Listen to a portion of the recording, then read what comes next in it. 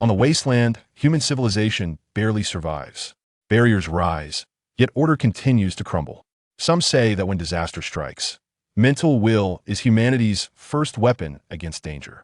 Others say, don't let the sorrows of the times become your own sorrow. Some say, I want my sorrow to become the sorrow of this era. This time it's a new story. After the catastrophe, light finally appears. Chapter 1. A Troubled Mind.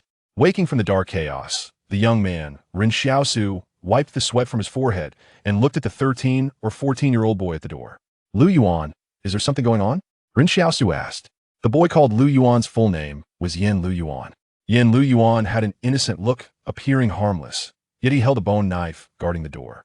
It was late at night, and he looked quite tired but had not closed his eyes because he was on watch. Yen Lu Yuan shook his head and said, nothing.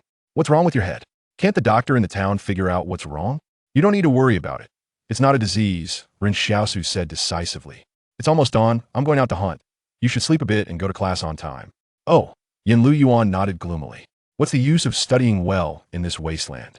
I say it's useful, so it's useful, Ren Xiaosu replied in a tone that brooked no argument. I want to hunt too, Yen Lu Yuan pouted. If something happens to you, who will keep watch? Me in a coma? Ren Xiaosu stood up, preparing to go to the town center to fetch water. It wouldn't be as dangerous in the town when dawn broke. The nights here are lawless. The overcast sky had dark clouds rolling, and finally, a drop of acid rain fell from the clouds, swaying in the fierce wind before landing with a plop in front of Ren Xiaosu. The young man lay on the ground of the wilderness, frowning, thinking that his luck was a bit bad today. Before the prey arrived, he was greeted by acid rain. Some say that one must be careful of wild beasts when walking on this wasteland. But Ren Xiaosu felt that the person hadn't said it all, as there were many things in this wasteland that could take a life, one of which was acid rain. However, he remained still. If there were no prey today, he and Yen Lu Yuan would starve to death before the acid rain brought illness. Suddenly, he heard the sound of wings flapping in the air, and Ren Xiaosu's eyes widened, but his breath remained steady. Not far in front of Ren Xiaosu was a black iron pot propped up by a branch, with some dark breadcrumbs scattered beneath it. A large bird landed beside the pot, watching cautiously with sharp eyes. This bird was nearly as big as the pot itself. It stood there grooming its feathers for a long time, while Ren Xiaosu remained motionless, continuing to wait. Finally, the large bird seemed to let down its guard and began to slowly move toward the iron pot, its steps as light as a thief. However, just as it lowered its head to peck at the crumbs, Ren Xiaosu suddenly yanked the rope in his hand, then jumped up like a runaway wild donkey, rushing toward the pot and using all his strength to press it down firmly before the bird could topple it. Huh! Ren Xiaosu exhaled. He had waited all night for this sparrow, and fortunately, his efforts were not in vain. Such opportunities were not common. He could hear the sparrow struggling beneath the pot, its hard wings scraping against the iron, while the clock chimed from the shelter in the distance. Ren Xiaosu looked back, not knowing when he would be able to take in Lu Yuan into the shelter. To Ren Xiaosu, the people inside the shelter were fortunate because they did not have to face the dangers of the wasteland. However, entry was not something anyone could simply decide. At this point, the noise from the pot had lessened, and he sighed, confirming that the rag on his hand was tightly wrapped before slowly opening a gap in the pot. Ren Xiaosu's hand reached in through the gap, trying to grab the sparrow's leg. But life doesn't always go smoothly. As soon as Ren Xiaosu's hand reached in, he let out a cry. He pulled back his hand to find that he had bled from his palm. The rag hadn't protected him from the sparrow's sharp beak. Ren Xiaosu was angered, so he took off his torn outer coat and wrapped it around his hand, thrusting it into the pot. This time, he managed to grab the sparrow's neck in one go. He briskly pulled the sparrow out, clamped it under his arm, and with a twist, the sparrow's neck cracked and it fell still. At that moment, Ren Xiaosu suddenly felt pain because his coat had been torn by the sparrow's claws. Suddenly, a loud thud echoed in his mind, and he knelt on the ground, as if a giant bronze bell had sounded in his head, plunging him into dark chaos. Oh no, his previous episodes usually came at midnight, but this time it was early. This wasn't his first time having an episode. Almost everyone in the town knew he had a bit of a problem, and that he would occasionally suffer from pain. But Ren Xiaosu was very clear that it wasn't pain, it was pure chaos. Wait, this time was different from before. The black mist in his mind seemed to open up, revealing a palace inside. Ren Xiaosu suddenly opened his eyes, incredulously standing up to survey himself. This time I'm waking up so quickly? He originally had the chance to take a good look at the palace, but he knew that being in a coma in this wilderness was tantamount to death. He had to rush back to the town outside shelter number 113 before the acid rain arrived completely. Ren Xiaosu tied the sparrow's legs together and hung it over his shoulder, then took the large iron pot, turned it upside down on his head, and began to run wildly. The raindrops pelted against the pot, making a pattering sound. At that moment, the pot became his umbrella. However, before he could run far, a figure blocked his path, holding a bone knife. "Give me the prey." But before the person could finish speaking, Ren Xiaosu saw the large iron pot coming from a distance, crashing hard into his face. Damn! The robber was thrown backward, not expecting Ren Xiaosu to be so quick and strong. Ren Xiaosu swiftly removed the pot, swung it, and then raised it back over his head as an umbrella, all in one motion, without a pause. Before the robber could even hit the ground, Ren Xiaosu was already far away.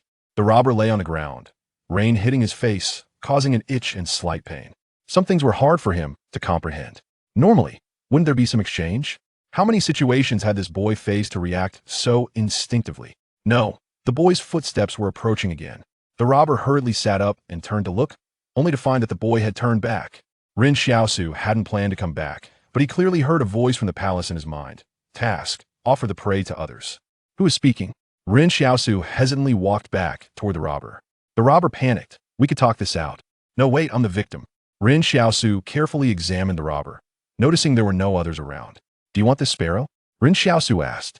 The robber's eyes lit up. Yes. Here, Ren Xiaosu said, shoving the sparrow into the robber's arms without further ado. The unfamiliar and neutral voice echoed again. Mission completed. Reward: basic skill learning blueprint. Allows you to learn others' abilities. Ren Xiaosu was taken aback for a moment, because he clearly felt that a piece of parchment had really appeared in his mind. The skill learning blueprint means he could use this to directly copy others' abilities? Hunting? Survival? Or some other skills? The robber tightly held the large sparrow in his arms, ready to say some words of thanks. You're a good person. But before he could finish his sentence, he watched helplessly as Ren Xiaosu yanked the sparrow away and walked off. The robber? He stared at Ren Xiaosu's retreating figure. What kind of person is this? What's the point? The world has never believed in tears because robbers and sudden fainting spells exist. Ren Xiaosu returned late, glancing at the darkening sky. At this time, carrying prey through the town was extremely dangerous. During the day, people from the shelter would come out to maintain order, but at night, they would return inside. Of course, the people in the shelter were not kind-hearted. They were just worried that too much chaos in the town would affect the labor of the refugees. Oh, Ren Xiaosu has quite the haul today. When Ren Xiaosu rushed into the town carrying a frying pan, someone greeted him. The person's face was grimy, as if they had never washed it since birth. Many people in the town were like this, digging coal in the nearby mines to exchange for food. The coal was transported into the shelter, where workers could get just enough black bread or potatoes to survive. Not only coal mining, but all the dirty and exhausting work needed in the shelter was done by people from outside. The well water in the town was rationed, and there was only a limited amount that no one could exceed. There were no clean water sources nearby, and any clean sources were too dangerous, attracting wild animals. Thus, everyone in the town was dirty and indistinguishable, including Ren Xiaosu. However, he never minded coal. He had his own way of surviving. At this moment, when Ren Xiaosu saw someone greet him, he did not respond. He just wanted to quickly return to his shack. As he passed through a small road in the town, the towering walls of the shelter loomed nearby. Looking up, it felt as if the sky had no end, filling him with a sense of oppression. There were not many stone buildings in the town. Most were makeshift shelters. Ren Xiaosu, who had been relaxed, suddenly became vigilant upon entering the town, even drawing a bone knife from his waist. The atmosphere in the street became tense, as if there were hidden dangers in those shacks. However, once Ren Xiaosu drew his knife, those who were restless quieted down. The first thing Ren Xiaosu learned living here was not to trust anyone, except Yen Luyuan. Whispers came from a nearby shack. Ren Xiaosu actually caught prey again. What kind of prey? Just a sparrow. This is not the same sparrow as in the old textbooks. I guess the eagles before the disaster were only this big, right? Don't provoke him. A voice ended the whispering, as if someone knew Ren Xiaosu's past. Ren Xiaosu lifted the curtain to his shack, and the warmth inside made his body feel less stiff. Yen Luyuan, who was doing homework inside the shack, looked up in surprise when he saw Ren Xiaosu return. Did you catch a sparrow? Why didn't you light the oil lamp? Ren Xiaosu frowned and asked. Yen Luyuan was usually not obedient, at least not in front of anyone other than Ren Xiaosu, but when facing his older brother, he tended to be unexpectedly docile. I wanted to save some oil for the family. What if you go blind? Ren Xiaosu put the sparrow down. Yen Luyuan's eyes brightened. The teacher at school said that before the disaster, there were things called glasses. He also said that there are still some now. As long as you have them in the shelter, you won't be afraid of being nearsighted. Ren Xiaosu scoffed at this notion. I've seen someone wear what you're talking about, but in this wilderness, relying on something that could fall off at any moment is like courting death. Don't listen to your teacher's nonsense. Some of what he says isn't necessarily true. Oh, Yen Luyuan nodded. Are you still taking me to school? Ren Xiaosu choked slightly. Why so much nonsense? When can I go hunting with you? Yen Luyuan pressed on. You're only 14. What do you need to learn hunting for? If you study well at school, you won't need to hunt like me, Ren Xiaosu replied. Learn how to do accounts, learn physics and chemistry. Isn't that better than hunting in the end? But you're only 17, Yen Luyuan protested. In this era, even the most savage people understood the importance of knowledge. This was also the reason why teachers could survive in the town. No matter what trouble happened, teachers were always the safest ones, and no one would target them. However, tuition was expensive. Otherwise, Ren Xiaosu would have wanted to attend classes himself. While setting up the frying pan, Ren Xiaosu skillfully began to gut the sparrow. What did the teacher talk about today? This sparrow can only provide you with some innards. The rest has to be sold tomorrow. Are you hurt? Yen Luyuan frowned when he saw the wound on Ren Xiaosu's palm, which was from being pecked by the sparrow and was bleeding profusely. The large frying pan was set on a stick, and the fire pit in the shack cast flickering shadows on Ren Xiaosu's cheeks. Just a small injury. The room fell silent.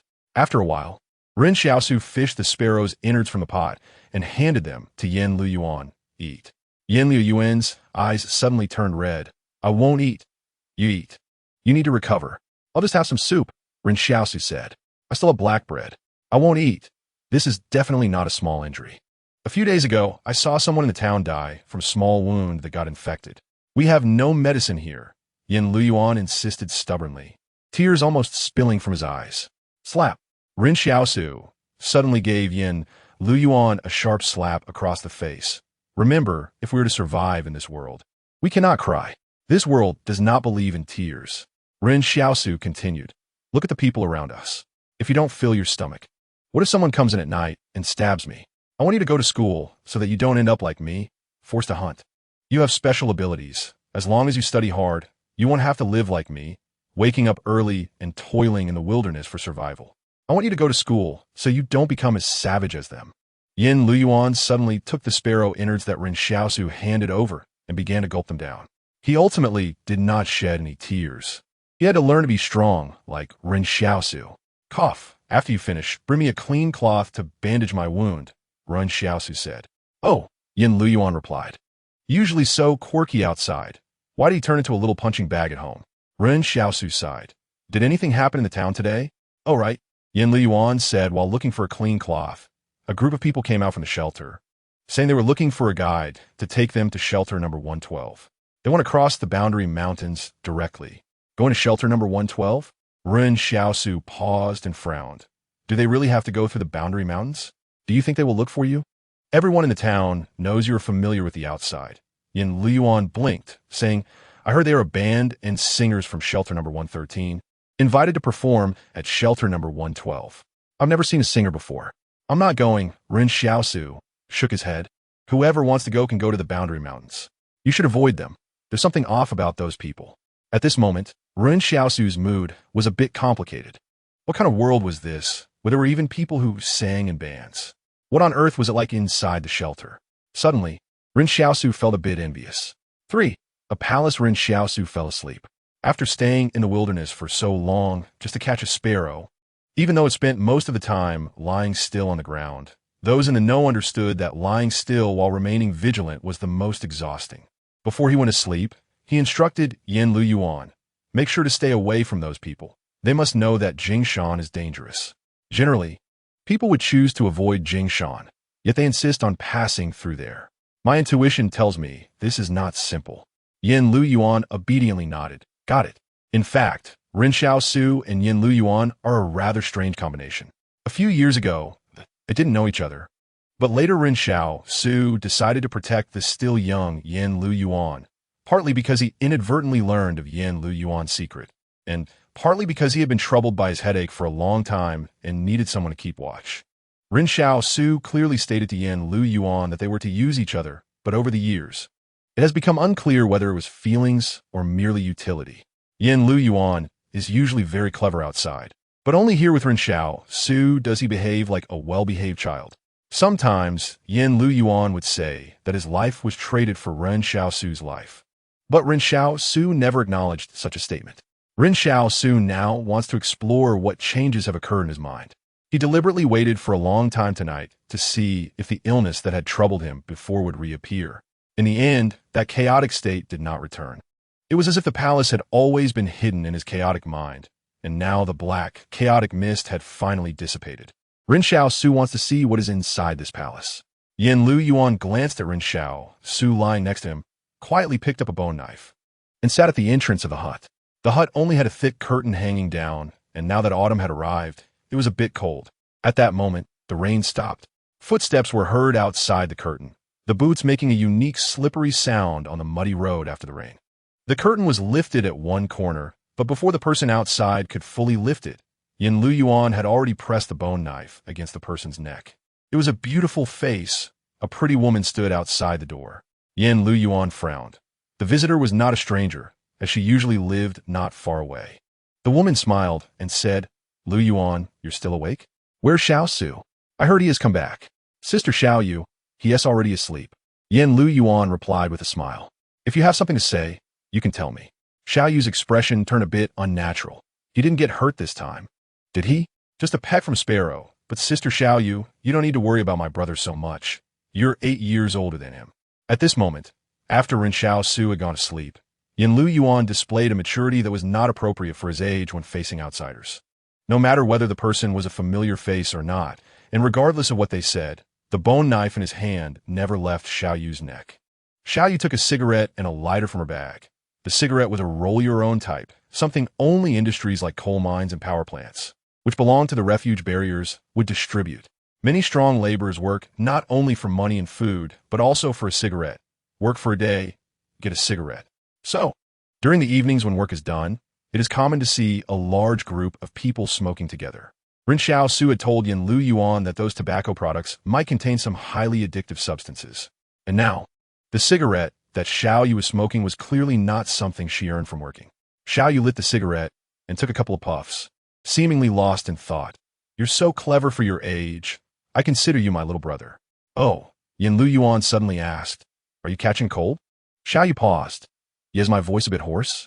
"No." Yin Lu Yuan shook his head and smiled. "I just noticed that when you smoke, one of your nostrils doesn't let out smoke." "Xiaoyu, I don't know why, but I always feel that Yin Lu Yuan doesn't really like me." "Then I'll head back," Xiaoyu said. "When your brother wakes up, tell him I came by."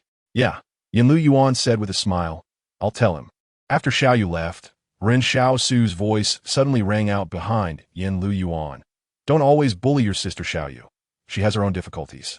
"Brother, she's not clean," Yin Lu Yuan said. "And she stays close to you only because you can always bring back prey." "Who is clean?" Ren Xiaosu replied calmly. "In this world, those who want to survive can't be clean. It's all forced by life. Just keep your distance and don't tease her." In this small town, single women who are too clean can't survive either. Ren Xiaosu thought for a moment and said, "She hasn't said anything about liking me. Also, are you sure she approaches me because I can hunt prey? Isn't it because I'm handsome?"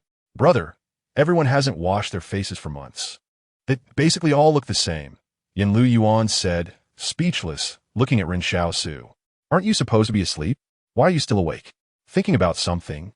Ren Xiaosu simply explained. He wasn't asleep because he was exploring the secret of that palace. Inside that round palace, the walls were lined with old wooden cabinets, resembling a giant display room. However, the display racks inside were shrouded in black mist, making it impossible to see what was inside. In the center of the hall was only a table on which sat a brass typewriter that had been obsolete for a long time before the disaster. It made a clicking sound when typing.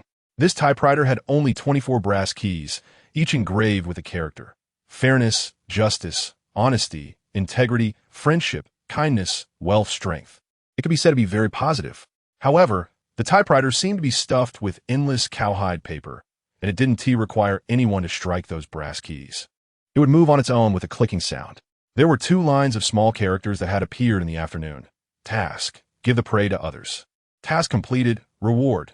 Basic skill learning map, can learn others' abilities. He couldn't discern whether this was a figment of his imagination or some other reason.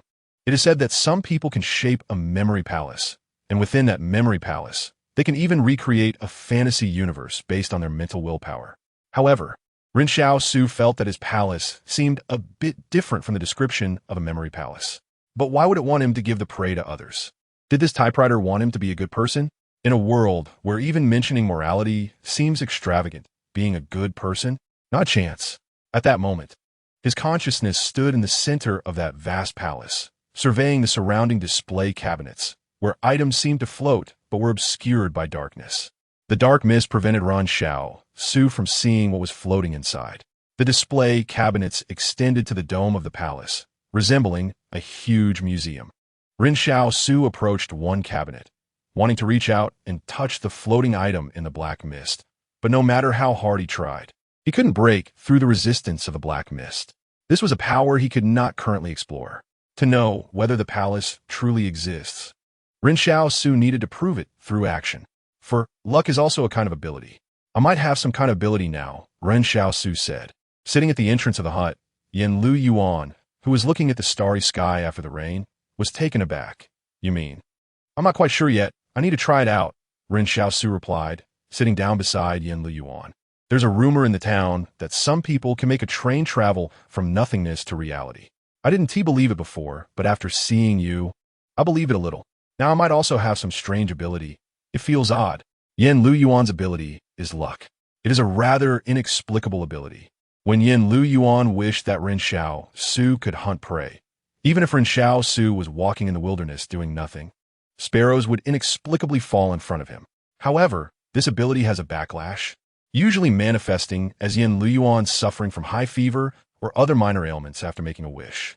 This is why Ren Xiaosu initially wanted to protect Yen Lu Yuan. He was skeptical at first, but later, he couldn't help but believe. Suddenly, a shooting star streaked across the sky, and Yen Lu Yuan instinctively clasped his hands to make a wish, but Ren Xiaosu stopped him. Don't make wishes recklessly. Something might happen. Nowadays, Ren Xiaosu rarely relied on Yen Lu Yuan's luck. He claimed it was because he could catch prey on his own now and didn't need Yen Lu Yuan's ability anymore. Yen Lu Yuan never argued against this. The thin Yen Lu Yuan stared at the disappearing shooting star and wondered aloud, why do shooting stars fly so fast? What if everyone doesn't have time to make a wish? Ren Xiaosu thought for a moment and said, they fly fast perhaps because they don't want to hear your wishes at all. Yen Lu Yuan turned back and stared blankly at Ren Xiaosu. Yen Lu Yuan was Ren Xiaosu's night watchman, but that didn't mean he had to stay up all night. Ren Xiaosu would take turns, since Yen Lu Yuan still had to attend classes during the day. This situation was very torturous. Not getting enough sleep was a significant problem. But living in such an environment, neither Ren Xiaosu nor Yen Lu Yuan had a choice. In the early morning, Ren Xiaosu took Yen Lu Yuan out, carrying all their valuables, even a large iron pot. Unsurprisingly, when they returned to their shack at night, it had been ransacked. They heard that in the refuge barrier, doors were left unlocked at night, and no one stole anything. Yen Lu Yuan carried a blanket while watching Ren Xiaosu, who was hauling the large iron pot everywhere. This was almost all their possessions. Usually, Yen Lu Yuan had to carry his bedding to school, and other students were similar. Everyone was used to it. Nonsense. Although Ren Xiaosu longed for life inside the refuge barrier, he firmly did not believe there was such a place where doors were left unlocked at night. Some people thought that even if the refugees in the barrier farted, it smelled good and the air was sweet. But you can't always carry the pot around, Yen Lu Yuan said. What do you know? Ren Xiaosu explained. This pot was hard to come by. It could be used for cooking and catching sparrows. How can we live without it? Ren Xiaosu carried the iron pot on one shoulder and held the large sparrow upside down in one hand. Many people on the road cast envious glances at him. You should know that in today's species hierarchy, humans are no longer at the top of the food chain. People say that sparrows used to be less than the size of a palm, but now, these things can peck someone to death in one bite. Not everyone has the ability to catch sparrows, nor does everyone have the patience to lie in the wilderness for a day and night. Everyone had not seen meat for years, so it would be a lie to say they weren't envious of Ren Xiaosu. Ren Xiaosu brought Yin Luyuan to the city gate of the refuge barrier, where the towering walls gave a great sense of oppression. Here, the buildings changed, and one could even see brick houses. The closer they got to the barrier, the cleaner, neater, and wealthier it looked. The people living here had more or less connections to the refuge barrier. Perhaps they were good at flattering, or perhaps they had relatives inside. But regardless, these refugees were collectively referred to as the polluted people and could not enter the barrier. Ren Xiaosu walked into a room with a sign that read grocery store above the door. Inside, they sold cigarettes, matches, ironware, food, and clothing.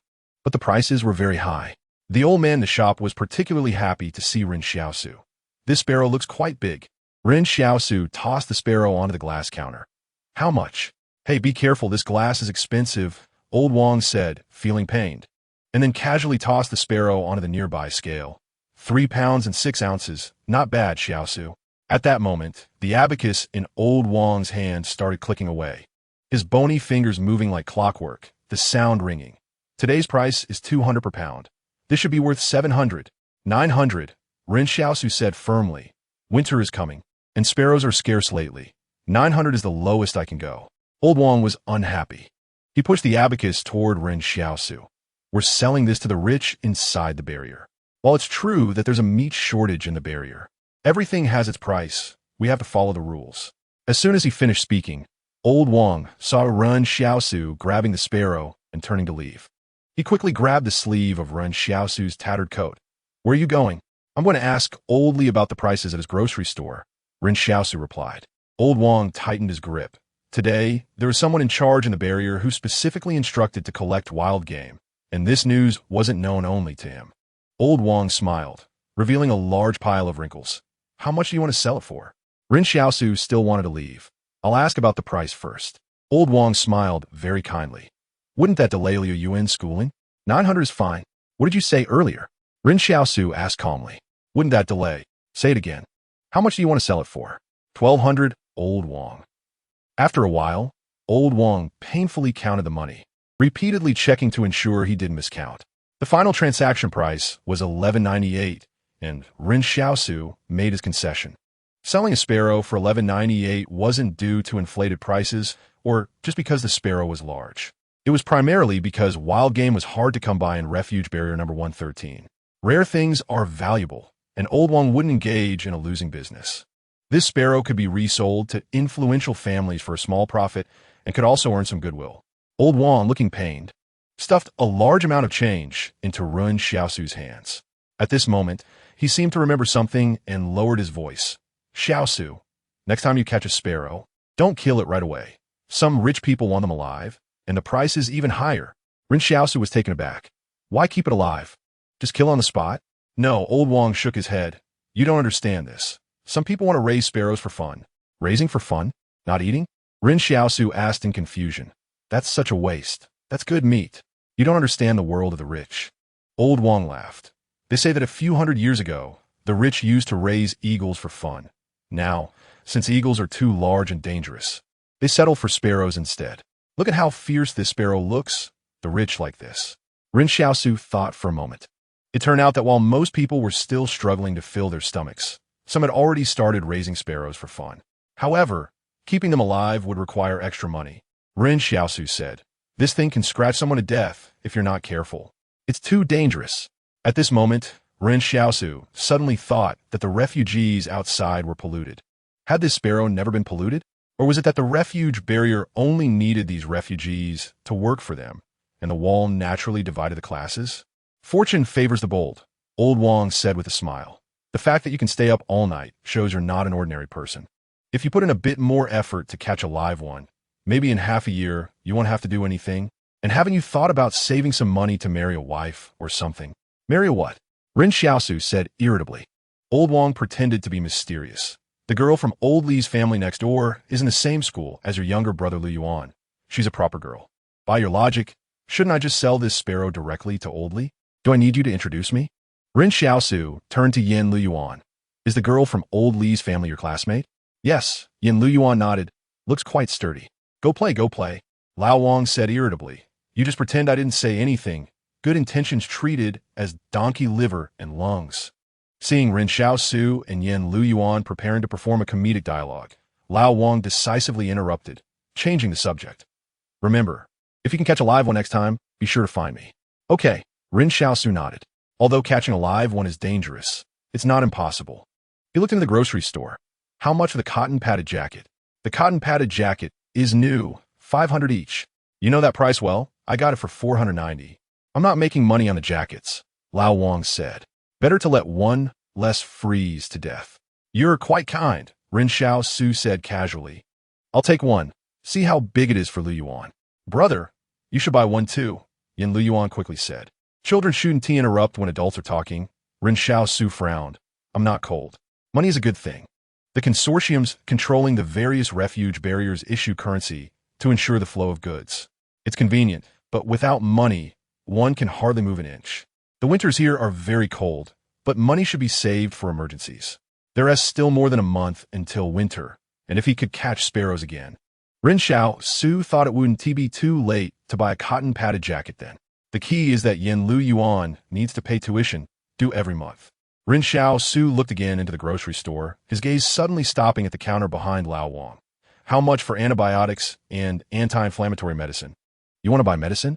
Lao Wang then noticed the bloodstains on the cloth wrapped around Ren Xiaosu's hand. You're injured? You need to buy some medicine, otherwise it could get infected and cost you your life. How much is it? Ren Xiaosu asked impatiently. 210 for one, Lao Wang said. Antibiotics must be taken for 3 days straight. I'll sell you 3 for 620, and I'll even give you a dab of iodine. I only have 10 left. Ren Xiaosu thought for a moment and said, just take off a 0. If you mean to take off the 0 from 620, you might as well shut up. Lao Wang said irritably. Ren Xiaosu smacked his lips reluctantly, withdrew his gaze. Forget it, I won tea by it. It generally doesn't get infected in winter. He turned around and took Yen Luyuan to school. Passing the grain store, Ren Xiaosu went in to buy a long black bread, which had something unknown mixed in it, scratching his throat painfully as he swallowed. Yen Luyuan chewed on the black bread and said, Brother, why don't you pay tuition and attend classes too, since you want to go to class so much? I still have to go out hunting, Ren Xiaosu replied. I heard Lao Wang say that there are quite a few well-off female students in your school, so don't fall in love too early. I heard that people used to get married at 13 or 14, Yen Luyuan retorted, though he thought much about these matters between men and women. But it was actually quite enjoyable to bicker with Ren Xiaosu. Finding joy in hardship is probably one of humanity's greatest strengths. Ren Xiaosu playfully patted Yen Luyuan on the back of the head. Can it be the same as before now? You're still young. What you're talking about now will just make others wives. Saying this, Ren Xiaosu smacked his lips. Others' wives sounds oddly stimulating. What are you saying? I don't understand. Yen Luyuan blinked. Get lost, stop pretending, Ren Xiaosu said irritably. The schoolhouse is the cleanest and tittiest place in the entire town, and it's south also the only place with an independent courtyard. Walking in from the outside, one can see the neatly planted green onions, garlic sprouts, potatoes, and cabbage in the yard. Originally, Ren Xiaosu thought a school should plant some bamboo or something, but food is hard to find these days. Having a place to grow vegetables is truly a blessing. Therefore, Ren Xiaosu's previous wish was to let Yen Luyuan grow up to become a teacher. Not because he had a deep respect for teachers, but because he felt being a teacher is safe, has its own yard to grow some vegetables, and no one would steal. What a wonderful thing that would be. Overall, Ren Xiaosu's wishes are generally quite simple. Yen Luyuan went in to attend class with his tuition, and Ren Xiaosu squatted on the wall listening to the sounds of reading from inside. He couldn't afford the tuition, so he could only eavesdrop. The teacher sometimes tells the students how glorious human civilization was in the past. To be honest, the teacher himself has never seen that era, and what remains now are only some orally passed down tales, which may have been distorted over time, although it's not very reliable. Ren Xiaosu listened with great interest.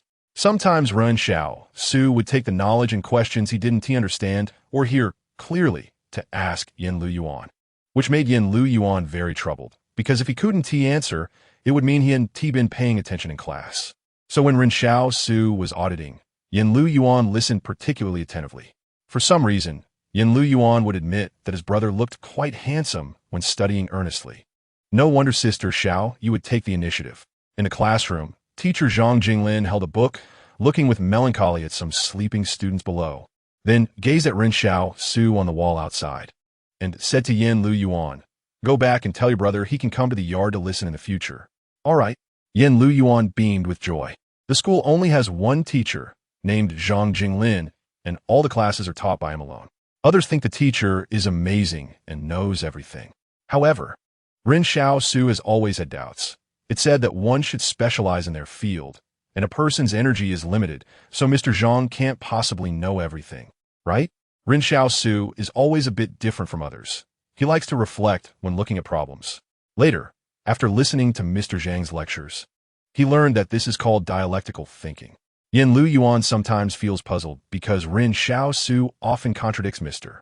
Zhang Jinglin's views, yet still runs to listen to his classes whenever he can.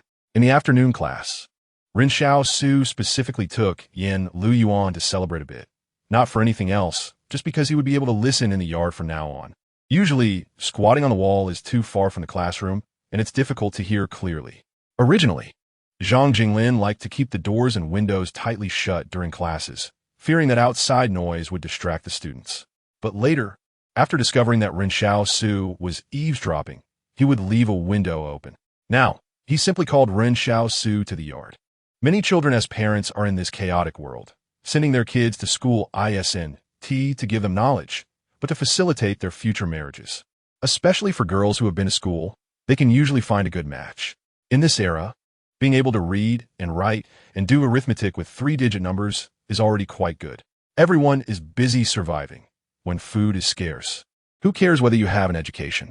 So most parents send their children to school without any long-term plans. In this small town, there are both poor and rich people. And where there are people, there will be comparison. Yen Lu Yuan watched as Ren Xiaosu bought a cigarette with a filter from the grocery store. And Lao Wang proudly claimed that the cigarettes here definitely didn't have any additives and were very safe. 1 is 20, rarity makes it valuable. Yen Lu Yuan asked in confusion, "Brother, why are you buying cigarettes? Since your teacher let me into the yard to listen to class, I want to pay tuition. But I should at least show some gratitude." Ren Xiaosu smiled and said, "I know this teacher Zhang likes to smoke."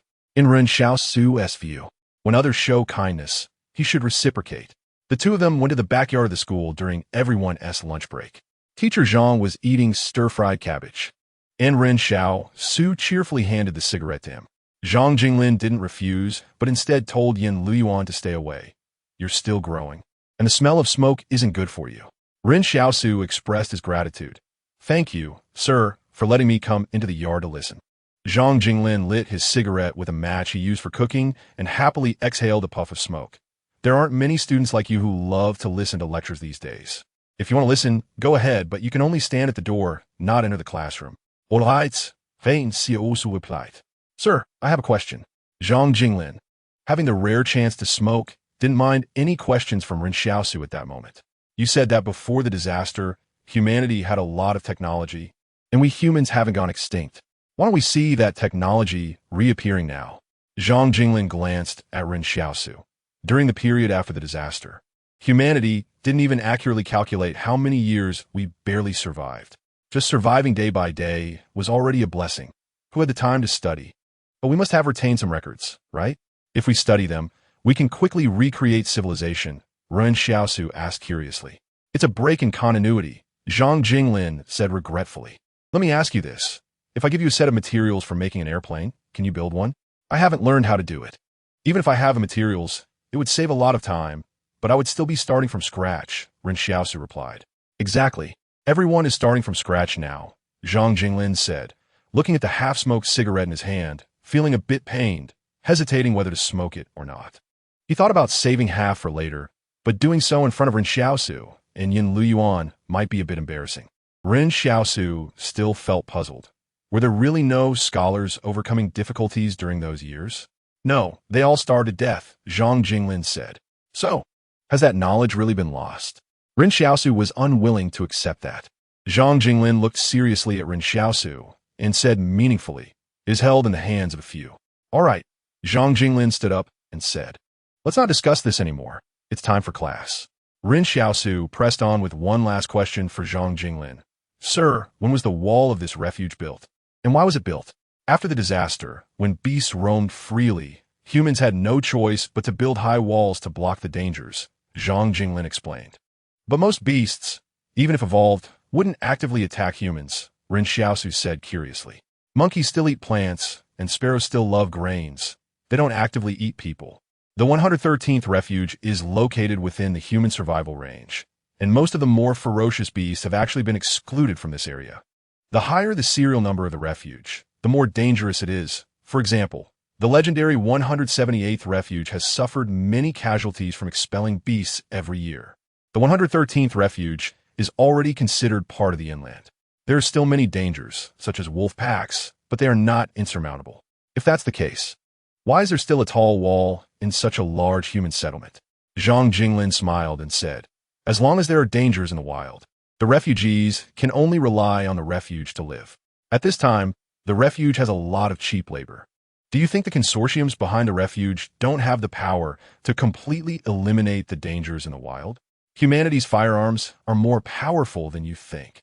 But why would they eliminate them when they pose no threat to them? By this point, Ren Xiaosu was already deep in thought. Although he was precocious, there were some things he had never encountered, which made it impossible for him to understand. This was also the reason for his thirst for knowledge. Zhang Jinglin continued, they won't tear down the walls. How could the entrenched interests inside give up this natural class barrier? With that, Zhang Jinglin changed his clothes. Ren Xiaosu curiously asked, Sir, why are you changing clothes? That outfit wasn't dirty. Zhang Jinglin adjusted his collar and said, the previous outfit smelled of smoke. It wouldn't be good for the students. Yin Luyuan looked at him with respect, while Ren Xiaosu suddenly felt a bit unhappy. So it's okay for me to smell it? You didn't tell me to stay away just now. Zhang Jinglin thought for a long time. Get lost. At that moment, Ren Xiaosu suddenly heard the voice of the palace in his mind again. Task. The desire for knowledge is never a bad thing. But what you learn must be taught to others. Ren Xiaosu was taken aback. He couldn't figure out what this task was asking him to do. During the afternoon class, the students felt it was quite novel to see someone several years older than them standing outside the door, making many of them turn to look at him. Zhang Jinglin knocked on the blackboard several times to quell their curiosity and said, this afternoon, we're having a survival class. This is the unique aspect of this era's school. It not only teaches literature and science, but also survival. However, this class always gave Zhang Jinglin a headache because he wasn't really good at outdoor survival. Thus, most of the time he could only read from the preserved materials. Zhang Jinglin looked at the students in the classroom. Pay attention. Don't think that danger is far away from you. Right now, you have your parents to protect you. But when you become adults, you need to learn to protect yourselves. Today, we will talk about what to do if you encounter a wolf pack in the wild. The students actually liked the survival class the most. The other subjects were still a bit too dry for their age, while survival class sounded interesting. At that moment, the classroom fell silent, and Zhang Jinglin looked at Ren Xiaosu, who was standing by the door listening. Come on. What should you do if you encounter a wolf pack in the wild? Ren Xiaosu thought for a moment and said, you should try to choose a hillside surrounded by trees because that way the burial site has better feng shui. Zhang Jinglin. 7. Substitute teacher Zhang Jinglin was left speechless by Ren Xiaosu's answer, but didn't realize that Ren Xiaosu was also puzzled, thinking that he was teaching everyone the knowledge he knew. Why hadn't the task been completed yet? Did the knowledge he taught have issues? Sir, Ren Xiaosu said earnestly, you probably haven't seen how big the wild wolves are now. Many people in the towns haven't seen them or dealt with them. But I have. Not to mention encountering a wolf pack. Even a lone wolf is the same. Just choose a burial site. Ren Xiaosu initially thought Zhang Jinglin would refute him. After all, saying this somewhat undermined his authority. However, after thinking for a long time, Zhang Jinglin suddenly said, from now on, you can sit in the classroom and take the survival class. You will teach it. For the first time, there is a substitute teacher at the school in the town outside, the 113th refuge. However, Ren Xiaosu didn't explain in class how he survived encounters with lone wolves or wolf packs. Task completed, reward, 10 strength. A day passed, and Ren Xiaosu still hadn't found an opportunity to use that basic skill learning chart. He went to the school because he enjoyed absorbing knowledge. But the knowledge from Zhang Jinglin didn't provide much help for his survival at the moment. Ren Xiaosu was still prioritizing survival. Therefore, since he couldn't use the chart. He couldn't verify whether everything in his mind came from his imagination. However, Ren Xiaosu kept waiting because he felt there would be another task. Now that he had completed a task again and gained 10 strength, it was a very tangible number, and Ren Xiaosu's physical sensations were even more direct. He could even feel the muscles beneath his clothes slightly bulging, which was a true supernatural phenomenon. No one could suddenly gain extra muscle strength in just 0.1 seconds. Now, Ren Xiaosu was really sure that the palace in his mind was indeed a unique ability. This realization filled Ren Xiaosu with a sense of ecstasy. In fact, he should have been joyful long ago, but he was afraid it was all a lie.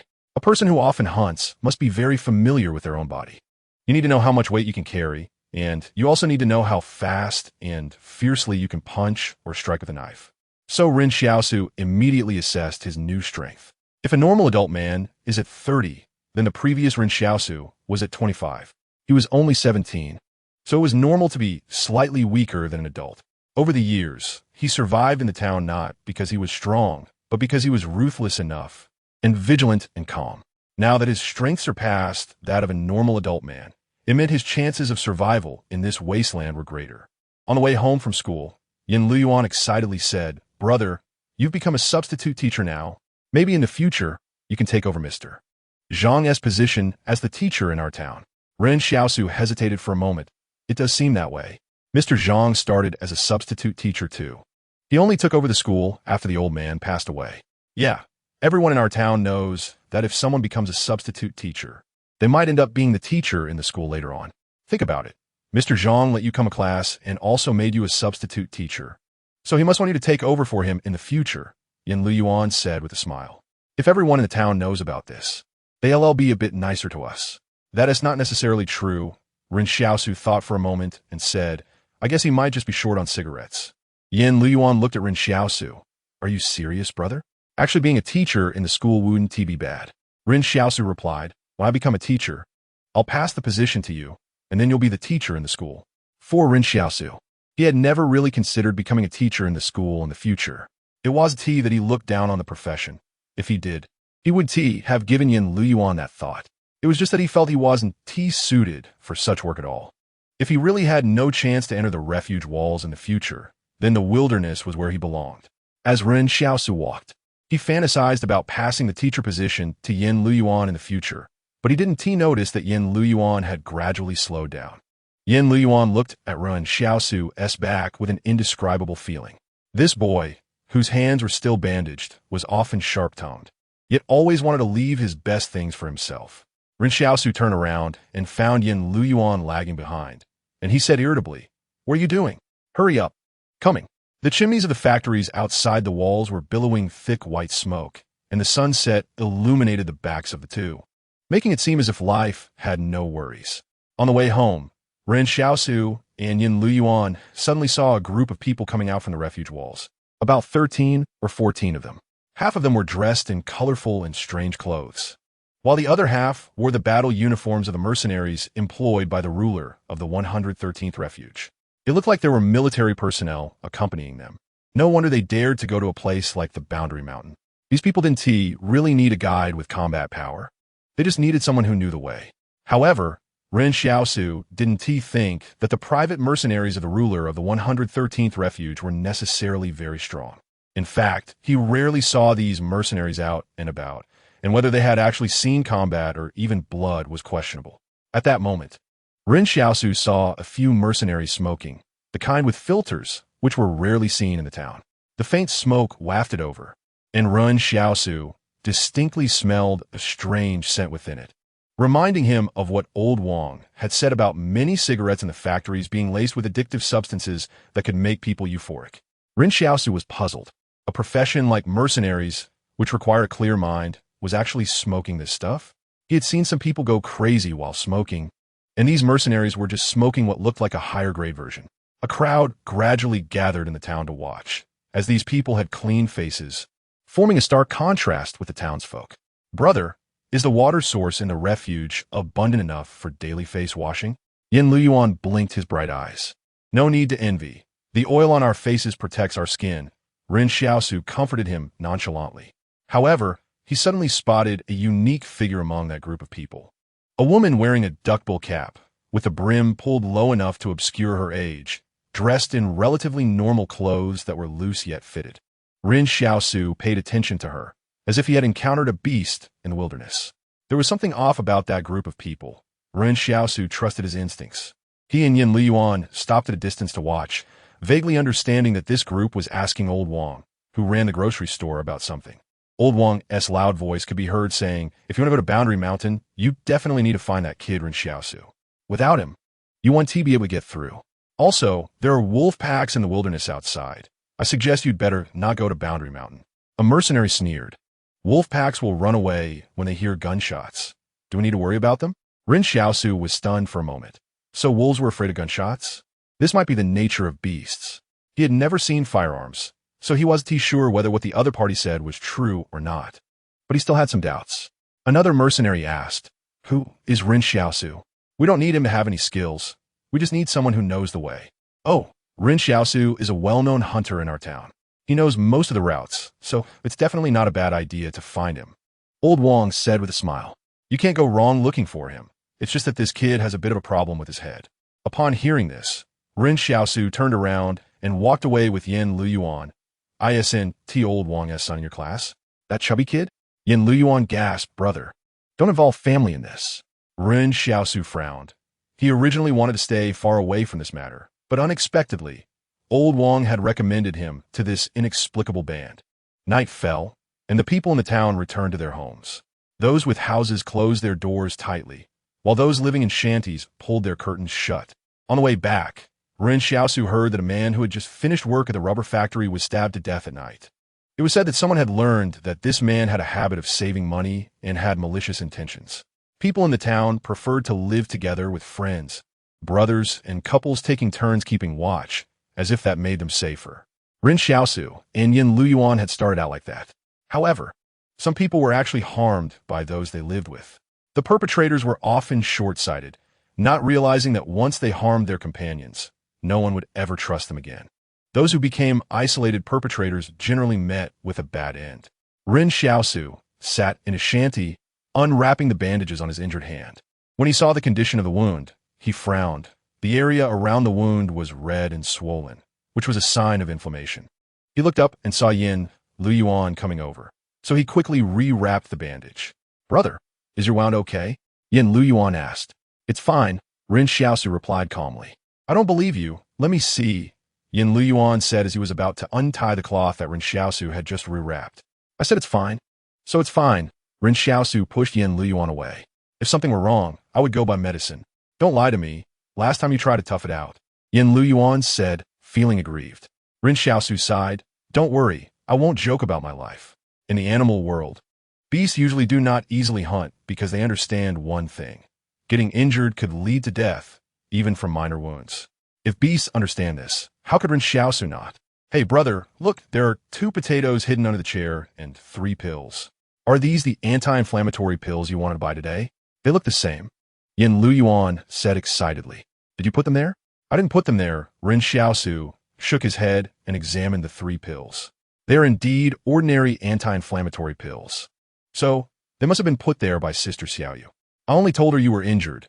Yin Liyuan grinned and handed one to Ren Xiaosu. "Sister Xiaoyu is so good to you. Why don't you just go for her?" Ren Xiaosu nearly spat blood. "You really change your face faster than turning a page in a book. You praise people when there's food and bully them when there isn't."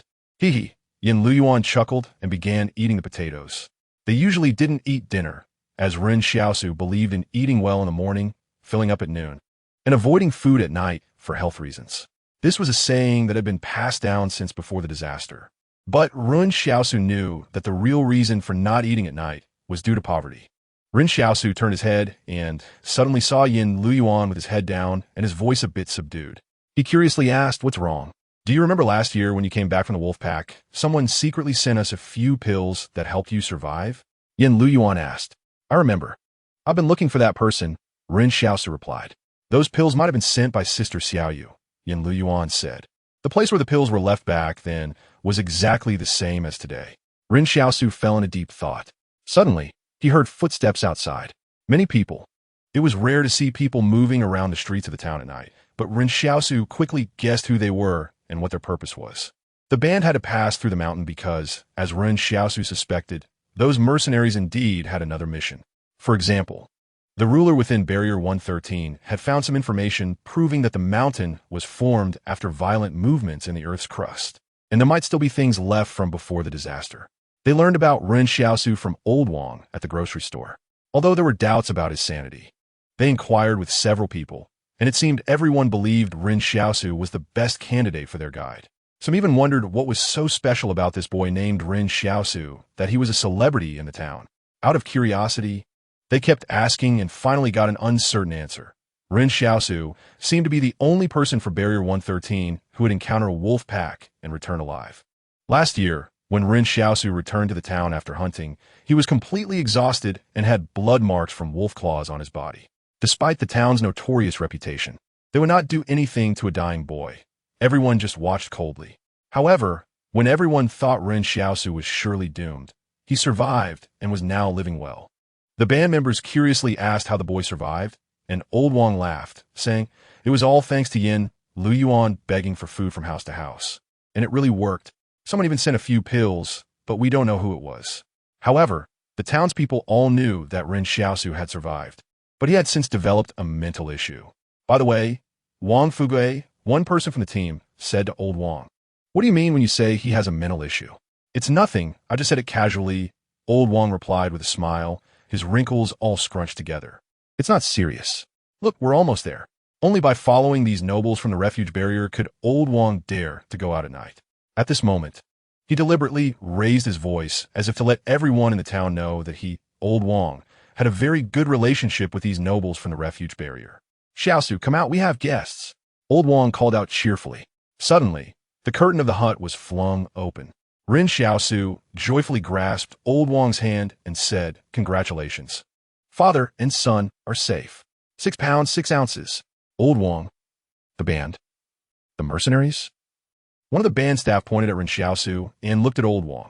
"He's this sick and you still say he's fine? Also, what does father and son are safe mean? Isn't it supposed to be mother and child are safe?" The band staff said with irritation, "Wang Fugue, do you know what the consequences are for lying to us? Is this what you call fine?" As soon as he finished speaking, the band staff turned to leave. They had previously had some expectations for the legendary Ren Xiaosu, but now they encountered someone who seemed mentally ill. No wonder the townspeople said Ren Xiaosu had a problem. Wasn't this a problem? If you have any questions, just ask. Ren Xiaosu stood at the door of the hut watching the band leave, while Old Wang kept apologizing to them. Although Ren Xiaosu has a mental issue, it's not like this. Let me explain. The band staff couldn't be bothered to listen to his explanation. "Wang Fugue, I give you 6 hours to find a suitable candidate. Even if this kid is fine, we don't need him anymore. We need to set off at dawn. Stop causing us trouble." Ren Xiaosu stood at the door of the hut, looking like nothing was wrong, watching the commotion. However, at that moment, the girl in the duckbill hat turned around and glanced at Ren Xiaosu, and he suddenly felt as if he had been seen through. He didn't even see the expression under her hat, but he felt inexplicably anxious. Instinctively, Ren Xiaosu used his skill learning blueprint, and a voice came from the palace.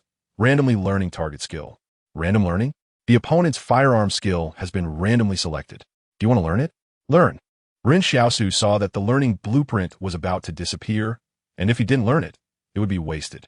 Learning successful, you have learned advanced firearm mastery. Wait, didn't I get the basic blueprint? Why can I learn advanced firearm mastery? Shouldn't I learn the beginner level? Ren Xiaosu wondered in his mind. There are only 2 types of skill learning blueprints. The first type is basic, which can directly learn any skill below advanced level. The second type is master level, which can learn others' master level skills and has a chance to learn the target's supernatural abilities, the voice from the palace replied. Ren Xiaosu was stunned. "I can also learn others' supernatural abilities?" At that moment, he remembered the girl and suddenly asked, "Can you tell me the level of that girl's firearm mastery skill? For targets that have been learned, it can be disclosed. What is her level of firearm mastery? Master? Perfect." The basic learning blueprint can randomly learn skills below advanced level from the target, while the master level is based on having advanced skills and can learn the opponent's master level skills, even supernatural abilities. This level is entirely determined by that palace. Although the palace states that there is a certain probability of success, Ren Xiaosu felt a bit excited at the thought of being able to learn other supernatural abilities. Previously, Ren Xiaosu had discussed with Yin Luyuan whether supernatural abilities have different levels. Some people are just naturally stronger, while others are born weaker.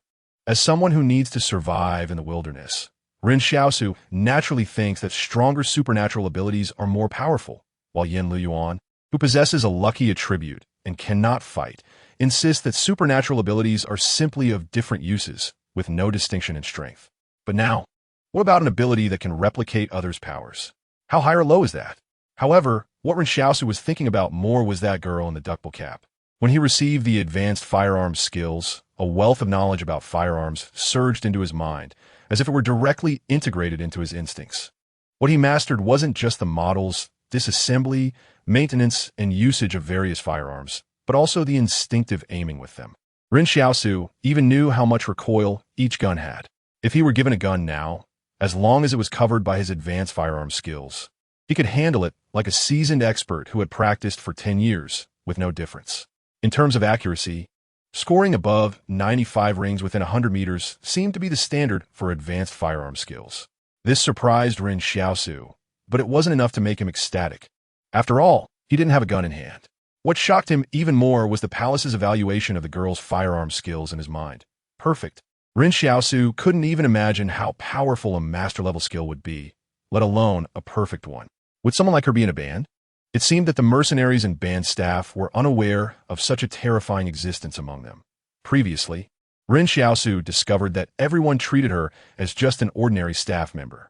This girl probably hadn't expected that Ren Xiaosu had obtained her secret through a mysterious method.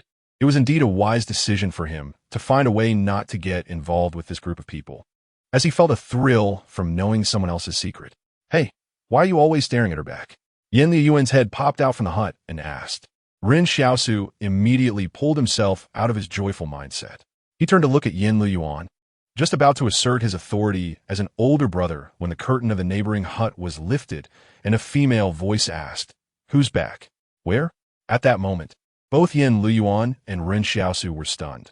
The person who came out of the neighboring hut was actually Xiaoyu. Yin Liyuan curiously asked, "Sister Xiaoyu, why are you in the hut next door?" Xiaoyu smiled as she brushed her hair. "I moved here to live, so I can be your neighbor." "What about the family of 3 that used to live here?" Yin Liyuan pressed. "Where did they go?" "I swapped my residence with them," Xiaoyu explained. Yin Liyuan leaned closer to Ren Xiaosu and lowered his voice. "Bro, Sister Xiaoyu is really going all out. She used to live in a brick house." Ren Xiaosu didn't say anything but directly ducked into the hut. Yin Liyuan smiled at Xiaoyu before pulling his head back. "Bro, you're still a virgin, right?" Yin Liyuan asked. Ren Xiaosu glared at Yin Liyuan. "Liyuan, you're not small anymore. I want to talk to you about education on this matter." Yin Liyuan immediately sat up straight and became serious. "Okay, bro, you can ask anything you don't understand." Before he finished speaking, he was kicked down by Ren Xiaosu. But Yin Liyuan wasn't angry and just kept chuckling. "You've really grown some skills," Ren Xiaosu said as he made the bed. "Try not to provoke Sister Xiaoyu. Don't mess around with any red strings. We can't even sort ourselves out in this situation, let alone care about others." "Oh," Yin Liyuan replied obediently. "But she brought us potatoes and medicine, and cares about you so much. Are you really going to ignore her?" Ren Xiaosu thought for a moment. The most important thing for a person is to act with integrity and a clear conscience. But if there's any guilt, just convince yourself not to feel it. Yin Liyuan? Yin Liyuan was still listening attentively to the first half of the sentence, but by the second half, he was confused. Perhaps this is Ren Xiaosu. In this era, someone like Ren Xiaosu might have a slightly better life. But Yin Liyuan didn't mind at all what kind of person Ren Xiaosu was. Every bit of his caution and vigilance was a lesson and growth left by past scars. Yet, Yin Liyuan also knew that Ren Xiaosu still had things hidden in his heart. Thanks to Yin Li for becoming the first leader of this book. Thanks to Huan Yi for becoming the first Silver Alliance. Thanks to classmate Tong Tang for the Silver Alliance. And thanks to classmate Yu Xiaoyu for being the leader. Love you all. Just then, a rough voice came from outside the hut, speaking to the new neighbor Xiaoyu. "Xiaoyu, I went to your place tonight to find you and just learned that you moved here. I brought you cigarettes." Ren Xiaosu and Yin Liyuan exchanged glances, both frowning. They then heard Xiaoyu say, "I won't do that kind of thing anymore." Haha, the owner of the rough voice seemed to find this amusing. "If you don't do that kind of thing, what will you eat and drink? Who will give you cigarettes in the future? Let go of me." Xiaoyu's voice carried anger. and it seemed a physical conflict had broken out, with a ripping sound as if someone's clothes had been torn. Yin Liyuan looked at Ren Xiaosu, and Ren Xiaosu still furrowed his brows tightly. He whispered, "Bro, help her." Ren Xiaosu stood up, unfastened his bone knife from his calf, and walked outside the hut with it held upside down. At that moment, the brass typewriter keys in the palace in his mind began to strike down one by one, forming words on a piece of craft paper, while the magnificent palace emitted a voice. Mission, assist. He coldly interrupted the palace in his mind, saying, "I would help even without your mission." From a moment, Ren Xiaosu stepped out with the knife until he rushed in front of that man. It was only a second or two. Ren Xiaosu didn't say anything like "let her go" or "try moving again," because he knew that any unnecessary action would lead to failure. What he needed to do was to resolve the simplest problem in the simplest way. As Ren Xiaosu's slender yet sturdy figure charged toward the man like a cheetah, the man quickly drew his own knife from his waist to strike at him, as everyone in the settlement carried a weapon for self-defense. A mocking emotion arose in the man's mind, as he was almost a head taller than Ren Xiaosu, and he held a real iron weapon, not a bone knife. However, in the next instant, his mocking emotion came to a halt. It's common sense that iron beats bone knives. Even though the bones of beasts are stronger than steel, they're still not as strong as steel. While the settlement didn't lack cold weapons, obtaining a good iron weapon was as difficult as ascending to the heavens. Although some industries were slowly catching up to the pre-catastrophe level, resources were limited.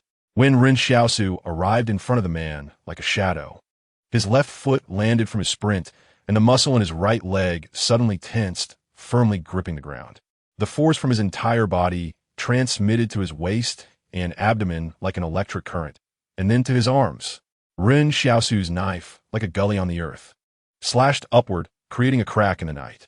With a crack, the bone knife clashed with the iron weapon, and the onlookers were shocked to see both knives shatter simultaneously. They had thought only the bone knife would break. In that instant of the man's days, Ren Xiaosu had already discarded the bone knife without hesitation, as if he had known it would shatter from the beginning and had other plans.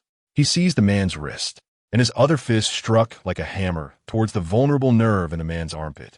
The man tried to break free, but suddenly realized that this youth was actually stronger than him. How could that be? How old could he be? The youth's height barely reached his neck, but the man saw the muscles in Ren Xiaosu's neck, which were like steel. This was strength. The nerve in the armpit is one of the weak points of the human body, located about 3 inches from the arm to the armpit. It doesn't have to be precise, because the fist can cover any deviation. When a nerve receives a violent blow, it can become misaligned.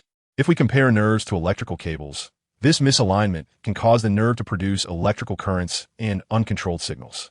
At that moment, when the brain's receptors are overloaded, they send pain signals, and when the neural circuits are overloaded, the limbs receive chaotic signals.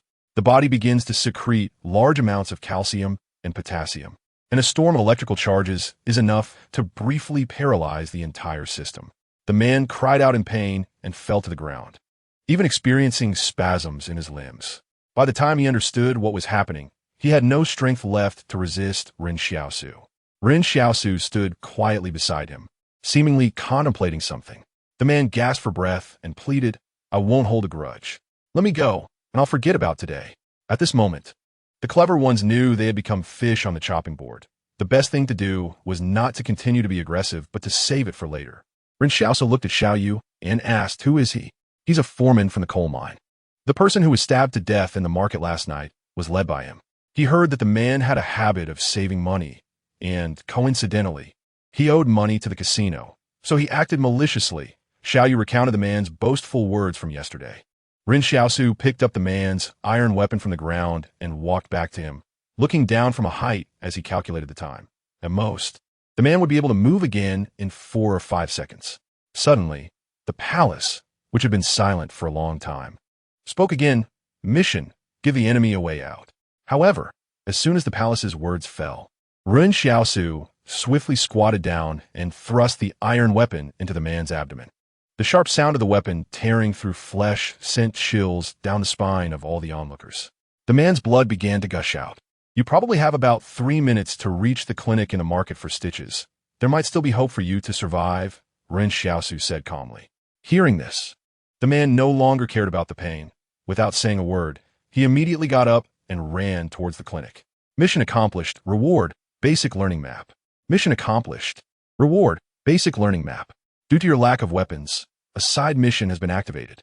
Ren Xiaosu was momentarily taken aback. The first mission should have been to save Xiaoyu, which he could understand. What he didn't expect was that the second one would also count as completed. How does this palace determine success? Yan Luyuan, who was nearby, curiously asked, "Bro, you're just letting him go like that? What if he goes to the clinic, gets stitched up, and comes back to take revenge? He's not a good person." Ren Xiaosu looked at the night sky and replied, "Our clinic in the market is not capable of stitching up anything. Bro, seeing you so ruthless, I feel relieved." It was precisely because of this that Ren Xiaosu felt that this could still count as completing his mission. The man was undoubtedly doomed. Even if he survived, the iron weapon was rusty, practically a tetanus-inducing artifact. If he lived, he would be ruined. Although the man had an iron weapon, it was the cheapest kind. If it weren't for that, Ren Xiaosu might not have been able to break that iron knife. Ren Xiaosu was a person with firm principles in his heart. Even with supernatural abilities, he wouldn't change his way of dealing with the world. If a change was to occur, it had to come from him. Others couldn't do it. Therefore, the determination of whether a mission was accomplished was not strict. What the palace cared about was only Ren Xiaosu's displayed attitude. At this moment, people in a nearby shack were whispering. They had known for years what kind of ruthless person Ren Xiaosu was, but today they were surprised once again. Because the disparity in strength between the two sides was too great today, and Ren Xiaosu's displayed power was not inferior to that of the man, even surpassing him. This was quite unbelievable. Someone in the shack murmured, "I told you not to mess with him." Ren Xiaosu walked over to pick up his bone knife, which had accompanied him for more than a year and finally met its end. He turned to look at Xiaoyu, who appeared somewhat fragile in the night. In fact, Xiaoyu was 8 years older than Ren Xiaosu, but at this moment, she looked as if she were 8 years younger than him. Ren Xiaosu straightforwardly said, "Can you quit smoking?" Xiaoyu nodded vigorously. The addiction to that thing wasn't that strong. It probably just had a bit of poppy husk in it. Old Wang said the proportion of additives was very low, so quitting was still possible. As he spoke, Ren Xiaosu squatted at the entrance of Xiaoyu's shack and forcefully drove the half of his white bone knife into the ground, leaving only a small portion visible. Some people by the road who had originally harbored slightly inappropriate thoughts about Xiaoyu immediately lost their courage. In the market, this half of the bone knife symbolized a certain will. No one wanted to offend this ruthless person, Ren Xiaosu, in a moment of thoughtlessness. Ren Xiaosu turned to Xiaoyu and said, "But I have to say in advance, although I'm very handsome, we are impossible." Xiaoyu's expression instantly turned to shock. "I only see you as a brother." Now it was Ren Xiaosu's turn to be shocked. Huh? How awkward. Ren Xiaosu immediately took Yan Luyuan and walked towards his own shack, glaring at Yan Luyuan as they walked. "It's all your fault for babbling every day." Yan Luyuan secretly turned back and winked at Xiaoyu, causing her to laugh, as if all her previous worries had dissipated. She squatted on the ground, staring at the half of the bone knife for a long time, and then smiled as she went back to sleep. Meanwhile, Ren Xiaosu closed his eyes and carefully inspected the palace and the text that had just been typed out. Side mission, interesting. Thanks to you, Fuyao. I just don't want to call book friends, to Alpaca Xiaoxiong, Kerala's big cousin, and Mo Chongkong and others for becoming the new alliance leader of this book. Today, 10 chapters were released. Due to the new book period, there will be 2 chapters updated every day at 6 p.m., with a minimum of 10 chapters upon launch. Thank you for your support. I'm back. 11. Rounding up is 100 million, additional update. 2 basic learning maps. These things are very useful. Ren Xiaosu was someone who craved knowledge. A learning map could allow him to learn from others' experiences, and he treasured them. Although they randomly taught skills. Who knows what useless skill he might learn, but the previous experience of learning advanced firearm skills had already given him a taste of the sweetness. However, what attracted Ren Xiaosu to the palace was not these 2 learning maps, but the side mission mentioned at the end of the palace. Since it's a side quest, it should be something relatively unimportant or brief.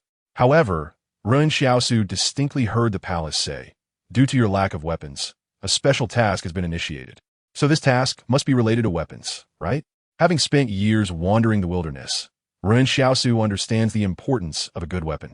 Previously, Old Wang had collected a steel knife and wanted to sell it to Ren Xiaosu, but after saving for half a year, Ren Xiaosu still couldn't afford it. In the end, Old Wang sold the knife to the manager of the chemical factory. The factory managers are usually leaders chosen from the refugees in the shelter. Essentially, those who get to enjoy the benefits when the shelter consumes resources. At that time, Ren Xiaosu was thinking how nice it would be to have a good weapon, so he wouldn't have to lie in the wilderness every day waiting for sparrows, which were becoming increasingly difficult to catch. He could hunt other wild animals like rabbits, field mice, or bamboo rats. Now, even rabbits are considered wild animals. Wild rabbits don't actively attack people, but some could be as tall as a person's calf and are particularly strong. Ren Xiaosu once dug a pit over 2 meters deep, and the rabbit actually fell in. However, as soon as Ren Xiaosu approached, the rabbit kicked off and jumped out, kicking Ren Xiaosu right on the forehead in midair, almost giving him a concussion. Ren Xiaosu looked at the parchment on the typewriter. Due to your lack of weapons, a side quest has been initiated. Obtain 100 heartfelt thanks to unlock a weapon, and you can use thanks to exchange for items. Ren Xiaosu's expression turned strange. This side quest felt odd. Collecting thanks?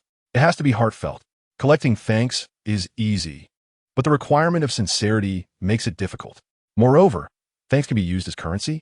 The key question is, what can it be used to buy? He continued to look at the parchment and saw some text refreshing from time to time. From Li Xiaoyu. Thank you, one. It seems I didn't save a thankless wolf. Ren Xiaosu sighed. The palace's judgment should be correct. At that moment, there was a line of small text on the parchment. Unlock weapon, 1100. Ren Xiaosu felt a bit regretful. If only he could collect negative emotion points, he could easily fill the entire town's negative emotion points. However, whatever the palace provides, he will use. Ren Xiaosu had already begun to look forward to his future weapon. The items given by this mysterious palace would surely be good. Suddenly, Ren Xiaosu opened his eyes and looked at Yen Luyuan. Luyuan, say thank you to me. Yen Luyuan looked confused. Bro, don't do this, I'm a bit scared. What are you scared of? Ren Xiaosu said irritably. Hurry up and say it. Yen Luyuan thought for a moment and said, thank you for always taking care of me. From Yen Luyuan. Thank you, one. Ren Xiaosu smiled widely. Was it this easy? Come on. Say thank you a few more times, Ren Xiaosu said. Yen Luyuan was immediately speechless. Thank you.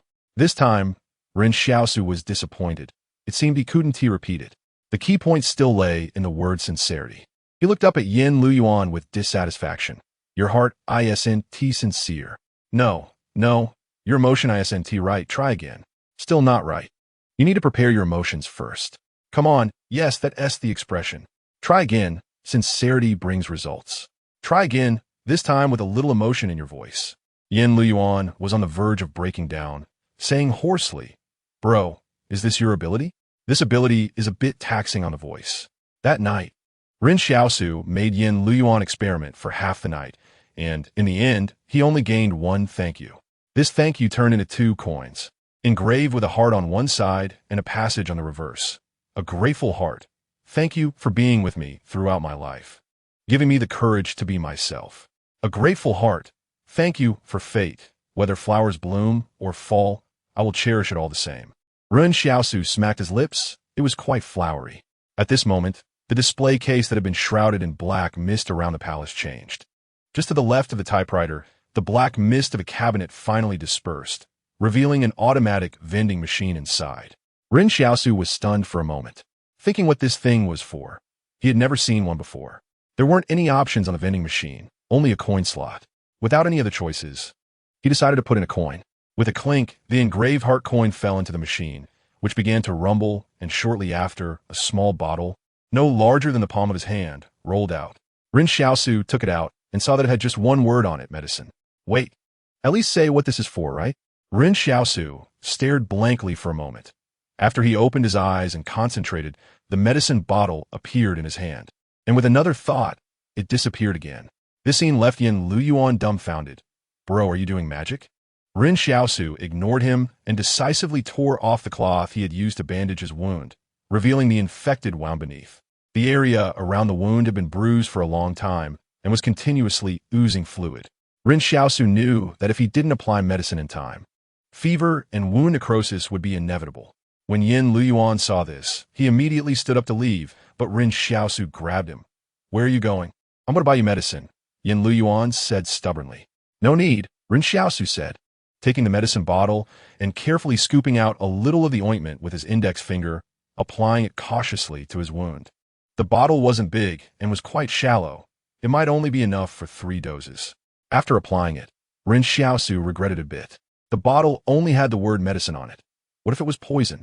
However, his worries didn't come true. As soon as the ointment was applied to the wound, the fiery pain he had been feeling instantly vanished. He saved the anti-inflammatory medicine that Sister Xiaoyu had given him.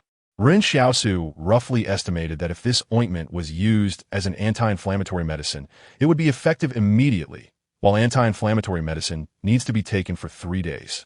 One anti-inflammatory pill costs 200, while the value of this ointment could easily round up to 1 billion. He suddenly turned his head to Yen Luyuan and firmly asked, "Help me think. What can I do to quickly gain others' thanks?" Thanks to Bing for the Silver Alliance. Thanks to the principal who loves tea, Yu Fuyao, Guan Xiaomiao, Europe 7, Fireworks City, Angel Erbao, Premium Cigarette, Funny Little Fairy, Feather the Underworld, Illness from Nothing. The boy really wants Jean D. 666 Tian Luo Rong, Winter turning everything upside down, Fate of 3 lives, sweeping the world. It's rare to like becoming the new alliance leader of this book. Thanks to everyone. 12. A grateful heart, thanks for having you. Extra update request. Ren Xiaosu was seriously discussing with Yen Luyuan about what to do to quickly earn thanks. He was a very simple person, so when he realized how valuable a heartfelt thank you was, he understood that he needed these thanks. Although Yen Luyuan felt that Ren Xiaosu was misusing the term simple. "Bro, I think you can go out and do good deeds," Yen Luyuan said. Isn't that the most direct way to earn sincere thanks? Like giving food to the hungry or water to the thirsty. Ren Xiaosu widened his eyes. Am I that kind of person? If I give them food and water, will I eat and drink? Will you eat and drink? Yen Luyuan said with great distress. "Brother, you don't have to keep wanting to sincerely thank me." No. Ren Xiaosu denied Yen Luyuan's statement. There must be other ways.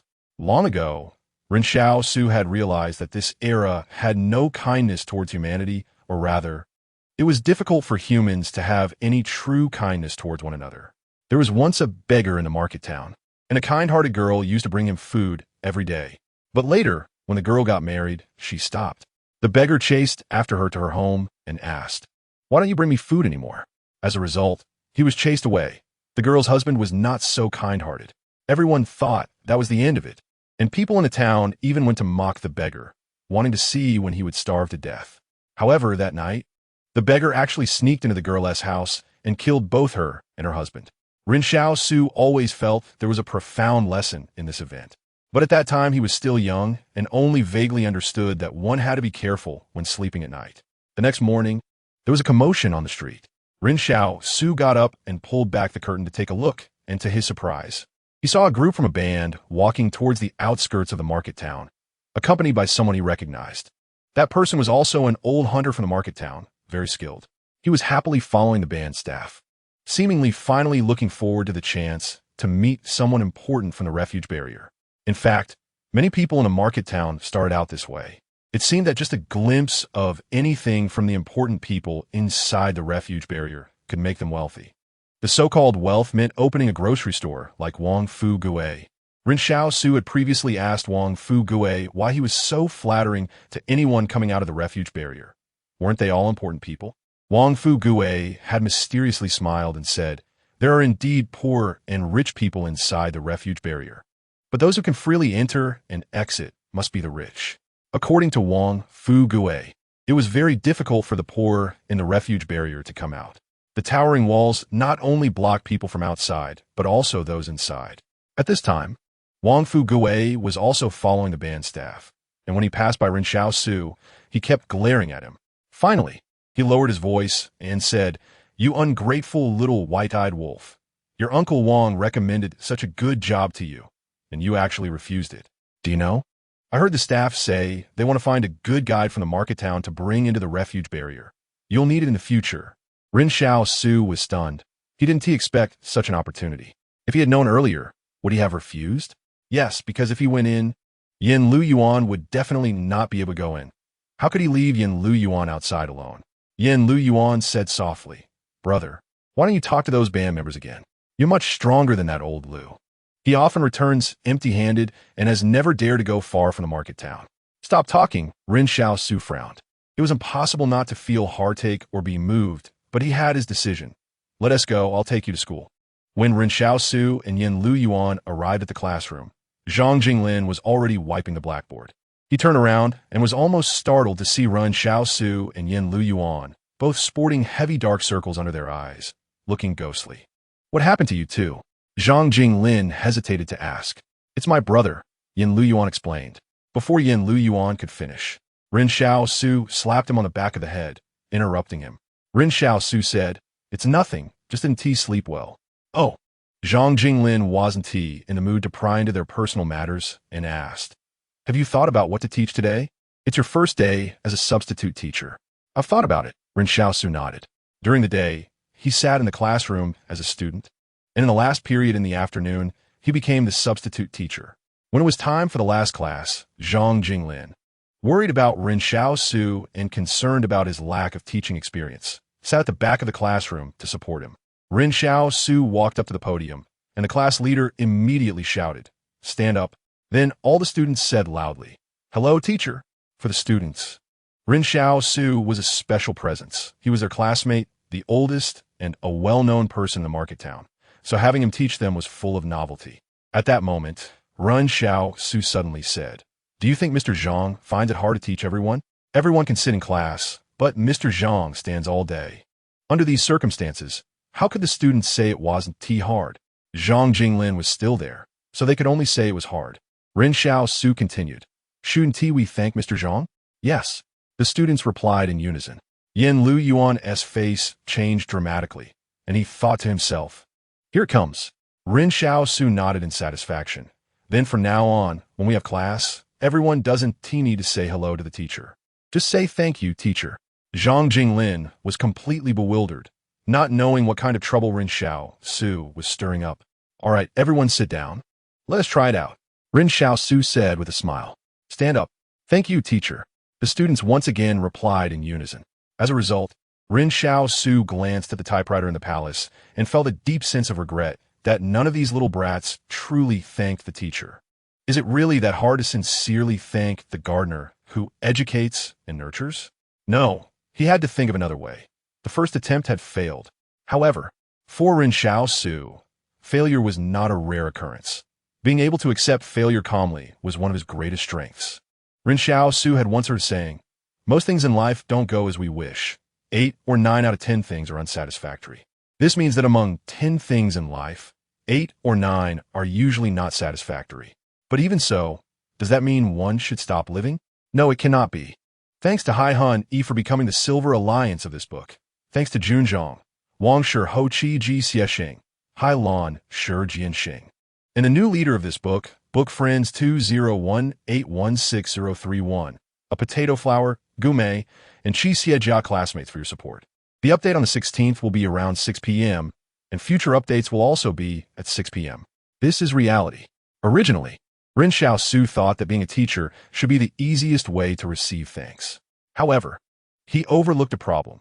He was indeed eager to learn and thirsty for knowledge, but that was because he grew up in a distorted environment, and the previous lack of knowledge had led to his thirst for it. The more one lacks something, the more one desires it. However, what he desired, other students might not necessarily desire. The children who could attend school in this era generally came from decent families and were protected by their parents. These children had been in school for several years and were most annoyed by teachers, who made them memorize texts and do homework during their youth. Students and teachers were often adversaries. Although Ren Xiaosu was teaching their favorite survival course, the students' attitudes towards him could not be described as sincere gratitude. Ren Xiaosu thought that maybe if he taught more classes, the students would thank him. The Market Town School originally let out at 4 p.m., while the refuge barrier started ringing the clock every 2 hours from 6 a.m. Generally, Zhang Jinglin never extended the class. However, today, in order to earn the students' gratitude, Ren Xiaosu almost imparted all his survival experience in the wild. This lecture covered 5 points. It was already late autumn, and by 5 p.m., it was almost dark. The students looked at him eagerly, thinking that this guy could really talk. At that moment, Zhang Jinglin couldn't stand it anymore and went out to the yard to chop a cabbage to cook. One student couldn't hold back any longer. Teacher's son, if you don't end the class soon, it will be dark and the town won't be safe. This student was actually a bit afraid of the notorious tough guy in the town, so he didn't dare to talk back in front of him. Ren Xiaosu was taken aback for a moment, thinking that if they weren't going to thank him, it was fine, but they actually wanted him to end class. However, he was also a sensible person and understood that safety comes first. So after glancing at the sky, Ren Xiaosu helplessly waved his hand. Class dismissed. Thank you, teacher. Thank you, teacher. The students rushed out of the classroom, and two of them thanked Ren Xiaosu for the end of class. They were really grateful. If class didn't end soon, they might throw up. Ren Xiaosu suddenly saw that in his palace, 2 gratitude coins had really appeared, instantly, making him overjoyed. He had no idea why the students were grateful. He just felt that he had done well in his lecture. Ren Xiaosu thought to himself that it seemed his hard work hadn't been in vain. After such a long lecture, the students were still very grateful to him. Yin Luyuan had a dark expression. Can you not drag out class like this in the future? Before Ren Xiaosu could respond, Zhang Jinglin came in holding food. Eating as he walked, he carefully said, Xiaosu, I know you love the education profession, but dragging class out for so long really isn't good. Besides, what if it tires you out? Ren Xiaosu was unhappy. Was this dragging class? This was dragging money, dragging the students' heartfelt gratitude. No way. Ren Xiaosu said with righteous indignation. I am willing to dedicate my life to the education cause. It's fine to talk a little longer. Cough. Zhang Jinglin almost choked on his food, but looking at Ren Xiaosu's expression, he couldn't be bothered to say anything. All right then. The 2 students who thanked him had no idea that their words of thanks had brought them great misfortune. There's a saying that explains this phenomenon. Disaster comes from the mouth. On the way back, Yin Luyuan was sulking and ignored Ren Xiaosu. Originally, after school, they could have gone to the town to stroll, but now it was all wasted. As they passed by the pawn shop at the city gate, Yin Luyuan suddenly tugged at Ren Xiaosu's sleeve and pointed at the pawn shop. Ren Xiaosu saw Xiaoyu inside, seemingly talking to the shopkeeper. Ren Xiaosu and Yin Luyuan moved a bit closer and heard Xiaoyu saying to the shopkeeper, These earrings are very valuable. Can't you give me a bit more? The shopkeeper looked at Xiaoyu with a flippant smile. Actually, you don't need to pawn anything. There's no need for that. Before he could finish his sentence, he shut up, because he saw Ren Xiaosu walking toward the pawn shop. The events from last night had already spread throughout the entire town, and everyone knew that Li Xiaoyu was now closely connected with Ren Xiaosu. It wasn't that in a survival of the fittest era, everyone would become fierce. In fact, every era has its cowards and tough guys generally live well. The shopkeeper was a coward. Cowards only dare to bully the weak and fear the strong. The person Ren Xiaosu killed last night was already known as a tough guy in the town, so Ren Xiaosu was now considered the toughest among the tough. The shopkeeper's gaze flickered as he pretended to drink water, unsure if Ren Xiaosu had heard his previous words. Ren Xiaosu took out 620 yuan from his pocket and handed it to Xiaoyu. You don't need to sell anything. This is the money for the 3 anti-inflammatory pills from last night. Li Xiaoyu had lost her source of income, so she could only live off her savings. But Ren Xiaosu couldn't bear to see her in such a miserable state. Li Xiaoyu wanted to give the money back to Ren Xiaosu, but he said, I was also planning to buy medicine, so just take it. It's not that I don't want to owe you a favor. It's just that we don't need to be so polite in the future. Li Xiaoyu was stunned for a moment. What do you mean by that? Last year, Ren Xiaosu managed to escape from a pack of wolves, but he had never told anyone how he made it back. However, after coming back, he indeed survived because of the medicine Li Xiaoyu provided. Without that antibiotic, he would probably have been long gone. So what he owed Li Xiaoyu wasn't just a few pills, but a life. Ren Xiaosu said seriously to Xiaoyu, Don't worry. If I have a mouthful of meat to eat in the future, you'll have a bowl of soup to drink. Brother, you are wrong, Yin Luyuan whispered. Aren't people supposed to eat meat together? Why does it become that you drink soup with you? Moreover, our family doesn't even have meat now. Oh. Ren Xiaosu nodded and changed his wording to Xiaoyu. In the future, if I have a bowl of soup to drink, you will have a bowl to wash. Yin Luyuan. Puffed. The shopkeeper, who was drinking water nearby, sprayed out. However, Li Xiaoyu didn't mind. Okay. Then I'll wash the dishes and do the laundry for you in the future. When she said this, she didn't think about whether there was enough water. She just promised first. The shopkeeper clicked his tongue and watched Ren Xiaosu and the other 2 leave. He turned to the shop assistant in the store and said, Don't provoke him, got it? Just as Ren Xiaosu and the others stepped out, they suddenly heard a shout. Doctor, please save my husband. If we lose him, our family won't be able to live. A middle-aged woman was kneeling at the door of the town's only clinic, bowing to the doctor. But the doctor sneered. "What good is it to see a doctor without money? If you save him, our whole family will be grateful for your great kindness." The woman cried, saying, "When the old doctor was still around, he was a kind man. You must also be very kind since you're his son. My father's kindness is his business." The doctor turned around and shut the clinic door, and beside the woman lay a man whose abdomen was bleeding profusely. Ren Xiaosu didn't step forward or try to be a good person. He could see that the man was already dead. He just watched the scene calmly and said, "Lu Yuan, remember everything in front of you. This is reality." 14. Deception. The sky hadn't completely darkened yet, but dark clouds had already floated in from the distant horizon. "Acid rain is coming. Let's hurry home," Ren Xiaosu said expressionlessly. The woman was still crying, but no one would pay them any attention. The man's injury didn't look like an accident. Ren Xiaosu could easily tell that it was a knife wound. So it definitely wasn't an accidental injury from working in a factory, but rather that he had been killed during a fight. When they returned to their own shed, the acid rain came quickly and left just as fast. Lu Yuan suddenly said while sitting on the bed, "Brother, you want others' sincere gratitude, right? It seems pretty easy to get gratitude as a doctor. When the old doctor was still around, everyone was very grateful to him. But I don't recommend you become a doctor. First, doctors can easily fall into dilemmas, and second, you don't know any medical skills." Ren Xiaosu turned his head expressionlessly to look at Lu Yuan. "What kind of nonsense are you talking about?" "Wait." Ren Xiaosu suddenly felt like he had missed something. Although he didn't know any medical skills, he could learn. The 2 skill learning diagrams that the palace had rewarded him with were still unused. He just needed to use one to learn the doctor's skills, right? Then he could treat others, or at least if he got sick, or if Lu Yuan got sick, he could treat them. When the old doctor was still around, he often went out to gather herbs. He once joked with others, saying that although wild beasts had become fiercer, the efficacy of medicinal herbs had also improved, relying on his ability to identify herbs and his excellent medical skills. The old doctor indeed cured many people, and the herbs he collected were sold at a very low price. Of course, Ren Xiaosu was not a good person. He just felt that if he had such medical skills, he could handle emergencies in the future and also make money. After all, most of Lu Yuan's wishes now resulted in nothing more than colds, fevers, headaches, and other minor ailments. He didn't want Lu Yuan to suffer backlash from his wishes. But sometimes one might have to act out of necessity.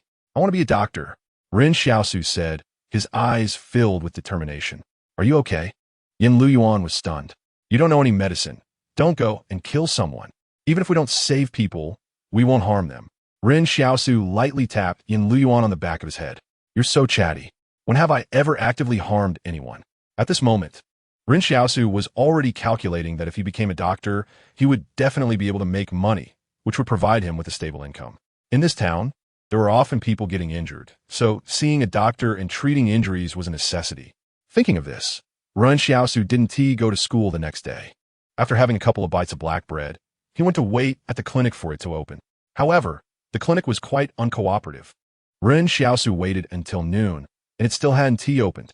It wasn't until the afternoon, when the bell rang at 2 o'clock in the refuge, that the young doctor lazily opened the door, stretching and stepping out to bask in the sun. Before he could fully stretch, he was startled by Ren Xiaosu, who was squatting at the door.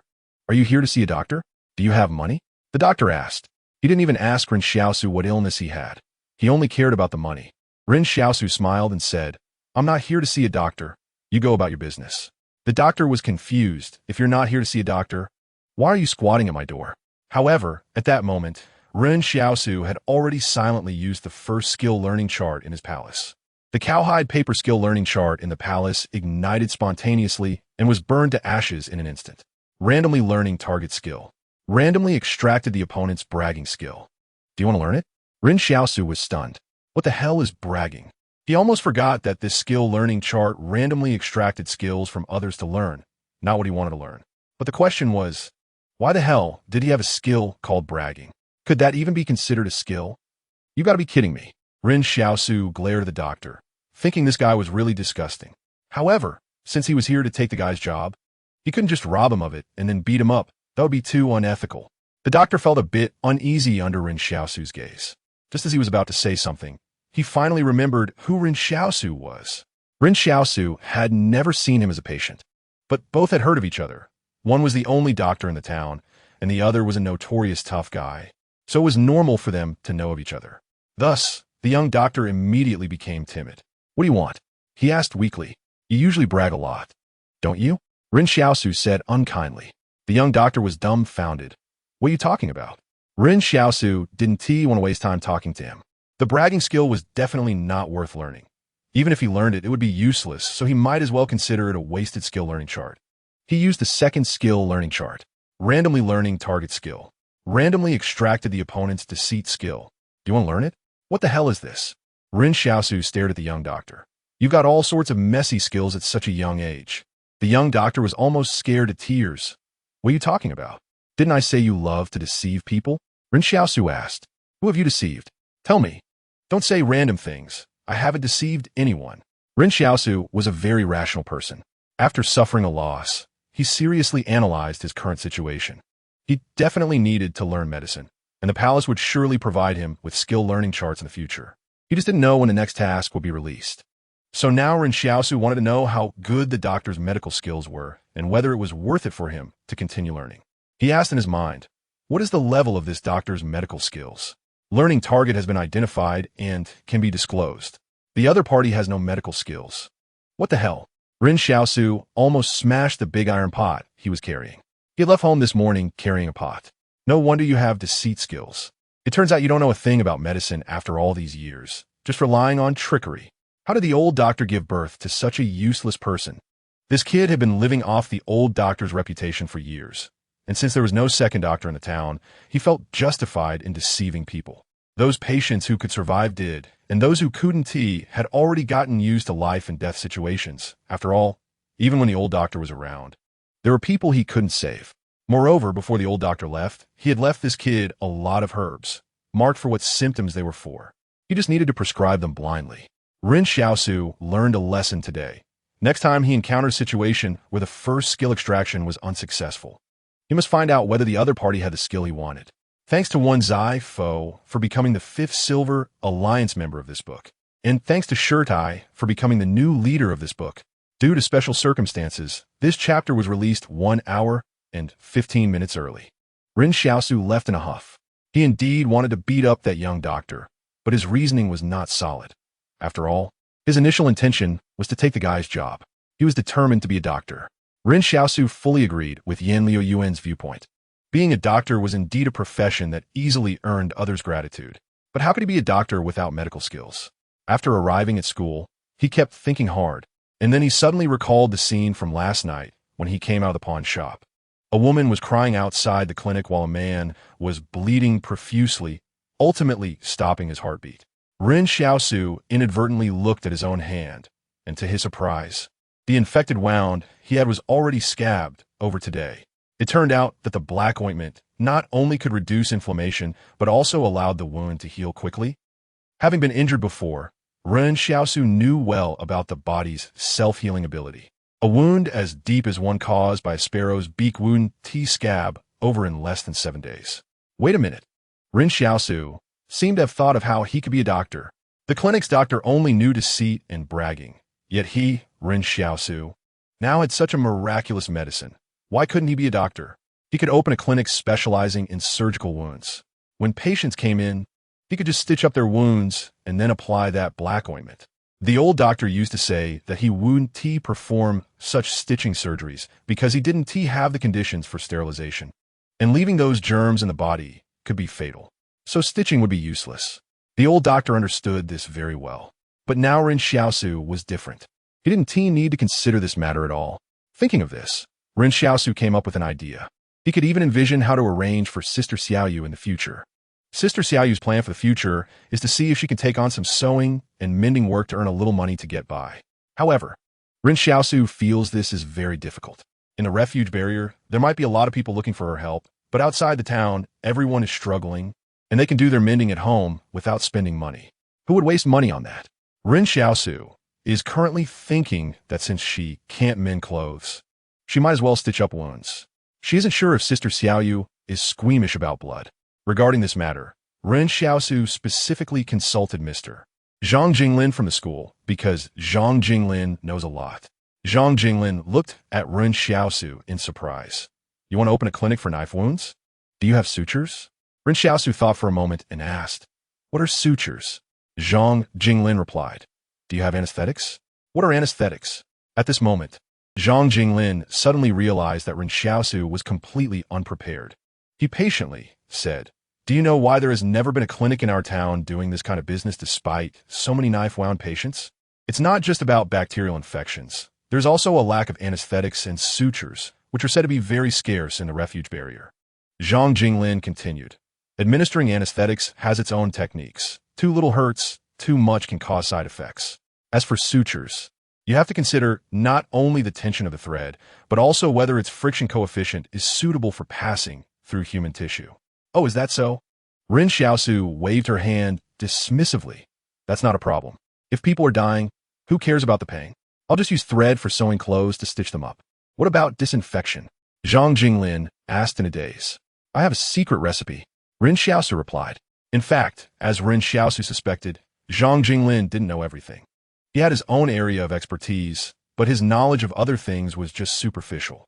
So Zhang Jinglin suddenly found himself unsure how to refute Ren Xiaosu and finally waved his hand. Go to your class. The next lesson is survival. That day, Ren Xiaosu, having tasted success on the first day, decisively extended the class until it was dark before dismissing it. At this time, there were still students who did not realize what kind of life they were about to begin. As school was about to end, when the students were all heading outside, Ren Xiaosu noticed that no one said thank you today, so he couldn't help but ask, Are you going to thank the teachers? The students were startled and quickly turned around in unison to say, Thank you, teacher. However, Ren Xiaosu felt very regretful inside because he didn't receive a single thank you coin. Zhang Jinglin had previously said that it was normal for students not to understand their teachers, and Ren Xiaosu felt he still had a long way to go. On the way home that night, Ren Xiaosu saw the light in their makeshift home from a distance. He quickly lifted the door, curtain to go in, and was surprised to see Sister Xiaoyu sitting on their broken chair, mending clothes for the two brothers. There was also a pot of corn porridge and wild vegetables prepared. Clothes were usually left in the makeshift home because there was little risk of theft. If someone stole them, they would have to wear them out, and then Ren Xiaosu would definitely beat the thief to death. When Sister Xiaoyu saw the two of them return, she smiled and said, I came in without your permission. Your clothes are all torn, so I mended them for you. Hurry and eat. Yin Luyuan reached out to grab the porridge, which was considered a luxury meal in the town. They usually only ate black bread or potatoes. However, Ren Xiaosu immediately slapped Yin Luyuan's hand. Did you thank Sister Xiaoyu? Yin Luyuan was quite honest in front of Ren Xiaosu. Thank you, Sister Xiaoyu. Sister Xiaoyu quickly said, Don't always hit Luyuan. I can spoil him, but no one else will spoil him when he asks out, Ren Xiaosu explained. Then seriously said, Thank you, Sister Xiaoyu. No need to be polite, Sister Xiaoyu smiled and asked, What do you usually like to eat for dinner? Yin Luyuan replied, We usually don't eat dinner. How can that be? You two are still growing, Sister Xiaoyu said. For some reason, Ren Xiaosu suddenly felt that Sister Xiaoyu seemed like she should be their sister. In the past, no one had ever told them they were still growing. Sister Xiaoyu, Ren Xiaosu asked, Your sewing skills are great. When we open our knife wound clinic, will you help us? Knife wound clinic? Sister Xiaoyu was stunned. Why did you suddenly think of opening a knife wound clinic? Because I have a secret herbal recipe to treat knife wounds. It can reduce inflammation and help wounds heal quickly, Ren Xiaosu said, then showed her the scar on his palm, which had indeed healed and scabbed over. Sister Xiaoyu thought for a moment and said, But there are fewer fights in the town now. In the past, there would be 10 or so people injured in a day, but now it takes several days for just one. Indeed, apart from the person Ren Xiaosu killed and the man in front of the clinic yesterday, there seemed to be no more fights. The incidents of being broken into at night don't count, as those situations generally leave no survivors. Ren Xiaosu pondered, What if I go and cut them? Yin Liyuan was shocked. Bro, that's too ruthless. Is this self-sustaining? Ren Xiaosu quickly shook his head. No, we can't do that. We can't let profit cloud our judgment. That night, Ren Xiaosu checked his gains in the dead of night.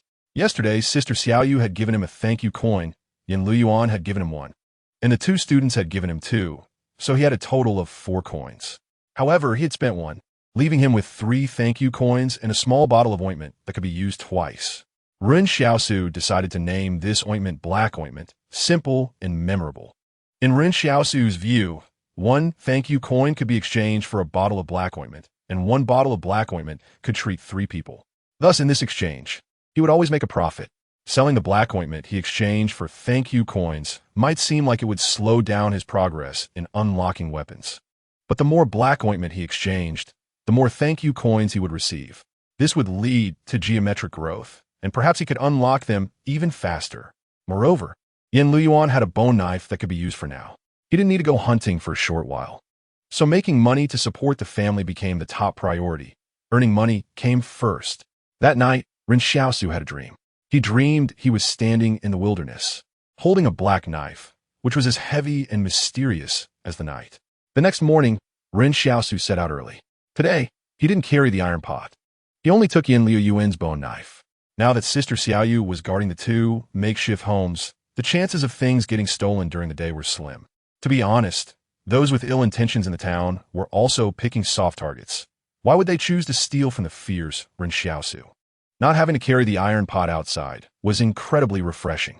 Otherwise, Ren Xiaosu, a promising young man running around every day with an iron pot, wouldn't look good at all. He wasn't going to the wilderness to hunt today, but to pretend to gather herbs. Ren Xiaosu was a very cautious person. Since he claimed to have a herbal secret recipe, he had to first go through the process of gathering herbs to avoid raising suspicion. Although Ren Xiaosu hadn't heard of anyone targeting supernatural ability users, he understood one principle very well. If you want to protect yourself in a chaotic crowd, just disguise yourself as one of them. Those who stand out will be shot. The tall trees in the forest will be blown down by the wind. Money should not be exposed. Many ancient proverbs warn people not to show off casually. When Ren Xiaosu returned to the town, it was only noon. As he carried a large pile of wild herbs back, someone who recognized him curiously asked, Ren Xiaosu, why are you carrying so many wild grasses? Are these wild grasses? Ren Xiaosu widened his eyes and said, these are medicinal herbs. Medicinal herbs? The questioner looked confused. As a local, he should know what these plants are, yet no one had ever considered them medicinal before.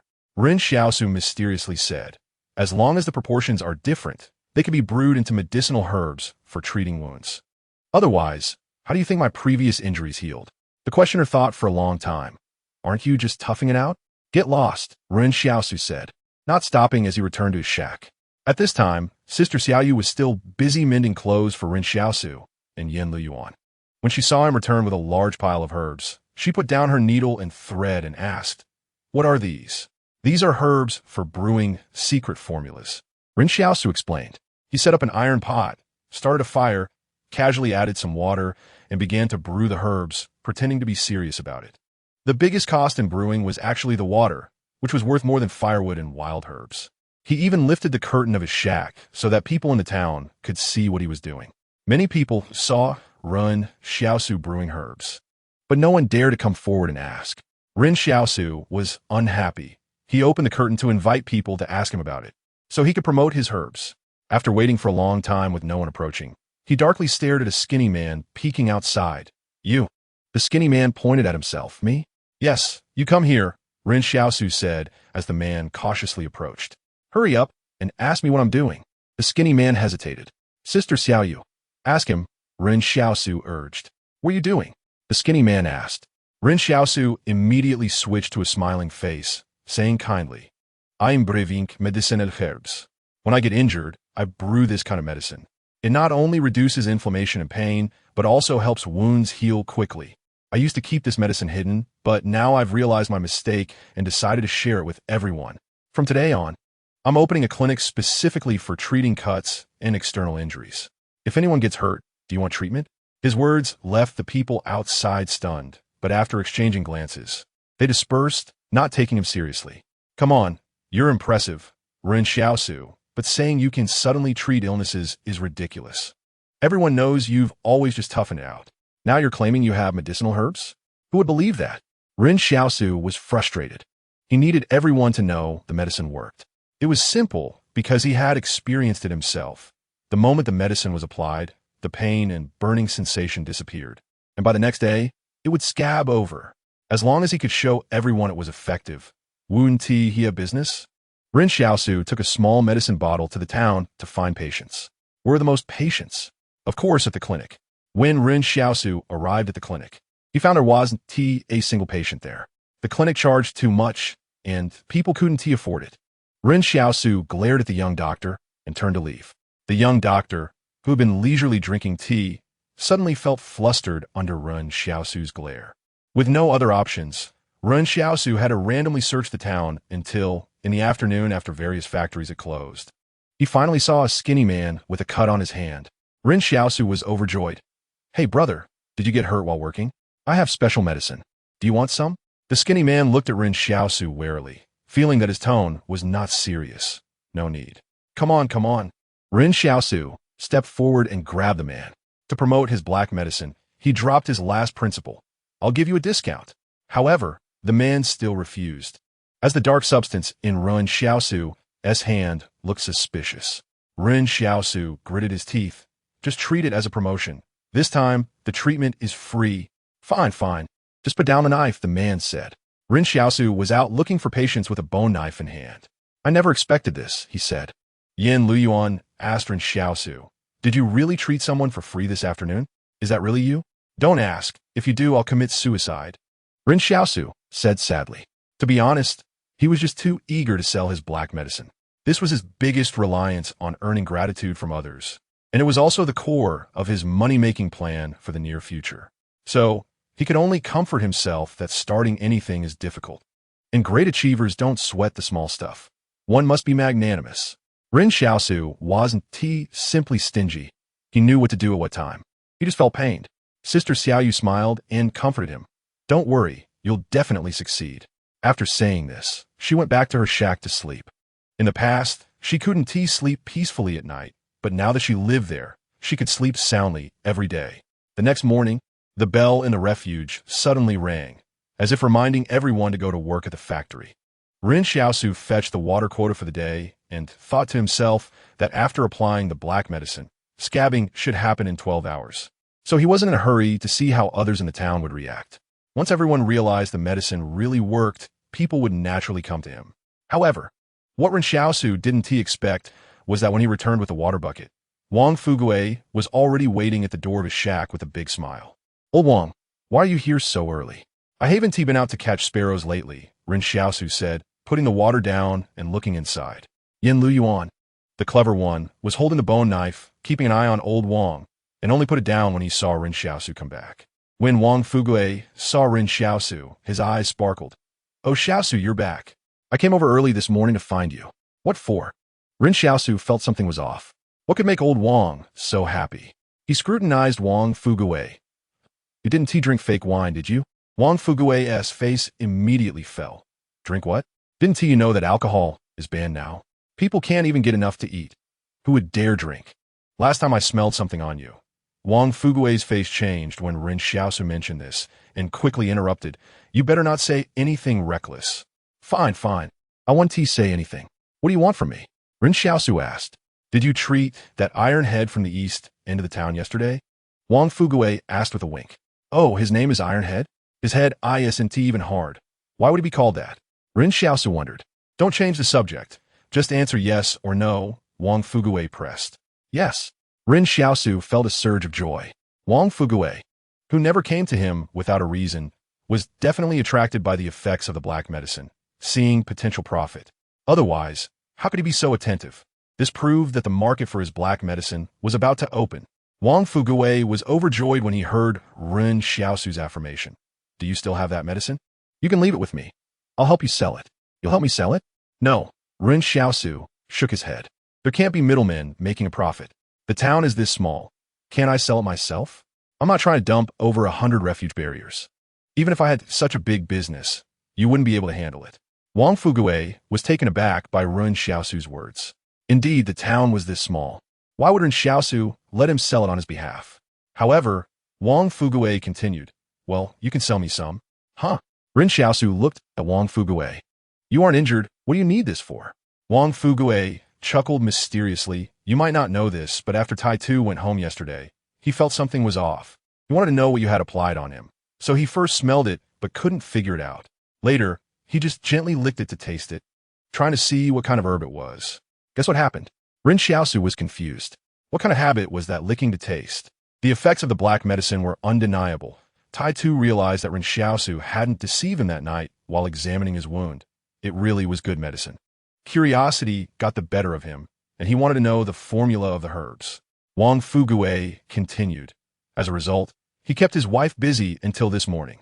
Your medicine is too powerful. Ren Xiaosu was shocked. Yen Luyuan in the shed was also stunned. Ren Xiaosu had previously wondered if the black medicine could be taken internally. He thought it might work, but he hadn't dared to try it himself. Now, he discovered that taking it internally had such an effect. What kind of medicine is this? Ren Xiaosu was a bit speechless. What do you need to buy this medicine for? He asked this for a reason. Knowing that Wang Fugui's wife had passed away a few years ago due to illness, so he wouldn't need the medicine. Wang Fugui was displeased. Who says a person can't have a second spring? It's just that my body can't take it anymore.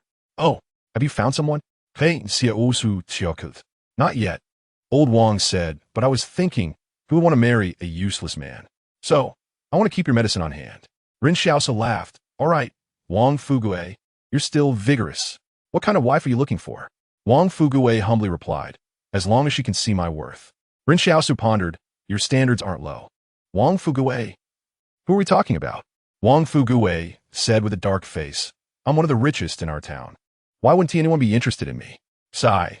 Ren Xiaosu felt a bit melancholic. The richest person in our town is just a grocery store owner. It sounds a bit ridiculous. Stop talking nonsense. Are you selling it or not? Sure. Ren Xiaosu thought for a moment and said, familiar price, 600. Why don't you go rob someone? Wang Fugui was anxious.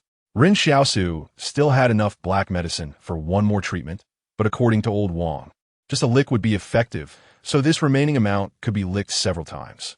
However, since the internal use effect wasn't essential, he couldn't sell it for an outrageous price. Are you buying or not? Ren Xiaosu asked, glancing at Wang Fugui. I'll buy, Wang Fugui said, immediately sending over 600 yuan to Ren Xiaosu without haggling.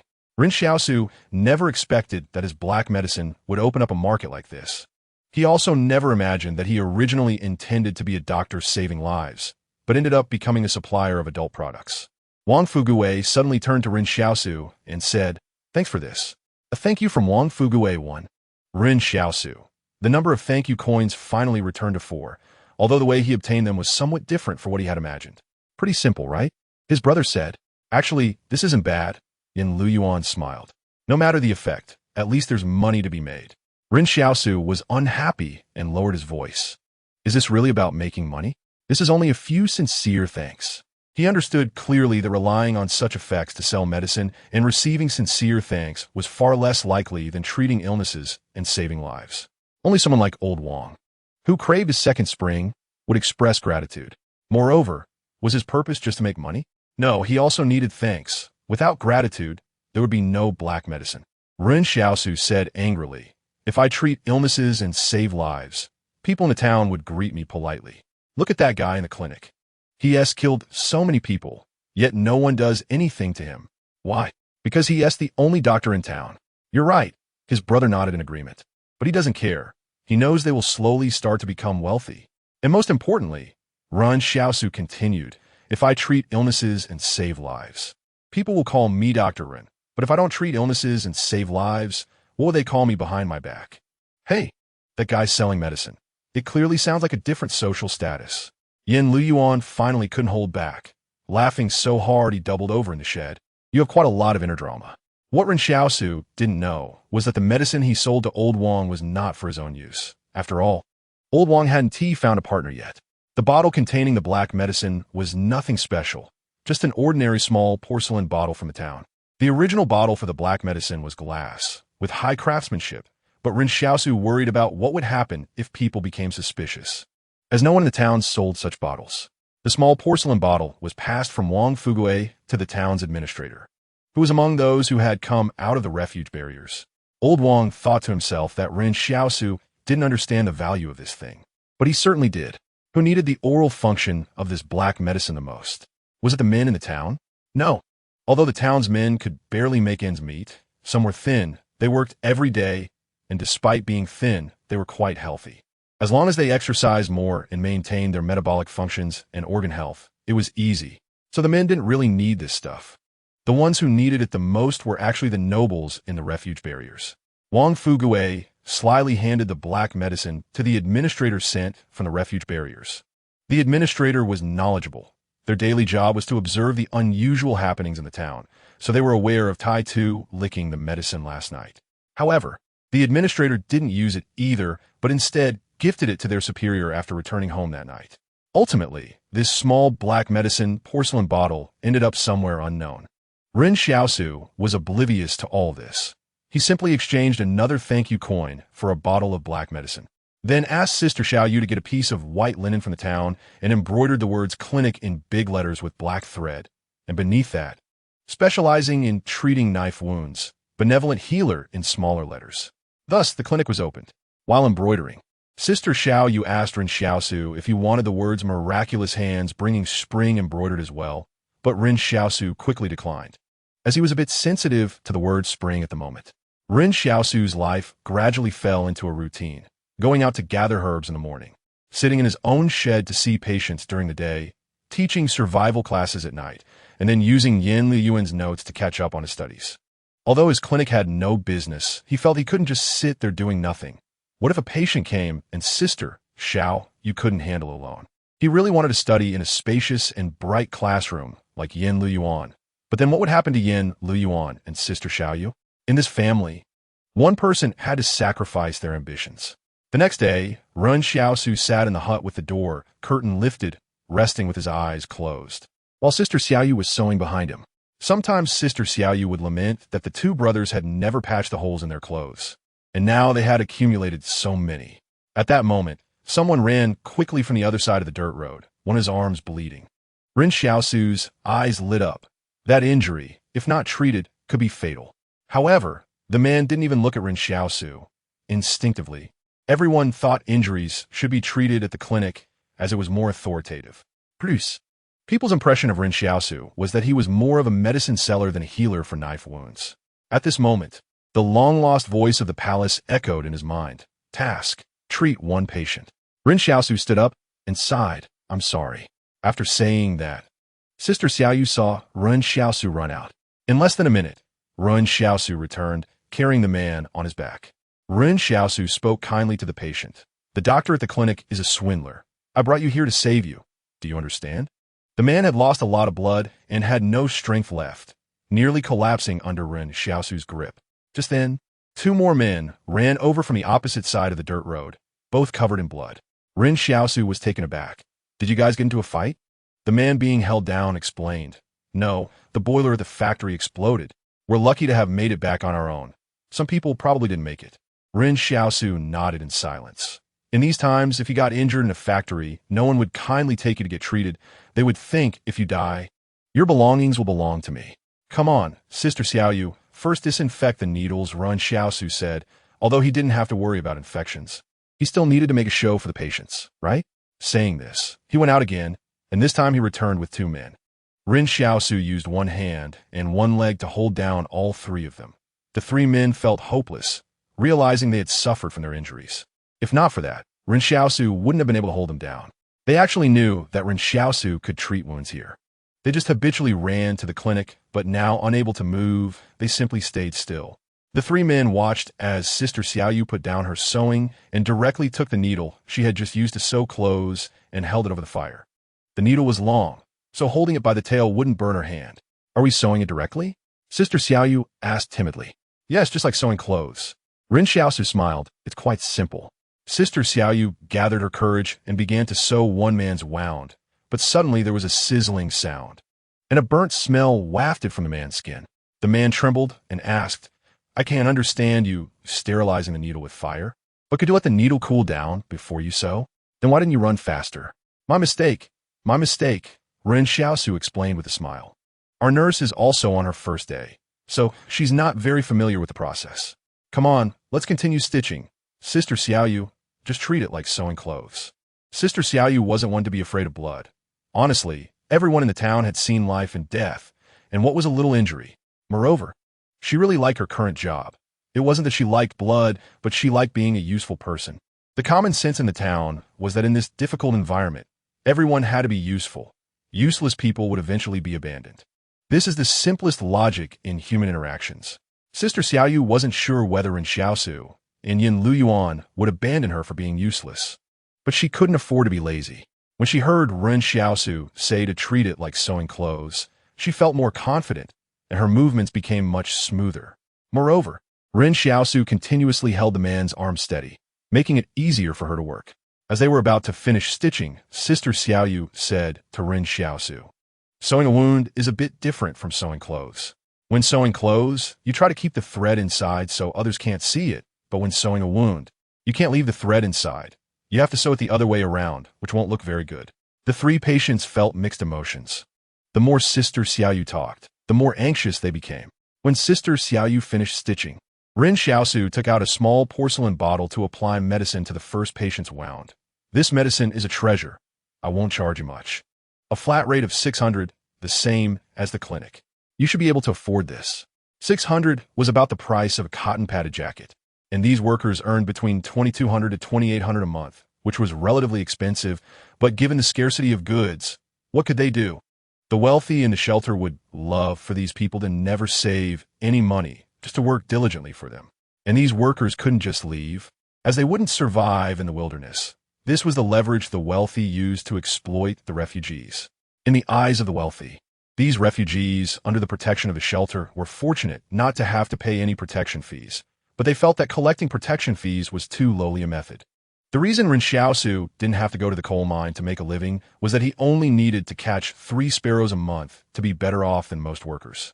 Even if he didn't catch 3, he could still survive by tightening his belt. This was a distorted survival environment. There had been protests at first, but they led nowhere. Ren Xiaosu was right. All 3 men could afford the price. The first man, treated, quickly felt immediate relief from the pain after applying the black medicine. He willingly paid, as the clinic charged the same price. Just as the man was about to leave after being treated, Ren Xiaosu kindly said, "Don't you say thank you after getting treated?" The man shivered and hurriedly turned back to say, "Thank you." Ren Xiaosu nodded in satisfaction, but when he looked toward the palace, he was surprised to find no extra gratitude coins. Ren Xiaosu pondered, "Is the doctor-patient relationship really this tense now? I treated your injuries, and you can't even say a sincere thank you." Soon after, he heard the prompt indicating the task was completed. Task completed. Reward 10 strength. This was the task of treating 1 patient he had completed at last. He didn't expect the reward for this palace task to be another 10 strength, which was one of the things he wanted most right now. After all, in these times, the one with the strongest fists had the loudest voice. The palace voice echoed again. Task: treat 3 patients. Oh, this time it was a chain task. After completing the first, a higher difficulty appeared. But there were 3 patients right in front of him. Would the next reward be another 10 strength? That way, he could become a muscular man. This wasn't necessarily a good thing, because such strength came at the cost of sacrificing one's speed. The greater the friction between muscles, the lower the speed one could exert. The fastest runners are those whose body muscles are most coordinated, not bodybuilders. Currently, Ren Xiaosu's strength was significantly higher than that of a normal adult. He intentionally observed that this time, no one noticed his muscles bulging, as it was late autumn, and his clothes covered him well. Just then, a patient took advantage of Ren Xiaosu's moment of distraction to get up and try to escape outside. Sister Xiaoyu reminded Ren Xiaosu, "The patient has run away." Ren Xiaosu smiled. "It's fine, he still has an injury. He can't run far. I'll catch him." Sister Xiaoyu replied to the only remaining patient, "Are you going to run? If you're going to run, I'll sew you up later. If you're not running anymore," then the patient closed his eyes, looking determined. "Just sew me up." This time, Ren Xiaosu did not find it so difficult to carry the patient back. He could lift him with one hand. It was just that the patient looked a bit desperate. The subsequent treatment went smoothly, with Ren Xiaosu holding 1 person in each hand, rendering them unable to move. The 2 men being held down were actually a bit surprised, as they hadn't expected to be utterly powerless against Ren Xiaosu, feeling as if they were under some kind of domination. How much strength did it take to achieve this? Even if they were injured, they shouldn't be this weak. They had just struggled a bit earlier. Moreover, the key point was that from now on, if Ren Xiaosu wanted to treat someone, who the hell could escape? Task completed. Reward: 10 agility. Task: treat 10 patients. When Ren Xiaosu heard this voice, he was immediately stunned, as he felt his newly pumped muscles deflate significantly. This agility attribute actually increased the strength of muscle fibers. thereby reducing muscle volume while maintaining the same power. Which meant Ren Xiaosu didn't have to worry about turning into a muscle man. If Ren Xiaosu's previous muscle fiber strength was like a wooden stick, now it was like an iron rod. Yes, this is the most reasonable thing. Only increasing quality instead of merely quantity is the right way. Furthermore, his ability to withstand blows would probably improve as well. Right? Ren Xiaosu looked at the patient who had tried to escape. Now that you've applied the medicine, you understand its benefits, right? Instant pain relief, and you won't get inflammation in the future. I just don't understand why you wanted to run. The patient hesitated for a long time.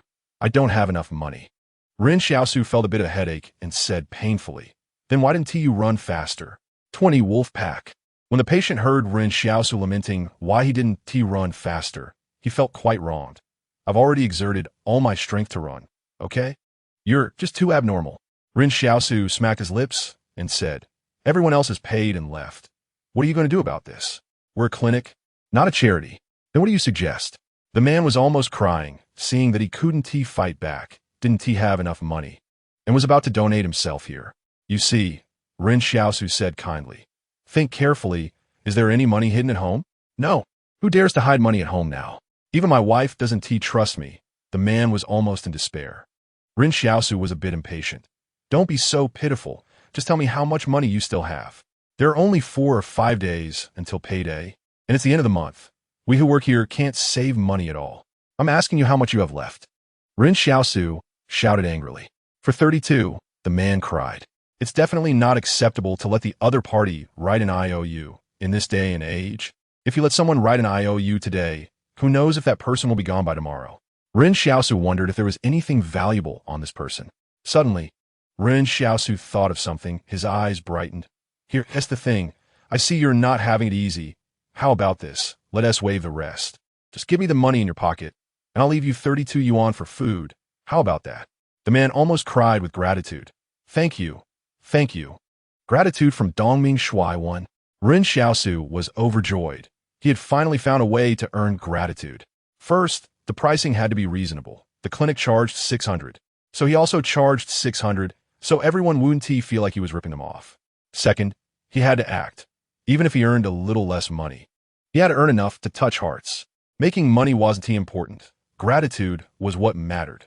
Where there is gratitude, there is money. In just one day, Ren Xiaosu had already earned 230 yuan, which was much faster than catching sparrows and involved no danger at all. Now, Ren Xiaosu's gratitude coins had returned to 4. It didn't seem to have increased much, but the important thing was that he had found a method through exploration. At this moment, Ren Xiaosu was already happily thinking about buying another set of autumn clothes for Yanli Yuan. He turned back to glance at Sister Xiaoyu. Sister Xiaoyu could also get a cotton coat for winter. Sister Xiaoyu had now fully embraced the role of a nurse, and Ren Xiaosu couldn't let her work for free. Could he? But there was no rush. First, he would see how much he could earn in a month, and then decide how much salary to give Sister Xiaoyu. The news of the factory boiler explosion had spread to the town, and many women were anxious, fearing their men might have had an accident. Ren Xiaosu spent the afternoon waiting in the shed for people to carry back, but he didn't see a single one. The most miserable should be the scammer in the clinic in town. After hearing about the boiler explosion, he had been eagerly waiting for patients to come, but by evening, not a single person had come for treatment. The young doctor went out to inquire. He clearly heard that 3 people had run back in the afternoon, all injured. So why hadn't anyone come to his place for bandaging? However, when he inquired, he was in for a shock. Someone had snatched his business. He wondered who was bold enough to dare snatch his business. After further inquiry, it turned out to be Ren Xiaosu. The young doctor hesitated for a long time, finally gritting his teeth. What is up with Ren Xiaosu? Can Ren Xiaosu just take someone else's job? But the young doctor felt something was off. How had Ren Xiaosu suddenly learned to treat injuries and save people? He had previously thought that the black medicine was just some random herbs mixed by Ren Xiaosu, and didn't he really believe it? But now he had to believe it. Furious, he went to confront Ren Xiaosu, and just as he reached the entrance of Ren Xiaosu's shed, he saw Ren Xiaosu using a bone knife to peel potatoes. And with one stab, he pierced right through. Ren Xiaosu casually asked, "Looking for me?" "No big deal. I was just asking if you've eaten." The young doctor chuckled awkwardly. Ren Xiaosu glanced at him. "Yutong, you're not a kid anymore. The old Dr. S legacy will soon be exhausted by you. I advise you to hurry back and review the old Dr. S medical books so that you won't end up dying too tragically in the future. What are you talking about? Yutong felt guilty. I read medical books every day. That S good. Ren Xiaosu lowered his head and ignored him, continuing to peel potatoes. To be honest, in the past, Ren Xiaosu and his group would eat potatoes without peeling them, but now it was different. Ren Xiaosu had money, and he was indulging. Suddenly, dozens of people rushed into the town shouting, "It's bad, it's bad." Ren Xiaosu frowned and grabbed one of them, asking what happened. The bloody smell from a factory boiler explosion attracted a pack of wolves. The person said in a panic, "There are a lot of wolves. We don't know where they came from. How many is a lot?" Ren Xiaosu placed. There must be hundreds. This was indeed a serious matter. The workers left in the factory were probably in grave danger. The wolf pack hadn't appeared for over a year, and during this time, everyone had almost forgotten the threat of the wolves, not knowing where they had been for over a year, and now they returned in much greater numbers. However, the wolf pack wouldn't dare to raid the town because there were high walls here, and on those walls, there were firearms. This was the reason why the refugees gathered outside the walls to form the town. "What are you looking at?" "Eat," Ren Xiaosu said to Yin Luyuan. After speaking, he sat down and continued eating, while Yin Luyuan curiously looked outside as he ate. "Brother, how did you survive back then? You've never mentioned it." Ren Xiaosu glanced at him, but never answered the question. Sister Xiaoyu also looked at Ren Xiaosu, but didn't ask anything. After Yin Luyuan finished a potato, Ren Xiaosu handed him another. "Eat more to grow strong. This way, your chances of surviving are greater." "Brother, are you worried that wolves will come to the town?" Yin Luyuan asked, still frowning at Ren Xiaosu. "No." Ren Xiaosu shook his head and said, "They're smarter than you think and won't take risks coming here. If the factory hadn't had casualties due to the boiler explosion, they wouldn't have gone there. They aren't attracted by the smell of blood. They are drawn by death." "Then what are you worried about, brother?" Yin Luyuan asked curiously. Ren Xiaosu thought for a long time. What if one day this wall collapses? Sister Xiaoyu was taken aback. Will the wall collapse? "I don't know." Ren Xiaosu shook his head again, "but nothing in this world is unchanging. I've actually seen wolf packs twice. The first time I ran away when they were far away. The second time I wasn't so lucky. But I always felt they were getting stronger." In fact, Ren Xiaosu was also thinking about what would happen if one day this barrier fell. Unexpected news came one after another today, causing a sense of panic in the town. Everyone was out discussing the matter instead of hiding at home. In fact, the factory boiler explosion wasn't too serious. After all, it had happened before due to aging maintenance issues. However, this time was different. In the past, wolf packs wouldn't dare to raid human factories.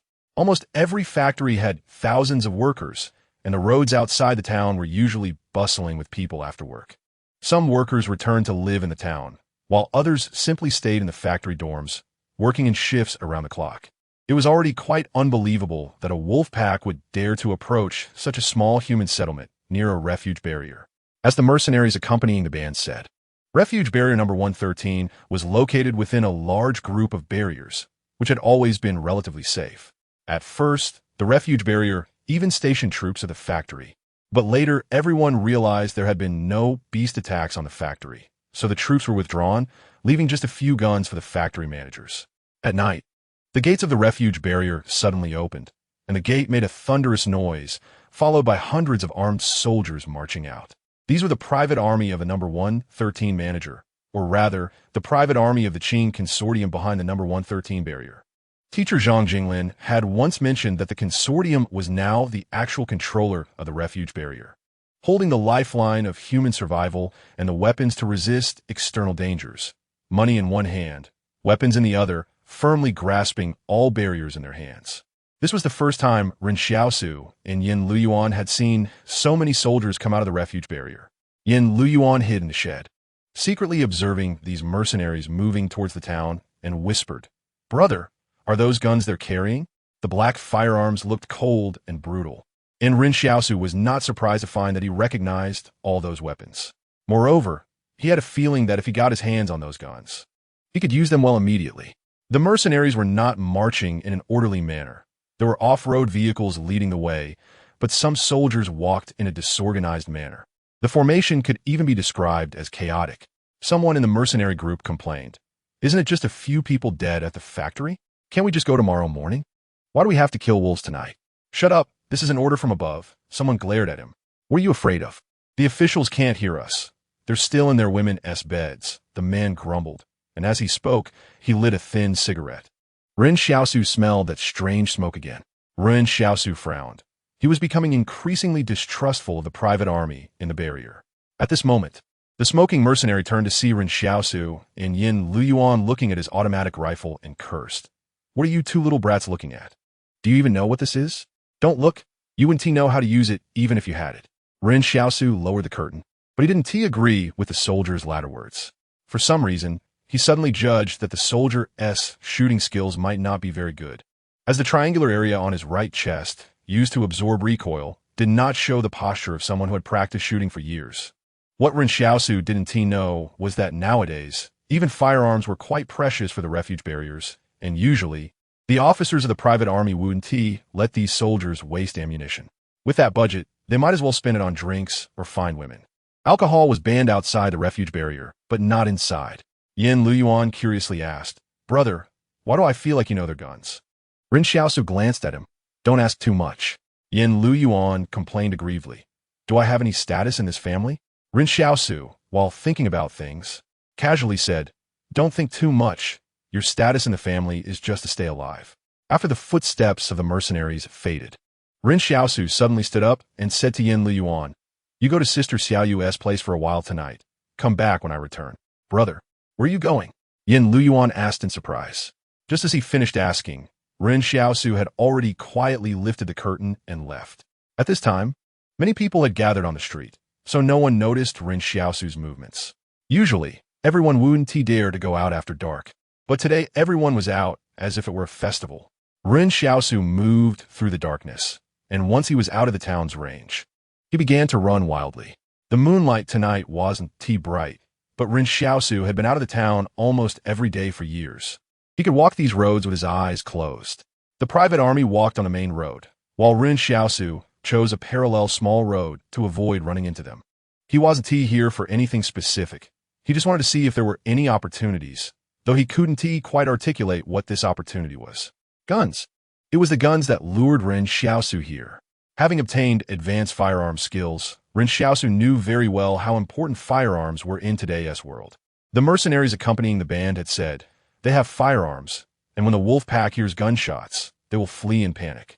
Having encountered wolf packs before, Ren Xiaosu understood how terrifying they were, and such a terrifying thing was afraid of gunshots. Ren Xiaosu didn't know what would happen when these mercenaries faced the wolf pack, nor did he think about getting the guns from them.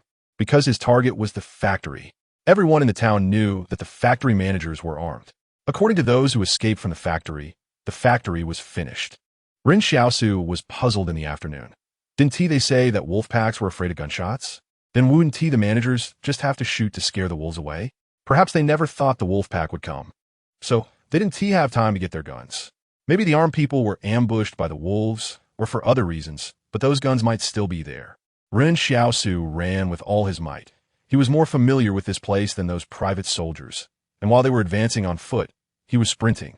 Suddenly, a gunshot erupted in the night, followed by a fierce barrage of gunfire that echoed through the darkness, accompanied by human screams. Ren Xiaosu turned abruptly to look towards the source of the sound. It was clear that the private soldiers had encountered a pack of wolves, and many of them were injured even after firing their weapons. Wasn't it said that wolves were afraid of gunfire? Wasn't it said that this was the instinct of wild animals to avoid danger? To this day, Ren Xiaosu had come to a realization. Although beasts had evolved, they had never overcome their instincts. Rabbits still grazed, and wolves still feared gunfire. Unless everything had changed. The battle in the wilderness was intense. The private soldiers did not expect to encounter wolves so soon. The wolves seemed to have ambushed them in advance, fierce and cunning. At first, they thought that firing their guns would scare the wolves away, but they were wrong. This pack of wolves did not panic at the sound of gunfire. When the wolves approached, the private soldiers were shocked to realize that these wolves were larger than they had imagined. Almost like bison. Wait, these wolves first attacked the factory and then guarded the path that the private soldiers had to take. Why did it seem like their target was the private soldiers themselves? However, the private soldiers were also trained.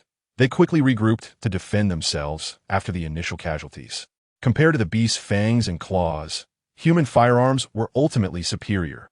The private soldiers had dealt with wolves more than once, but in recent years, they had gradually relaxed their plans to hunt the wolves due to directives from above. Of course, this also gave the wolves time to breathe. As Ren Xiaosu listened to the gunfire, he couldn't understand why he found the crisp sound somewhat pleasant, to the point that his adrenaline began to surge, making him feel exhilarated. He did not sneak a close look at the battlefield. He only knew that the wolves and the private soldiers were fighting, so the area around the factory must be safe. Ren Xiaosu ran through the wilderness like a cheetah, fully experiencing his newfound strength and agility for the first time. His muscle fibers tightened and then relaxed repeatedly. This feeling could only be described as exhilarating. As he approached the factory, he finally slowed down, stealthily making his way through the darkness. At that moment, Ren Xiaosu suddenly discovered many corpses of refugees. It seemed they had tried to escape to the town, but were caught one by the wolves. Only a few lucky ones could escape, at the cost of their companions. Ren Xiaosu deliberately observed their wounds. It appeared they had all been bitten on the neck by the wolves, resulting in instant death. And the wolves had not eaten the bodies, as if they were in a hurry. After thinking for a moment, Ren Xiaosu did not enter through the main door, but instead climbed up the pipes outside the factory. He carefully glanced inside through each window to see if there were any survivors. When Ren Xiaosu climbed to the top floor, he felt a chill in his heart. It seemed there were no living people left in the factory. The wolves had swept through the entire factory, leaving no one unscathed. Where were the firearms hidden? Ren Xiaosu pondered. The factory manager would certainly not place them in an easily accessible location. Ren Xiaosu smashed through the glass at the top floor and jumped inside. He looked around. The hallway was filled with blood and corpses, and the vast factory had become a purgatory. However, he suddenly noticed something strange. All the corpses seemed to be heading in the same direction, as if something was guiding them. In a crisis, what could attract people to run towards the same place? Ren Xiaosu made his judgment. That place was either the storage location for weapons or a hiding spot. He followed the path down and ended up on the basement level. Was this the emergency shelter? The further he went, the more corpses he encountered. Ren Xiaosu could imagine how panicked everyone had been when facing the wolves, trying to escape to a safe place. But they were no match for the speed of the wolves. Ren Xiaosu arrived at an iron gate. Indeed, people had been trying to escape here to get inside. No matter how evolved the wolves were, they were still flesh and blood, and it would be difficult for them to easily break through this several-inch thick iron gate.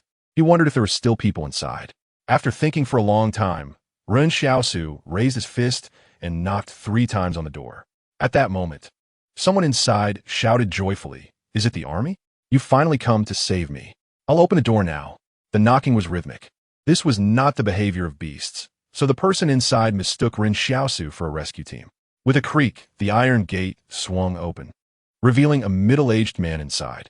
He had an injury on his leg, and his entire pant leg was soaked in blood. He was even supporting himself on one foot to open the gate. However, the moment the gate opened, both sides moved. Ren Xiaosu bent down to rush in, but the middle-aged man, seeing that his visitor was not the army, instinctively raised his handgun. The air suddenly froze, and Ren Xiaosu stopped in front of the middle-aged man. As the dark muzzle of the gun was pressed against his forehead, the middle-aged man chuckled. "So you're just a little thief taking advantage of the chaos. I recognize you. You're Ren Xiaosu from the town." Ren Xiaosu recognized him too. This middle-aged man was the factory manager, Wang Danyang. "I recognize you as well." Ren Xiaosu straightened up and said nonchalantly, "Why are you the only one in here?" "No, it's you who first escaped here and closed the gate, leaving everyone else outside." At this point, a chill ran through Ren Xiaosu's heart.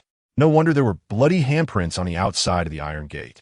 It turned out to be the result of the refugees desperately pounding on the door. Once the iron gate was sealed from the inside, there was no way to open it from the outside using normal means. Wang Danyang smiled and said, "Don't worry about those things. If you carry me back to the town now, I'll spare your life. What if I refuse to carry you?" Ren Xiaosu laughed. "Then I'll just shoot you and lock the door, waiting for the army to come rescue me. I'm one of the people in the shelter. They have to come to save me," Wang Danyang said. "You must be afraid I'll sell you out and tell everyone about your actions to survive." Ren Xiaosu continued to smile. Wang Danyang sneered. The handgun gave him immense courage, and he felt invincible. How do you know? Ren Xiaosu pondered. Who knows you better than your own father? Wang Danyang. The factory manager was suddenly enraged. Do you think I wouldn't dare to kill you? I also know one thing, Ren Xiaosu said slowly. What? A sense of foreboding rose in Wang Dongyang's heart. I know that your gun is not on safety, and you want to have time to put it on now. Wang Dongyang's pupils suddenly constricted. He had initially thought that the outside was the army, so he hadn't thought much about it. When he saw Ren Xiaosu rushing over so decisively, he hadn't had time to put the safety on. He had thought he could easily intimidate Ren Xiaosu because he believed that someone like Ren Xiaosu, a refugee who had never seen a gun, would not understand its mechanics and would only feel fear. As it turned out, Ren Xiaosu understood firearms better than most people in this shelter number 113. Thank you, Zhong Kuei, for your small trumpet. That year on June 1st, the society forced you to be strong. Class 010 student became the new leader of this book. Boss Luo, the factory manager Wang Dongyang's despair slowly spread up, like a climbing tiger grasping his entire heart. He didn't expect to be seen through. The only surprise was that he didn't understand why the young man opposite him knew about guns. The next moment, he suddenly retreated, wanting to take this opportunity to open insurance, but Ren Xiaosu would not give him that chance at all. He crashed into Wang Donyang like a cannonball, directly causing Wang Dongyang's ribs to break, and the gun flew out. Wang Donyang lost his last reliance. He lay on the ground, coughing up blood, and said, "Spare me, and I will tell you where my assets are hidden. You tell me first, and I'll spare you," Ren Xiaosu said calmly. Do you think I'm stupid? Wang Donyang understood that he was futilely pleading. How could this young man possibly let him go?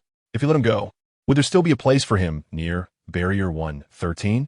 Moreover, when Wang Donyang first heard about Ren Xiaosu had the nickname Ruthless Ren Xiaosu. Your lungs have been pierced by broken ribs, so even if you return to the town now, it's too late, Ren Xiaosu laughed. He also wanted Wang Dongyang's assets, but the key was that the other party clearly would not tell him now.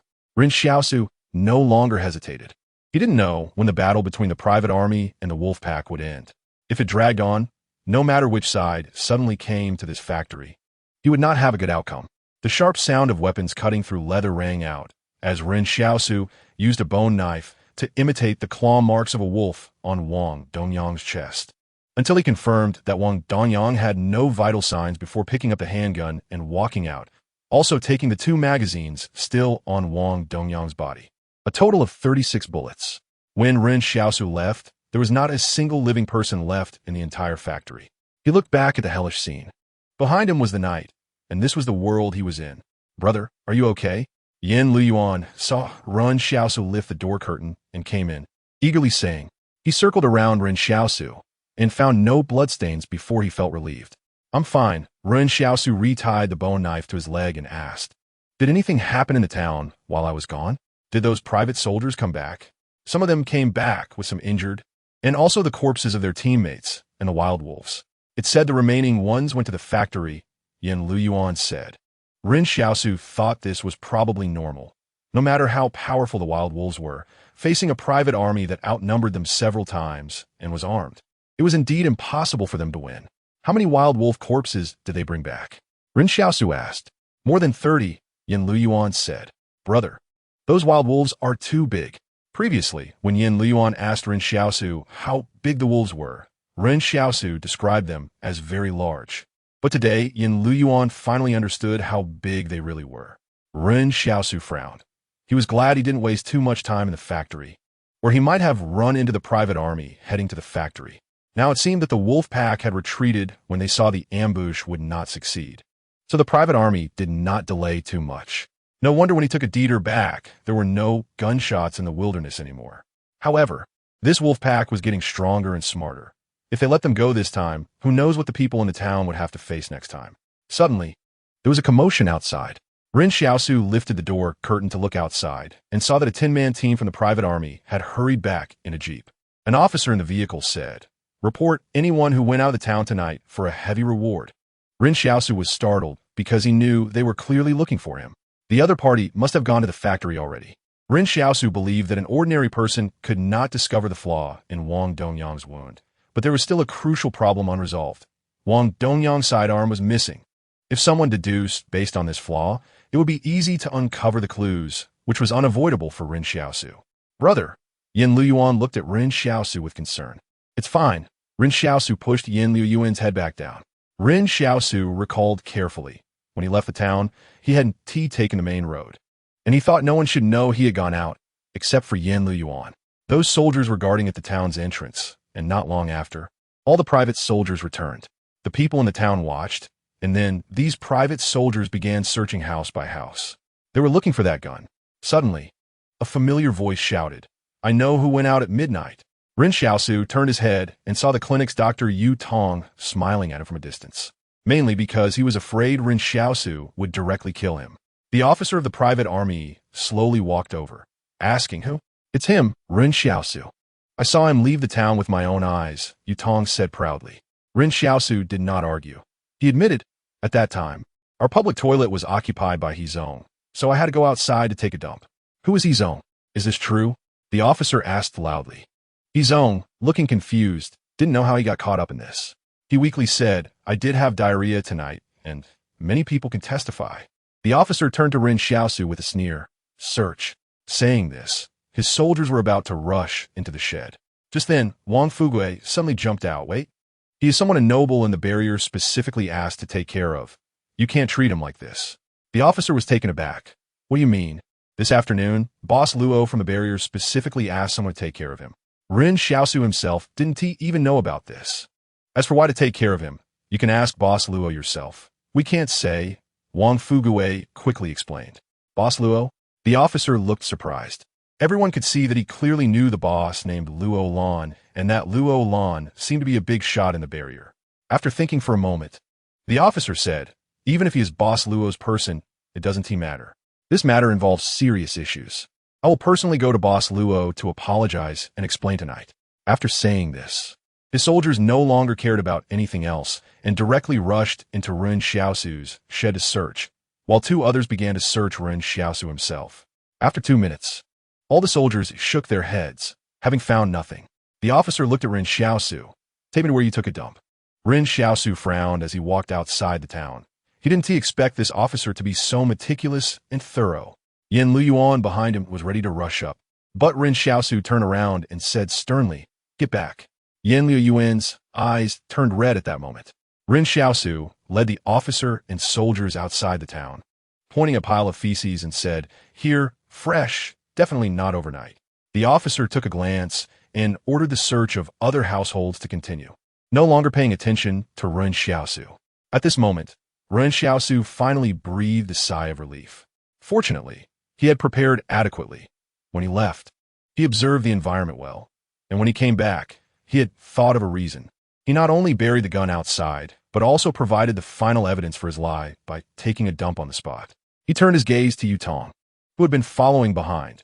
Yu Tong looked at Ren Xiaosu with a fierce gaze and immediately peed himself. Ren Xiaosu was initially unsure whether Yu Tong, the clinic doctor, had actually seen him go out or if the other party was trying to frame him intentionally, even if he hadn't seen it. Later, he recalled carefully and realized that he hadn't seen Yu Tong at all.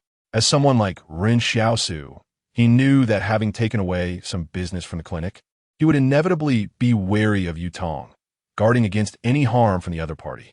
After all, in this world, one must always be cautious of being schemed against. So, if Ren Xiaosu felt that he had no impression of such a dangerous target in his memory, it would indicate that the other party was indeed not present at that time, making it more likely that they were lying and deliberately persecuting him. As for whether Yu Tong had considered the consequences of not successfully framing him, Ren Xiaosu thought he was not that clever and probably couldn't think that far ahead. Previously, Ren Xiaosu had tolerated Yu Tong. He couldn't completely destroy someone's livelihood after taking their business, so he advised Yu Tong to go back and study medical books. But the other party not only didn't take it to heart, but also came over to harm him. Ren Xiaosu looked at Yu Tong with a cold smile, while Yu Tong ran off towards the town, leaving a puddle of water behind. Wang Fugui laughed beside him, saying, "Looks like I was overthinking it. Turns out you're fine." Ren Xiaosu turned to Wang Fugui and sincerely thanked him. In that situation, if anyone was willing to say a word for him, he would remember it. "Oh, don't mention it." Wang Fugui smiled like a blooming chrysanthemum. "If it weren't for Boss Luo appreciating you, I wouldn't dare to stand up and speak for you." It was Boss Luo who specifically sent someone to relay this message, asking the town's management to look out for you. Ren Xiaosu was taken aback. What does Boss Luo do? Does he know me? Wang Fugue whispered with a wink. Your medicine, Boss Luo really likes it. Ren Xiaosu realized at this moment that Wang Fugue had actually delivered his black medicine to the barrier. Boss Luo said, as long as you deliver that amount every month on time, you'll be fine outside the barrier, Wang Fugue said with a smile. He also had his own selfish motives. After all, as long as he could connect with Boss Luo through Ren Xiaosu's black medicine, he could ensure his safety for the rest of his life. Suddenly, Ren Xiaosu became curious. Is Boss Luo very powerful inside the barrier? You don't understand, Wang Fugue boasted. He's the representative of the Qing family consortium at Barrier 113. Ren Xiaosu felt something was off. Why do people from the Qing family consortium not have the surname Qing? I'll tell you this, but you must not spread it around. Wang Fugue lowered his voice. It's said that he's a half-brother of a big shot from the Qing family consortium, an illegitimate child. Can you talk to Boss Luo and get us into the refuge barrier? Ren Xiaosu thought that since Boss Luo had such power inside the refuge barrier, it shouldn't be difficult to get them in. We are all contaminated people. How can we get into the barrier? Wang Fugue said with a frown. Besides, if you go in, who will get herbs for Boss Luo in the wild? Ren Xiaosu suddenly realized that the latter part was the real reason for that Boss Luo. What reason would there be to get Ren Xiaosu and the others in? It would be better to keep them outside the barrier to supply black medicine. That night, Yin Lu Yuan suddenly had a high fever that wouldn't go down. Ren Xiaosu tried to apply a bottle of black medicine on Yin Lu Yuan's forehead, but it didn't help to reduce the fever. Ren Xiaosu sat by the bed, looking at the listless Yin Lu Yuan, and sighed, you don't need to make wishes for this. Don't make wishes casually in the future without my orders, understand? This kind of high fever can be fatal. Yin Lu Yuan barely opened his eyes and weakly said, but what if something happens to you? What will I do? Ren Xiaosu thought for a long time with his head down. Don't be stubborn. I will definitely bring you all to live a good life. The next morning, when Ren Xiaosu went to the town to fetch water, he learned some shocking news. Yutong had actually run away overnight with money and valuables, preferring to face the dangers of the wilderness rather than confront Ren Xiaosu. Some said Yutong had gone to Barrier 114, as it was the closest to Barrier 113 and in the opposite direction of the wolf pack.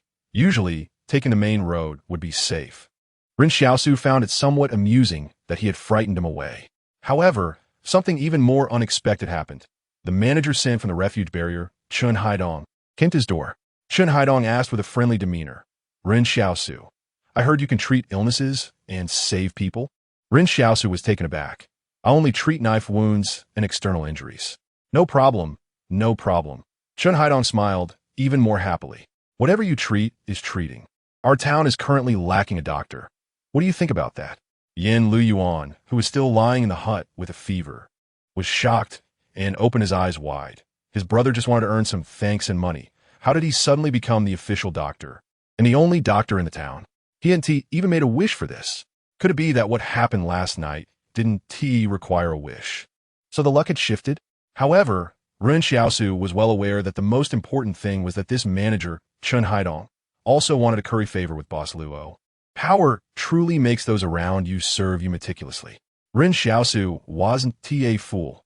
He immediately agreed. Can I use that Clinic S building? Of course. Chun Haidong said kindly with a smile. That is absolutely fine. You can move in today since no one is there anymore. After saying that, Chun Haidong walked away, humming a tune with his hands behind his back. Soon after, Old Wang came to the door with a wooden box under his arm, followed by some people who lived in brick houses, the wealthiest group in the town, according to legend. There were people who ran small gambling houses, fabric shops, and grain stores. Old Wang opened his mouth and said, Congratulations, Ren Xiaosu. You're moving into a brick house. As he spoke, Old Wang handed a gift box to Ren Xiaosu. I prepared a little gift for you and Lu Yuan. You're still growing. This will nourish your body. Out of curiosity, Ren Xiaosu opened it and was shocked to find a ball of white substance. What is this? You wouldn't understand. This is the bird's nest I've treasured for many years, Wang Fugue introduced. It's very nourishing. Ren Xiaosu had only heard of this before, but had never seen it. However, he had always had a doubt. I heard from Mr. Zhang Jinglin that bird's nest is made from the saliva of swallows. But I thought saliva doesn't have that much viscosity, so it should be phlegm. Wang Fugui? You don't bring such disgusting things when giving gifts, he said, displeased. What about Bloodbird's nest? Ren Xiaosu pondered. Phlegm with blood? 25. A banner, additional update request for recommendations. If you don't want it, just get it back to me. No need to be so disgusting, Wang Fugui said, trying to come over to take the bird's nest back. Ren Xiaosu happily closed the bird's nest box and tossed it into the hut. No need to be disgusting. I was just joking. He looked at the people behind old Wang. To be honest, if he called these people gentry, it would be an insult to the term. These people all brought a little gift, and everyone was actually not unfamiliar with Ren Xiaosu. They mainly came over to engage in pleasantries, meaning, we accept you into our circle now, and we are all friends from now on. Ren Xiaosu didn't stand on ceremony with them. Yin Luyuan was still lying in bed recovering, so why not enjoy the supplements? Ren Xiaosu, old Wang pulled him aside and said, you should quickly move into the clinic. There are 2 more rooms behind the clinic with a small yard of more than 10 square meters. Many people are keeping an eye on it. Okay, Ren Xiaosu nodded. He was still quite polite to Wang Fugui for now. Additionally, Boss Luo had someone send out a bit of medicine from the barrier for you. This costs money, and I've had someone put it directly in the clinic. The most valuable are the anti-inflammatory and anesthetic drugs, so you need to keep an eye on those, Wang Fugui said in a low voice. Some people can't find cigarettes to smoke, so they directly steal anesthetics to replace those addictive narcotics. I've fallen for this trick before. Ren Xiaosu was taken aback. He didn't expect that anesthetics could have such an effect. However, it's a good thing someone sent something over, so he asked with lingering curiosity, what else did they send? There's also a banner. In the morning, Ren Xiaosu and Sister Xiaoyu tidied up a bit and then went to the clinic. Who would want to live in a shack when they could stay in a bright and clean brick house? He had already planned it out. In the 2 rooms at the back, he and Yin Luyuan would share one, and Sister Xiaoyu would have one to herself. Previously, Sister Xiaoyu had lived in a brick house, but later moved to the shack for the sake of her 2 younger brothers. Now, Ren Xiaosu letting her move back into a brick house was also fulfilling a wish. However, the moment Ren Xiaosu walked into the clinic carrying Yin Luyuan, he felt unwell. He saw that a banner was hanging prominently on the wall of the clinic. Miraculous hands bring spring back, Luo Lan. According to Wang Fugui, as long as this banner was in the clinic, no one would dare to do anything to Ren Xiaosu, provided he didn't do anything that touched Luo Lan's interests. This was a talisman, although it made Ren Xiaosu quite uncomfortable. He didn't know if it was Luo Lan casually instructing his subordinates to make the banner or if it was meant to mock him. It was probably more likely the former. To Luo Lan, he was just a refugee buying medicine outside the barrier. After settling Yin Luyuan, Ren Xiaosu noticed that Sister Xiaoyu was already feeling distressed. Last night, fearing that he would disturb her sleep, he hadn't told her about it, and she only found out this morning. Yin Luyuan enjoyed Sister Xiaoyu's careful nursing and suddenly thought of how he used to tease her, so he weakly said, Sister Xiaoyu, I'm sorry about the past. Sister Xiaoyu shot him a glance. What do you need to apologize for to me? You 2 are just small but clever. But if it weren't for your maturity compared to other kids, you wouldn't have made it this far. It's mainly because my brother is amazing, Yin Luyuan said with a smile. I don't know how much hardship this kid Ren Xiaosu has endured over the years, Sister Xiaoyu sighed. Countless hardships, Yin Luyuan replied calmly. At this moment, Ren Xiaosu was inspecting the remaining medicines in the clinic, as well as the new medicines sent by Luo Lan.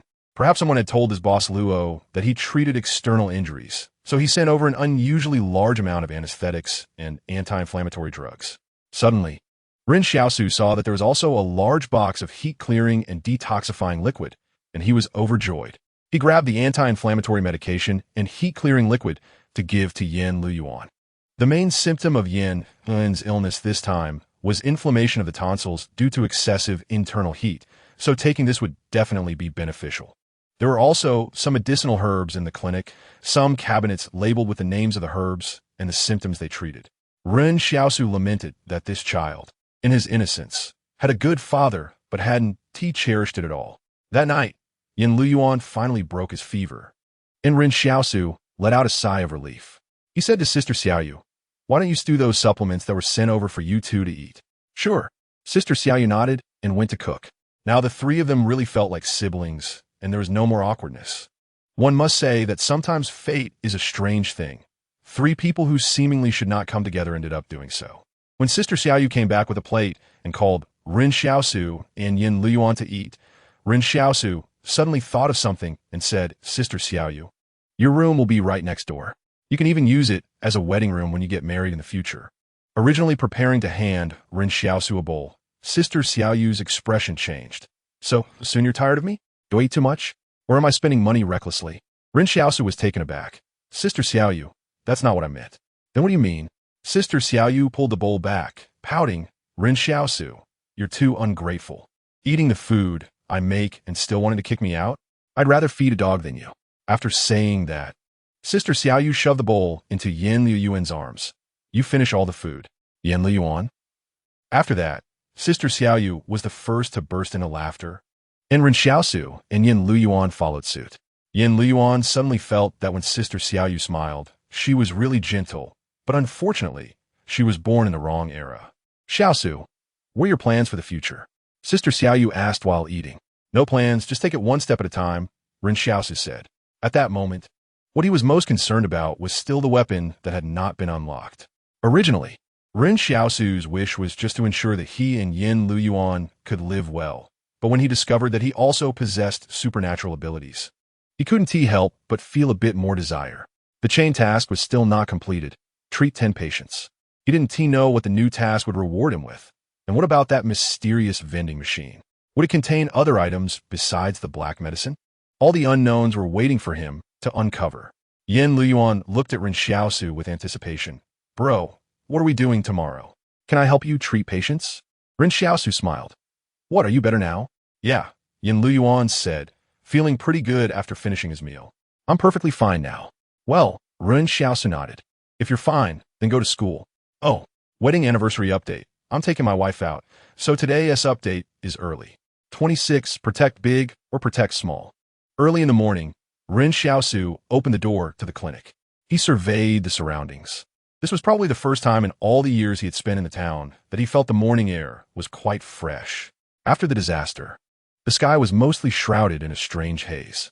Teacher Zhang Jinglin said that this was due to the large amount of smoke and dust particles being swept into the sky during the disaster, which not only blocked sunlight from photosynthesis, but also caused the climate to be particularly cold, leading to frequent acid rain. It wasn't until the past few decades that this situation gradually improved, and now, most of the time, the sun could be seen throughout the year. Ren Xiaosu's clinic was directly opposite a grocery store. As soon as he opened the door, he saw Wang Fuguei from across the street walking out with 2 freshly baked sweet potatoes. Xiaosu, have some sweet potatoes. Ren Xiaosu couldn't help but sigh. Before this, it was difficult for him to even get Wang to send him a sewing needle, let alone a thread for sewing. And now, this stingy man was actually taking the initiative to offer sweet potatoes. Looking at Wang Fuguei's cheerful demeanor, Ren Xiaosu thought that there should be a principle of reciprocity in receiving gifts. He smacked his lips and said, I don't have anything to give you in return. How about I give you a shot of anesthetic? A shot of anesthetic? Is that appropriate? Wang Fuguei's expression instantly darkened. He asked, by the way, you haven't gone out to gather herbs these past few days. Do you still have that medicine? I do, anti-inflammatory medicine, anesthetics, cough syrup, all of it. Ren Xiaosu said with a smile. I meant that black medicine you have. Do you still have any? Wang Fuguei looked a bit awkward. Didn't you just buy some? Ren Xiaosu asked knowingly. That was for the big shots inside the barrier. Don't play dumb here. Without me sending medicine in, could you have easily gotten this clinic? Wang Fuguei complained. To be honest, I initially just gave it to Chen Haidong. I don't know how it ended up in Boss Luo's hands. At this moment, Wang Fuguei himself couldn't quite understand how this black medicine was passed up layer by layer, nor did he know how many more times it could be used by the time it reached Boss Luo. Ren Xiaosu took out 2 small porcelain bottles, explaining that he had exchanged a small bottle of black medicine yesterday to treat Yin Yuan's fever, and now there were still 2 doses left. So he had already separated them. 1,200, not a penny less. I have a bottle that needs to be delivered, Wang Fuguei said, glaring. How can you still charge me so much? If you don't want it, I'll just put the black medicine back in my pocket. Ren Xiaosu said as he prepared to take it back. As a result, Wang Fuguei didn't hesitate and decisively grabbed Ren Xiaosu's arm, exchanging money for goods. And in the end, Wang Fuguei even thanked him. A thank you from Wang Fuguei, wow. Ren Xiaosu thought it was quite interesting that Wang Fuguwei had given him 2 thanks coins in a row. However, Ren Xiaosu felt a bit regretful that his thank you coins were decreasing instead of increasing. Now he only had 4 left. But he weighed the pros and cons and thought that to ensure Yin Lu Yuan and Sister Xiaoyu had a better life in the town, it was essential to strengthen his relationship with the people in the barriers. Moreover, he wasn't giving away the black medicine for free, so why not? With this in mind, Ren Xiaosu sighed, hoping that with his new identity as a clinic doctor, he could gain more gratitude. Ren Xiaosu's immediate priority was to go out and gather herbs. He was a cautious person, and he had to do everything thoroughly. Otherwise, it would raise suspicions. If someone mentioned him, they might say, so-and-so's supernatural ability is to manifest an ice mountain that crushes cities. So-and-so can cut through mountains. And Ren Xiaosu's ability is to create that kind of medicine, which would be quite embarrassing. After entering the wilderness, Ren Xiaosu couldn't help but take a look at the place where he buried his pistol. After confirming that no one had disturbed it, he felt relieved. This was his greatest support now, and he couldn't afford any mistakes. Even though he currently had a strength of 45 and agility of 41, in the end, a person was still not faster than a gun. When Ren Xiaosu returned to the clinic with a bamboo basket, he saw Sister Xiaoyu looking distressed at a couple who had come for a consultation. Upon seeing Ren Xiaosu return, Sister Xiaoyu immediately cast a pleading glance at him. "Xiaosu, hurry up and see the patients." Ren Xiaosu threw the bamboo basket on the ground and asked, "What seems to be the problem?" "That's great," the man replied. "We aren't injured. My wife is 4 months pregnant, and this morning she suddenly had some pain in her belly. We're worried about complications, so we came to see if you can treat her." Ren Xiaosu was instantly petrified. Although he was running a clinic, he didn't know how to treat this kind of condition. There wasn't much distinction between male and female health issues in the current society, in the minds of the townspeople. If you were sick, you came to the clinic. Ren Xiaosu felt troubled. He had just boasted earlier, and now he was facing the couple's hopeful gazes. He couldn't just slap himself in the face, could he? He struggled to recall the lessons taught by Mr. Zhang at the school and the books he had read there, trying to think of how doctors usually address pregnant women and their families. After a moment of contemplation, he asked, "Do you want to save the mother or the child?" The couple looked at each other, puzzled. The man erupted in anger. "Are you a fake doctor? My wife just has a stomachache, and you ask whether to save the mother or the child. The problem is, she's only 4 months pregnant. Where would you put the child if we saved it?" Ren Xiaosu thought to himself that it seemed to be the case. He sighed and said, "I truly apologize. I was wrong earlier. Let me be honest with you. I really can't treat gynecological issues. If I continue to mislead you, that would be outrageous." The previous doctor couldn't either. He was actually a quack. He had to admit that while he could kill a deserving person without blinking an eye, he couldn't deceive a pregnant woman with a clear conscience. Ren Xiaosu continued, "My suggestion is that you go to the school and ask Mr. Zhang to lend you some books on this subject, and make sure your wife eats and drinks well. Whether she can give birth smoothly depends on fate. I won't deceive you for your money. Also, don't go buying medicine from others randomly. I know that pregnant women shouldn't take medicine, as it can likely lead to developmental deformities in the child. If you don't believe me, you can ask Mr. Zhang." The couple looked at each other in disbelief. They hadn't expected Ren Xiaosu to say this. The man thought for a while and said, "I feel like you're better than that previous doctor. Last time I was sick, he was afraid I wouldn't buy medicine, but his medicine didn't help at all. I got through it myself." The pregnant woman stood up and smiled. "Thank you, doctor." A thank you from Qingjiejiawan. Ren Xiaosu was momentarily stunned. He had hardly done anything this time and had received a thank you for free. 27. How delightful. Ren Xiaosu suddenly felt puzzled. He had only spoken a bit of truth and unexpectedly received gratitude from the other party. In his and Yin Liu Yuan's view, you could only earn sincere thanks by giving something to others. In the past, when Ren Xiaosu attended classes at the school, he often wondered why Mr. Zhang Jinglin described that segment of human civilization so well, yet it took thousands of years for civilization to reach that height, while the speed of its collapse was much faster than the speed of its construction. Today, this couple made Ren Xiaosu vaguely realize something, but he couldn't articulate it. That day, Ren Xiaosu asked Sister Xiaoyu to take down the flag hanging outside the clinic and embroidered the words "external injury" on it. He had done his fair share of swindling, but Ren Xiaosu chose to do so selectively. He made a decision. Starting today, he would treat the illnesses he could and leave the rest alone. As a result, What shocked Ren Xiaosu was that not a single case of external injury came in today. Instead, all the patients had minor ailments he couldn't treat. But that wasn't the reason for his shock. He was astonished that when facing these patients, he told them the truth, and throughout the day, he didn't use a single dose of black medicine. Yet his number of gratitude coins rose to 10. Ren Xiaosu sat in the clinic, lost in chaotic thoughts about what the heck was going on. What he didn't know was that perhaps everyone had long-held grievances against the previous doctor, Yutong. When Ren Xiaosu behaved this way, those who had visited him spontaneously began to promote him. I think that tough guy Ren Xiaosu is much better than that previous bastard Yutong. He won't prescribe unnecessary medicine to make money off you. Curious onlookers heard this and came to the clinic to join the excitement. While everyone was having fun, Ren Xiaosu felt quite troubled. He earned a few gratitude coins in just one morning, but the number of patients was 10 times that of the gratitude coins.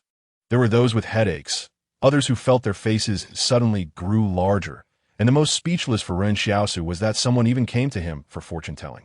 Nevertheless, Ren Xiaosu was determined to stick to his principles. He continued to send away the townspeople, just as he had explained to the couple earlier. Later, the townspeople discovered that Ren Xiaosu seemed to really not overcharge for medical treatment. Previously, their impression of him was that he was quite ruthless. Since he was not very old, Ren Xiaosu had to fight fiercely with others to establish himself in this town, which gave him a slim chance of survival. Eventually, everyone's impression of him shifted to that of the medicine seller. Now, everyone subconsciously believes that if there is a real injury, they can go to the clinic to find Ren Xiaosu for treatment right away. This sudden reputation has left Ren Xiaosu feeling quite bewildered.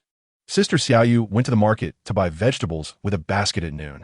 During this time, Ren Xiaosu and the others have become more affluent, with savings reaching 400 yuan, so their living conditions have improved, and they can buy some good vegetables in the market.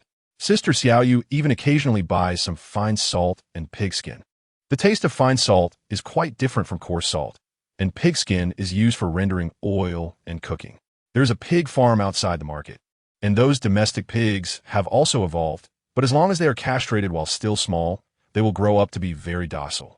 One must admit that humans are indeed the species most capable of adapting to the environment and making the best use of it, without exception.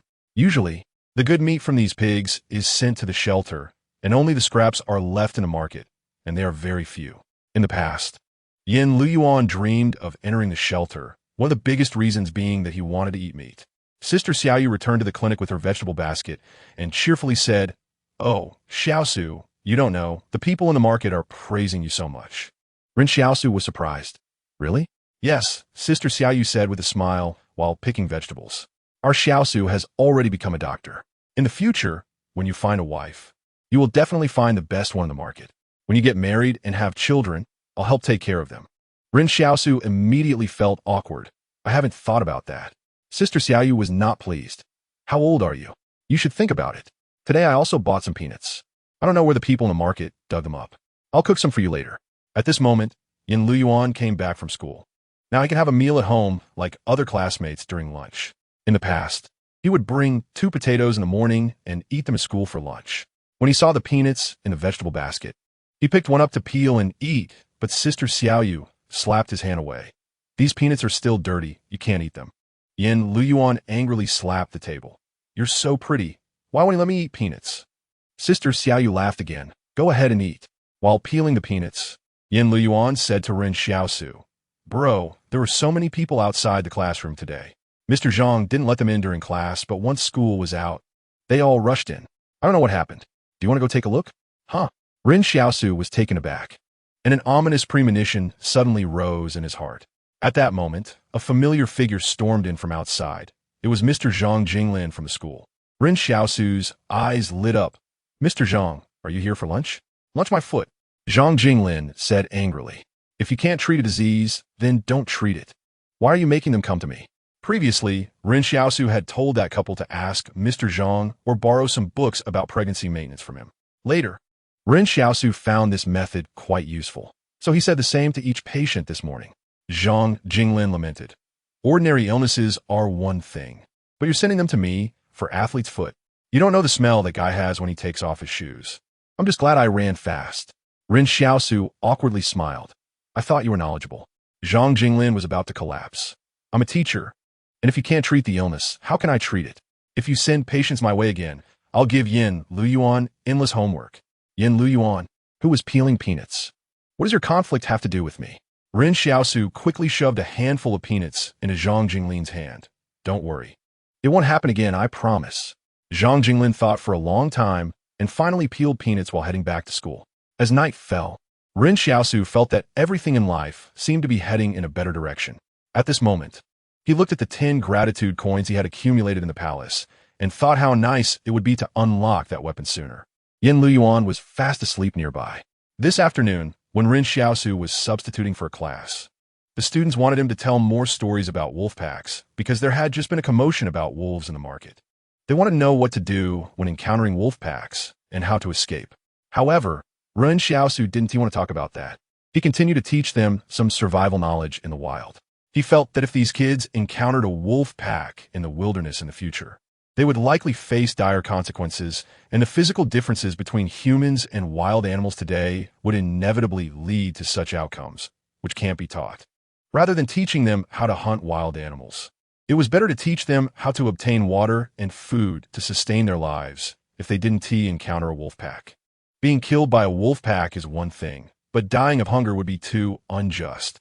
The content of the lesson did not meet the students' expectations, and to make matters worse, it was dragging on, which led to the students being very dissatisfied with Ren Xiaosu. They even went home to complain to their parents. However, what they didn't know was that they didn't dare to provoke Ren Xiaosu. So would their parents dare? At this moment, Ren Xiaosu suddenly heard unusual noises outside the courtyard wall. The source of the sound was being very careful, but as someone who had spent years in the wilderness, Ren Xiaosu had to be alert to the slightest disturbance, or it could cost him his life. He quickly blew out the kerosene lamp in the room and stealthily made his way to the courtyard.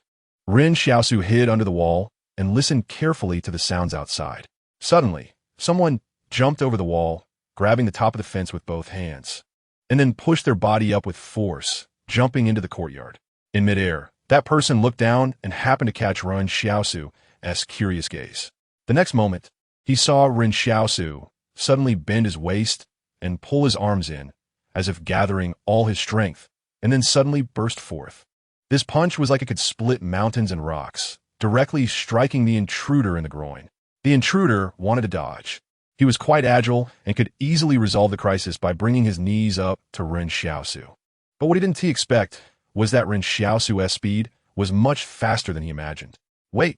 The intruder lost his balance and painfully fell to the ground, clutching his groin and crying out in agony. At this moment, footsteps sounded outside, suggesting that there was more than one person coming. Ren Xiaosu calmly looked at the person on the ground. Their clothing did not help him identify who they were. The next moment, 2 more figures jumped in. Wait, what the hell? 2 more people rolled on the ground. Ren Xiaosu frowned. These people's skills were acceptable, but if he had to say something bad, not a single one could last a round against him. There was a knock at the door, and a familiar voice said, "Open the door." Ren Xiaosu remembered this voice. It belonged to the officer who had previously led the private army to search the entire market. He suddenly realized that these people were from the private army inside the shelter, but Ren Xiaosu couldn't understand why they were so weak. In fact, it wasn't that they were weak. Although the private army within the shelter was lax in training, they were not ordinary people who could be easily dealt with. These private soldiers had heard that Ren Xiaosu was notoriously fierce, but they thought, how powerful could a refugee be? Sister Xiaoyu and Yin Luyuan, who were originally sound asleep in the house, got dressed and came out. "What's going on?" Ren Xiaosu said, "Go back inside," and then went to open the door for the officer. He thought to himself, why did these private soldiers climb over the wall dressed in civilian clothes? This clearly indicates they are coming back for revenge, to search him again, the prime suspect in the gun loss case. Perhaps these private soldiers are also eager to report back to their superiors, but they are wary of that Boss Luo. If they find something, it would be one thing, but this number 113 refuge is not entirely under Boss Luo's control, and Boss Luo might not even value Ren Xiaosu that much. However, if they don't find anything, he might have to face Boss Luo's wrath. Normally, one would think that after being searched once, and with Boss Luo having given a heads up, most people wouldn't expect these private soldiers to come back for another search. If he really did bring the gun back while gathering herbs last time, it would be dangerous. According to Wang Fugue, the family of the factory manager he killed also has significant influence in the refuge. Ren Xiaosu frowned. This could be considered a nighttime intrusion into a private residence, and this was the second time they were searching him. By rights, he should have the upper hand.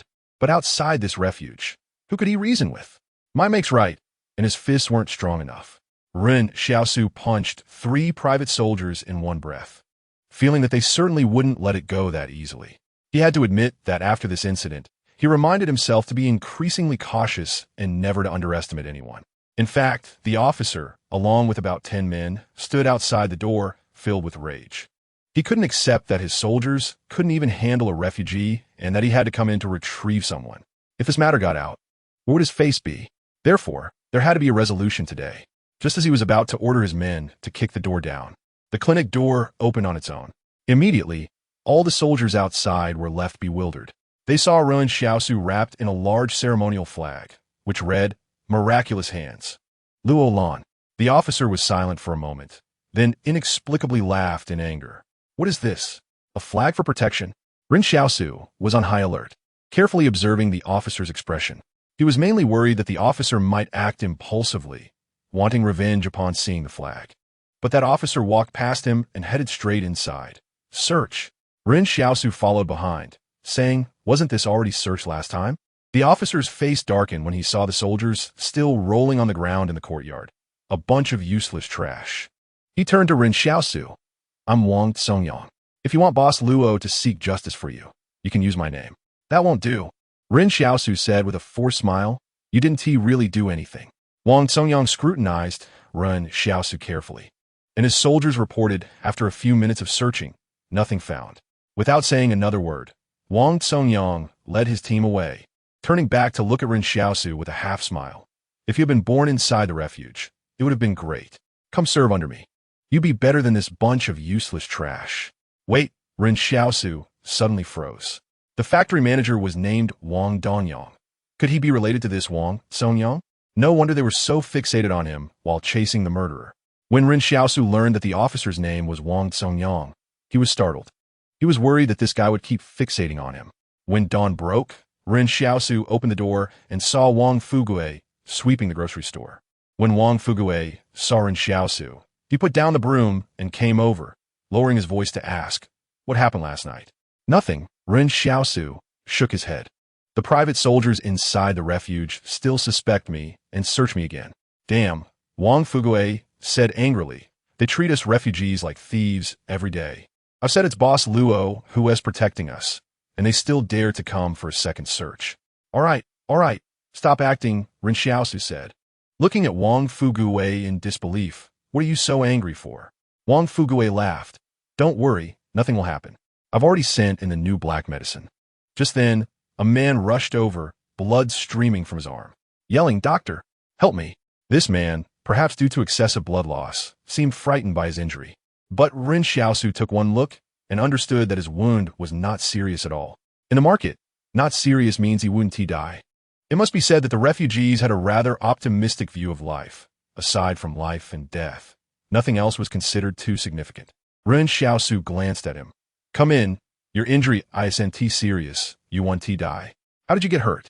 "I was on my way to the factory, but I realized I forgot something and turned back. I found someone stealing from my shack, and I tried to catch him, but he stabbed me," the man explained. "Doctor, I'm really fine, right? I've lost so much blood." "You're fine," Ren Xiaosu replied calmly. The man relaxed a bit upon hearing he wouldn't die. Ren Xiaosu looked at his wound again, contemplating whether to use the new anesthetic he had just received. He wondered if he should use it. Ren Xiaosu said to the man, "We have anesthetics here. After you get the anesthetic, treating your wound won't hurt at all." "Really?" The man paused. "Does it cost money?" "Of course," Ren Xiaosu replied irritably. "You think I can give you such expensive medicine for free? Look at your wound. It's at least 4 inches long. Sewing that long of a cut one stitch at a time, wouldn't that hurt like hell?" What Ren Xiaosu said was the truth. The wound was too long, and he estimated that the black medicine would have to be applied carefully. Otherwise, one dose wouldn't be enough. So he was genuinely worried that the man wouldn't be able to withstand the pain. At that moment, Sister Xiaoyu came out with a metal tray holding a syringe and a small bottle of anesthetic. This syringe was one that the clinic had from before. Due to limited medical conditions, there were no disposable syringes, so every time it had to be properly sterilized. Logically, this was definitely wrong, but what could Ren Xiaosu do? All he could do was disinfect it properly, like roasting the needle over the fire for a while. This time, Sister Xiaoyu waited until the needle cooled down before preparing to inject it. But just as she was about to do it, she hesitated. Xiaosu, should the anesthetic be injected outside the wound or inside? They hadn't used this anesthetic before, so Sister Xiaoyu was puzzled. Would injecting it directly into the wound work faster? Ren Xiaosu was also at a loss. Had he thought of that? I don't know. The man, who had been listening to their conversation, was almost in disbelief. So you guys have never used anesthetics? Do you even know how to treat wounds? This man had heard of Ren Xiaosu's ability to treat external injuries, and given Ren Xiaosu's excellent reputation in the market, he had rushed to the clinic first. But now it seemed like things weren't as they appeared. Where should I inject it, Xiaosu? Sister Xiaoyu urged. Ren Xiaosu glanced at the patient's complexion, then pondered, how about we inject in the leg, so he doesn't run away later? The patient. Task completed. Reward 10 strength. Task, treat 20 patients.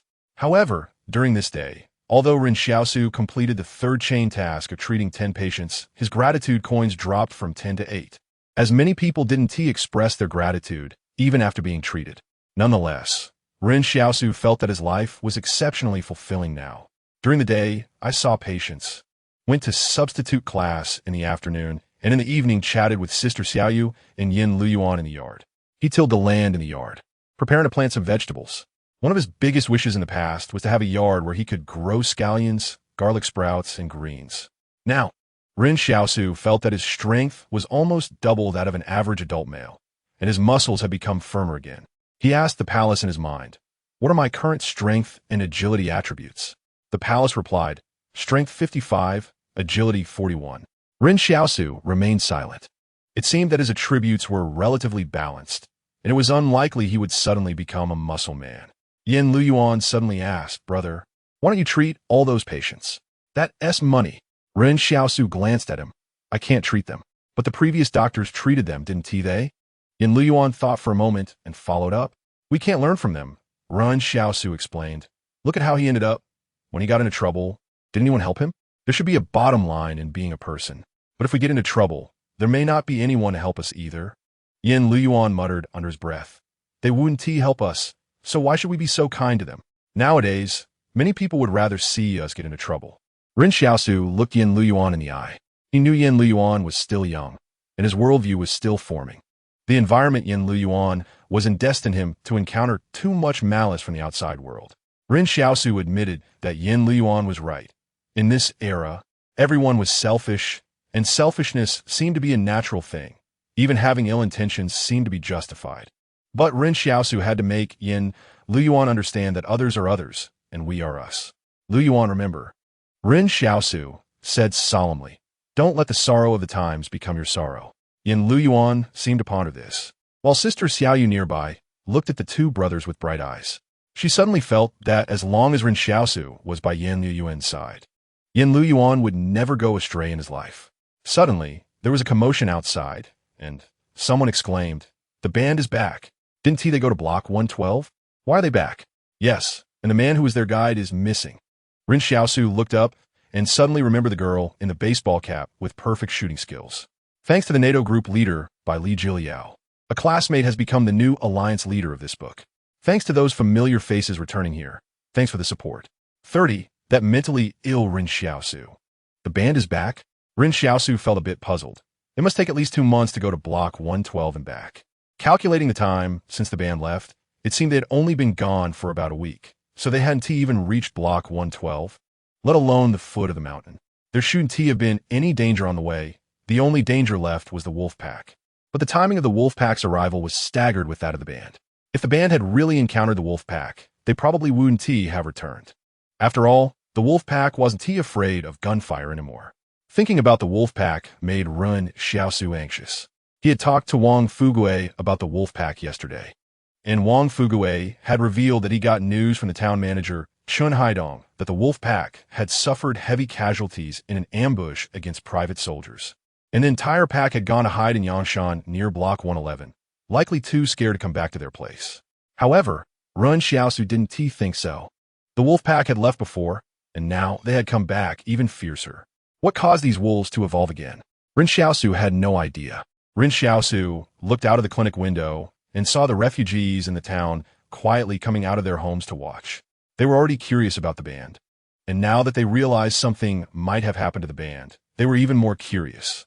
When the band left, they had 4 off-road vehicles, but now only one was slowly driving, carrying the star Luo Xinyu from the wall and 3 private soldiers, while the others were following on foot, their clothes tattered.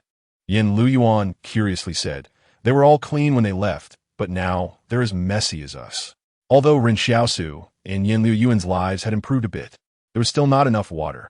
In terms of water resources, the refugees were always equal. The management of the shelter was very strict. So if there was extra water at home, Ren Xiaosu and Yin Luyuan would generally give it to Sister Xiaoyu for washing, and they would only use a little water to brush their teeth. Brushing teeth meant taking a willow twig, dipping it in some coarse salt, scraping it on their teeth for a while, and then rinsing their mouths. Now, seeing that the band members had also become like them, the dark-skinned Ren Xiaosu and Yin Luyuan felt quite happy. The girl in the baseball cap with perfect shooting skills was also walking behind the off-road vehicle. Her clothes had holes in them, but Ren Xiaosu noticed that although she looked as ragged as the other band members, her steps were still light and steady. From this alone, the girl in the baseball cap was much stronger than the accompanying private soldiers. Of course, this was within Ren Xiaosu's expectations. After all, how could someone with perfect shooting skills be outdone by those private soldiers? Luo Xinyu in the off-road vehicle instructed, "Quickly report to the wall. Don't let these refugees gawk at us like monkeys." After receiving the order, the private soldiers raised the dark muzzles of their automatic rifles at the watching refugees. And one of them said viciously, "Get back to your pigsty." The refugees saw that these private soldiers were getting serious and immediately retreated. Also, Luo Xinyu said coldly, "Find out Wang Fugue." The noisy sounds in the town gradually quieted down, and everyone only dared to whisper in their shelters. Or if a family chat wasn't enough, they could chat with the neighbors through the thin fabric of the shelter, as it wasn't soundproof. Ren Xiaosu and Yin Luyuan leaned on the window to watch outside. They saw that the band members divided into 2 groups. One group went to find the people at the shelter to go through the entry process, while the other group headed straight for Wang Fugue's grocery store. "Brother, what are they looking for old Wang for?" Yin Luyuan asked curiously. "Maybe they are looking for old Wang to settle accounts," Ren Xiaosu speculated. Old Wang recommended the guide, and the hunter who acted as the guide didn't come back with them. So maybe something went wrong with this hunter, which led to their embarrassing early return. Ren Xiaosu made a rough judgment. Ren Xiaosu smacked his lips and felt a bit regretful when that guide left the town. He had looked at Ren Xiaosu with a show-off expression, but unexpectedly, that glance turned out to be a farewell forever. Ren Xiaosu saw these people knocking on the door of Wang Fugue's grocery store. Wang Fugue slowly opened the door from inside, seemingly very calm. Originally, Ren Xiaosu was a bit worried about Wang Fugue, but seeing him so calm, he felt he didn't need to worry about anything. The people in the off-road vehicle also got out. Luo Xinyu, dressed in white casual clothes, or rather, what used to be white, stared at Wang Fugue and questioned, "What kind of guide did you find for us?" Wang Fugue asked curiously, "What is wrong?" He was genuinely curious. After all, that should have been an old hunter, and he shouldn't have made such a low-level mistake. Why were these people so angry? "What is wrong?" Luo Xinyu said coldly. He took the wrong direction before even entering the area of Jing Mountain. "We spent 3 days and still couldn't find the correct location." Entering Jing Mountain is accessible by car, and many people know this because there is a gravel-paved canyon there, which should have been a riverbed, but for some unknown reason, it has dried up. Ordinary vehicles obviously cannot pass through, but it's not difficult for off-road vehicles. So, the guide couldn't directly lead the band onto that road. And then, what about him? Old Wang asked in a daze. "He hasn't found the way yet, and he has gone," a private soldier said coldly. "As a hunter around here, how could he not know there are dangers in the water? When he went to wash his face by the river in the morning, he didn't know something bit his face to shreds. By the time we found him, he was already cold, and the route he took us on had so many fierce monkeys that we almost couldn't make it back." Ren Xiaosu was taken aback. Something was very wrong. He had never heard that the fish in that river nearby were aggressive. Was it fish? Wang Fugue leaned against the doorframe of the grocery store. "Oh, so that is what happened. but I might not have time to help you find a new guide again. I have to help Boss Luo with some matters. In fact, Boss Luo hadn't arranged anything for him. He just wanted to convey that he was Boss Luo's man. The private soldiers frowned, and even Luo Xinyu was stunned. They didn't expect the person they wanted to deal with was actually behind Luo Lan. Wang Fugui said leisurely, I've told you long ago. If you want to go through, you must find Ren Xiaosu. That crazy guy? One private soldier frowned. The one who imagines he is a doctor? Wang Fugui suddenly had a toothache. He pointed to the clinic window across. You might not believe it, but he really is a doctor now. Luo Xinyu. Private soldier. Everyone followed Wang Fugui's finger and saw two dark faces pressed against the clinic window, curiously looking at them. To be honest, Wang Fugui felt a bit emotional at that moment. Yeah, how did this guy mistakenly become a doctor? Is he really a doctor? Someone in the band asked with a hint of doubt and disbelief. Did we misunderstand him last time? Luo Xinyu was even more puzzled. Wang Fugui thought that indeed there was no misunderstanding. He had only become a doctor in the past couple of days. However, he didn't intend to say that. He originally wanted to distance himself, saying you all think I introduced a crazy person to you. But I didn't. Look, he really is a doctor. No. Let me think, a private soldier pondered. What did he say the last time we met? Congratulations, father and son are safe, 6 pounds and 6 ounces. Someone said, right? Who the hell says father and son are safe? The private soldier said angrily. People like him in your town can become doctors? Wang Fugui saw that they had actually recalled Ren Xiaosu's original words. So he explained, our medical conditions are relatively poor, but it's true. He really is the doctor in our town. If you don't believe me, I can ask someone to confirm. Saying this, Wang Fugui walked a few shops ahead, casually knocked on a door, and asked, is Ren Xiaosu our town's doctor? The person who opened the door was taken aback. Yes. How is his medical skill? Wang Fugui pressed on. The person gave a thumbs up. Who in our town doesn't praise Ren Xiaosu? The band members fell into contemplation again. They turned their heads back to look at the clinic, but there was no one at the window anymore. You say he is the only one who can take people through Jing Mountain? Luo Xinyu calmed down. Yes, Wang Fugui thought for a moment and smiled. Actually, I can't say for sure if he can take you across, but if he can't make it, then no one in this town can take you across. You're almost putting him on a pedestal, Luo Xinyu sneered. You tell him he has been requisitioned. We'll set out again after we rest. No, you can't tell me that, Wang Fugui chuckled awkwardly. If you want to requisition him, you have to ask if Boss Luo is willing. Boss Luo? He is also related to Boss Luo? Luo Xinyu was stunned. I'm not clear on the details, but it can't be casually requisitioned, Wang Fugui explained. Luo Xinyu sneered a couple of times. At that moment, the person responsible for customs clearance had already returned, and passage was allowed. The gate of the refuge barrier was slowly lifted by the people above, and without saying a word, Luo Xinyu led the team into the refuge barrier. Wang Fugui patted his chest. In fact, he was also afraid that the other side would come looking for him, but fortunately, due to the connection with Boss Luo from delivering the black medicine, if he hadn't been relying on that today, he might have suffered a lot. In fact, Wang Fugui might not even know how much power Boss Luo had in the refuge barrier, but every time he relied on that power, he deeply felt how useful this big flag was. Wang Fugui went to knock on the clinic door to discuss this matter with Ren Xiaosu. But after knocking for a long time, no one paid him any attention. Wang Fugui muttered, am I being resented? The next morning, Ren Xiaosu opened the clinic door on time, ready to start business, and as soon as he opened the door, he saw Wang Fugui standing at the door with a smile. Ren Xiaosu said irritably, what is the matter? You see, I recommended you to them with good intentions. Wang Fugui said, that is a chance to enter the barrier. Do you know how many people outside want to enter the barrier? Everyone wants to. Why don't you take such a good opportunity? Ren Xiaosu became unhappy. I'll draw a route map for you, and you take them. That way, you can enter the refuge barrier. I'm not going. Wang Fugui shrank his neck. I don't have your skills, and if I go in, what about my daughter? At my age, I can still find a partner outside to spend a little money, but once I go in, no one will look at me. Ren Xiaosu said, you have a daughter. I also have Lu Yuan and sister Xiaoyu. What will happen to them if I enter the barrier? If you recommend me to them again, I'll let Lu Yuan and sister Xiaoyu eat and drink from you. I'm doing this for your own good. Wang Fugui said, exasperated. If I were 20 years younger, I would really go. For my own good? Ren Xiaosu sneered. I thank your whole family. Wang Fugue also got angry. I thank your 8 generations of ancestors. From Wang Fugue's gratitude, one. Ren Xiaosu. He roared angrily in his mind. Is this considered gratitude?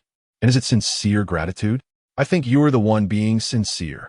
Ren Xiaosu never expected that his 9th gratitude coin would come in this way. It's simply unbelievable. However, Ren Xiaosu understood that although Wang Fugue had the idea of getting close to the star in the barrier, recommending himself to the other party was indeed out of a certain good intention. But the problem was that Ren Xiaosu really didn't want to go in. If the condition was to swap Lu Yuan for entry, he might have agreed.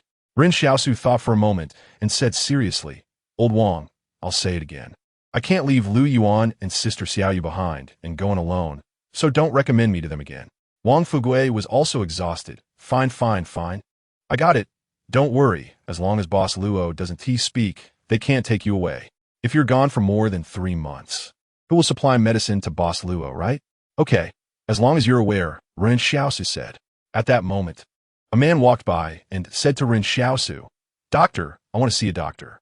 I want to talk to you for now. A patient has come. Ren Xiaosu turned and walked into the clinic. Ren Xiaosu sat behind the desk and said to the man, Where are you hurt? Let me see. I'm not hurt. It's just that my balls hurt, the man said. He had just finished speaking when the nurse, Sister Xiaoyu, suddenly blushed. Ren Xiaosu felt a bit awkward and tentatively asked in a more professional tone, Is it your testicles that hurt? The man was taken aback and replied, It hurts whether it's finished or not.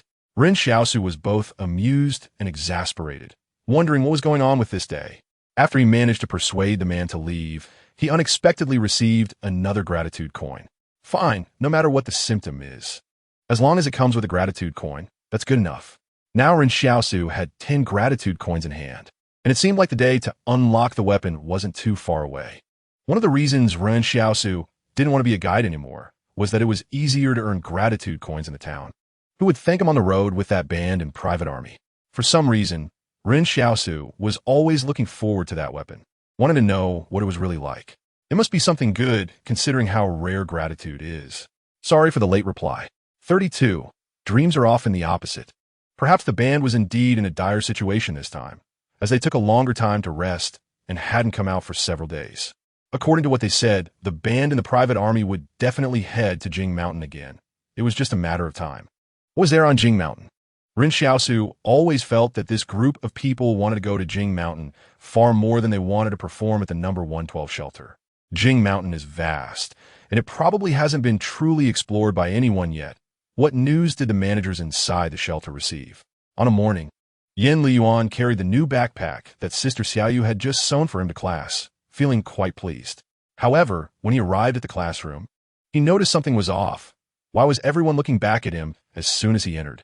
Not wanting to pay attention, he sat down at his seat. But all the classmates actually surrounded him. Li Yuqian, the sturdy girl from old Li's grocery store, was the first to speak. Li Yuan, can you go back and tell your brother not to keep us late anymore? Yeah, Wang Fugue's silly son complained. He keeps us late every day, and we have no time to play. Yen Liyuan was also struggling with this issue. He helplessly replied, If it were useful for me to say something, he wouldn't have kept us late already. Hearing this, the others were displeased. Li Yuqian sneered, Mr. Zhang hasn't even paid your brother, and I heard your family isn't short on money now. So why are you so concerned? What, do you want to take over the class? He's just a substitute teacher. He doesn't have a right to boss us around. Li Yuqian cried out in pain. Suddenly, Yen Liyuan stood up and kicked Li Yuqian in the hip. No one expected him to explode with anger like that. He coldly said, The things my brother teaches you are knowledge that can save your lives in the wilderness. If you're ungrateful, that's fine, but to slander him behind his back, don't blame me for being rude next time. Yen Liyuan was 14 this year, while Li Yuqian was already 16. Their heights were about the same now, but Li Yuqian was a bit sturdier than Yen Liyuan. When Wang Fugue wanted to introduce Li Yuqian to Ren Xiaosu, Yen Liyuan had genuinely said that Li Yuqian was tough. However, at this moment, the other students looked at Yen Liyuan like they were seeing a smaller version of Ren Xiaosu. The fierceness they both exhibited was strikingly similar. Usually, Yen Liyuan often teased others, but he seemed much gentler than Ren Xiaosu. Why did he transform like this when Ren Xiaosu was mentioned? At this point, everyone realized that Yen Liyuan actually harbored a certain wildness within. Li Yuqian originally wanted to fight back, but upon seeing Yen Liyuan like this, She became hesitant. I didn't slander him. I was just speaking the truth. Now, it was Yin Luyuan who was conflicted. He was the one who didn't want Ren Xiaosu to keep them late. Mr. Zhang, the teacher, walked in with his hands behind his back and said, "Why are you all gathered together? Get back to your seats and prepare for class." All the students hurried back to their seats. When school was over, Mr. Zhang appeared quite amiable, but during class, he was stricter than anyone else. Wang Fugui's silly son, Wang Dalong, sat down next to Yin Luyuan. He was still Yin Luyuan's deskmate. Wang Dalong secretly studied Yin Luyuan, and when he saw that Yin Luyuan still seemed upset, he wanted to find a topic to ease the earlier awkwardness. "I dreamed yesterday that my dad found me a stepmother, and she was really mean to me." Yin Luyuan glanced at him and replied, "It's okay. Dreams are often the opposite." Wang Dalong's face lit up at this. "That's true." Yin Luyuan thought for a moment and said, "I think he might have found you a stepfather." Wang Dalong. That evening, while Ren Xiaosu and the others were having dinner, they planned to review the lessons Yin Luyuan and the others had learned that day. Just then, Wang Fugui stormed in with the crying Wang Dalong. "Ren Xiaosu, come out." Ren Xiaosu paused with his bowl. "What's wrong?" "Ask your Luyuan what he told my son. He came home crying." Wang Fugui was furious, recalling what his son had said earlier. Ren Xiaosu looked at Yin Luyuan, who was sitting obediently on the chair. "I said old Wang might have found him a stepfather." "Ren Xiaosu." Wang Dalong cried even harder. Ren Xiaosu turned to Yin Luyuan. "That's your fault, Luyuan. How can you say that about someone?" Then he turned to Wang Dalong and comforted him gently. "Don't worry. Your dad will at most find you a stepmother. A stepfather is definitely not going to happen." Wang Dalong paused for a moment. "A stepmother isn't okay either," and continued crying. This infuriated Wang Fugui. "Thank you for your explanation." From Wang Fugui, a gratitude coin. At this moment, Ren Xiaosu's eyes lit up. Although this gratitude was a bit painful to get, it was still a gratitude coin. For some reason, Ren Xiaosu felt that a magical door was slowly opening for him. He now had 11 gratitude coins. Suddenly, Wang Fugui seemed to remember something and his anger dissipated instantly. He reminded Ren Xiaosu. "Chun Haidong, the manager from our town, mentioned something yesterday by chance. He said that strange things seem to be happening in other shelters, and our number 113 shelter is the same." "What kind of things?" Ren Xiaosu asked in a low voice. Wang Fugui seemed unsure about the specifics. "I'll let you know if I find out more. Just be careful. These days, anything strange usually isn't a good sign." After Wang Fugui left, Yin Luyuan curiously asked, "Why does old Wang say that anything strange usually isn't a good sign?"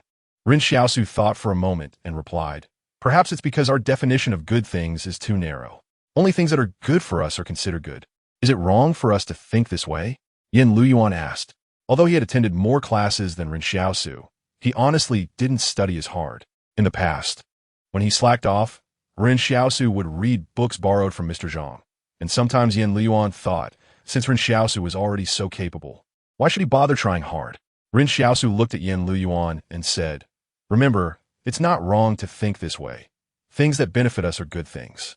It's not wrong to be a bit selfish. I'm telling you to be a person with principles, but not to be a doormat." 33. What are you waiting for? Every time Ren Xiaosu educated Yin Luyuan, Sister Xiaoyu would quietly watch from the side. She suddenly felt a bit envious of Yin Luyuan. If someone had taught her back then, perhaps she wouldn't have taken so many detours. "Brother, can you teach me some principles in the future?" Yin Luyuan said eagerly. Ren Xiaosu glanced at him. "Aren't you always falling asleep when I talk to you? How can I teach you? Should I send you dreams?" "Then I won't sleep from now on," Yin Luyuan said, glancing at Sister Xiaoyu, and then smiled shyly. Suddenly, someone knocked on the clinic's door from outside. Ren Xiaosu frowned and turned back. Usually, once night falls, no one would come knocking because the town is not safe. What's going on today? Could it be Wang Fugui returning? Ren Xiaosu thought it was likely only Wang Fugui would show up at this time. After all, their houses were too close. If someone intended to commit a crime against Wang Fugui, he would probably have already entered the clinic by now. As he walked over to open the door, Ren Xiaosu said, "I said, old Wang, can you hurry up and find a wife? Why do you come knocking on our door every day?" However, when the door opened, Ren Xiaosu was stunned. It wasn't Wang Fugui. The person was someone Ren Xiaosu recognized, a young idler in the town named Zhang Baojian, who usually didn't work and relied on his parents to support him from their factory jobs. Ren Xiaosu asked, "What's the matter?" He carefully examined the other person, noticing that there were no visible injuries. So why did he come so late? If he was trying to rob the clinic, then this guy was really out of his league. With Ren Xiaosu's current strength of 55 and agility of 41, he could easily take down 10 young men like Zhang Baojin. Zhang Baojin said anxiously, "Doctor, please help me check my illness and make sure to keep it secret." Ren Xiaosu thought for a moment and stepped aside. He was purely curious now. "Go ahead, what illness do you have? Don't be shy, I've seen a lot." "Wait a minute." Zhang Baojin was quite polite when talking to Ren Xiaosu. There were many young people in the town, like Zhang Baojin, who relied on their parents, gathering together to cause trouble, and no one was willing to provoke them easily. But Zhang Baojin wasn't stupid. He knew he couldn't provoke Ren Xiaosu. In fact, everyone had been reluctant to provoke Ren Xiaosu before. It seemed like Ren Xiaosu was somewhat similar to their group of young people. But the problem was that everyone in the town knew that provoking Zhang Baojin and his friends would only lead to some minor retaliation, which could be endured. It was just trivial matters. However, provoking Ren Xiaosu could lead to death. Zhang Baojin closed the clinic door, then turned and asked, "Doctor, some strange things have been happening to me." Ren Xiaosu frowned. "I can't treat impotence." "It's not that," Zhang Baojin said. "Let me show you. Please don't be surprised." Ren Xiaosu waited in anticipation. At that moment, Zhang Baojin opened his mouth and actually blew out a bubble of saliva. "Ren Xiaosu, is that it?" But the next moment, the bubble that flew out of Zhang Baojin's mouth burst, and Ren Xiaosu actually felt a force erupting from that bubble, pushing him backward. The force was not strong, but it was definitely not something a normal saliva bubble could do. "Doctor, what are you doing?" Zhang Baojin looked at Ren Xiaosu in confusion. "I was checking if your saliva splashed on me." Ren Xiaosu adjusted his clothes and asked, "When did you gain this ability?" "This isn't an illness, and I can't treat it. But my parents say I'm sick, and they say my brain is sick," Zhang Baojin explained. "If I don't come to see you, they won't be at ease. My parents really like you." Ren Xiaosu found this statement strange, but he thought for a moment and said, "To me, this doesn't seem like an illness. Maybe you've heard that some people now have strange abilities." Ren Xiaosu wasn't just talking nonsense. Long ago, there were rumors that there were supernatural beings in the world who could summon a train from thin air. The townspeople were very interested in this story. However, when it happened to them, why did they call it an illness? When Zhang Baojin heard that even Ren Xiaosu said it wasn't an illness, he immediately thanked him happily. "Thank you, doctor, I'll go back and tell my parents." "Thank for Zhang Baojin one." Saying that, Zhang Baojin turned and left. Ren Xiaosu thought to himself that this kid was quite polite. However, Ren Xiaosu didn't have a good impression of young people like Zhang Baojin. After all, everyone lived in this era, and if you don't work hard, you really can't survive. These idle young people could still live so freely because they still had their parents around. The heart of parents is pitiful. Some parents willingly dedicate their entire lives to fulfill their children's lives. The next morning, Wang Fuguwei quietly entered the clinic and whispered to Ren Xiaosu, "I found out that Chun Haidong just learned what happened. It seems that someone from another barrier suddenly attacked the barrier's manager with supernatural abilities. Now, every barrier is checking for the existence of supernatural beings. So these people really do exist." "Really?" Ren Xiaosu asked in shock. "So there might be supernatural beings around us? Who knows?" Wang Fuguwei chuckled. "This matter doesn't concern us much." "That's true." Ren Xiaosu laughed along, but he was still pondering about the events from last night. He wondered if Zhang Baojin had told anyone else. Having a gossip like Wang Fuguwei around had its advantages. He was close to people inside the barrier, so he could learn about news faster than others in the town. No wonder Wang Fuguwei lived better than most people in the town. It could be said that this was something Wang Fuguwei excelled at. Suddenly, Wang Fuguwei chuckled and said, "Xiaosu, do you think if I had some supernatural ability, it would be easier to find a wife?" "You can forget it," Ren Xiaosu said impatiently. "Look at your foolish son. He is about to cry, and you're still thinking about this?" "Don't say that. My son is not foolish," Wang Fuguwei retorted. "He can't manage my affairs. And I was just casually saying it. What if I also get supernatural abilities?" Ren Xiaosu interrupted. "If you were going to have them, you'd have them by now. What are you waiting for?" Wang Fuguwei was speechless for a while. Thanks to Ku Jia12138 and Bookfriend 201711300045599159 for becoming the new leader of this book. 34. The misfortune of others. I'm not saying, Old Wang, why do you keep thinking about finding a wife? Ren Xiaosu couldn't understand. There are plenty of women in this town, and many are willing to get close to you as long as you feed them every day. Ren Xiaosu had seen this happen many times, not to mention women. Men were the same way. There were several women who wanted to get close to Ren Xiaosu for a meal back then, and there were even men who had tried. When Yen Liyuan found out about it, he nearly vomited, which is why he was so wary of Sister Xiaoyu at first. Sometimes, the stories in real life are far more bizarre than the storybooks from Mr. Zhang in the classroom. Wang Fuguei flicked his greasy, semi-long hair and said proudly, "Can I want someone like that? With my status, I should find a proper woman, right? You are the gentleman of our town." Ren Xiaosu said insincerely. At that moment, two girls walked past the clinic, and Wang Fuguei's eyes lit up. "What do you think of these two?" Ren Xiaosu examined the girls. One is good-looking but has a poor figure, while the other isn't that attractive but has a good figure. "So, what is your relationship with these two girls?" Wang Fuguei. This question genuinely caught Wang Fuguei off guard, and in anger, he turned to go back to his grocery store to attend to customers. Suddenly, an unexpected event occurred. The gate of the shelter slowly lifted, and the sound of steel, wood, and ropes grinding together was enough to make one's teeth ache. The heavy gate was being raised bit by bit, so heavy that it was almost hard to breathe. Inside the shelter, Chun Haidong emerged with a squad of private troops. This time, the officer leading the private army was a completely unfamiliar face, not Wang Songyang, who had previously dealt with Ren Xiaosu and had never appeared in the town before. Where did Wang Songyang go? Was he punished by that boss Luo? What were they planning to do? Ren Xiaosu curiously asked.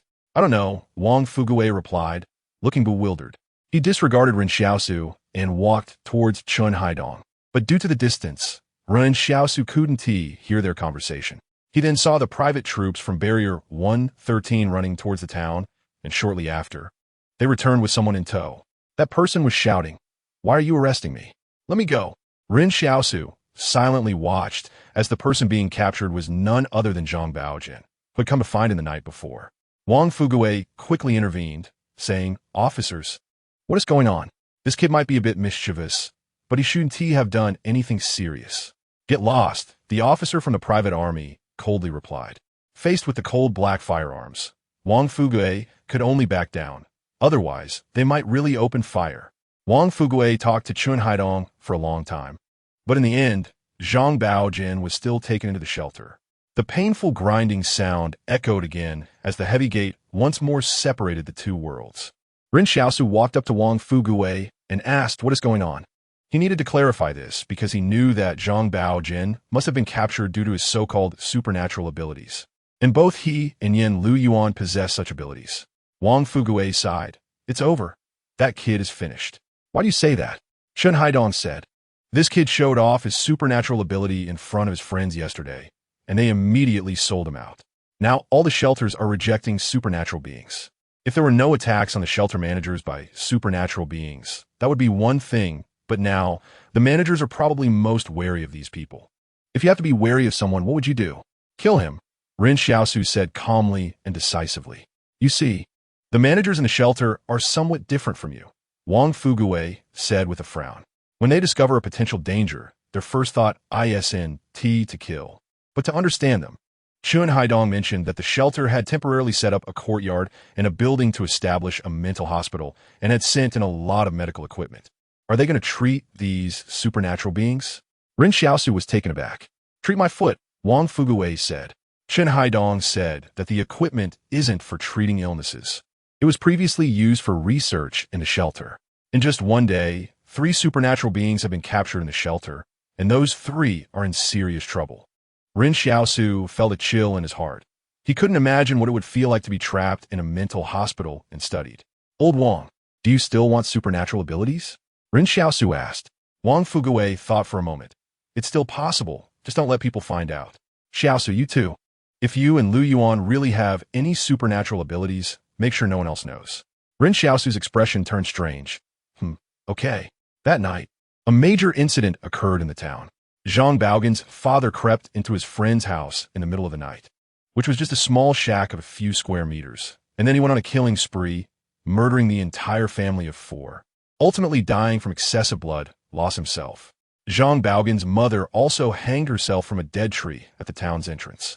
Zhang Baojin was the only child in the family, originally spoiled by his parents, and didn't he have to do any work. Now that he was gone, the entire family couldn't survive. In the town, some people sympathized, while others secretly made sarcastic remarks, showing off with a bit of supernatural ability. And as for Zhang Baojin's father, if you really had guts, you would have charged into the shelter. In that moment, Ren Xiaosu recalled the image of Zhang Baojin bubbling. What a damned world. The nobles high up in the shelter seemed to hold the power of life and death over everyone. But Ren Xiaosu felt that this situation would eventually change. He just didn't know when that day would come. A crowd gathered at a distance to watch the dead tree from which Zhang Baogan's mother had hanged herself. And Ren Xiaosu saw Mr. Zhang from the school had also come. Mr. Zhang looked at some people nearby. Was I the one who taught you to gawk at others' misfortunes? Is their misfortune not also yours? After he finished speaking, several young men beside Mr. Zhang lowered their heads. Mr. Zhang sighed and said, "Go and bury them together." "Sir, we should go to the factory to work." The young men hesitated. Wang Fugue said on the side, "I won't make you work for nothing. I'll pay $800. All right, the young men agreed. "We'll go right away." 35. Thank you for the full coins. Zhang Baogan's incident cast a gray fog over everyone's emotions in the town. Everyone had long been accustomed to living under the rule of the shelter. But when they realized that their rights to life were not in their own hands, their feelings suddenly became heavy. Ren Xiaosu spent the whole day thinking. According to Wang Fugue, Zhang Baojin was likely in serious trouble after being captured. The shelter had a set of research methods prepared for him. Even if he didn't die, he would suffer greatly, and most importantly, Zhang Baojin had lost his freedom from now on. As for Ren Xiaosu himself, his secret was much bigger than Zhang Baogan's. Now, the palace in his mind had unlocked many functions, yet even more awaited exploration. Ren Xiaosu didn't even know where the end of this palace was or what level it would ultimately elevate him to. If his secret were to leak, it wouldn't be surprising if he was captured by the shelter for brain slicing. Ren Xiaosu arrived at the school early and found Yen Luyuan, seriously instructing him to never reveal his secret, as it was a matter of life and death. The two brothers did not have the strength to confront the shelter. The chimneys of the factories inside and outside the barriers spewed thick white smoke into the sky, and the clock in the shelter still rang on time, as if nothing had happened. Today, Mr. Zhang seemed a bit down. Sometimes he even lost focus while lecturing. Whenever he was reminded by the students, he would bow deeply in apology. Finally, Mr. Zhang said, "Sorry, students, I wasn't able to teach well today due to my own reasons. Everyone can self-study. We went to have class today." Ren Xiaosu did not go directly back to the clinic today. He wanted to take a moment in the clean environment of the school to think about his future with Yen Luyuan and Sister Xiaoyu. In the afternoon, when Ren Xiaosu was substituting for class, he didn't teach anything new. To be honest, his mind was completely elsewhere today. When school was over, Ren Xiaosu unusually did not extend the class time, but instead was eager to take Yen Luyuan home early. He said, "Class dismissed. Today, I won't teach you anything else." "Stand up," said the class monitor. "Thank you, teacher." "Kim, a thank you from the Yuqian 1. "Thank you, teacher." From Wang Dalong 1. Ren Xiaosu was taken aback. There were only 24 students in the class, and yet with his command to dismiss, he received 23 thank you coins. The only one who didn't give him a thank you coin was Yen Luyuan. Yen Luyuan noticed that Ren Xiaosu seemed a bit distracted today, so he was more concerned about what was bothering his brother rather than thinking about going out to play after school. Ren Xiaosu stared blankly as the group of little rascals rushed out of the classroom, realizing that they didn't actually enjoy his teaching. "You all wait for me. What did I teach poorly?" This day was quite remarkable. Ren Xiaosu had worked hard for nearly half a month to collect 12 thank you coins, but today he received 23 in just one day. The total number of thank you coins reached 35, seemingly bringing him one step closer to unlocking a weapon. After weighing the pros and cons seriously, Ren Xiaosu decided that if they didn't like his teaching, so be it, as long as they gave him thank you coins. That was enough. The next day, instead of opening his clinic as usual, Ren Xiaosu ran straight to the classroom. He was clear about why he opened a clinic. Was it just to make money? Of course not. Now that he had found a quick way to earn thank you coins, how could he miss it? Teacher Zhang Jinglin hadn't dismissed the class, yet when he saw Ren Xiaosu already outside the classroom, The students looked in the direction of Zhang Jinglin's gaze. And for some unknown reason, when they saw Ren Xiaosu, a chill ran down their spines. Today, Ren Xiaosu wasn't teaching wilderness survival, but rather how to strike certain parts of the body to deliver a fatal blow or how to incapacitate an opponent instantly. However, Ren Xiaosu had never received any training in this area. There was nowhere in the town to practice such skills. So all this knowledge came from years of experience in competing and fighting with others. When Zhang Jinglin heard that Ren Xiaosu was going to teach about human confrontation, he frowned. He didn't like teaching students how to confront others. In past lessons, he had focused more on how to face natural environments. There is a psychological implication that when you teach students how to confront humans, they will naturally regard humans as imagined enemies. Similarly, when you teach them how to face a pack of wolves, they will see wolves as imagined enemies. Deep down, Zhang Jinglin never wanted his students to become violent individuals. But for some reason, recalling Zhang Baogan's incident made him sigh and ultimately let Ren Xiaosu teach whatever he wanted.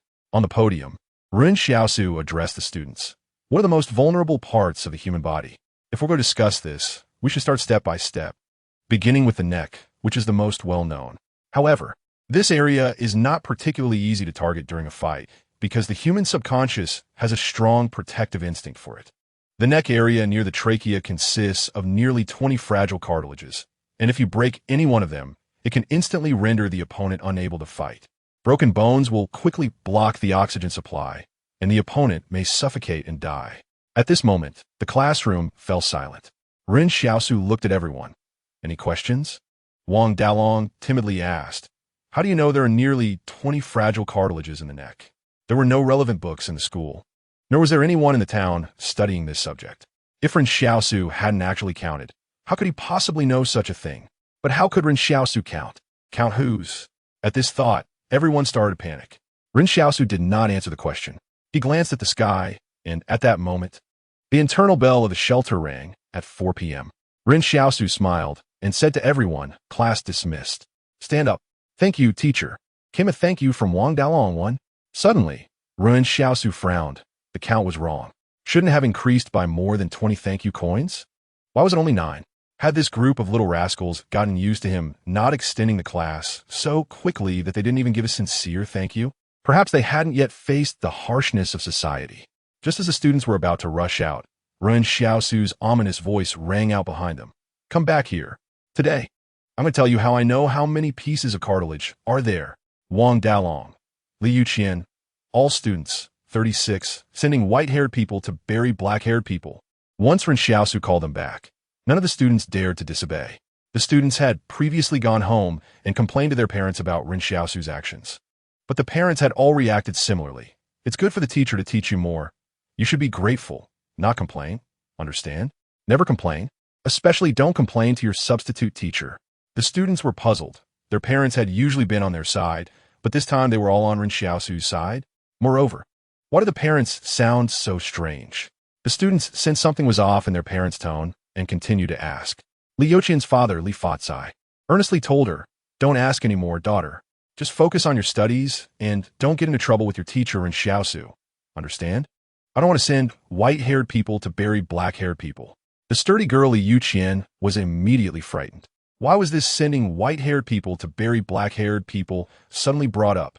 So now, the students were exceptionally obedient in front of Ren Xiaosu.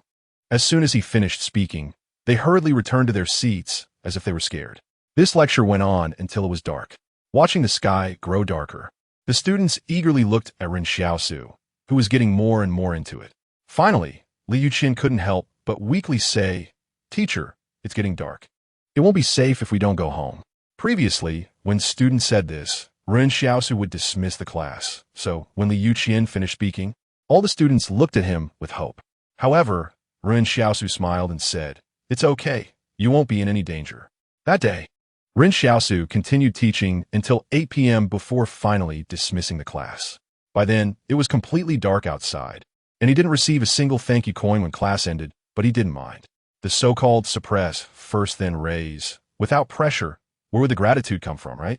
"Let's go. I'll walk you home," Ren Xiaosu said, becoming increasingly benevolent. However, the students exchanged glances. suddenly realizing that this substitute teacher, Ren Xiaosu, seemed to possess some extraordinary skills. In the past, Ren Xiaosu had to let the students go home before it got dark because it wasn't safe for them to be out late. But now, Ren Xiaosu felt that wasting a little time was nothing. But students must learn useful knowledge. They must understand the harshness of society. Ordinary people might feel a bit unsafe leading a large group of children. But now in the town, Ren Xiaosu, whose physical fitness had nearly doubled compared to normal adults, could completely ignore safety issues. As long as they didn't have guns, they were not within Ren Xiaosu's range of concern. Ren Xiaosu personally delivered the students to their parents one by one in order of distance. Some neighbors saw Ren Xiaosu tirelessly teaching the students and personally escorting them home for their safety, and they thought, what a good teacher. The parents didn't know what Ren Xiaosu was really up to. They just assumed he was genuinely kind-hearted. As a result, during this round of sending students home, Ren Xiaosu received 6 tokens of gratitude from the parents. He thought to himself that he hadn't fully utilized his initiative before. After all, he had only received 12 tokens of gratitude for his hard work in treating patients. By changing his mindset and approach, the tokens of gratitude quickly turned into 50. The cost was just that Yin Luyuan hadn't spoken to him for a night. To be honest, the total class time during the day was only about 5 hours. Before Ren Xiaosu took over the classes, the students never imagined that the survival class could last a full 5 hours. The next day, Ren Xiaosu couldn't wait to go to the school. However, Mr. Zhang Jinglin, the teacher, couldn't hold back first. He pulled Ren Xiaosu aside and said, "You can't let the students out so late anymore. Learning requires a balance of work and rest, and even if you want to impart all the knowledge to them, you need to take it slow." Ren Xiaosu humbly accepted Zhang Jinglin's advice. "Don't worry, I won't extend the class today." Yin Luyuan, who was listening to their conversation, looked indifferent. He knew Ren Xiaosu wouldn't extend the class today. After all, yesterday Ren Xiaosu filled the class time just to reap a wave of gratitude today. Yin Luyuan understood Ren Xiaosu's nature too well. Sure enough, as the clock struck 4 in the afternoon, Ren Xiaosu smiled kindly and asked, "Does everyone want to end class?" The classroom fell silent. No one knew why Ren Xiaosu was asking this. If they said yes, wouldn't that prove that Ren Xiaosu's teaching wasn't effective? If they said no, they feared Ren Xiaosu would actually fulfill their wish of not ending the class. So, they simply kept quiet. Ren Xiaosu smiled and said, "Learning also requires a balance of work and rest. I imparted so much knowledge to everyone yesterday, so I won't extend the class today. On one hand, it's to let everyone digest what they learned. On the other hand, it's to allow everyone to relax and have some fun today." Upon hearing this, the students were almost moved to tears. In a class, Ren Xiaosu announced, "Stand up. Thank you, teacher." Came the gratitude from Li Yuqianwan, gratitude from Wang Dalong, and so on. Just like the day before, except for Yin Luyuan, Ren Xiaosu once again received 23 tokens of gratitude, and his tokens of gratitude had nearly filled up in just 3 days. He now had 73 tokens. Unlocking the weapon was just around the corner, but at that moment, Ren Xiaosu saw through the open classroom door that Wang Fugue was jogging into the school. "Old Wang, what are you doing here?" Ren Xiaosu asked curiously, instinctively wondering if something had happened to Sister Yu alone at the clinic. As he thought of this, Ren Xiaosu prepared to take in Luyuan back home quickly. But Wang Fugue said, "Get ready. That band is coming out of the barrier again. Someone just brought me a message from Boss Luo. I don't know how they managed to convince him, but Boss Luo actually agreed to let you be their guide." Ren Xiaosu was stunned. His first reaction was relief that Sister Yu wasn't in trouble. But then he felt a tightness in his chest because he realized that the band must have a more obscure and important purpose. Otherwise, how could they have convinced Boss Luo to let them go? Was it because they offered Boss Luo enough benefits in exchange? Or was Boss Luo himself involved in the band's plan to go to Jing Mountain? No matter how you looked at it, Ren Xiaosu might really have to go on this trip. Ren Xiaosu turned and walked toward the back courtyard of the school. Wang Fugue anxiously asked, "Where are you going?" "I'm going to discuss something with Mr. Zhang at the school. Let Yin, Luyuan, and Sister Yu stay at the school for now, at least until I come back," Ren Xiaosu said firmly. Only in this way could Ren Xiaosu have no worries. However, if this group thought that Ren Xiaosu would let them have their way once they reached the wilderness, they were gravely mistaken. "Mr. Zhang," Ren Xiaosu said politely to Zhang Jinglin, I hope you can allow Lu Yuan and Sister Yu to stay at the school during my absence. Zhang Jinglin looked at Ren Xiaosu with a puzzled expression. Is it already certain that you must go? Ren Xiaosu thought for a moment and said, I'm afraid there is no way to refuse them anymore. You've seen what happened to Zhang Baojin. Our lives and deaths are now in the hands of that group inside the barrier. If I go on my own, I can avoid danger in time, or even sacrifice others to save myself. But if I stay here and refuse them, they might resort to despicable means against us. Is there no better option? Zhang Jinglin asked. I'm afraid not. Ren Xiaosu shook his head. But don't worry, Mr. Zhang. Even if they're all dead, I might not be in trouble. In fact, Ren Xiaosu initially just didn't want to get involved, but now with his physical fitness and past survival experiences in the wilderness, he wasn't worried about not being able to return. Moreover, the terms offered by the other party were not satisfactory to him. If he, Yin Lu Yuan, and Sister Yu had 3 spots to enter the refuge barrier, that would be acceptable. Otherwise, it would be meaningless. He wanted to enter the refuge barrier, but he couldn't leave Yin Lu Yuan and Sister Yu behind. What Ren Xiaosu didn't tell Yin Lu Yuan was that he had also yearned for the larger world outside one night when he was tossing and turning after gaining his abilities. This town was too small enough that he could see the whole picture from high place. Small enough that he could hear a widow on the west side scolding little rascals from the east side of the town. He had also thought about going out to take a look. What Ren Xiaosu was most worried about now was what would happen to Sister Yu and Yin Lu Yuan's safety if he left. If Zhang Jinglin didn't agree to let Sister Yu and Yin Lu Yuan stay, then no matter what Ren Xiaosu said, he couldn't follow the band. It seems you know your own mind. Let your Sister Yu and Lu Yuan stay over tonight. I'll prepare a room for them. Zhang Jinglin nodded. In the wilderness, Zhang Jinglin believed that no one in the entire town had more experience than Ren Xiaosu. So, seeing that Ren Xiaosu had his own confidence, he didn't say much. Ren Xiaosu felt relieved when Zhang Jinglin agreed. Mr. Zhang, I have $5,000 I've saved recently. Please take it as accommodation fees for Sister Yu and Lu Yuan.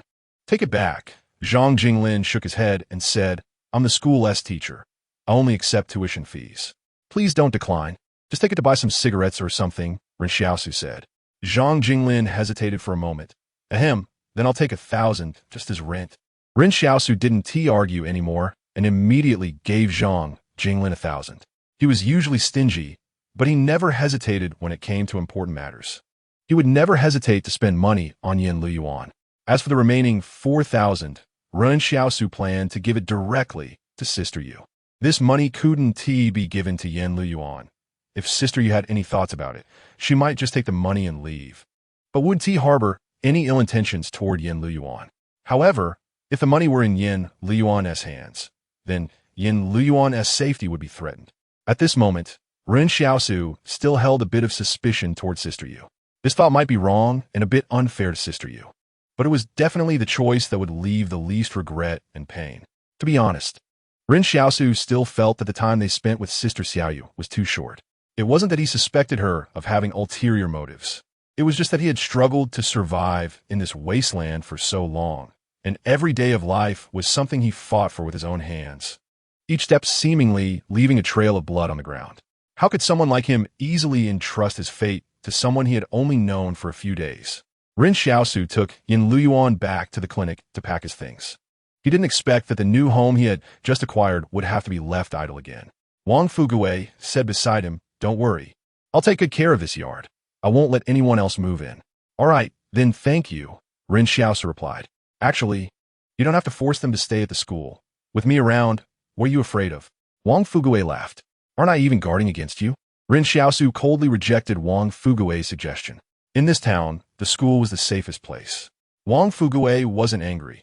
He knew what kind of person Ren Xiaosu was, so it was expected that Ren Xiaosu would be wary of him too. Sister Xiaoyu and Yin Lu Yuan had been silent the whole time, just quietly packing their things.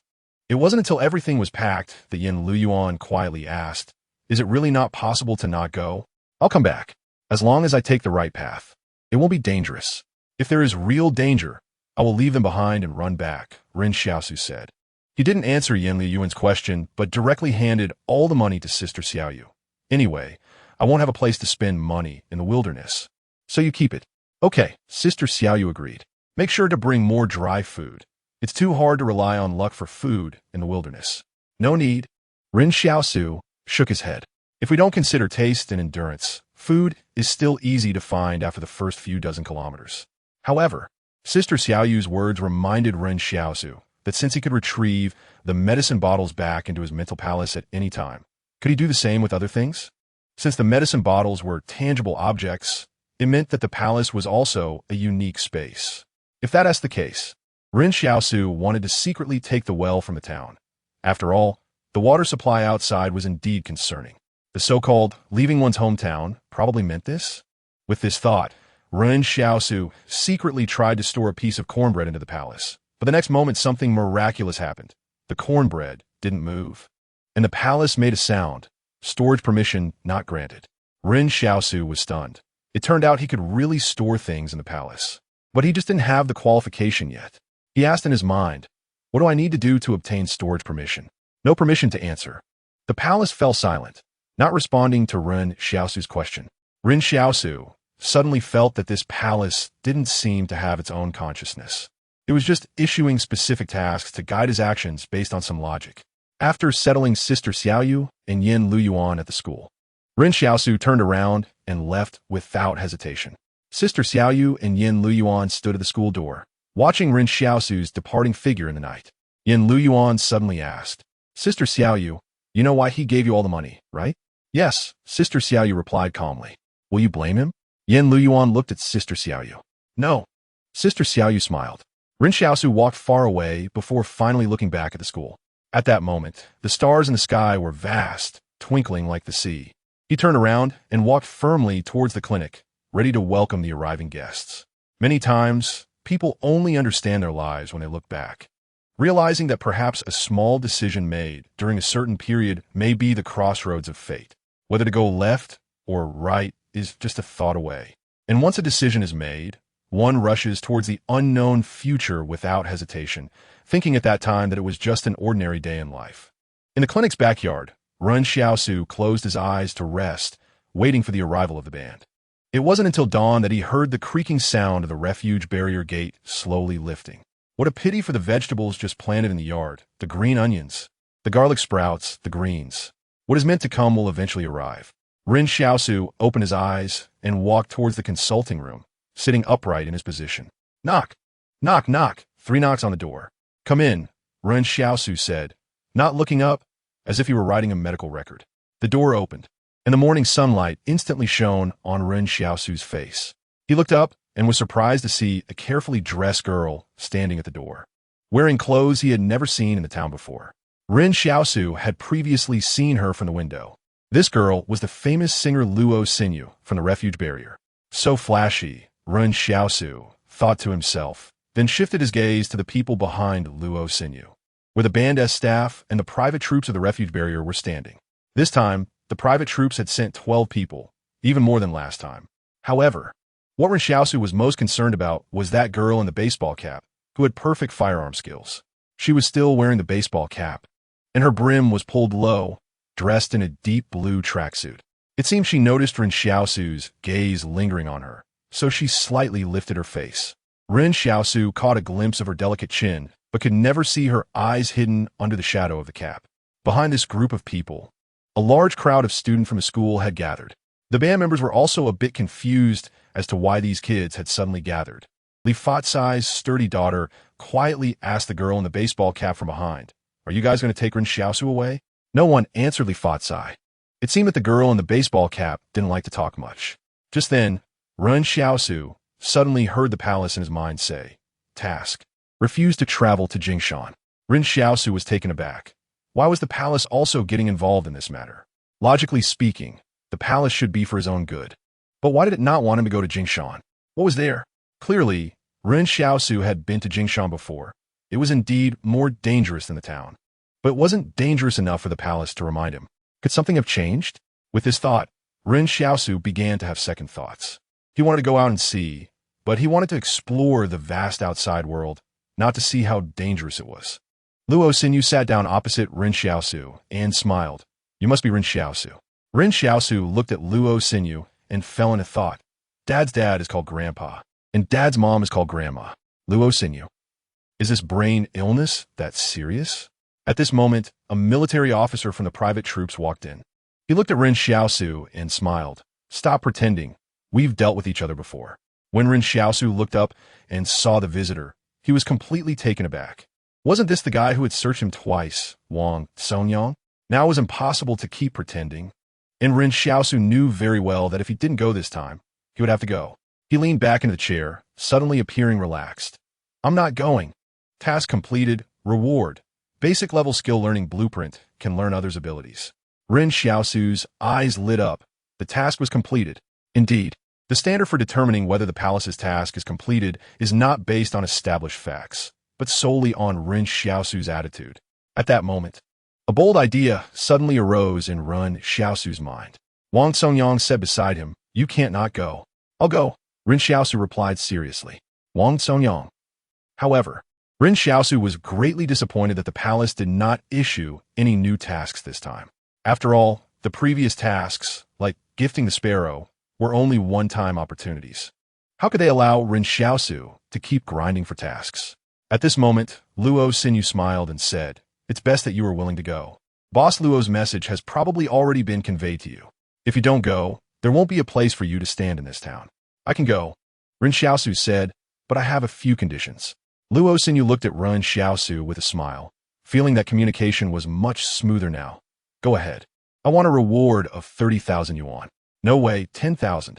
Okay, then I want 10 bags of salt, 10 packs of cigarettes, and 100 kilograms of rice. Ren Xiaosu started counting on his fingers. Luo Xinyu calmly said, Stop. Don't say any more. I'll give you 30,000 yuan. All right, but I have more conditions, Ren Xiaosu said. Can't you say it all at once? Luo Xinyu was getting impatient. You interrupted me just now, Ren Xiaosu said. I can go, but Wang Songyang can't. Wang Songyang was clearly a relative of the deceased factory manager Wang Dongyang, and he had already used public power for personal gain to investigate him twice. If they set off together, who knows what trouble might arise on the road. So Ren Xiaosu couldn't let a time bomb be planted beside him. Wait, could it be that Wang Songyang was sent out because he privately investigated him twice and offended Boss Luo? This is very likely. Who would want to go to the wilderness in an ordinary private army? Had they grown tired of the good life in the refuge? So Wang Songyang being dispatched must have increased his dissatisfaction with Ren Xiaosu, making it even less acceptable for him to go along. Someone once said that the biggest concern in the wasteland is the increasingly strong beasts, but Ren Xiaosu disagreed. He had encountered and killed some beasts, but what he truly needed to worry about in this wasteland was never the beasts, but people. Luo Xinyu glanced at Wang Songyang, surprised to find that these two actually had a history. At this moment, Luo Xinyu turned to look at the girl in the duckbill cap, who subtly nodded. Luo Xinyu said, All right, Wang Songyang, you can go back. Wang Songyang looked at Ren Xiaosu, who smiled. Actually, you don't want to go either, do you? Wang Songyang's mouth curled up. Interesting. After saying that, Wang Songyang turned to leave. At this moment, Ren Xiaosu said, Actually, I have another condition. But Luo Xinyu had already stood up, her smiling face turning cold. Young man, my patience has run out. Ren Xiaosu thought to himself. Why are the people in this refuge so fickle? Just a moment ago, they were all smiles, and now they turned hostile faster than flipping a book. Thanks to Zhou Yang and Feng Yin for becoming the new leaders of this book. 39. Yang Xiaoji and the team cannot set off yet, as they are waiting for new private army officers to be assigned in the refuge. Even a small officer can tell how influential Luo Xinyu is within the refuge. But just now, Luo Xinyu's glance at the girl in the duckbill cap also caught Ren Xiaosu's attention. Who exactly is this girl in the duckbill cap? Ren Xiaosu suddenly said, Since we will all be teammates in the future, I don't even know what everyone is called. A staff member from the band scoffed. We are not teammates with the refugees. You are just a guide. Don't get too familiar.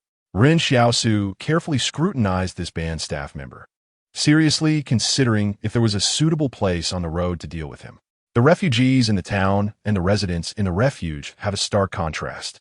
Compared to the cleanliness and elegance of the people in the refuge, the dirtiness and savagery of the refugees in the town are evident. But there is an even more fundamental difference. That is the attitude towards life. How has Ren Xiaosu survived all this time?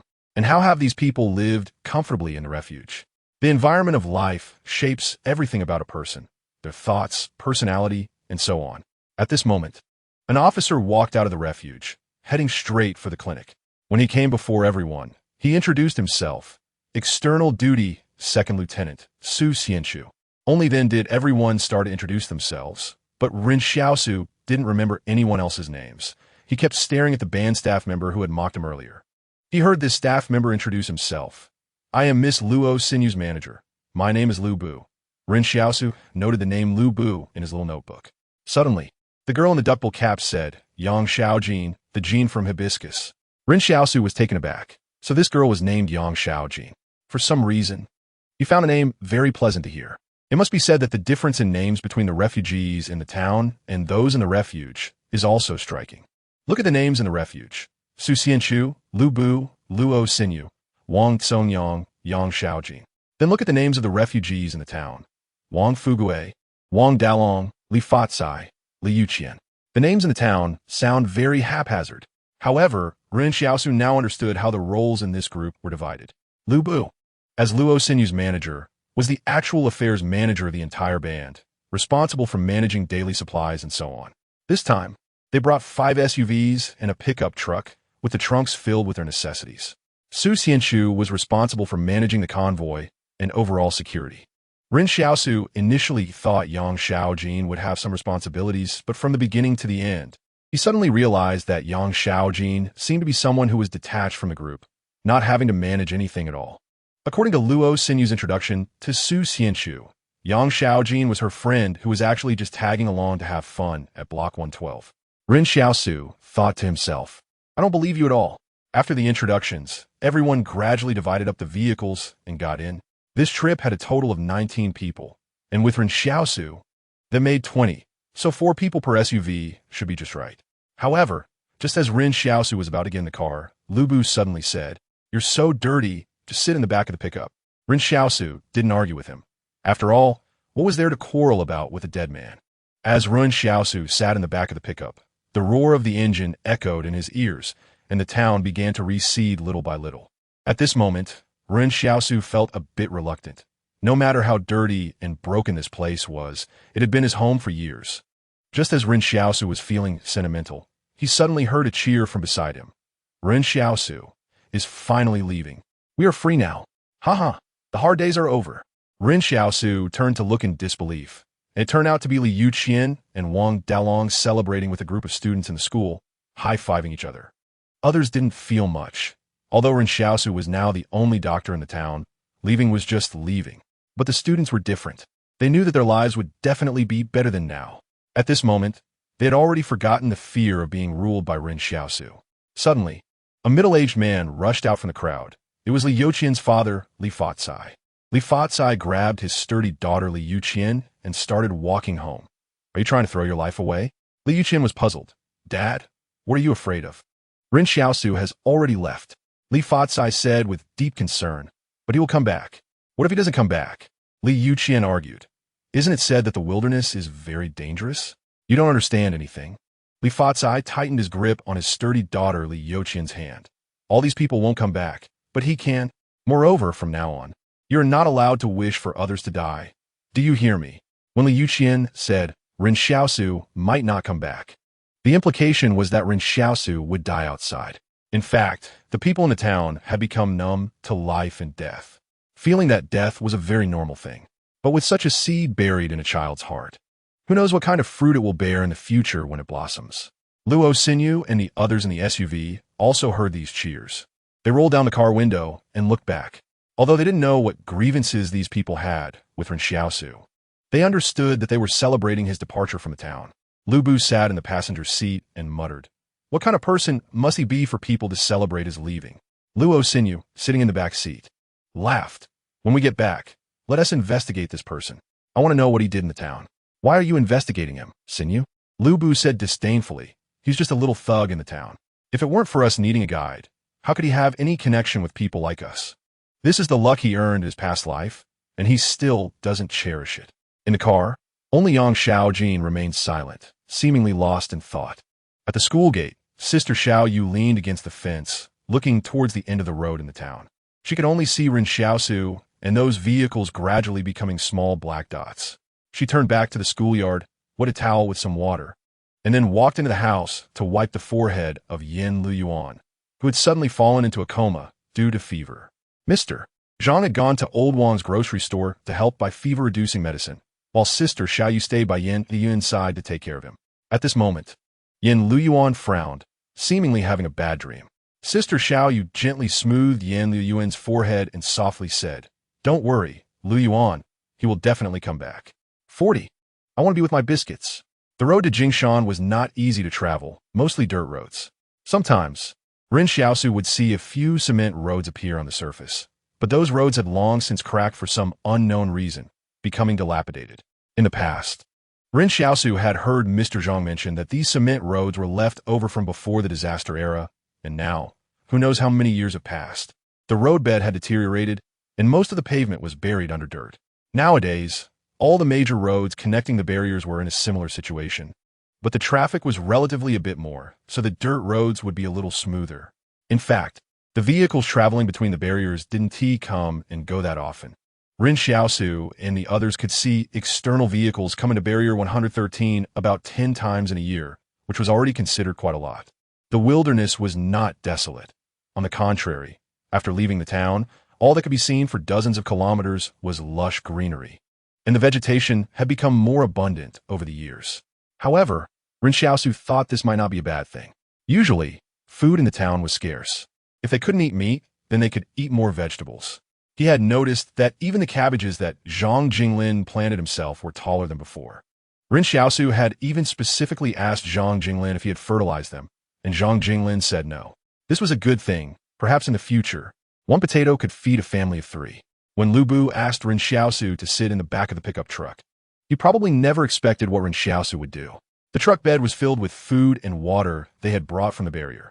There was no need to lock it up, just cover with an oilcloth. Out of curiosity, Ren Xiaosu lifted the oilcloth and saw the words biscuits. Lifting another piece of oilcloth, he saw bottled water.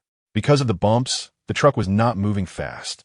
It should be known that what the band feared most was not encountering wild beasts, as they were currently accompanied by 12 armed private soldiers. So there was no need to worry too much about wild animals. There had indeed been incidents with wolf packs before, but the wolves had long since kept their distance. The mountain they were hiding in was hundreds of kilometers away, and there was no need to worry about them suddenly returning. According to the experience of the refuge barriers, if they were to return to this area, it would at least be after a year of recuperation. Therefore, at this moment, the convoy's biggest concern was what to do if the vehicle broke down. Half of the soldiers from the private military had learned to repair vehicles, but they couldn't possibly carry all the spare parts on the road. Traveling slowly was still better than walking. During this time, Ren Xiaosu insisted on getting out of the car to relieve himself, causing the entire convoy to stop and wait for him, which made everyone in the convoy even more dissatisfied with him. However, Ren Xiaosu didn't care, facing their complaining gazes as if nothing was wrong. The convoy continued to move, and by noon, when they stopped, Lu Bu jumped out of the vehicle first, happily saying, "After staying in the barrier for so long, coming out to see this vast scenery really lifts my spirits." A soldier from the private military laughed. Exactly, staying in the barrier is stifling. In fact, at the beginning of the journey, everyone was in this mood, enjoying the scenery and chatting happily, but after a few days, it probably wouldn't be like this anymore. When Ren Xiaosu used to go hunting, he also felt quite comfortable on the first day. Lu Bu called everyone to get out of the car. Everyone get out and eat something. After we eat, we'll continue on our way, trying to get past Yunling before dark. We went there last time, and there is an open space suitable for camping. The people in the SUV got out, laughing and chatting. A few soldiers from the private military gathered together to smoke, each with a satisfied expression on their faces. Lu Bu called the staff to walk towards the pickup truck. He couldn't command these soldiers. The reason for hiring 12 private military soldiers was not because of his and Luo Sinu's influence, but because their band was originally there to protect these private military soldiers on their mission. In this situation, others might think Lu Bu and Luo Sinu had great influence, but they themselves knew the stakes. As Lu Bu walked towards the pickup, he said to the staff beside him, "Later, let us share the cigarettes we brought with these soldiers." "Okay, how many should we give them?" the staff asked. "Just take out 1 pack first." "Didn't we bring 10 packs? "No hurry, we'll give them out slowly," Lu Bu said with a smile. "Now that there are new faces, everyone will get along better in a few days." Just then, Lu Bu reached the back of the pickup and turned around shocked.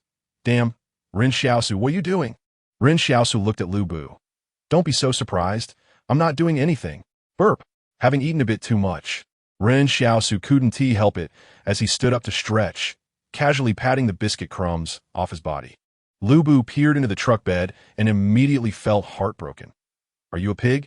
How can you eat so much? You ate 5 packs of biscuits by yourself in just one morning. To be honest, it has been a long time since Ren Xiaosu has eaten so full. During his poorest days, he was always careful to let Yin Luyuan eat, and the days of abundance have only been in the past few days. He hasn't had the chance to indulge yet. Moreover, the cookies these people brought were delicious, both sweet and salty. You have to know that salt and sugar are luxuries in a market town. Usually, Ren Xiaosu and the others only eat boiled potatoes and similar things. How could they eat such flavorful food? There's so much drinkable water on the vehicle too. Look at your belly. Liu buyelit angry. You must have eaten enough for 4 months, right? Don't you feel uncomfortable from overeating? Ren Xiaosu replied irritably. Isn't it you who told me to sit in this truck bed? But now that you mention it, I do feel a bit uncomfortable. Saying this, Ren Xiaosu got off the truck and ran off into the distance. You guys can eat. I need to take a dump.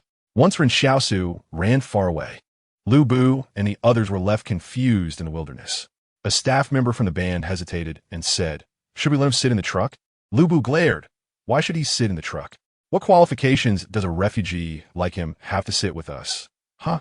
The staff member's momentum immediately weakened. But he still mumbled, if we let him stay in the pickup truck for another 2 days, we might not make it to Barrier 112. Upon hearing this, Lu Bu roughly estimated Ren Xiaosu's appetite and sighed, we really might not make it. In the end, everyone reached a consensus to let Ren Xiaosu sit in the truck. However, when Ren Xiaosu returned and heard that he was to sit in the truck, he was unhappy. I won't sit in the truck. Why should I sit with you?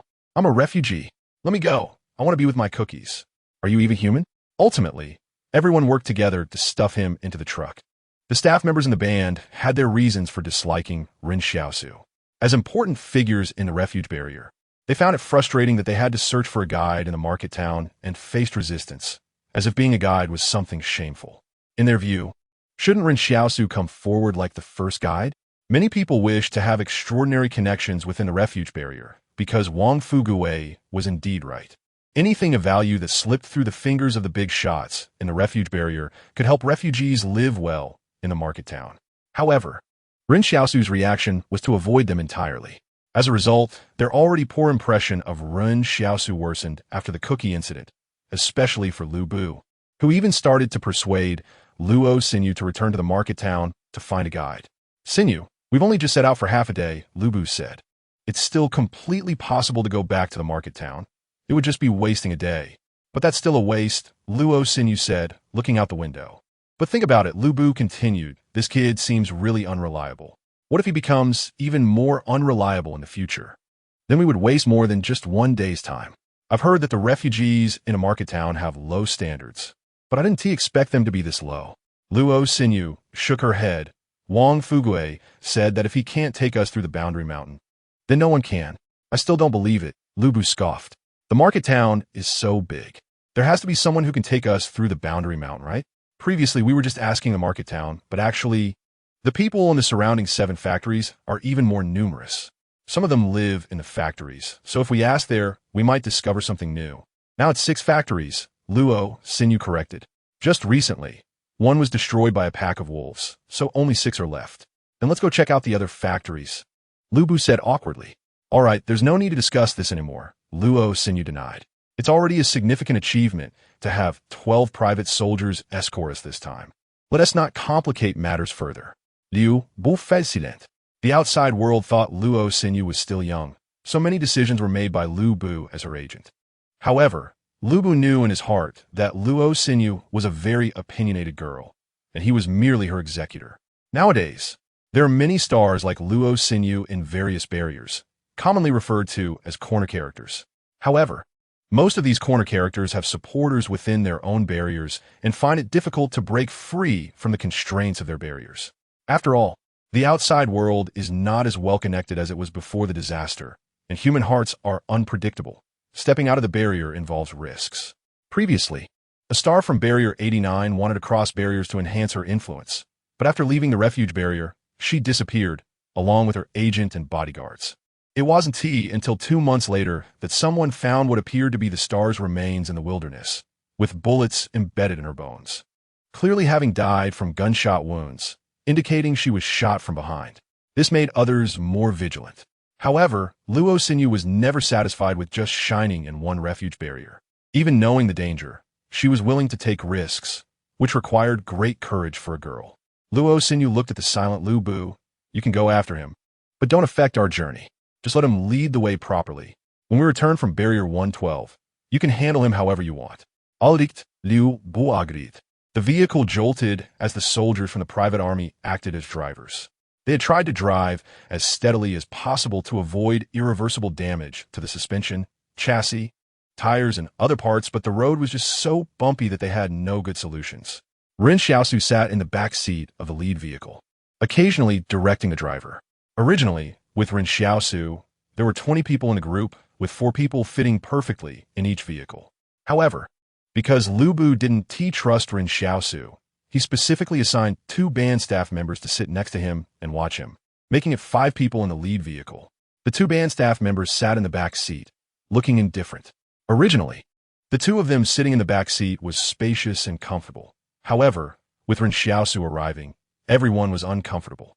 Now, this team planning to cross the boundary mountain suddenly looked like they were specifically escorting Ren Xiaosu to Barrier 112. However, Ren Xiaosu thought Lu Bu was a bit childish. There was a soldier from the private army driving, while the other 3 were all band staff.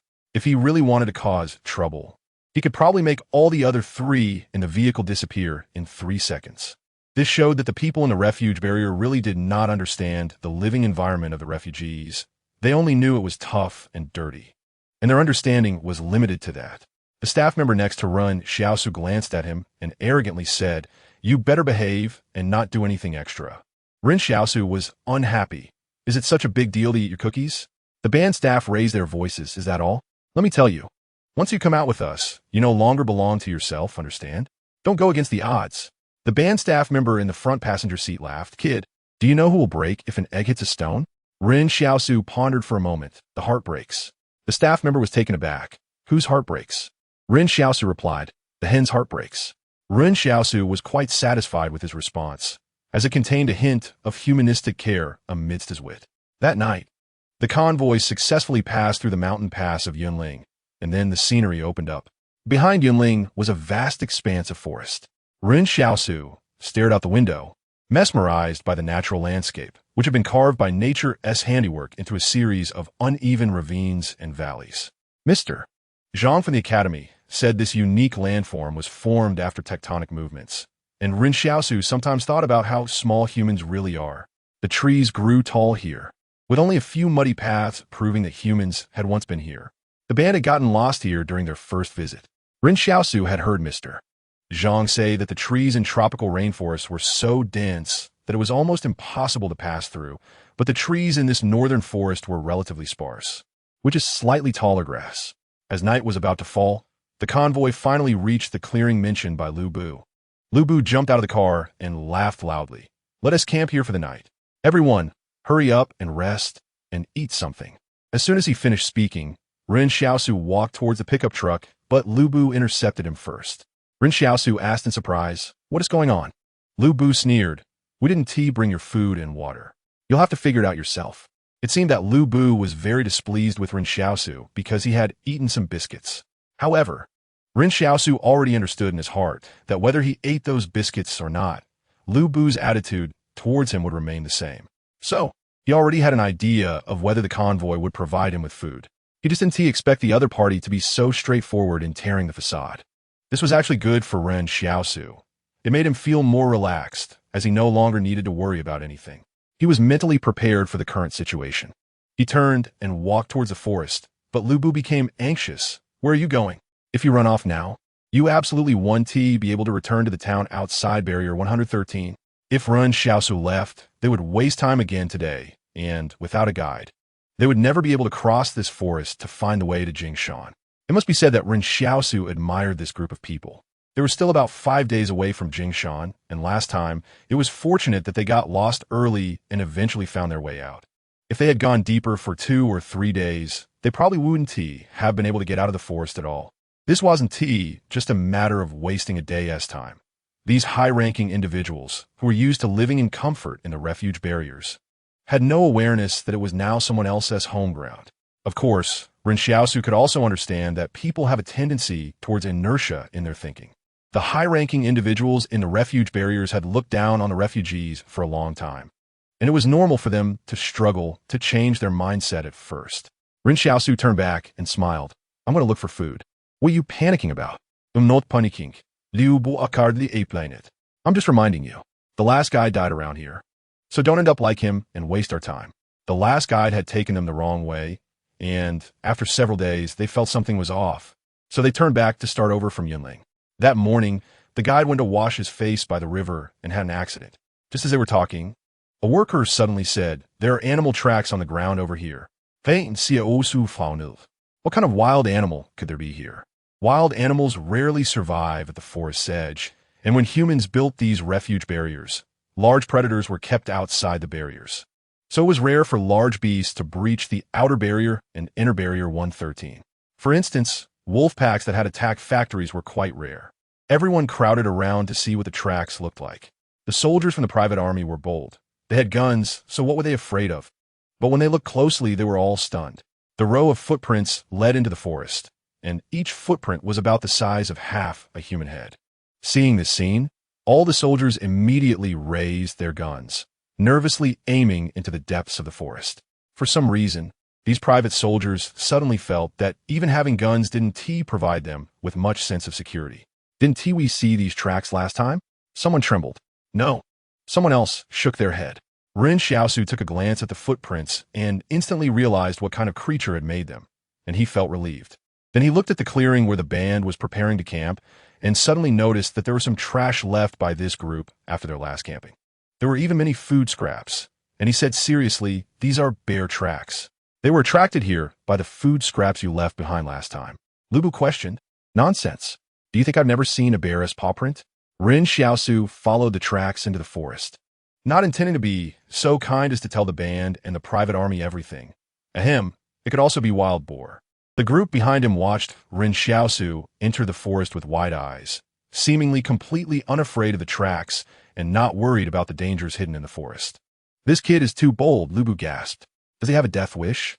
The soldiers from the private army lowered their guns, thinking that if there really was a terrifying beast, they could raise their guns after hearing Ren Xiaosu's scream. These soldiers appeared carefree and unafraid, but the trembling voice earlier revealed their false bravado. Ren Xiaosu walked in the forest and could tell at a glance that these were deer tracks. He followed the deer tracks because following such large wild animals in the forest usually leads to sources of water and rivers. They, like humans, need to replenish their bodily fluids. Moreover, he wanted to see by the river why that guide had died. According to Lu Bu's description, the guide had washed his face in the river, and then his face was bitten off by something, leading to his death on the spot. Ren Xiaosu secretly thought that this guy was really stupid. It was common knowledge that the order of species was evolving. Herbivores remained herbivores, and carnivores remained carnivores. This guy probably thought, like many people in the town, that fish survive by eating aquatic plants. But Ren Xiaosu had read in a well-preserved book from Mr. Zhang that freshwater fish included carnivorous species like catfish. Most were omnivores, and there were basically no purely herbivorous fish. If you put such a large piece of meat right in front of them, how could they not eat it? Ren Xiaosu was grateful that he understood the power of knowledge and had been continuously acquiring knowledge. Otherwise, he might have ended up like that guide, not knowing when he would fall into a trap. He followed the tracks, knowing that deer were relatively gentle creatures in the forest, and they typically wouldn't cause trouble if left alone. At that moment, Ren Xiaosu saw something on a tree that looked like wood shavings. This was clearly the trace left by termites after gnawing. He looked at the base of the tree and found a mound of soil that was unusually raised around the tree roots. On the way, Ren Xiaosu excitedly kicked the mound open. Inside, brown termites were quickly crawling around. These creatures were about the size of a pinky fingertip, not very tasty, but quite nutritious. It was known that many people in the town suffered from malnutrition and often used termites and termite eggs as supplements. Some people could be happy for several days if they found a termite mound. However, termites couldn't be eaten raw because of the fear of their formic acid secretion. Furthermore, Ren Xiaosu wasn't in a situation where he had to eat them. The termites were at a loss on the shattered ant nest, and before they could figure out how their home had collapsed, Ren Xiaosu had already torn off a large leaf and wrapped a small piece of the ant nest along with the white termites inside it. He broke off a branch and used a bone knife to make a simple fishing spear, preparing to catch fish. However, he didn't walk far before turning back, poking around in the ant nest with his bone knife until he found the plump white queen ant and took her with him. The termites had suffered a catastrophic disaster. To put it simply, they had lost their home and their mother. For the first time in his life, Ren Xiaosu was not digging up the ant nest to eat. Instead, he continued to follow the deer tracks ahead, and after a few minutes, he heard the sound of flowing water. The closer he got to the river, the more vigilant he became. Although it was past the evening when creatures gathered by the river to drink, he still had to be cautious, as there might be wild beasts arriving late due to some issues at home, and they could run into Ren Xiaosu. However, he was relieved that he was not that unlucky. Ren Xiaosu opened the leaf that wrapped the small piece of ant nest and threw the entire ant nest into the river. The water was not rushing at the moment. Otherwise, he would have had to figure out a way to block the nest with stones. Next, he took his bone knife and cut open the palm-sized queen ant, tossing her into the river as well, and then patiently waited while holding the sharpened branch. The moonlight was exceptionally bright tonight. Otherwise, Ren Xiaosu might not have been able to see what was in the river. The queen and the ant nest slowly floated downstream with the current, and Ren Xiaosu followed along the shore. Suddenly, a shadow swam past beneath the ant nest, and as the water rippled, a large fish opened its mouth, intending to swallow the ant nest and the queen in one bite. However, just as it opened its mouth, Ren Xiaosu's sharpened branch was already there. In the past, Ren Xiaosu had also caught fish using this method, but back then his speed and strength were far from sufficient, requiring many attempts to succeed even once. Now, it was different. He was faster than the fish. He swiftly pulled back the branch, and the large fish struggled on it, but to no avail. Ren Xiaosu cautiously moved a little away from the riverbank, as it seemed the blood of the black fish had attracted something ominous, and a swarm of dark shadows gradually gathered below the river. Ren Xiaosu felt a bit suspicious. Were those shadows fish? He directly gutted the large black fish on the shore and casually tossed the innards into the river. He couldn't bring the fish back to camp to gut it, as that would surely leave a bloody scent around the camp. Even the leftover crumbs from biscuits could attract giant deer, and who knows what kind of creatures the smell of blood would draw. Although there shouldn't be bears or similar creatures here, it was always better to be cautious. Moreover, the leftover cooked fish bones, also needed to be thrown far away. In the next moment, the river seemed to boil, with countless fish scrambling to snatch the bloody innards and even biting each other. Once a fish was bitten and wounded, it would immediately become food for others. What a cruel river this was. What would happen if a person fell in? Suddenly, Ren Xiaosu froze for a moment as he noticed that the group of fish suddenly fled in panic. Without hesitation, he turned and left. What could scare those vicious fish was probably something he could not provoke either. On his way back to the camp, Ren Xiaosu kept pondering what changes had occurred in the wilderness. Why were wild beasts evolving while humans showed no significant differences? No, there were differences. Zhang Baojian, who had once demonstrated supernatural abilities to him, or his interactions with Yin Luyuan, were not they different from before? When Ren Xiaosu returned to the camp, the band and the private military were having their meal, canned food and porridge. Everyone was stunned when they saw the fish Ren Xiaosu was carrying. They had thought they would get to see Ren Xiaosu make a fool of himself in the afternoon, since they all knew he hadn't brought any rations. Ren Xiaosu was wearing a loose coat, and it was obvious to everyone whether he had brought food or not. So when Lu Bu told Ren Xiaosu to figure things out on his own, everyone was gloating. They were all quite displeased with Ren Xiaosu, feeling that the refugee boy made them uncomfortable for reasons they couldn't articulate. However, now, while they were making do with canned luncheon meat in the wild, the aroma of Ren Xiaosu's roasted fish wafted over. Ren Xiaosu had brought only an iron cup, a bone knife, and a box of matches for survival in the wild. Of course, he could have done without the matches. He naturally had his own fire-starting skills, but it was more convenient to bring matches to save some trouble. Who wants to make things harder for themselves? The matchbox wasn't large anyway. Upon smelling the aroma of the roasted fish, Lu Bu wrinkled his nose and said, It's just a fish. Suddenly, Ren Xiaosu heard a voice in his mind say, task. Good things need to be shared with others. Ren Xiaosu was taken aback for a moment and then picked up the branch with the fish and walked toward Lu Bu.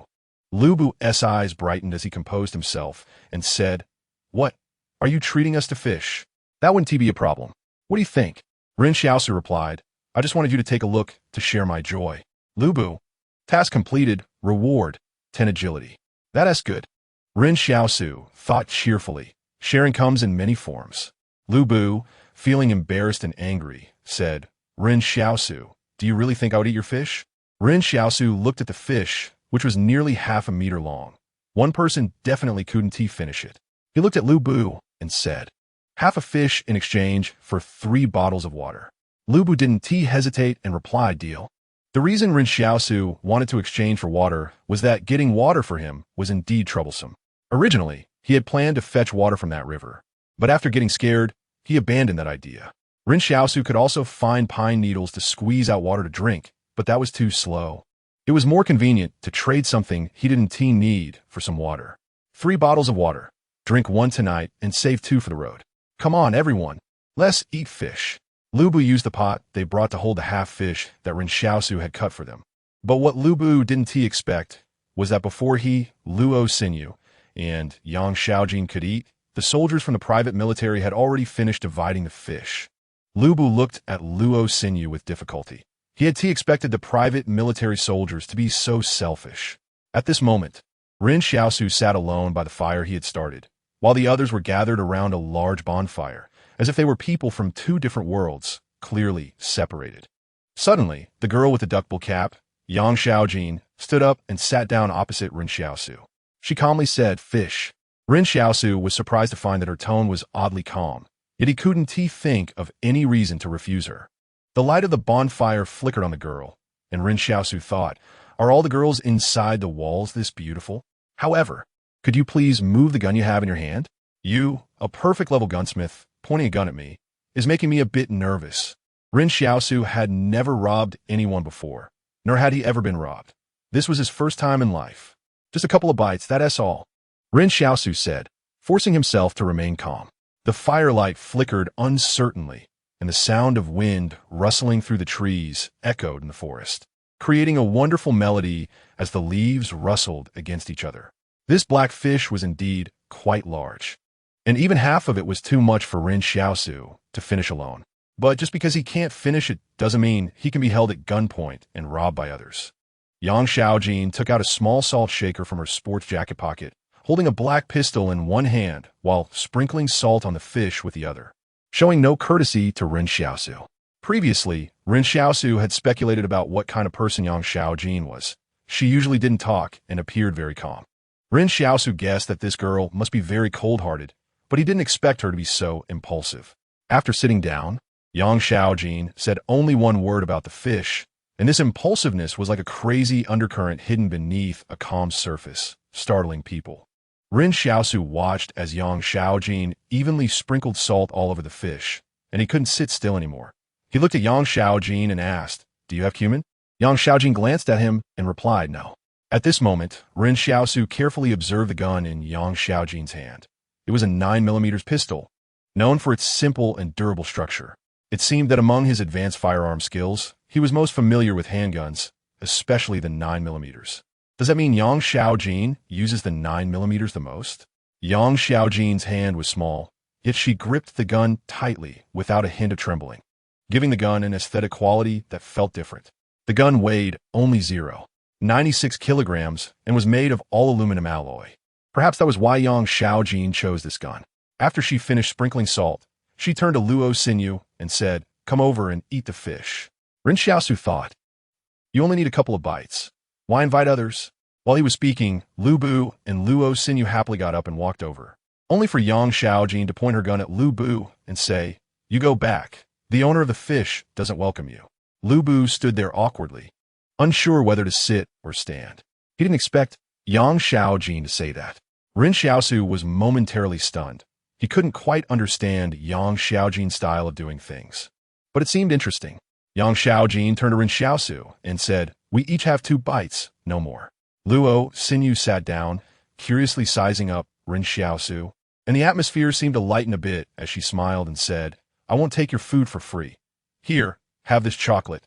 Saying that, Luo Xinyu took out a large piece of chocolate from her pocket and handed it to Ren Xiaosu, seemingly intending to make an exchange.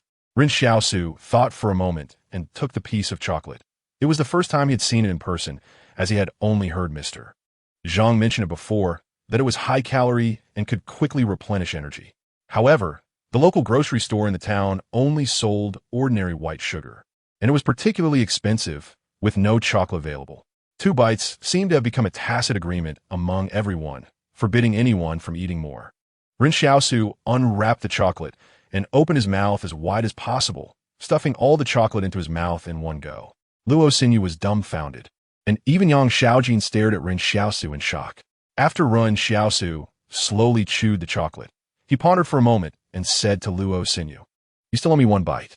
Luo Xinyu. Yang Xiaojin, "I must say this chocolate is quite delicious."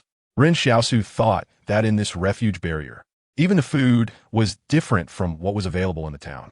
The biscuits were sweet and delicious, and this chocolate had a peculiar fragrance, bitter first and then sweet.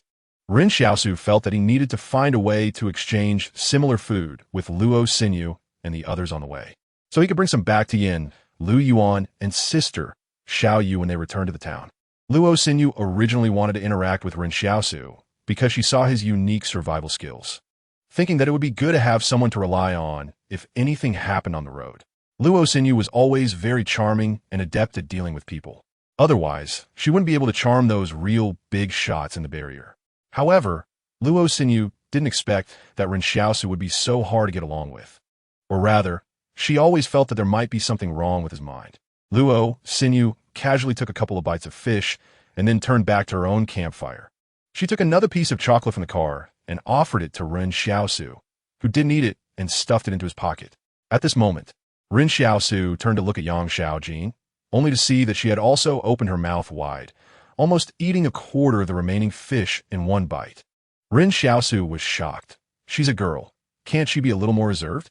Even the sturdy girly Yu Qian in the town wouldn't eat like that. Originally, after Ren Xiaosu had exchanged half a fish for water, only half remained. After Yang Xiaojin took those 2 bites, only a quarter was left. However, for some reason, Ren Xiaosu felt that Yang Xiaojin had no pretentiousness at all. Everything was straightforward, much better than that star Luo Xinyu. Yet when Ren Xiaosu saw Yang Xiaojin looking over, he quickly licked the fish in his hand. "Are you still eating?" Yang Xiaojin left expressionlessly, saying, "Don't keep chocolate on you. It will melt." That night, everyone set up their tents for camping. They all had brightly colored tents in their trunks, and 2 people fit just right in 1 tent. But only Yang Xiaojin and Luo Xinyu had separate tents. Ren Xiaosu focused on throwing all the fish bones and scraps far away before coming back to set up his temporary bed. The others watched curiously as Ren Xiaosu fumbled around, thinking, is this the skill of surviving in the wild? It looked very practiced. Ren Xiaosu moved the original campfire and made another fire, adding a lot of pine branches and other burnable wood. The original pile of firewood had been extinguished and cleaned up by Ren Xiaosu, and the heated ground was now covered with many pine needles. These pine needles were easy to find in the woods, with many places having a thick layer. This kid even made himself a bed. Lu Bu saw Ren Xiaosu comfortably lying on the pine needles. It was already late autumn, and the place where the campfire had burned must be very warm, especially with another fire burning nearby. It looked very cozy. In contrast, their private military group's tent was tightly surrounded by the campfire, and their band members could only endure the cold in the outermost area. Fortunately, they had blankets to cover themselves. Otherwise, they wouldn't know how to get through the night. Yang Xiaojin had already set up her tent next to Ren Xiaosu's campfire, showing no hesitation toward him. Ren Xiaosu opened his eyes and looked at Yang Xiaojin's tent, noticing that the tent flap was not closed, allowing her to observe the surroundings easily. Moreover, she was still pointing her gun toward Ren Xiaosu. No, in her other hand, she was also holding a gun, pointing toward the private military group's tent. Thank you to Lu Li, who has become the new lord of this book. 45. What kind of doctor are you? Compared to Yang Xiaojin's caution, Ren Xiaosu noticed that the other people in the team seemed to be too lax. There were 12 private military personnel here, yet not a single lookout. The snoring from each tent was deafening, clearly indicating they were sound asleep. The large wild beasts were indeed kept outside the barrier, but didn't they feel too relaxed? Meanwhile, Yang Xiaojin's breathing was even and steady, clearly not in deep sleep. Ren Xiaosu felt that being cautious was warranted, as he had seen many people stabbed to death at night. But what kind of living environment had shaped Yang Xiaojin into having such a habit? He believed that a person's past experiences determined their present thoughts and habits, and Yang Xiaojin must have gone through extremely dangerous situations. At dawn, Ren Xiaosu took the opportunity to check the place where he threw the fish bones while everyone was still asleep. Last night, he had deliberately saved some fish meat, wanting to see if any wild animals would be attracted. Many people fear wild animals because they think they are so ferocious that they won't be afraid of humans. However, wild animals are not that reckless. In fact, most wild animals are very cautious. A solitary wild animal would likely leave if it saw so many tents nearby.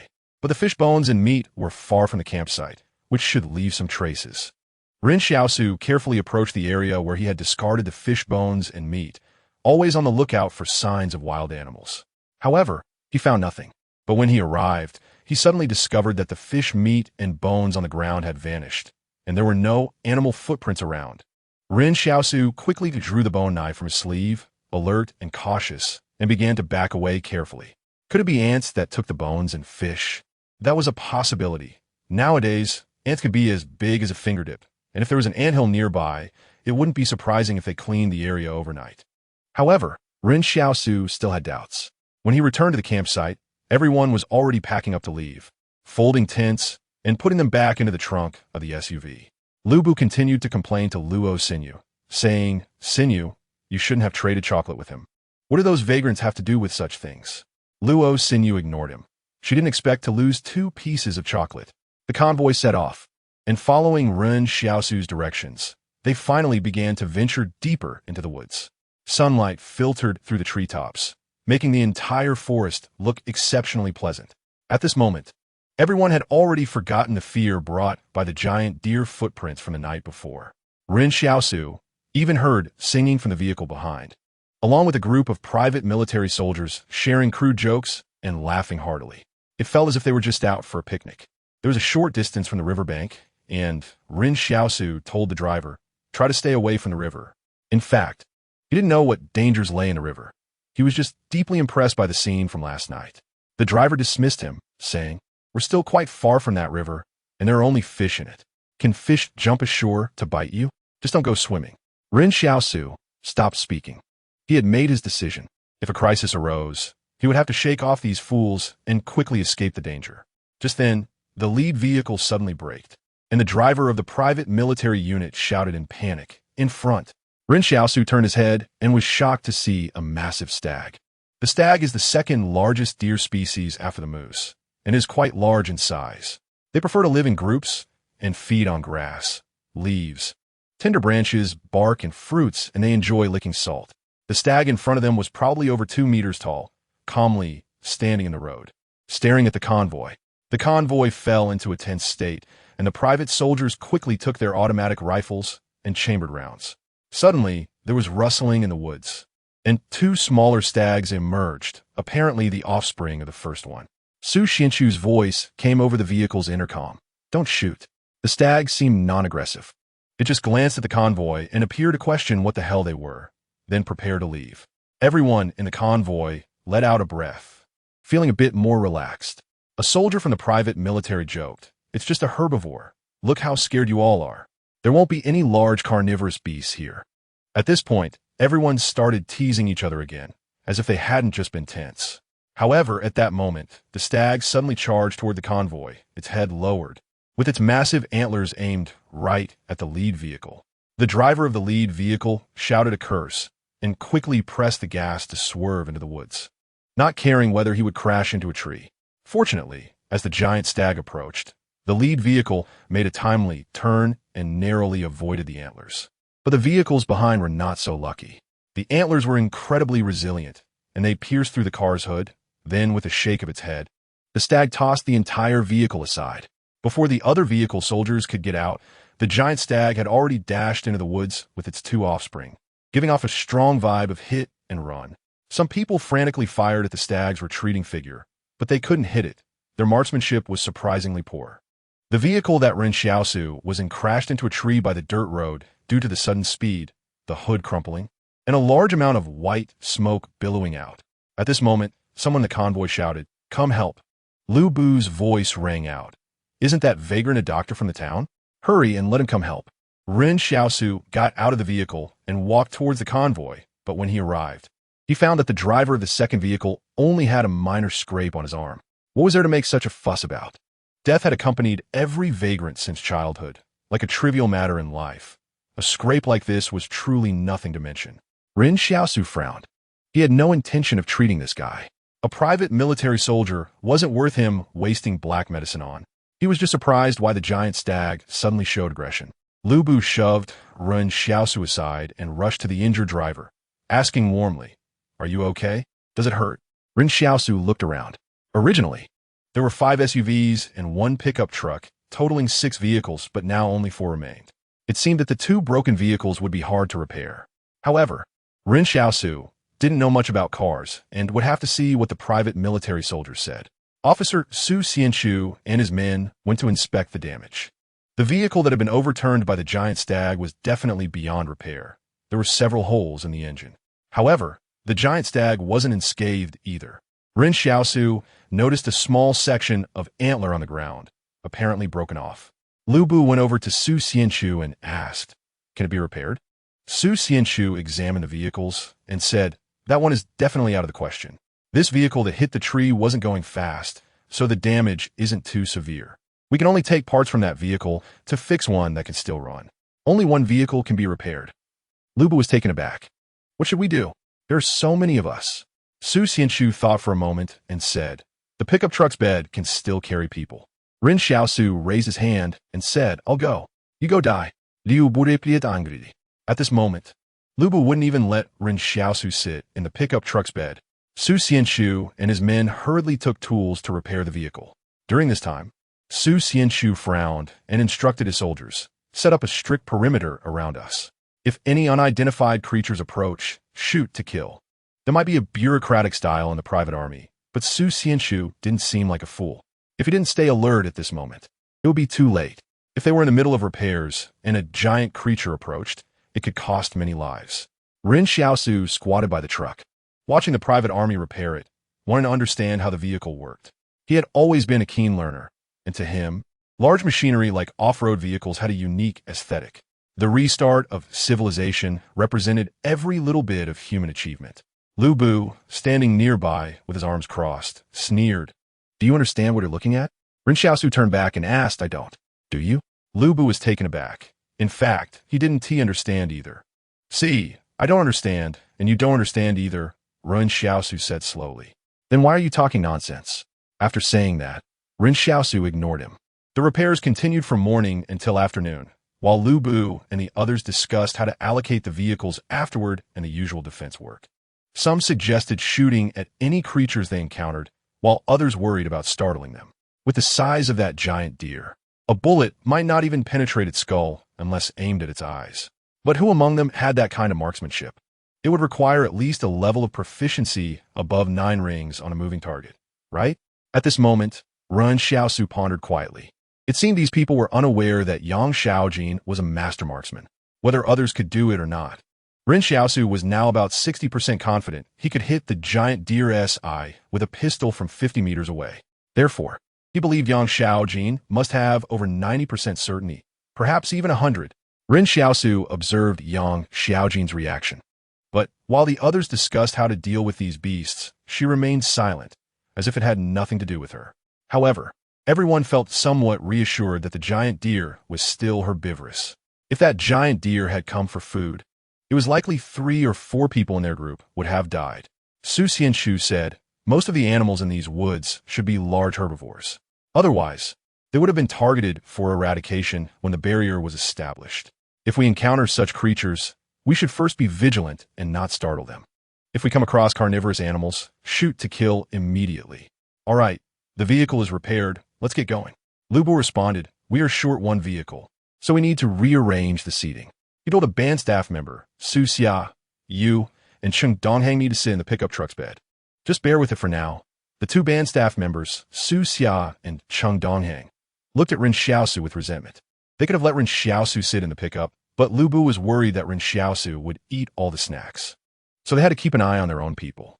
Su Xia and Cheng Donghang hesitated as they climbed into the truck bed, when suddenly Su Xia screamed and fell from the bed. Ren Xiaosu looked over in shock and saw Su Xia clutching his neck and crying out in pain. Su Xia's face had swollen and turned red, as if he was experiencing a pain he had never encountered before. In just over 10 seconds, before anyone could react, he lay on the ground, motionless, foam coming from his mouth, and his face quickly turned blue and purple. Su Xianchu cautiously approached with his gun. After confirming there was nothing unusual nearby, he reached out to check Su Xia's breath. He turned grave and said he's dead. Everyone stood frozen in shock. How could a perfectly fine person just die like that? Lu Bu trembled as he asked Cheng Donghang what happened. Cheng Donghang leaned against the truck bed in fear and said, "I don't know. We got in the truck together, and suddenly he screamed and scared me. I didn't see anything strange." The rustling sounds in the forest turned eerie. The trees were still the same, but everyone's mood had changed. This was the first death they had encountered on their journey.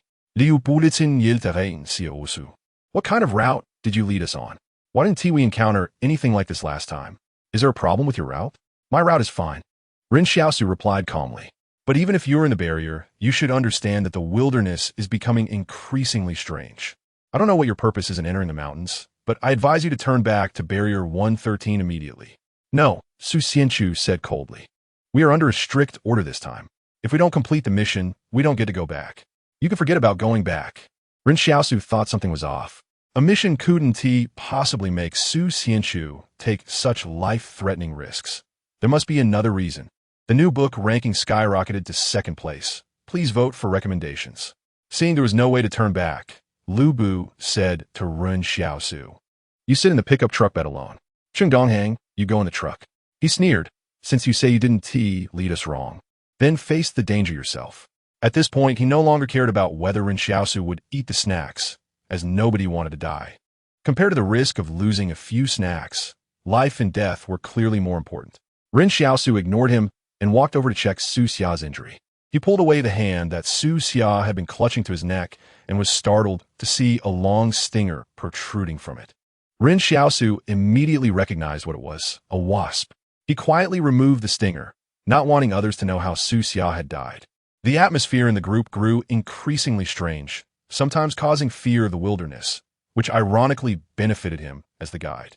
Ren Xiaosu never considered himself a good person. He had no obligation to inform everyone about everything. Surviving was what mattered most. However, Ren Xiaosu felt relieved as long as it wasn't some mysterious species attacking humans. He had been startled earlier too. According to Ren Xiaosu's deduction, it was likely that a wasp had settled in the pickup truck bed, and Su Xia's movements startled it, leading to the sting. He had expected that being stung by a wasp could be so deadly.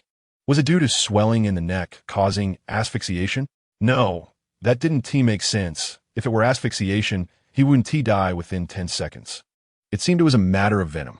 When he was a child, Ren Xiaosu had also been stung by a wasp, but it had only caused swelling on one side of his face for a few days, and he hadn't died. The wilderness was becoming increasingly dangerous. Sometimes Ren Xiaosu felt conflicted.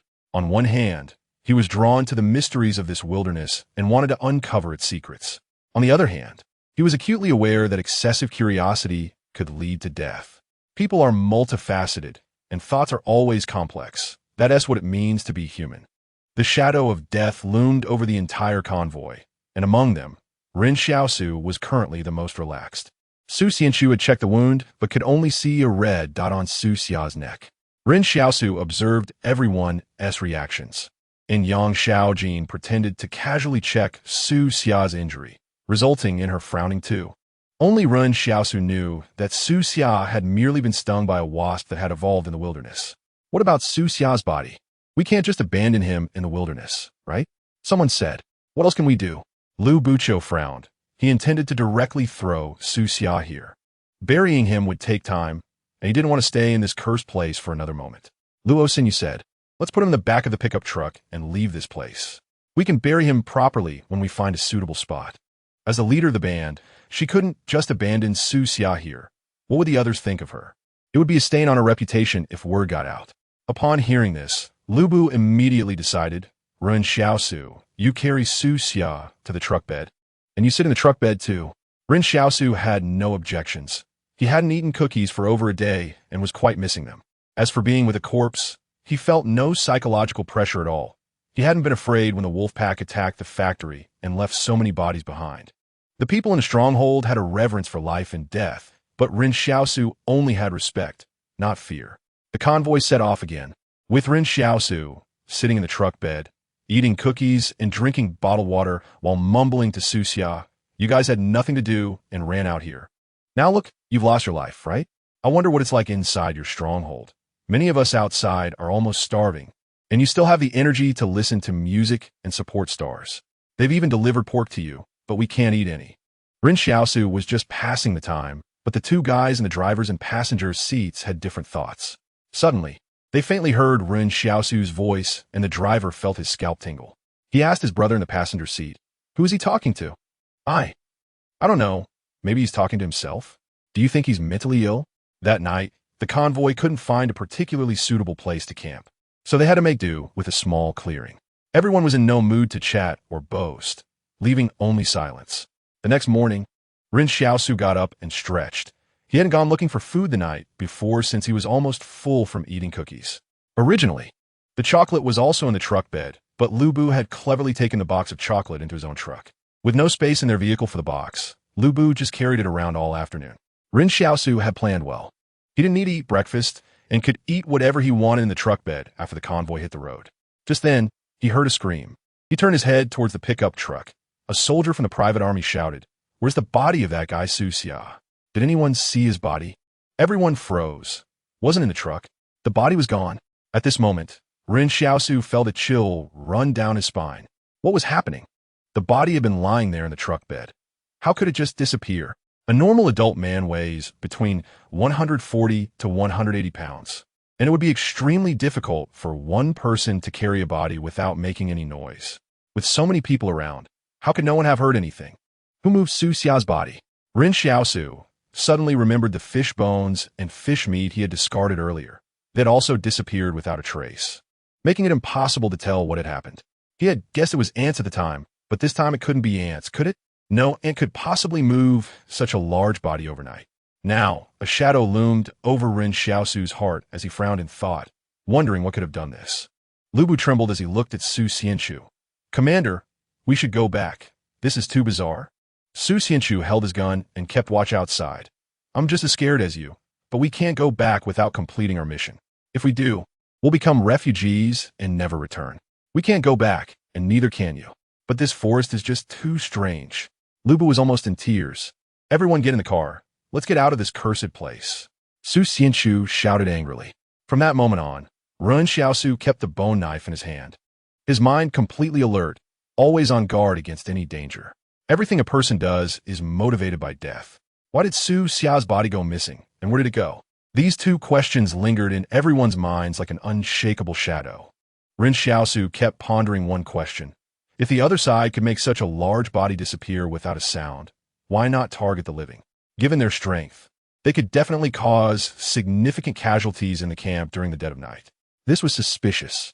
Everyone sat in the vehicle, except Ren Xiaosu, who was sitting in the truck bed. On the way here, everyone had their windows down, laughing and singing. Now, however, everyone had their windows tightly shut, fearing that something unclean might suddenly come in and take their lives. They thought that having an extra layer of glass would make them safer. Meanwhile, Ren Xiaosu sat in the truck bed, watching the trees retreat in his field of vision. The shadows of the swaying leaves seemed to hide a murderous intent. He had to admit, even he was a bit scared. But what could he do? He chewed on a cookie to calm his nerves. Every time Ren Xiaosu thought of something that might frighten him, he ate a piece of cookie to ease his fear. In fact, he felt that sitting in the truck bed was no less safe than being inside the vehicle. On the contrary, he was in good physical shape, and the truck bed had a wide field of vision. If danger appeared, he could quickly find a way out and come up with a strategy. It should be noted that in this entire convoy, apart from Yang Xiaojin, whose strength was unknown, no one could outrun him. Ren Xiaosu had never considered whether he should save others in times of danger. He wasn't stupid. This group of people didn't provide him with food and even made him sit in the truck bed. It was already good enough that he didn't retaliate against them. Everyone seemed to be fleeing as if monsters were chasing them. And when Lu Bu was in the car, he would still try to persuade Su Xianchu. Commander, let's go back and explain to the stronghold clearly. Your superior wouldn't really kick you out of the stronghold, would he? But Su Xianchu didn't answer. If it were someone else, the superior might not be so ruthless, but he was different.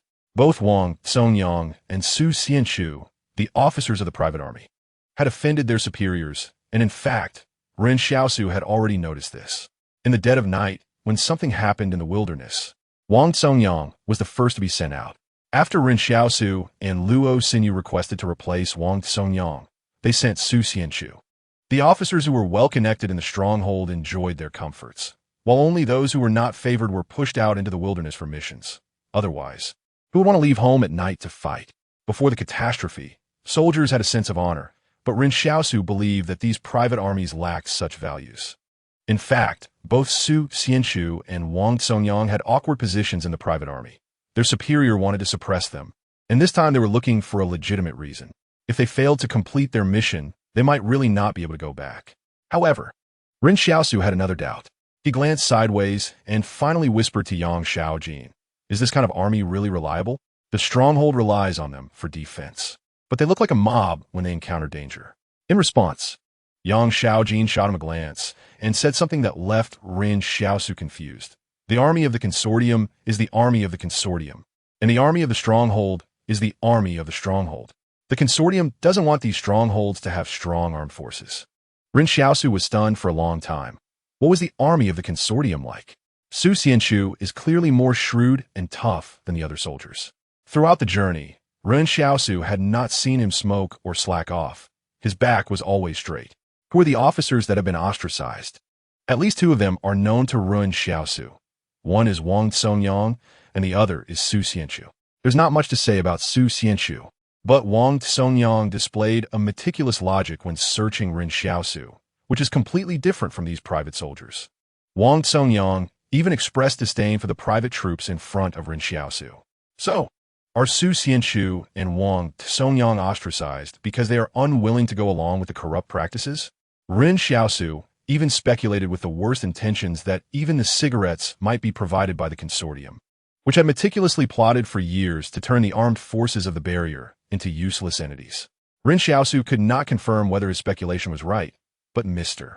Zhang said that technology is controlled by a few people, so it follows that the armed forces are also controlled by a few people. However, he still had doubts about Su Xia's situation. Do the living not get attacked? Otherwise, why is it that the living have not encountered any problems? Why is the barrier so interested in the disaster preceding ruins hidden in the mountains? Are all the dangers they are facing now coming from these ruins?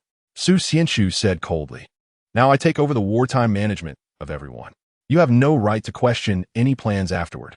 Lu Bu opened his mouth to speak, but hesitated. He realized Su Xianchu was serious. The convoy took a brief rest at a place called Kaisher Bai. The formation of Kaisher Bai is also related to tectonic movements. It is a cliff formed by the compression of tectonic plates with colorful rock layers visible on the wall, named after the private troops who came here in the past to hunt wild animals. Lu Bu leaned against the rock wall and wiped his sweat, saying, "It's almost winter. Why is it getting hotter the further north we go?" Ren Xiaosu, sitting nearby and burping, responded, "There are several volcanoes in the mountains ahead, and they are not dormant volcanoes. The internal movements are very frequent." Many people in the team had never been here, so they were surprised. They always thought volcanoes should be very far away, but didn't he expect there to be several in these mountains? However, Su Xianchu clearly knew the terrain of the mountains, so he was not surprised. After all, the private troops must have provided him with some information to carry out the mission. It was only natural that they had come here before and seen the volcanoes. Su Xianchu was just puzzled by how unprofessional the predecessors and the private troops were. After hunting beasts in the mountains, they didn't even map the area. Now, there isn't even an accurate overall map among the various barriers. Lu Bu went to the pickup truck to get food to distribute to everyone, but when he saw that the biscuits were significantly fewer, he nearly fainted. Trembling, he asked Ren Xiaosu, How come you ate so many biscuits? Burp. Ren Xiaosu patted his chest. I was the only one in the truck.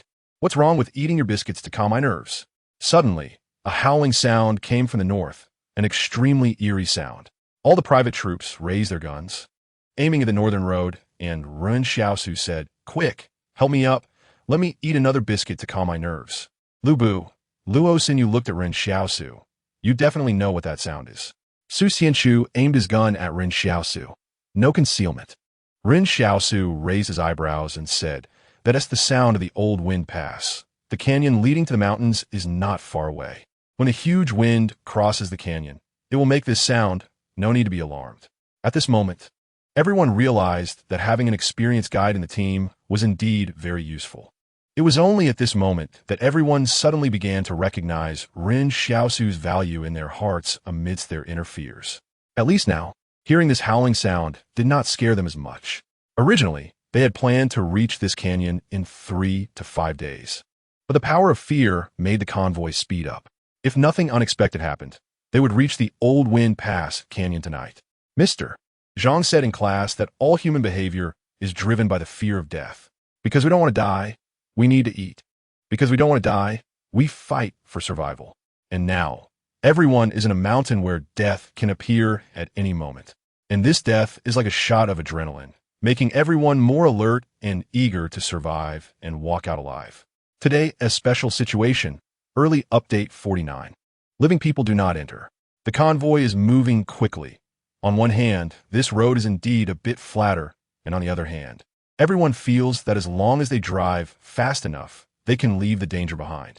By evening, when the sunset slanted down from the sky, the convoy finally emerged from the woods, seeing the towering stone walls and canyon ahead. The stone wall looked like steps suddenly rising from the earth. After getting out of the car, they had to tilt their heads back until their necks ached to see the top of the wall, and on both sides. They cannot see the edge. This is nature's staircase, as if stepping over this staircase could lead to the heavens. The Old Wind Pass Canyon looked like a narrow black line from a distance, but when they got closer, they found that the canyon was wide enough to accommodate 5 or 6 cars passing through simultaneously. A huge mountain wind swept through the canyon, producing a howling wail. And when someone stood at the canyon's mouth, they could hardly stand as the wind nearly knocked them over. The wonders and grandeur of nature were vividly displayed at this moment. Suddenly, Lubu shouted, "Come and see." Lubu stood beside the Old Wind Pass Canyon, pointing at a spot on the stone wall and shouting, "There are words here." Everyone walked over to take a look, and on the wall, for head-sized characters were carved. Reading, "Living people do not enter." Su Xianchu looked at Ren Xiaosu. "Who carved this?" Ren Xiaosu shook his head. "When I came here last year, these 4 words weren't here." Lubu shouted sharply, "Why did you come here? How far is it from the town? Even if hunting, you shouldn't come to such a place. Who are you really? You must be hiding your identity." Ren Xiaosu nodded. "Yes, there's something I've never told you. I'm actually a descendant of the dragon." Lubu, Su Xianchu, Luo Xinyu, you have too many doubts about you now. Su Xianchu pointed his gun at Ren Xiaosu and said, "You must clarify why you came here last year. This place is already remote, and Barrier 113 hasn't sent anyone here for many years. This is the road from Barrier 112 to Barrier 113. But no one from Barrier 112 has come to our side this year, so it's very likely that you're the only one who has been here this past year. Did you carve these words?" Ren Xiaosu thought for a moment and said, "These characters are carved high up, at my height. I wouldn't be able to reach them without stepping on a stone, and I am indeed as surprised as you all are as to why these 4 words are here. I am equally puzzled as to who did this." Ren Xiaosu was not lying about this. He did not carve those 4 words. "You still haven't said why you came here," Lubu shouted. "How far is it from the town? Have you calculated?" Everyone looked at Ren Xiaosu. Although they were driving slower than a person could run, the distance they had traveled in these 3 days was already quite far, and there was no reason for Ren Xiaosu to have come to this place. After a moment of silence, Ren Xiaosu said, "Last year, I encountered a pack of wolves in Yunling and was chased here by them. This was also the truth." "You're talking nonsense," Lubu retorted. "How can a child like you survive in the mouth of a wolf pack? Tell me, why would the wolves spare you?" At that time, the wolf pack's target wasn't me. I just happened to be there. I was frantically fleeing into the woods, thinking that the wolf pack wouldn't bother with me. But to my surprise, they chased after me. As for how I survived, Once I entered the Lei Finca Gorge, they stopped chasing. I hid in the gorge for 2 days, and only came out after they had left. I didn't know the way further in. I had never been there. Everyone was stunned. At this point, even the wolves stopped chasing. Could it be that there was something terrifying behind this gorge? The words carved on the gorge walls might be from some kind-hearted person who discovered the secrets of the Jing Mountain and warned others not to proceed further. Everyone believed what Ren Xiaosu said, but this time, Ren Xiaosu was not telling the truth. He had indeed been chased in by the wolf pack. But they did not stop here. They continued to pursue him. As for how he survived, he couldn't explain it either, because the moment he encountered the wolves, he lost consciousness, and when he woke up, he was covered in wounds, but the wolf pack was nowhere to be seen. When he struggled back to the town, he was already exhausted, and it was this experience that made him realize the terror of the wolf pack. However, it was also after this encounter that a black mist appeared in his mind. For a year, Ren Xiaosu pondered the relationship between this black mist in his mind and that moment of unconsciousness. What exactly happened during that time? Suddenly, someone spoke up. Do you know about those extraordinary beings? The words might have been left by one of them. Some of them have long transcended the realm of normal humans and can roam the wilderness freely. The speaker was a soldier from a private military unit, and Su Xianchu glared at him. This is military confidential. What are you pretending for? Aren't we all people who have been marginalized? How long do you think you can still be an officer? The soldier sneered. Even if this mission is completed, do you really think Ma Xin will let you go back? Ren Xiaosu was taken aback. This private military unit was so chaotic that soldiers dared to openly defy their superiors. Unknowingly, Ren Xiaosu's impression of this private military unit worsened. In Mr. Zhang's description, the military before the disaster had strict discipline, embodying a collective will like iron. Su Xianchu turned to the soldier who spoke. If he doesn't let me go, I'll make sure you're kicked out before I leave. You'd better shut up now, or I'll treat you as a deserter. The soldier fell silent. But Lu Bu and Luo Sinu's curiosity was piqued. What happened to those extraordinary beings? I heard that you captured 3 extraordinary beings in our barrier recently. Su Xianchu weighed his words. This matter has nothing to do with you. We are just following orders from our superiors. Should we still go in? Lu Bu suddenly pleaded. Commander, let us go back. It's too dangerous in here. Su Xianchu finally showed signs of wavering. He looked at the sky and sighed. It's already late. We'll camp here tonight, and everyone can discuss whether to stay or go before making a decision. How about that? Lu Bu and the others naturally agreed. As long as they didn't have to move forward, everything was fine. Ren Xiaosu gazed into the depths of the gorge. The sheer cliffs on both sides nearly reached the sky, and a beam of light shone down through the narrow gap above. Yet it seemed as if the light had exhausted itself inside the gorge. The deeper one looked, the darker it became. Now, Ren Xiaosu no longer needed to go out looking for food. Under the fear of death, Lu Bu even overlooked Ren Xiaosu and food. They were now thinking about how to survive the night or how to walk out alive, rather than worrying about what to eat. Some people didn't even set up tents, fearing that being in a tent would slow down their escape. But Su Xianchu stopped them. Set up the tents. It's late autumn now, and without even a tent to shield from the wind, if you get sick, you really want to be able to escape from Jing Mountain. Everyone gathered around a bonfire, sitting silently beside the large flames. Although they hadn't dared to venture far while collecting firewood or re-enter the woods, they had managed to gather quite a bit through teamwork. It seemed that the larger the flames grew, the more secure they felt. This time, Ren Xiaosu didn't start a fire alone because Su Xianchu required him to participate in the discussion. Why should he sit here? Lu Bu complained. How can we sit together with a refugee? Ren Xiaosu, you sit further back. No one contradicted Lu Bu because they didn't want to offend someone like him over a refugee. Originally, everyone was sitting in a circle, but Lu Bu was forcing Ren Xiaosu to sit outside, as if he were just a bystander. They indeed needed some opinions from Ren Xiaosu. But in Lu Bu's view, it would be enough for them to just ask him questions and have him answer from the back. However, Su Xianchu was much more rational than Lu Bu. Let us not talk about irrelevant things. We need to seriously discuss whether to stay or go. Previously, it was Su Xianchu who insisted on going to Jing Mountain because he had to consider his future and his situation in the barrier. But now he was also having second thoughts. Even if he was expelled from the barrier and became a refugee, it was still better than dying here. Soldiers from the private military unit trusted their cold firearms, But when they realized that firearms might not be able to solve the problems they faced, they would feel immense fear. Their greatest reliance could no longer provide them with a sense of security. Seeing that everyone had quieted down, Su Xianchu said, "Now we are facing a dilemma. On one hand, we can go through this gorge, but there are unknown dangers inside, possibly creatures that even those extraordinary beings would find difficult to deal with. Otherwise, it's hard to explain who came here alone and left the warning, 'No living beings allowed,' carved in stone." On the other hand, Su Xianchu continued, "There are hidden dangers in the woods as well. Su Xia's mysterious death and the mysterious disappearance of Su Xia's body are unsolved mysteries. So we can't be sure what we might encounter on the way back." Luo Xinyu suddenly said, "Actually, although there have been dangers in the woods, it hasn't led to the complete destruction of our team. After all, we still have so many people alive since we came here.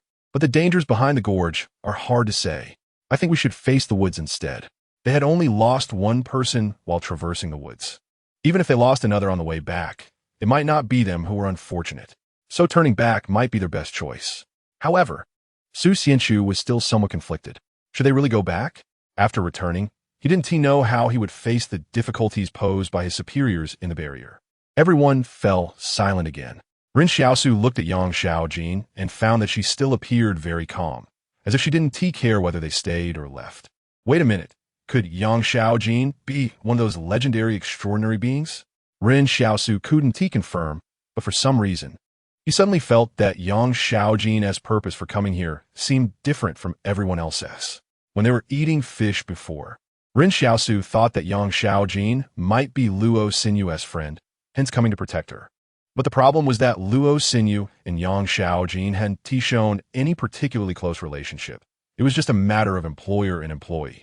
Ren Xiaosu felt a sense of longing for the so-called extraordinary beings mentioned by Su Xianchu and the others, but he did not feel jealous, as he himself was also considered an extraordinary being, just not fully developed yet. Luo Xinyu observed Su Xianchu's expression and said, "Commander, are you worried about the situation inside the barrier? You don't need to worry about that. After we return, I can help you find someone to transfer you out of the private army. Even if you have to take a clerical job, that's fine too." Su Xianchu was taken aback. "Really?" Luo Xinyu replied earnestly, "Really, I still have some influence in the barrier." This seemed to help Su Xianchu finally make up his mind. "All right, then we'll set off early tomorrow morning to return to the refugee barrier."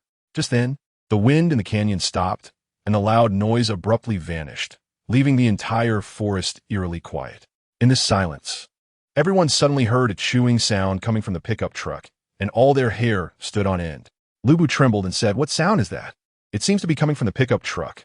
Everyone looked over in horror, unable to understand why there would be a sound from the truck bed, which was supposed to only contain supplies. Ren Xiaosu was right next to them. Where could the sound be coming from? Su Xianchu's expression darkened in fear. "I really don't believe anything can stop a bullet." With that, he signaled the private army to slowly approach the pickup truck. The chewing sound must have been going on for a while, but they hadn't heard it because the wind in the canyon was too loud. Ren Xiaosu also stood up. It seemed that after his physical abilities had improved, he didn't feel too cold wearing just a thin coat in this late autumn season. He held his bone knife tightly, and when he turned to look, Yang Xiaojin also had her hand resting on her handgun. As Su Xianchu and the others slowly approached, suddenly a shadow jumped out from the pickup truck bed. Su Xianchu and the others were startled and shot without thinking. The shadow encountered a barrage of gunfire in midair, and was actually sent flying backward by several bullets. The sound from the pickup truck bed erupted again, and Su Xianchu and the others, without thinking, began to shoot wildly into the truck bed. Click, click! The sound of empty chambers echoed. This group of private soldiers had fired off an entire magazine, leaving the pickup truck riddled with holes. The fuel tank of the truck started leaking, and it was unclear who had shot the fuel tank, leaving a bullet hole behind. However, Ren Xiaosu wasn't worried about the truck exploding because he knew from advanced firearms training that unless incendiary rounds were used, it was difficult to shoot the fuel tank to cause an explosion. Su Xianchu slowly approached, preparing to check the shadow that had just jumped out. But when he saw it, he felt a bit angry. The shadow that had scared them was just a rat trying to steal food. "How did this rat get so big?" Lubu exclaimed, still shaken. "It must be the size of 2 human heads." Su Xianchu relaxed and looked inside the pickup truck, where another rat lay, already shot to pieces. It turned out to be a false alarm. Everyone had been too tense, and any slight movement would make them suspicious. We should head back. If we don't, no one will withstand this immense mental pressure. But just then, Ren Xiaosu suddenly turned around to look back at their path and saw a silver wolf standing on a nearby mountaintop, gazing at them. It was the Wolf King. It's over. How did they come back so quickly? The silver Wolf King shone under the moonlight coating its body as if it were glowing. On the cliff, the Wolf King's silver fur swayed in the wind, resembling a finely crafted piece of art. However, Ren Xiaosu had no thoughts of appreciating it. He only wanted to run. Hadn't they said the wolf pack had left the territory of Barrier 113? Hadn't they gone into mountains hundreds of kilometers away? How could they suddenly appear here? The cliff was not far from where they were. The wolf pack could probably reach here in about 10 minutes. What worried Ren Xiaosu even more was that the other wolves were still nowhere to be seen. What if they were already closing in? Ren Xiaosu shouted, "Run! Into the canyon!" Lu Bu froze. Into the canyon? Are you crazy? Isn't that seeking death? Not going into the canyon means death now. Ren Xiaosu dashed to the pickup truck, grabbed one of the relatively intact large rats, and ran towards the canyon. He had dealt with wolf packs the most, so he knew very well how terrifying their opponents could be if they didn't run. Perhaps the barrier had cleared out the wolves' natural enemies during the wilderness sweep, allowing the wolves to roam freely and without fear in the wild. Ren Xiaosu glanced back and was shocked to find that the others were still thinking about gathering their belongings by the campfire to load onto the truck. It seemed that the wolf pack appeared to be far away, so everyone was not particularly panicked. Moreover, Ren Xiaosu's assertion that the wolf pack would not dare enter the canyon gave these people confidence. As long as they entered the canyon, which was less than 10 meters away, everyone would be safe. Ren Xiaosu thought to himself that these people really had no fear of death. How could they still be worried about their clothes at such a time? At least they should prioritize food and water. At this moment, Ren Xiaosu realized that he was the most alert among the entire group, along with Yang Xiaojin and Su Xianchu. Su Xianchu was the first to grab firearms and ammunition from the truck, while Yang Xiaojin forced the driver at gunpoint to get in the car and drive. However, what could Ren Xiaosu do? He couldn't just accompany them to death. He ran toward the canyon while looking at the sheer cliffs on both sides, which, despite being steep, were not completely devoid of handholds for climbing. Ren Xiaosu observed this because he knew very well that he had previously told the others that the wolf pack would not enter the canyon to hide the truth of how he survived. But he knew all too well that the wolf pack had chased him into the canyon without hesitation, so the wolf pack would definitely chase them in. How to escape would then become a major problem. Cars were indeed a good means of transportation, but the problem was whether the car could outrun the wolf pack on flat ground, let alone on the rocky road in the canyon. A few days ago, the private army had an encounter with the wolf pack, and dozens of armed soldiers were bitten to death by these wolves. This group of more than 10 people was really not enough. There's a saying that you don't need to run faster than the wolf. You just need to run faster than others. But these more than 10 people could not possibly hold back the wolf pack. If they were to die, they would all die. Therefore, Ren Xiaosu did not get into the truck immediately, but entered the canyon. It wasn't that he was panicking and running blindly. He knew from the start that getting into the vehicle wouldn't allow them to escape, and he could only seek another way out. If it came down to it, he could only climb up along the sheer cliff. After all, no matter how powerful the wolf pack was, they couldn't climb walls, right? Ren Xiaosu was uncertain if his physical strength was enough to reach the top, but it was the only way out. At that moment, someone started the vehicle, and with a press of the accelerator, they drove into the canyon. There were not enough seats in the vehicle now, because the pickup truck was completely wrecked. They could already see the wolf pack appearing at the edge of the forest, and everyone looked terrified. Those wild wolves were probably as tall as bison, and they approached humans step by step, seemingly unhurried. Lu Bu was so frightened that he kept screaming, and many of the private soldiers turned pale. Those who had just been thinking about gathering their belongings now realized how foolish they had been. If it weren't for packing their bags, they might have already entered the canyon. "Wait, don't close the car door," someone yelled. "If we squeeze a bit, we can fit." But before the person who was about to speak could squeeze onto the vehicle, they were unexpectedly kicked off by Lu Bu, and the door slammed shut with a bang. "Drive! Hurry up and drive!" someone shouted. At this moment, Ren Xiaosu felt an incredible calmness inside. There was no right or wrong in this wilderness. Living was right. Dying was wrong. All he could do was become the last person standing, and that was all. The 4 intact vehicles drove into the canyon in a line. leaving behind two people who couldn't get on in time. Suddenly, two screams rang out from outside the canyon, and Ren Xiaosu's heart tightened. He realized the wolf pack was faster than he had imagined. As the vehicles passed by Ren Xiaosu, one of them unexpectedly stopped. He saw Yang Xiaojin in the back seat pointing a gun at the driver's head, then turned to Ren Xiaosu and said, "Get in the car."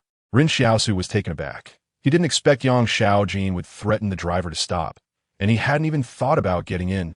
Could a car outrun wolves in this desolate place? At that moment, Yang Xiaojin seemed to see that Ren Xiaosu wasn't moving. So she pulled out a black handgun with her other hand, pointing it at him. "Get in the car." Ren Xiaosu turned to look outside the canyon.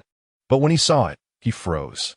Following his gaze, Yang Xiaojin looked back and saw the wolf pack had stopped outside the canyon, with dozens of enormous wild wolves quietly staring inside, their furs stained with fresh blood. Lu Bu, looking at the wolf pack from the car, said in a daze, "So they really don't dare to enter the canyon. We are saved." Everyone present felt a sense of having escaped death. "We escaped the wolf's mouth." Some even started to cry, "We are saved." Lu Bu whispered, "I didn't expect this refugee kid wasn't lying."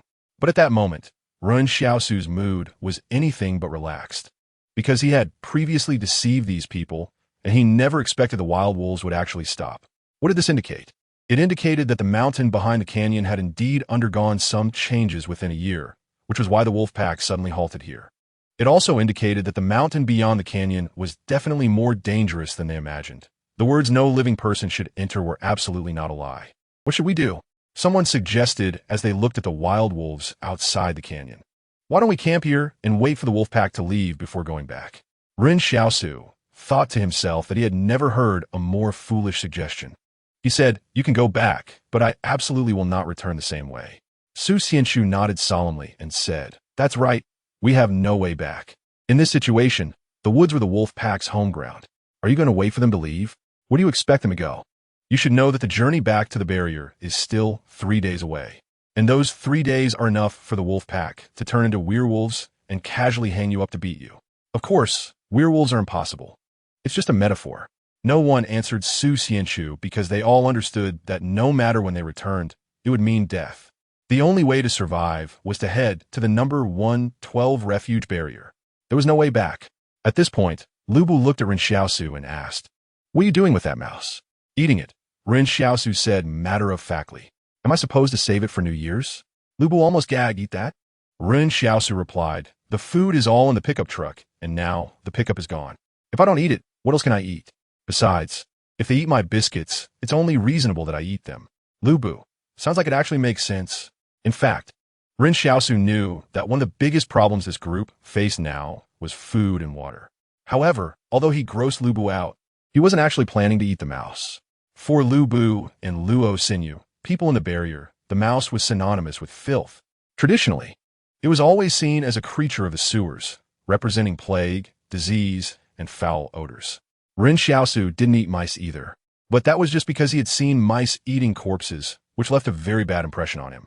But for the other refugees in the town, they had a natural belief that the mice in the wilderness were food. These mice would steal human food and even prey on other creatures, just like other wild beasts. In the town where supplies were scarce, they even ate termites, let alone mice. To them, the mouse was just a piece of walking meat. Compared to the big shots in the barrier, the refugees had a fundamentally different understanding of food. They thought, anything that won't kill you is food. Now that the pickup was destroyed and the food was smashed to bits by the private military, even if there was still something edible, no one dared to go get it with the wolf pack around. So, in the following period, going hungry would inevitably become the norm. Ren Xiaosu wasn't scared. In this wilderness, no one could starve him. At this moment, he looked at Yang Xiaojin. Earlier, when this girl pointed a gun at the driver, he thought she wanted to save him, but when she pointed it at him too, he realized she just needed a guide to understand the environment in the wilderness. Or perhaps Yang Xiaojin had realized that food would be harder to find in the future, and since Ren Xiaosu had previously shown talent in that area, she wanted to bring someone who could find food. As the saying goes, each profession has its own expertise. Being skilled with firearms doesn't necessarily mean being proficient in wilderness survival. While Ren Xiaosu happened to excel in wilderness survival, Ren Xiaosu pondered what level his wilderness survival skills would be if they were categorized. He asked in his mind, "What is my wilderness survival level?" It could be assessed. Master level, the palace answered succinctly. Ren Xiaosu was stunned. It really could be assessed. He didn't expect his wilderness survival skill to actually be at the master level. That sounded impressive. For some reason, Ren Xiaosu became increasingly curious about Yang Xiaojin's identity. This girl, as a person from a barrier, acted decisively and without hesitation. It was still night, and everyone was very tired. The wolf pack didn't dare to enter the canyon, so they simply walked forward a few kilometers and stopped to rest.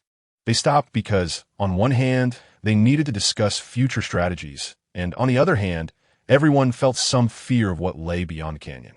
If they could delay passing through the canyon for a while, they would. We can only move forward now, Su Xianchu said inside the canyon. This canyon is called Lei Fengku. It looks calm now, but you've seen the power of the wind when it blows. I wouldn't be surprised if someone got blown out of the canyon. However, it seems there is no wind at night, Lu Bu said, puzzled. There hasn't been much wind from evening until now. Besides, parking the cars side by side should be sufficient to block the wind. That won't do. We must leave here before dawn. We can rest for a bit now. Su Xianchu denied, and we have no food left. The priority is to get out of the canyon and find food. It doesn't look like there is any food in this canyon. Now that you mention it, I'm feeling hungry, Lu Bu muttered quietly. At night, everyone gathered around the campfire. Due to fear, no one had much of an appetite, but it had already been 5 or 6 hours since dinner time. And escaping had consumed so much physical strength and energy that everyone felt a sense of hunger. If only we had gone to get food earlier, someone complained. Although the pickup was smashed beyond recognition, there should still be something to eat. What should we do now? We still have nearly half a month's journey ahead of us. What are we going to eat and drink? Lu Bu asked. At this question, everyone turned their gaze to Ren Xiaosu, because in their impression, Ren Xiaosu was very skilled at surviving in the wild. After all, wasn't he that big fish caught by Ren Xiaosu? However, Ren Xiaosu pointed to the mouse at his feet and asked, "Are you guys going to eat this?" The others fell silent. In reality, if they were truly desperate, they would have to eat even mice. This was the harsh reality. Everyone in the team knew that Ren Xiaosu definitely didn't want to help them find food, especially since the team hadn't provided him with food before, isolating him and even mocking or humiliating him. Now they wanted him to help find food? Some people suddenly began to resent Lu Bu in their hearts. What was wrong with giving Ren Xiaosu a bit of food from all the supplies on the truck? Now look where they were. They didn't consider that although they hadn't spoken up at the time, they had all laughed when Lu Bu refused to provide food for Ren Xiaosu. Ren Xiaosu sneered inwardly. Everyone had to rely on their own abilities. Let's take a break. At dawn, we'll go straight through the canyon, Su Xianchu decided. Once we're out of the canyon, everyone be careful. First, confirm that there is no danger, and then we can talk about food. In a day or two, no one will starve to death. Ren Xiaosu had actually seen people eat tree bark and roots during food shortages in towns. After eating those, they would resort to eating dirt, ultimately leading to death. He knew very well what people became in the face of hunger.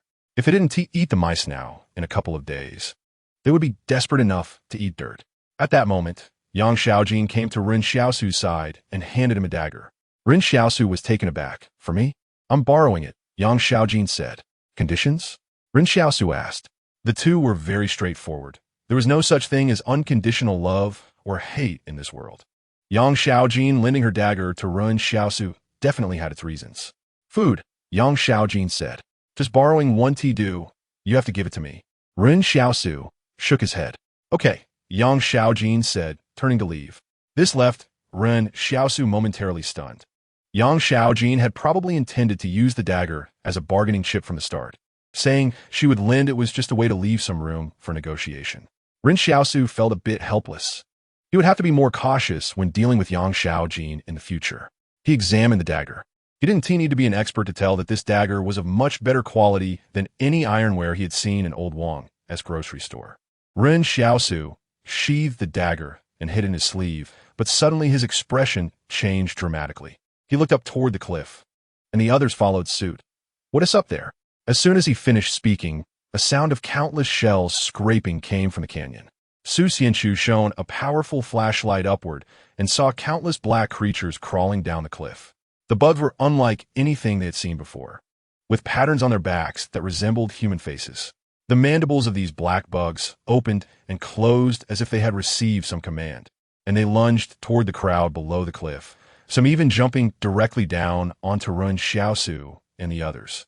Ren Xiaosu drew his dagger and slashed at a huge bug that pounced on him, then shouted, "Run! What the hell is this?" Luba was terrified. Thanks to classmate Yuka for becoming a new ally of this book.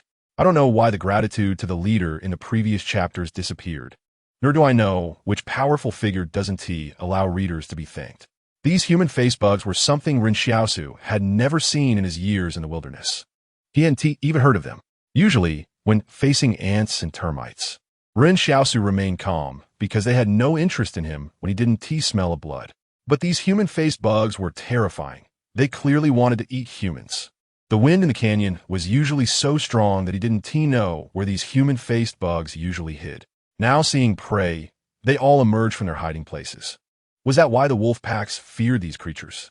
If Ren Xiaosu had known there were so many human-faced bugs in the canyon, he would never have come in. This time, he didn't even care about the mice. Earlier, he had considered climbing the cliff, but now he was glad he had moved slowly. Otherwise, if he had encountered these things halfway up the cliff, he would really have died. "Get in the car," Su Xianxu shouted to everyone. Ren Xiaosu slashed at two human-faced bugs that lunged at him. The bugs opened their mandibles in midair. Their claws weren't sharp, but their mandibles were like soul hooks, capable of taking a person's life.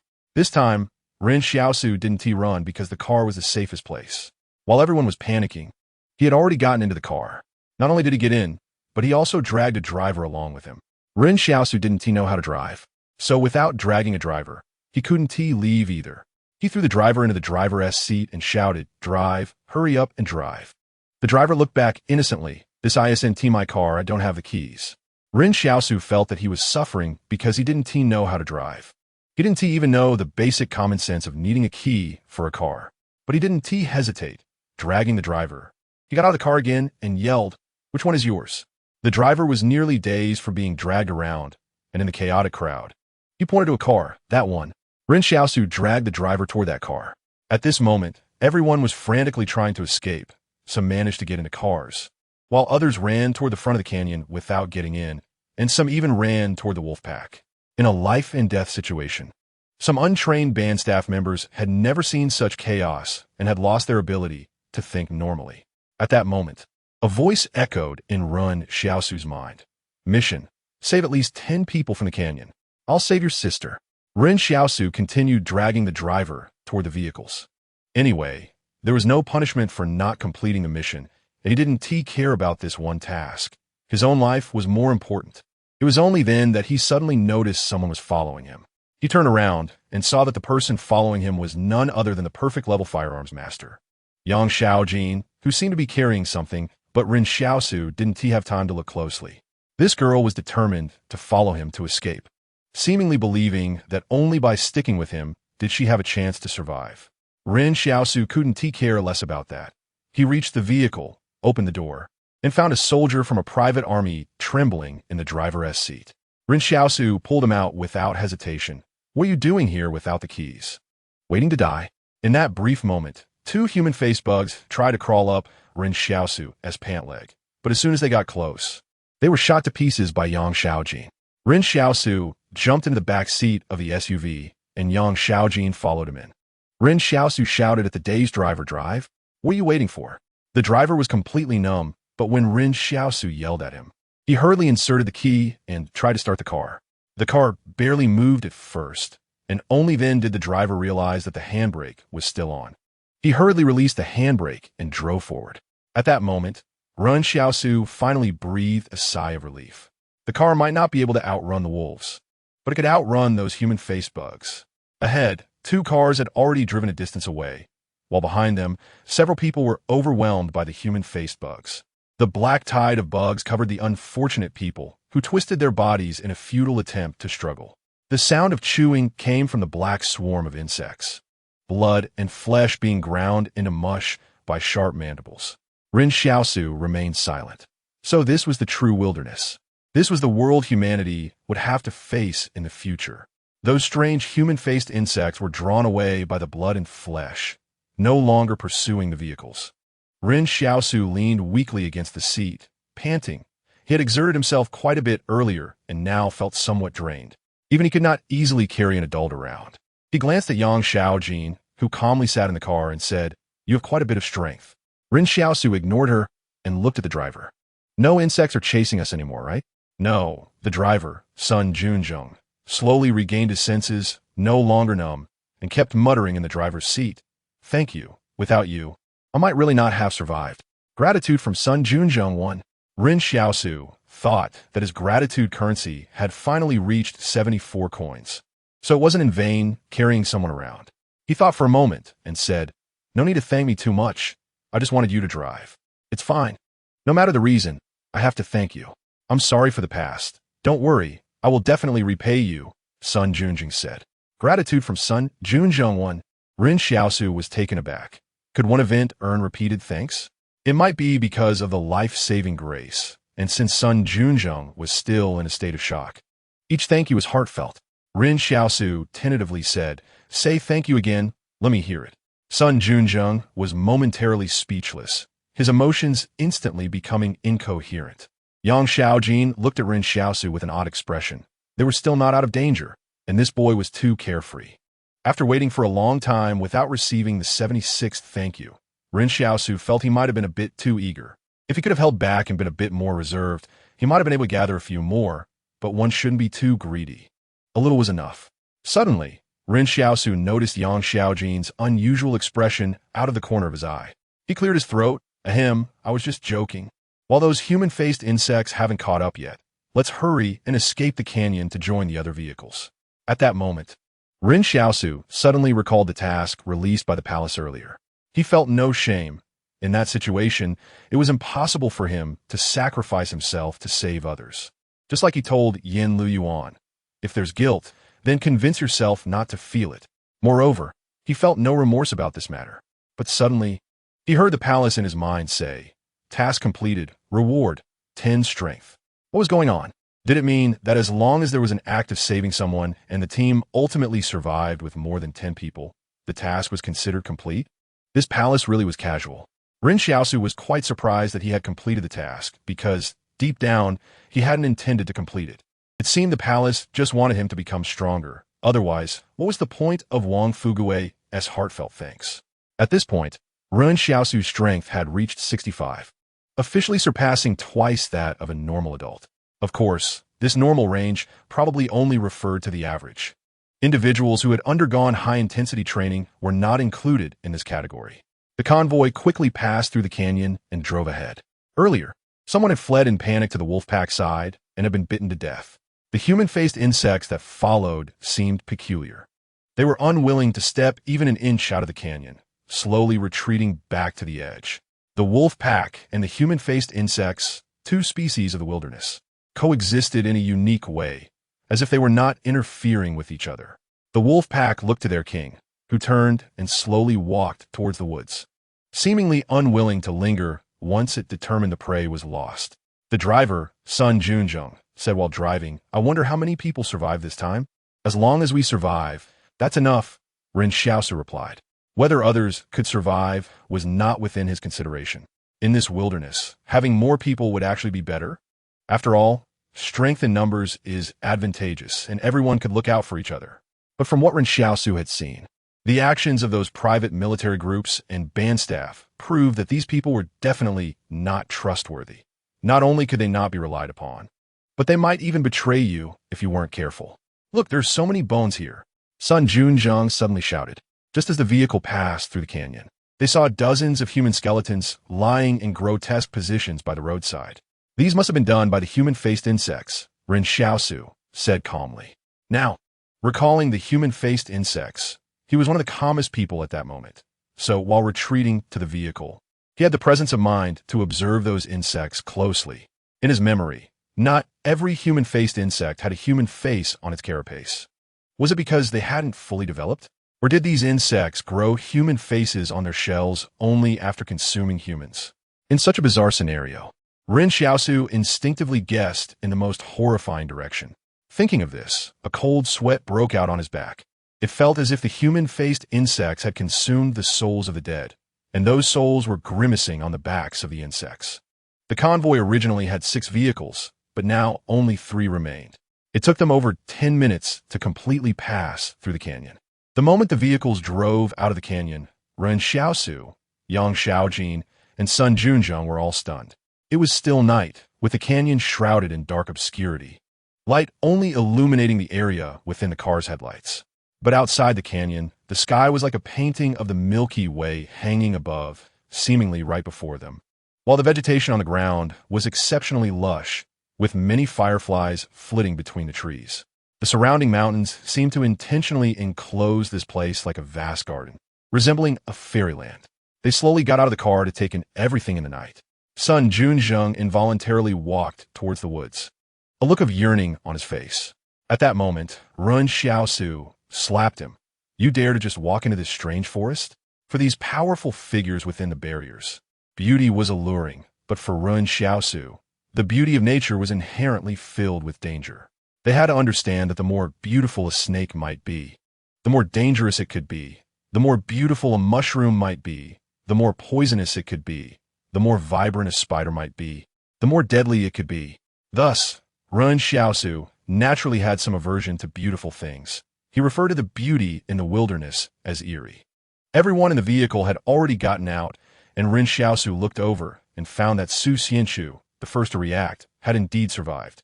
He was somewhat surprised that Lu Bu had also made it through. Ren Xiaosu wasn't hoping for Lu Bu to die.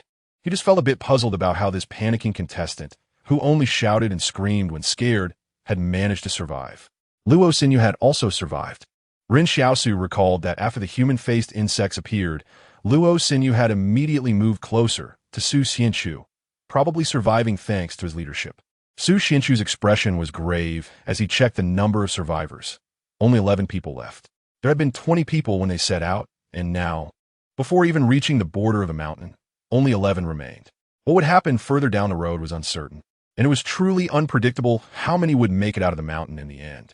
I told you not to go back, but you insisted on entering this canyon. There are clearly extraordinary beings warning us not to enter. Why don't you listen? Liu Bu complained. Shut up, Luo Xinyu said coldly. At this moment, Lu Bu seemed a bit braver and even mocked his boss, Luo Xinyu. I told you not to take risks outside the barrier, but you didn't listen. Are you satisfied now? Luo Xinyu's face turned pale. You were the one who said you fully supported it. Could I dare to say I didn't support it? Liu Bu retorted. Su Xianchu frowned and said to Lu Bu, what's the use of saying this now? Why don't you go back and find the wolf pack? We only entered the canyon out of necessity, and it's already good luck that we're all alive. Let us stop arguing. The most important thing now is to work together to get through this. Lu Bu and Luo Xinyu fell silent. Ren Xiaosu felt he had to find another way out. The team's morale was already shattered, and the idea of working together was just an empty phrase. The vehicle couldn't move anymore. No one expected the vegetation here to grow almost like a subtropical rainforest, making it completely impassable. Let's rest for a bit, Su Xianchu said wearily. They hadn't had a proper rest all night. One danger followed another, and everyone was truly on the brink of collapse. Ren Xiaosu pretended to be very tired and sat down on the ground, far away from the woods. At this point, they had no food, and even tents and blankets were gone. Ren Xiaosu suddenly felt a bit regretful. He had forgotten to bring his rat from the car. He wondered if the man-faced bug would turn into a rat-faced bug after eating the rat. Thinking about it didn't seem so painful anymore. In fact, he felt a bit of anticipation. Commander, Luo Xinyu looked at Su Xianchu and asked, what exactly is your mission for entering the Jing Mountain? Ren Xiaosu looked at Su Xianchu. This was also his confusion. Su Xianchu hesitated but still didn't say everything he knew. However, Ren Xiaosu noticed that Su Xianchu seemed to have doubts in his heart as well. From the beginning to the end, Su Xianchu had not mentioned what their mission was. And Lu Bu and Luo Xinyu, as crew members, clearly didn't know either. Otherwise, they wouldn't have asked Su Xianchu. Ren Xiaosu was a bit puzzled. Did Su Xianchu's mission objectives have any connection with the changes in Jing Mountain? Su Xianchu suddenly said, actually, we didn't expect there to be such a big change here. Otherwise, we wouldn't have come with only 12 people. What I can clearly tell you is that we are also unaware of everything that has happened here. It's uncertain if everyone can survive and get out. So why can't you share your secrets with us? Lu Bu, now on the verge of collapse, just wanted to know what his current situation was, so he was unwilling to let go of any clues. He said to Su Xianchu through gritted teeth, we're all in the same boat now. If you don't tell us, Maybe this secret will be buried with us. Lu Bu's face was almost touching Su Xianchu's, spitting everywhere. Su Xianchu pushed Lu Bu away. Is it our fault that you all came over? I heard you've always wanted to go to other barriers, right? Even without our mission, wouldn't you still go? At this moment, he cleaned his hands of the matter, as if they had brought them here to die. Ren Xiaosu was enjoying the show, just short of some peanuts, when Yang Xiaojin suddenly said, I'm hungry. This caught Ren Xiaosu off guard. What does your hunger have to do with me? Yang Xiaojin said the dagger. Oh. Ren Xiaosu quickly nodded. You sit tight. I'll get you something to eat now. Do you have any dietary restrictions? None. Yang Xiaojin sat on the ground. While Luo Xinyu had to lay a piece of clothing beneath her, she wasn't picky at all. However, Ren Xiaosu felt a bit glum. He had lost the rat he had brought. At that time, he had to hold the driver with one hand and the dagger with the other. So he couldn't carry the rat anymore, making it hard to find food now. The dense forest in front of him was indeed eerie. It was impossible to see what was inside at night, and he had to wait until daytime to observe carefully before daring to go in to look for food.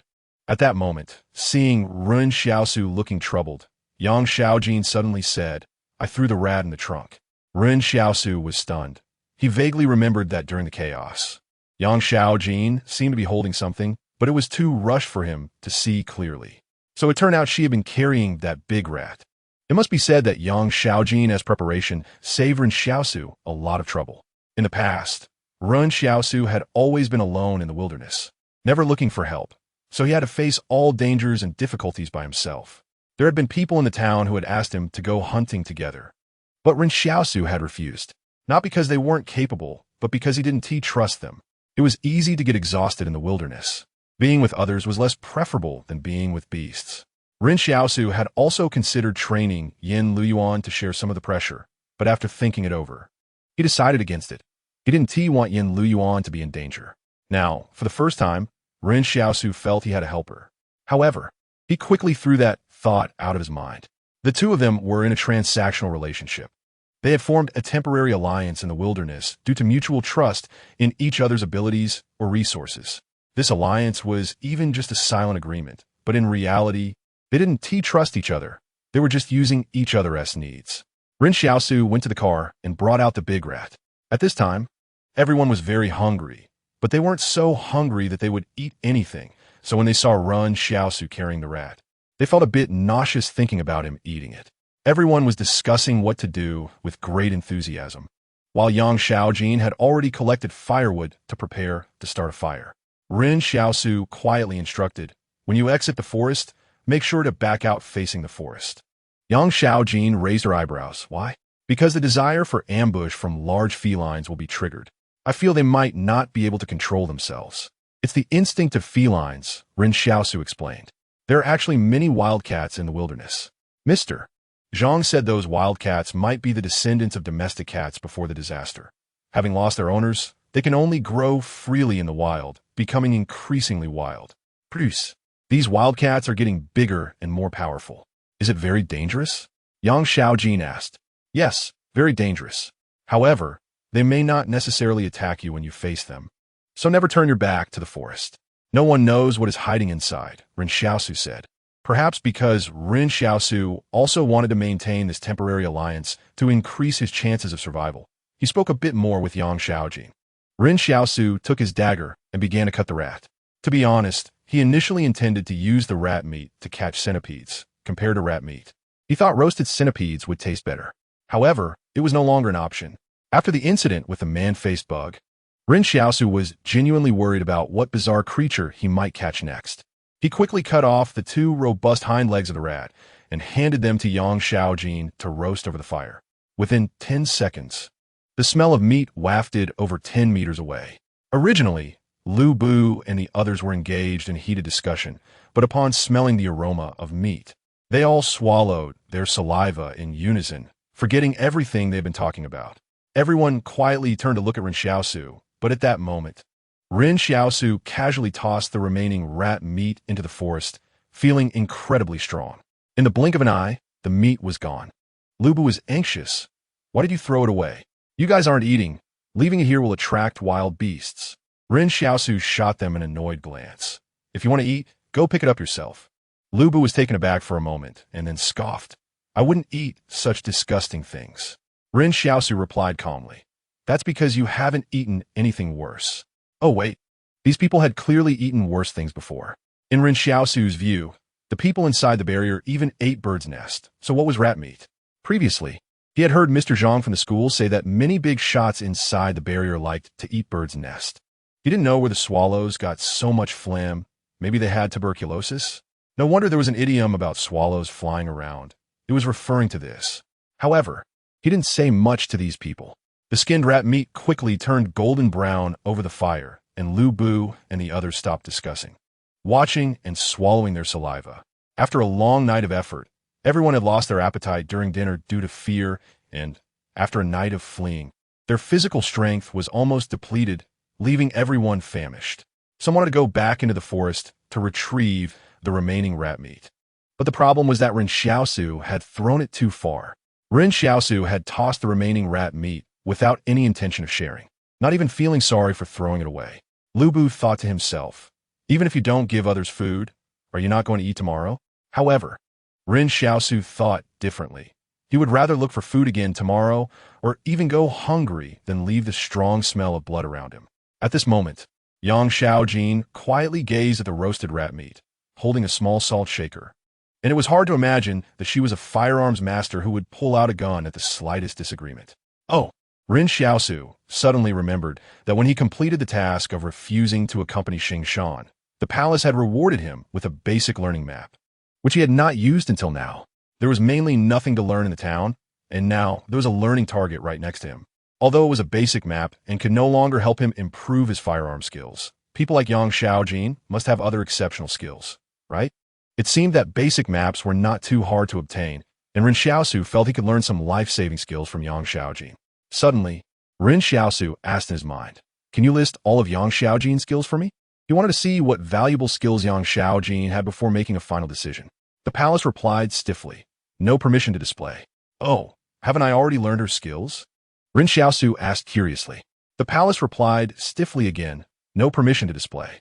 Ren Xiaosu thought for a moment and tried asking in a different way. What level are her combat skills? Advanced, the palace said. Ren Xiaosu understood that the palace could only answer a specific question about skill, such as whether there were combat skills or medical skills, and the palace would respond. But if he directly asked the palace to list all the target skills, the palace would ignore him. This was all guesswork. Then what is my combat skill level? Ren Xiaosu pressed on. Intermediate, the palace said. His combat skills were merely gained from years of fighting and competing with others, without having formed a theoretical understanding. He knew best where to hit others to be lethal. But compared to Yang Xiaojin, what he had was still not scientific and specific. It relied solely on instinct.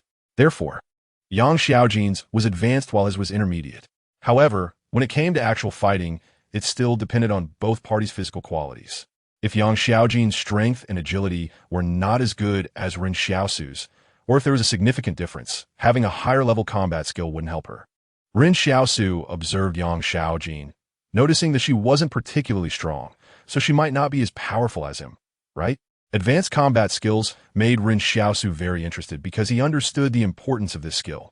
As long as he learned advanced combat skills, not only would he be more confident when facing humans, but if he encountered someone with master-level combat skills in the future, he could directly use the master-level learning map, because mastering an advanced skill was the key to using a master-level learning map. Without this key, even if someone had master-level skills, he wouldn't be able to learn from them. Use the learning map. After Ren Xiaosu said this in his mind to the palace, he secretly waited, continuously praying that it must be advanced combat skills. The next moment, the palace said, the opponent's advanced skill has been randomly drawn. Jump rope. Do you want to learn? Ren Xiaosu. Ren Xiaosu started blankly at Yang Xiaojin, not expecting that a perfect-looking firearms master would have a skill like jump rope. What the hell, jump rope? How could such a skill be drawn? Yang Xiaojin seemed to sense Ren Xiaosu's gaze and calmly turned to look at him. When will the meat be ready? Ren Xiaosu felt completely defeated, roasting a damn egg. Could his learning map be more reliable? The previous tricks and boasting could be forgiven, but how could jump rope even come up? And how could there even be a level for such a skill? Can you tell me how to jump rope at an advanced level? Do you jump while doing a backflip? Ren Xiaosu said darkly. In the wilderness, Food must be roasted longer, and water must be boiled for more than 10 minutes before it can be drunk. At this moment, Ren Xiaosu saw Yang Xiaojin raise a wrist, revealing a watch on her wrist. Ren Xiaosu was taken aback.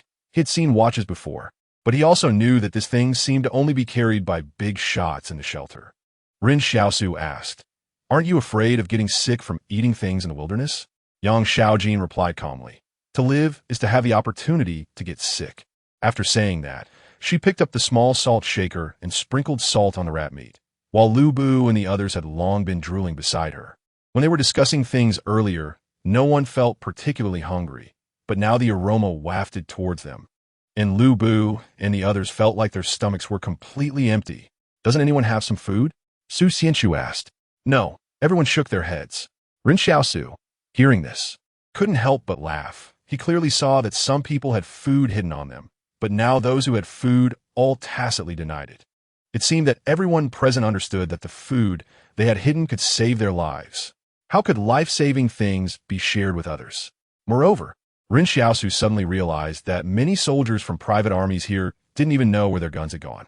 How could such life-saving items be discarded in the chaos just to run faster? Too foolish. The star Luo Sinyu from the barrier was unhappy. How can we survive without food? Why didn't you bring food? A soldier from the private army sneered.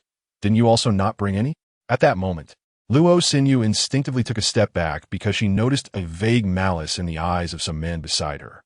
She was a star in the shelter. Not only beautiful, but also with a great figure. In the summer, she loved to wear short skirts, exposing her long legs to the air. The people in the shelter could only watch from a distance, as there was still civilization there. But now she was in the wilderness, and many in the group suddenly fell into a kind of despair. They didn't know if they could survive and get out. In this situation, the darkness within began to magnify. There was no civilization, no law, no morality, and likely no one would know what happened here. Luo Sinyu subconsciously moved towards Ren Xiaosu. And even she didn't realize that when fear rose in her heart, she chose to trust the refugee who looked the most like a beast, rather than her teammates. Thanks to the disappearance of the Zhouhei Zhizhong Tuan, Zhouhei Zhizhong Tuan Lulu became the new leader of the book, and two black fans actually allied. 57. Transcendent. As the atmosphere in the team grew stranger, Su Xianchu said coldly, "Look at what you've all become. Our most urgent task now is to find food and get out of here. Do you all want to die here?" Lu Bu laughed. "Yeah, we need to work together." Just a moment ago, Lu Bu had a fleeting wicked thought, but he suddenly realized he actually had no teammates left. If something dirty happened here, and everyone really got out alive, the soldiers from the private army would definitely kill everyone outside of their ranks. Where are we supposed to find food? Someone complained. "Do you dare to enter this forest now?" "I certainly won't." Su Xianchu looked at Ren Xiaosu. "You know wilderness survival best. Help everyone find some food." Suddenly, the palace in Ren Xiaosu's mind said, "Task. Help the team find food." "Find food?" Ren Xiaosu thought for a moment, then pointed to a soldier from the private army next to Su Xianchu and said, "I saw him take food from the pickup truck before entering the canyon. It should be in his backpack." The soldier was dumbfounded. "What the hell? We sent you to find food in the wilderness, and you're trying to find food on me?" Task completed. Reward basic skill learning blueprint. Ren Xiaosu was delighted. After all, the palace said to find food, but it didn't specify where to find it. Whose food is food, right? He really liked the way the palace determined tasks more and more. Su Xianchu looked at the soldier. "Take out the food." "Why should I take out the food?" The soldier immediately turned hostile. "When I want to get food, what were you all doing? You went to get clothes, went to get tents, and that star even went to get her makeup bag. Why should I give you my food now?" Ren Xiaosu said. "That makes some sense." Everyone turned to look at him in silence. To be honest, Ren Xiaosu supported this soldier, partly because he felt that the others weren't doing the right thing at that time. They didn't bring food themselves, but now expected others to share, which was moral coercion. On the other hand, Ren Xiaosu was someone who enjoyed watching the excitement and wasn't afraid of trouble. After all, none of them were good people. At this moment, no one paid attention to Ren Xiaosu. Luo Sinyu had just wanted to sit next to him, but she was pushed away by Ren Xiaosu. So, she sat next to Yang Xiaojin, but the relationship between Yang Xiaojin and Luo Sinyu seemed to be just employer and employee. At this moment, she no longer pretended and ignored Luo Sinyu, focusing on eating her own rat meat. She always held her gun, as if everything had nothing to do with her. Su Xianchu looked at the soldier hoarding food and said, "Hand over the food. Since we're working together to get through this, we can't be too selfish. Once it gets light, we can naturally find food. You won't starve. Who knows if we'll still be alive tomorrow?" The soldier replied, "Besides, I'm not the only one who took food. Li Maoxian and Jiang Yang also took food. Why should mine be the only one that has to be given up?"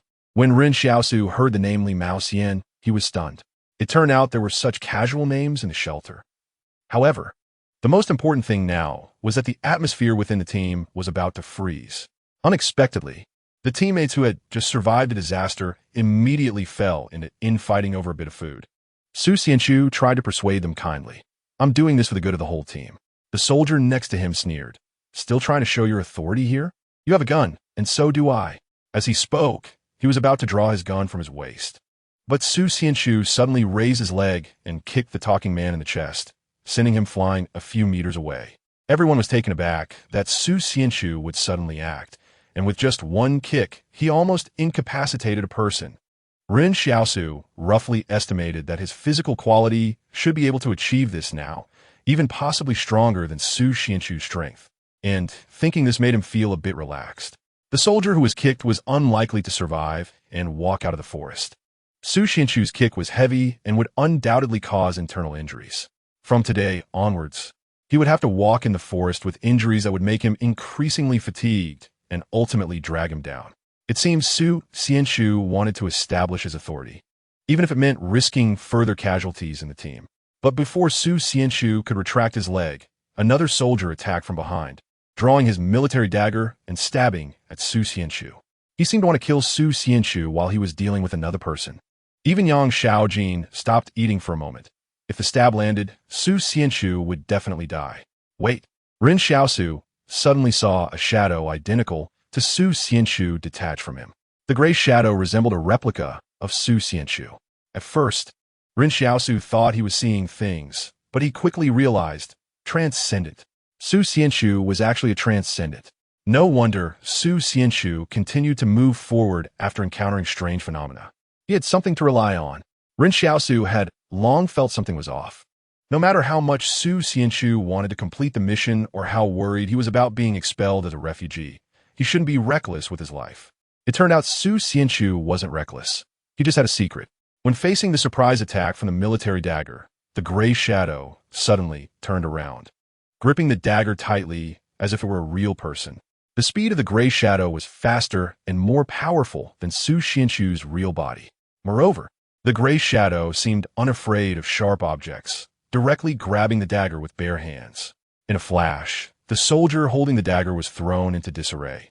He didn't expect to be facing a transcendent and didn't think the opponent would dare to grab the dagger with bare hands.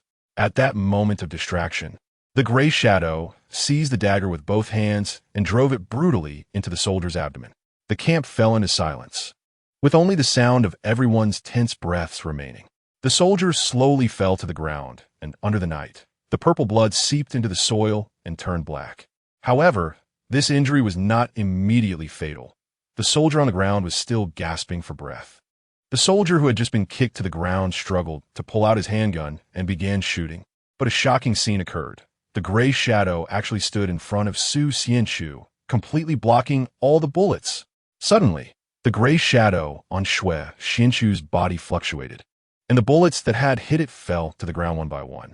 Some wanted to blame Shui Xianchu for killing his own kind, but they no longer dared to speak up. Everyone looked at Shui Xianchu in shock. Was this ability to replicate an identical shadow? However, this shadow was clearly stronger than Shui Xianchu himself. Moreover, this gray shadow couldn't even be penetrated by bullets. Is this what a true extraordinary person is? Ren Xiaosu pondered. He noticed that Shui Xianchu's expression was somewhat grim. Did this mean that the gray shadow's ability to withstand bullets still affected the main body? The two Shui Xianchus looked around. Then the gray shadow slowly walked towards Shui Xianchu's main body, eventually stepping into his back and disappearing. 58. I have money. Along the way, Ren Xiaosu had speculated that if anyone in the team was most likely to be an extraordinary person, it would definitely be Yang Xiaojin. But now he didn't expect that Shui Xianchu was actually the one hiding the deepest. As for Yang Xiaojin, Ren Xiaosu at least knew some information about her, and was aware that she was a dangerous person, while he had never really paid much attention to Xue Xianchu before. This was also because Xue Xianchu's supernatural abilities were easy to conceal. Although that gray shadow was extremely powerful, Xue Xianchu himself was just an ordinary soldier, which left Ren Xiaosu unable to make a judgment. What a pity. If only there were a master-level skill learning chart available right now. He could immediately use it on Xue Xianchu. If he could really be lucky enough to replicate Xue Xianchu's skills, then Ren Xiaosu would have more trump cards on this journey. It was just that since the palace had opened for so long, Ren Xiaosu had never seen a master-level skill learning chart, so it must be very difficult to obtain. At this moment, Xue Xianchu sighed. I just hope to lead everyone out. I don't want to hurt anyone. Ren Xiaosu watched from the side, unable to judge whether Xue Xianchu was sincere in his words. In fact, he didn't have any ill feelings towards Xue Xianchu. When Lu Bu and the others isolated him, Xue Xianchu did not join them, but of course, Ren Xiaosu couldn't say he had any good feelings for him either. If it weren't for the soldier who wanted to draw his gun earlier, Xue Xianchu probably wouldn't have acted. Ren Xiaosu turned to look at Yang Xiaojin and found that she had returned to her previous calm demeanor, as if she were not very interested in extraordinary people. Aren't you curious? Ren Xiaosu asked. Curious, Yang Xiaojin replied calmly.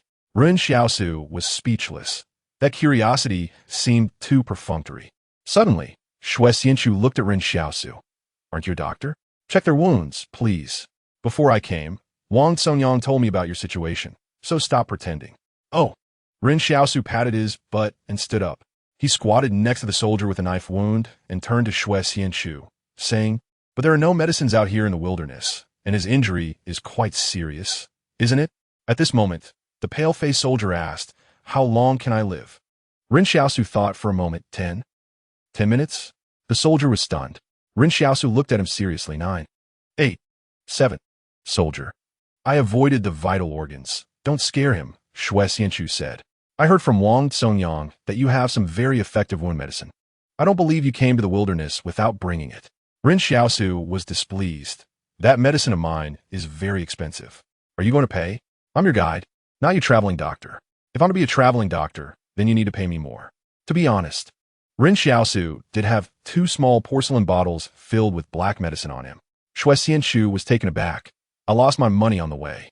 He turned his gaze to the others, wanting to say everyone should pool their money together to save their teammate's life. But in fact, Xue Xianchu really didn't think about killing anyone. He just hoped to intimidate the others. As a result, everyone nearby turned their gazes away, unwilling to help, especially Luo Xinyu, since the injured soldier had previously looked at her with ill intent. Seeing that no one was willing to cough up money, Ren Xiaosu was about to suggest letting it go when suddenly a weak voice came from the soldier beside him. I have money. Ren Xiaosu thought to himself. Your will to survive is quite strong. He asked, where's the money? In your left pocket or right pocket? I'll tell you, I can't do any stitching. Whether the wound heals after applying medicine depends on fate. Everyone was stunned. Can just applying medicine without stitching really work? Luo Xinyu spoke up. I have a needle and thread, but I faint at the sight of blood. I'll do the stitching, Xue Xianchu said. At this point, Ren Xiaosu had already pulled out a pile of money from the soldier's pocket. I won't charge you much. It's 1,200 bucks. All right. The soldier felt much better when he realized he didn't have to die. He thanked Ren Xiaosu. Thank you. A thank you from Wang Lei won. Ren Xiaosu's eyes lit up. His thank you coins had finally made a sound again, and after Wang Lei's gratitude, he had reached 77 coins, getting one step closer to unlocking a weapon. The atmosphere in the camp eased a bit. On one hand, Ren Xiaosu's jokes lightened the mood, and on the other, everyone realized that although Xue Xianchu had injured someone and acted decisively, he wasn't actually a truly cruel and ruthless person. If Xue Xianchu were truly violent at heart, everyone would have to be a bit more cautious, as having such an extraordinary person nearby was indeed very dangerous. While Xue Xianchu was stitching the soldier's wound, he said, At this point, I don't need to hide anything from you. Inside the barrier, we discovered that there should have been a pre-catastrophe civilization site in this mountainous area. They sent a private army here just to map out the area and routes, making it easier for the main forces to come explore later. In fact, we didn't know what was happening here before we came. After arriving here, I realized something was wrong with the mountains. And I thought since the secrets of these mountains could evolve beasts, could these secrets also be useful for humans and beneficial for us extraordinary people. That's why I insisted on moving forward. But didn't you say earlier that you wanted to give up the mission? Lu Bu asked. At that time, I felt it was too dangerous here, and to avoid exposing my identity as an extraordinary person, I decided to give up. Worst case, I could join the main forces in the barrier later. That would be safer, Shui Xianchu replied. Ren Xiaosu understood. Shui Xianchu had indeed considered giving up before. At this point, Shui Xianchu paused, but now I can't go back to the barrier. You've all seen how the barrier treats extraordinary people. If I go back, I'll be in serious trouble, so I plan to explore deeper into the mountains. If you want to go to barrier 112, we can part ways. I won't stop you. The depths of the mountains and barrier 112 were in two different directions, one northeast, the other northwest. Now everyone faced two choices. Let Shui Xianchu leave the team or follow him. No one in the camp spoke, as if they were all waiting for someone else to decide first. I'll go with you, Yang Xiaojin said calmly. It's too dangerous here. The best way to survive is to stay close to you, an extraordinary person. Ren Xiaosu recalled that this seemed to be the most Yang Xiaojin had spoken at once. But he felt that Yang Xiaojin wasn't being entirely truthful, because her original goal should have been the depths of the mountains. At this point, Ren Xiaosu increasingly suspected that Yang Xiaojin was also an extraordinary person. Thank you, Berta from the park, and little sweetheart from Li Ren. Meeting with enthusiasm. We drink for you. 66 becomes the new leader of this book. 59, the pig has crashed into the tree. Yang Xiaojin's decision to follow Su Xianchu into the mountains surprised everyone. No one expected that the first to speak up would be a girl. However, what Yang Xiaojin said made sense. This place is fraught with danger, and having a transcendent being nearby is certainly reassuring. Without the protection of a transcendent being, even if they don't venture deep into the mountains, they might not safely reach the 112th refuge barrier. After a brief silence, someone followed up with, I will go too. Me too.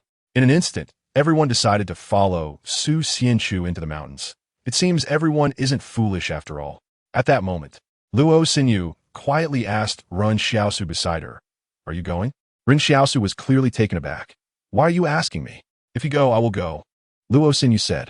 Ren Xiaosu was confused. Big sister, we aren't that familiar.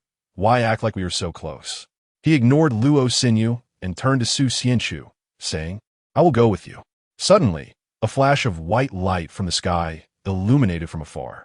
Su Xianchu glanced at the sky and said, Everyone, take this time to rest. Since everyone has decided to follow me, we'll set off at dawn. It's agreed that the whole team must listen to my orders. If anyone continues to be insincere, I won't be polite.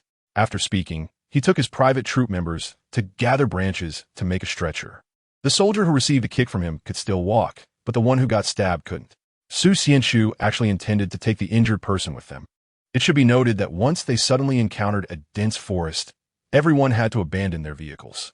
Carrying someone would be quite a burden, and surely no one in the team wanted to carry a stretcher. A normal adult male is quite heavy, not to mention some adult females are heavy too. At that moment, Ren Xiaosu felt a bit puzzled. Is Su Xianchu genuinely positive, or is he deliberately trying to win people over? Witnessing the injured Wang Lei almost moved to tears, continuously thanking Su Xianchu, Ren Xiaosu suddenly had a bold idea. After the stretcher was set up, Su Xianchu asked, Who is willing to help me carry him? I'll carry him. Ren Xiaosu volunteered. Everyone around was puzzled.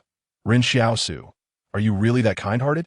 Su Xianchu thought for a moment and said, You are most familiar with the wilderness, so you should lead the way, and you are still young. Carrying an adult male might be too much for you. Ren Xiaosu became anxious. No way. I must carry him today. Whoever tries to take this from me, I'll cut them down. Everyone was bewildered. Do you really need to threaten others while doing good deeds?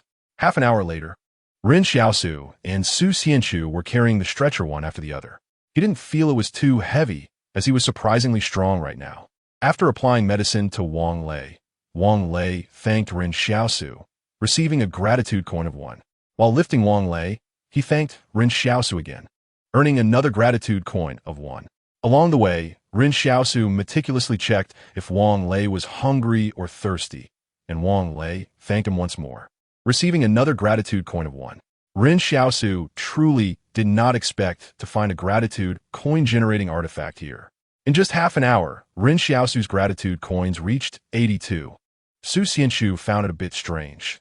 In his memory, Ren Xiaosu was clearly the type to stay aloof, so how did he suddenly become a good person? He didn't believe it. However, throughout the journey, Su Xianchu thought for a long time. If Ren Xiaosu had ulterior motives, what was he after? He couldn't figure it out. The dense forest was not easy to navigate. The density of trees was something Ren Xiaosu had never seen before.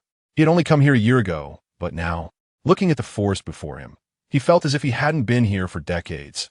The changes were too great. While Ren Xiaosu chatted casually with Wang Lei, his eyes remained alert to the surroundings. As they walked, Ren Xiaosu deliberately glanced at the place where he discarded the mouse, only to find that just a few hours later, the mouse's remains had already turned to bones. This indicated that there must be decomposing insects nearby, perhaps ants. During their journey, Luo Xinyu hovered around Su Xianchu, seemingly very interested in him. Ren Xiaosu noticed that Luo Xinyu almost leaned against Su Xianchu several times. But Su Xianchu maintained a deliberately cold demeanor. At that moment, Ren Xiaosu saw a shadow of women from the town in Luo Xinyu. It turned out that some women in the barrier would subconsciously seek support in dangerous environments. Ren Xiaosu looked over at Yang Xiaojin, who had her guns pointed at others. Luo Xinyu and Yang Xiaojin were like two extremes. At noon, Su Xianchu asked Ren Xiaosu, "Can you find some food for everyone?" Ren Xiaosu absent minulu replied, "I'm not a god. How can I just find food? Just because I say a wild boar crashed into a tree, does that mean a wild boar actually crashed into a tree?" As soon as he finished speaking, there was a loud crash a few hundred meters ahead, followed by the sound of branches breaking, as if something really had crashed into a tree. Everyone looked at Ren Xiaosu with strange expressions. Su Xianchu cautiously led everyone closer, and to their astonishment, they discovered that it was indeed a wild boar that had broken a large tree and was now lying beside it, struggling to get up. But it was too dazed to stand. The shadow from Su Xianchu detached itself, and the shadow leaped several meters into the air, landing with a powerful punch on the wild boar's head, causing it to crash to the ground. However, everyone ignored the shadow and stared at Ren Xiaosu in disbelief. Lu Bu laughed. "Now we can have some wild game for lunch. Ren Xiaosu, you really can make things happen." Everyone laughed. Having food was certainly a good thing. But only Ren Xiaosu remained silent, looking back towards the town, feeling uneasy about Yin Luyuan. Only Ren Xiaosu knew that this must have been Yin Luyuan making another wish. And right now, Yin Luyuan was surely suffering from the backlash, hoping Xiao Yu and Zhang Jinglin could take care of him. Ren Xiaosu fell silent. He decided to avoid making such speculative statements in the future. Otherwise, the more good luck he received, the more danger Yin Luyuan would be in. Ren Xiaosu sighed inwardly. So stubborn. At this moment, Ren Xiaosu unprecedentedly wanted to return to the town. He wanted to see if Yin Luyuan was okay. 60. I like you. The dense forest looked eerie. No one dared to enter last night. But after walking for a whole morning, they encountered no dangers at all. Just one wild boar that could have posed a threat had crashed to death against a tree. Ren Xiaosu wanted to look for signs of large predators on the way, but found nothing. However, he remained vigilant, as he still didn't understand how the fish bones, and Su Xiao's body had disappeared. The group found a small clearing in the woods, gathered a lot of firewood, and planned to camp there. Everyone had not slept all night last night, and they needed to rest early today, or no one would be able to hold on. Su Xianchu was beside them, using a military knife to butcher the pig, the smell of blood filling the open space. Ren Xiaosu reminded him, "Don't even think about saving food for tomorrow. The dangers in the wild are mostly attracted by the scent of blood." As he spoke, Ren Xiaosu pointed to the ground, where swarms of black ants were already arriving. Each of these ants was the size of a fingertip and looked exceptionally terrifying. They won't attack you during the day when you're active. They're just looking for food and the source of the blood scent. But at night, if you sleep within the range of the scent, you become their food. Just one bite from them, and the formic acid they secrete can cause unbearable pain. Su Xianchu nodded. "I understand. Thanks for the reminder." Ren Xiaosu was taken aback by Su Xianchu's gratitude. He found him quite sincere. At noon, everyone was feasting on the roasted pig, too hungry to care.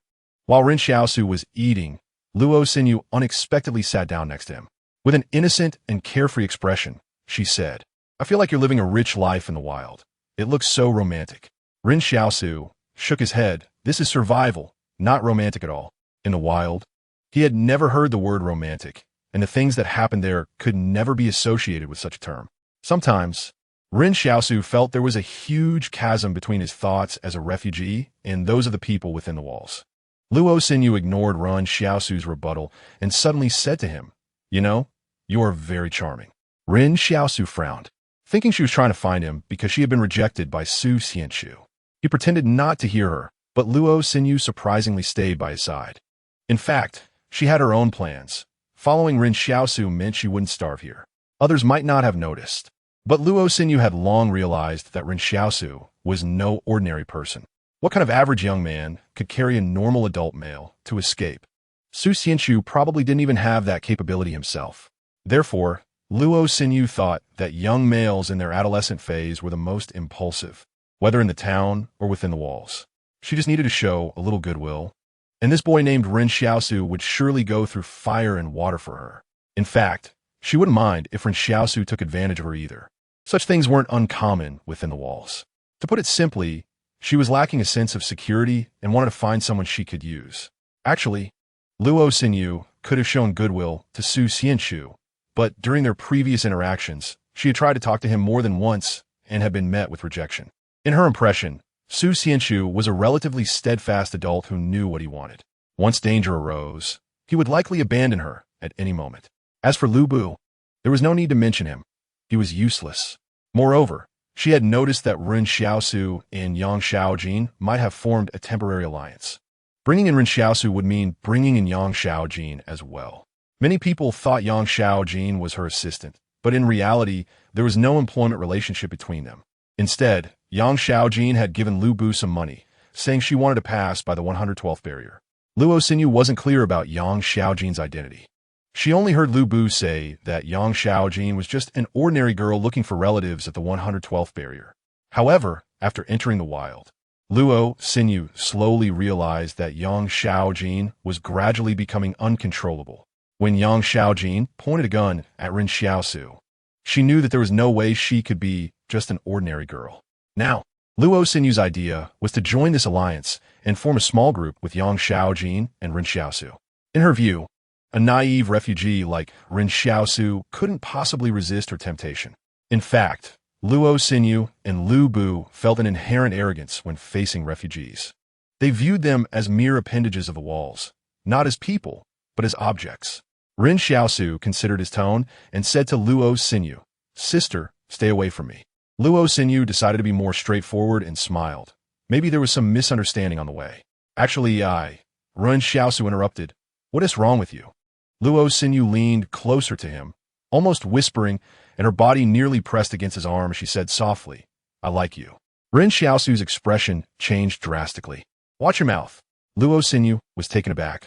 At that moment, Yang Xiaojin, who was drinking bottled water nearby, spat out the water she had in her mouth, seemingly realizing her reaction was a bit off, and quickly tried to act nonchalant. Luo Xinyu never expected that Ren Xiaosu would react this way. Is this a normal person's reaction? Who's being inappropriate here? Is he out his mind? At that moment, Luo Xinyu began to doubt whether she had made a wrong decision. What she didn't know was that Ren Xiaosu had encountered many so-called seductions in the town.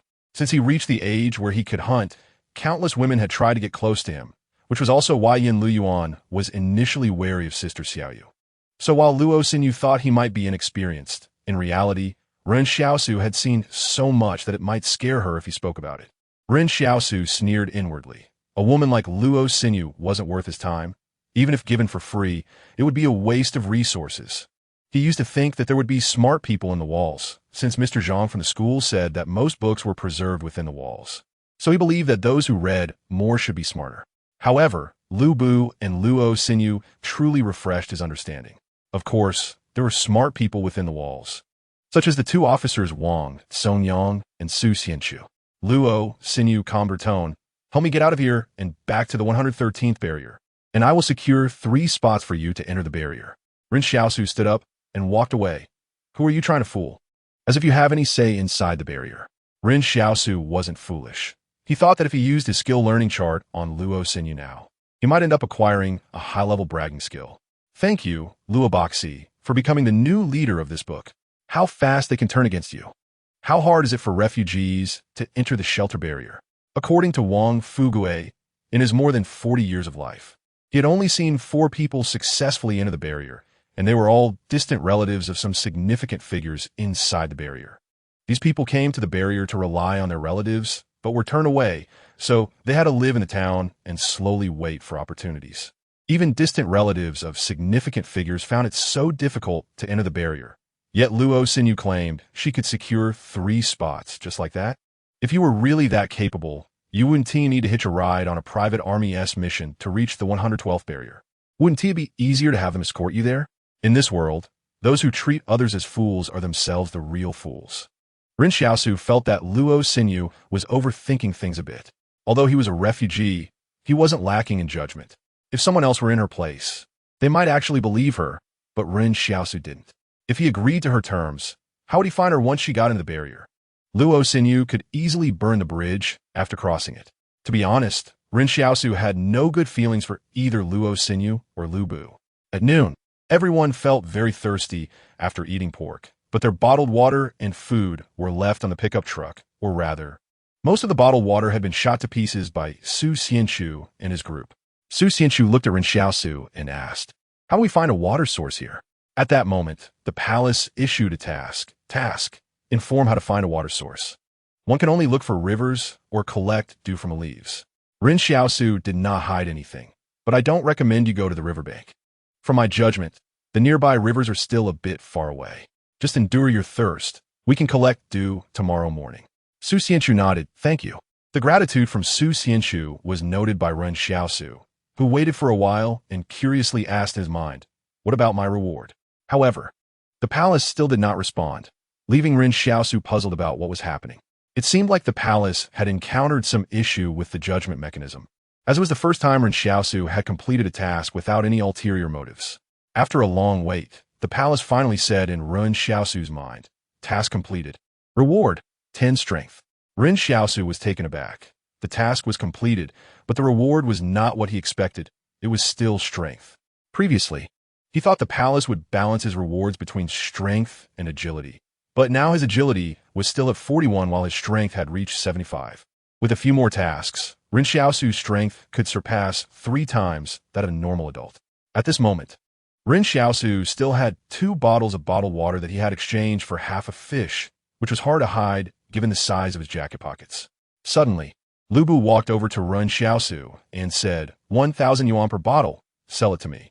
Ren Xiaosu glanced at him and replied, not for sale. 2,000 yuan. Is 2,000 okay? I'm really thirsty, Lu Bu urged. Ren Xiaosu thought Lu Bu was being a bit ridiculous. He looked at Lu Bu and said, money is useless here. The value of food and water is immeasurable. If you want water, go to the river yourself. At that moment, Lu Bu wanted to explode in anger, but he no longer had the bravado he had when he first came out of the barrier, as he understood that Ren Xiaosu's role on this journey was far greater than his. If there was a dispute or irreconcilable conflict between the two, Su Xianchu's character would definitely lead him to abandon Lu Bu, not Ren Xiaosu. When Lu Bu first came out of the barrier, he thought that the refugees were meant to serve those inside the barrier, who would always be above them, but now he had become much more enlightened. Ren Xiaosu cleaned his hands with leaves and, after finishing, promptly continued to check on Wang Lei to earn gratitude coins. However, gratitude coins couldn't be earned infinitely. After experiencing Ren Xiaosu's concern, Wang Lei also noticed that Ren Xiaosu's attitude towards him seemed a bit off, resulting in several instances where he said thank you without receiving any gratitude coins. Seeing that he could no longer earn gratitude coins, Ren Xiaosu decisively gave up on Wang Lei, and at that moment, he had already accumulated 84 gratitude coins. In the afternoon, Su Xianchu glanced at the sky and said, this place isn't suitable for camping.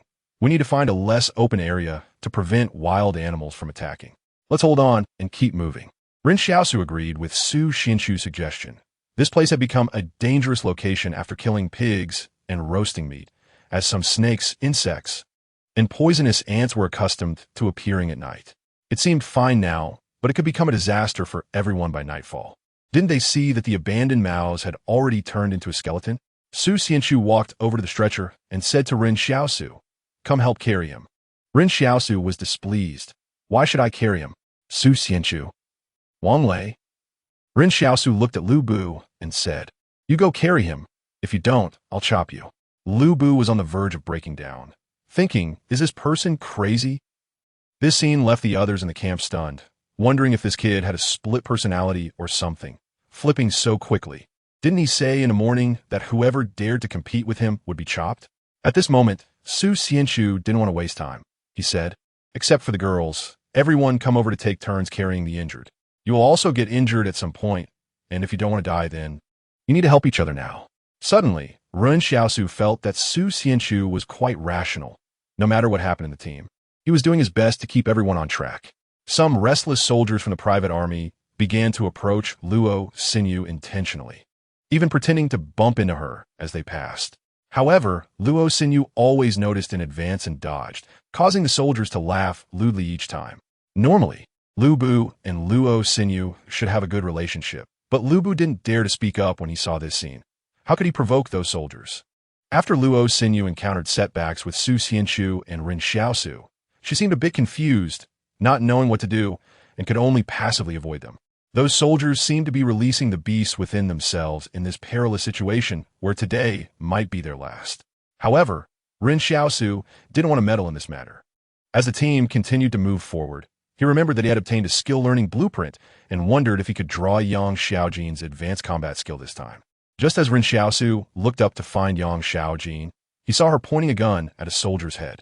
Yang Xiaojin turned to Ren Xiaosu and said, "His gun belongs to you now." The soldier being threatened happened to be the one who had harassed Luo Xinyu the most. So Ren Xiaosu thought Yang Xiaojin was going to help Luo Xinyu. Previously, Ren Xiaosu thought Yang Xiaojin was someone who would stand by and not get involved. But it seemed she couldn't stand to see Luo Xinyu being harassed. Perhaps it was a boundary she wouldn't allow to be crossed as a fellow woman. The people in front turned back to watch the commotion, curious to see if Yang Xiaojin would have a fierce confrontation with the private army soldiers. Ren Xiaosu looked at Su Xianchu and found him frowning but not stopping it, as if he also felt that the soldiers were going too far. None of the other soldiers dared to stand up for the man being threatened, making it clear how united or divided the team was. However, Ren Xiaosu didn't plan to be polite. He walked directly to the soldier and pulled out his sidearm. The soldiers had thought that firearms were too heavy when fleeing and had discarded their rifles, leaving only their handguns. The soldier coldly said, "Do you know how serious the crime of seizing firearms from private troops is?" Yang Xiaojin calmly replied, "If you threaten me again, you might die right now." Ren Xiaosu almost clapped. She was really a decisive girl. When he pulled out the soldier's gun, the soldier had desperately clutched his hand to his waist, trying to silently stop Ren Xiaosu. However, Ren Xiaosu's strength was now beyond what he could imagine, and he forcefully pried the soldier's fingers open.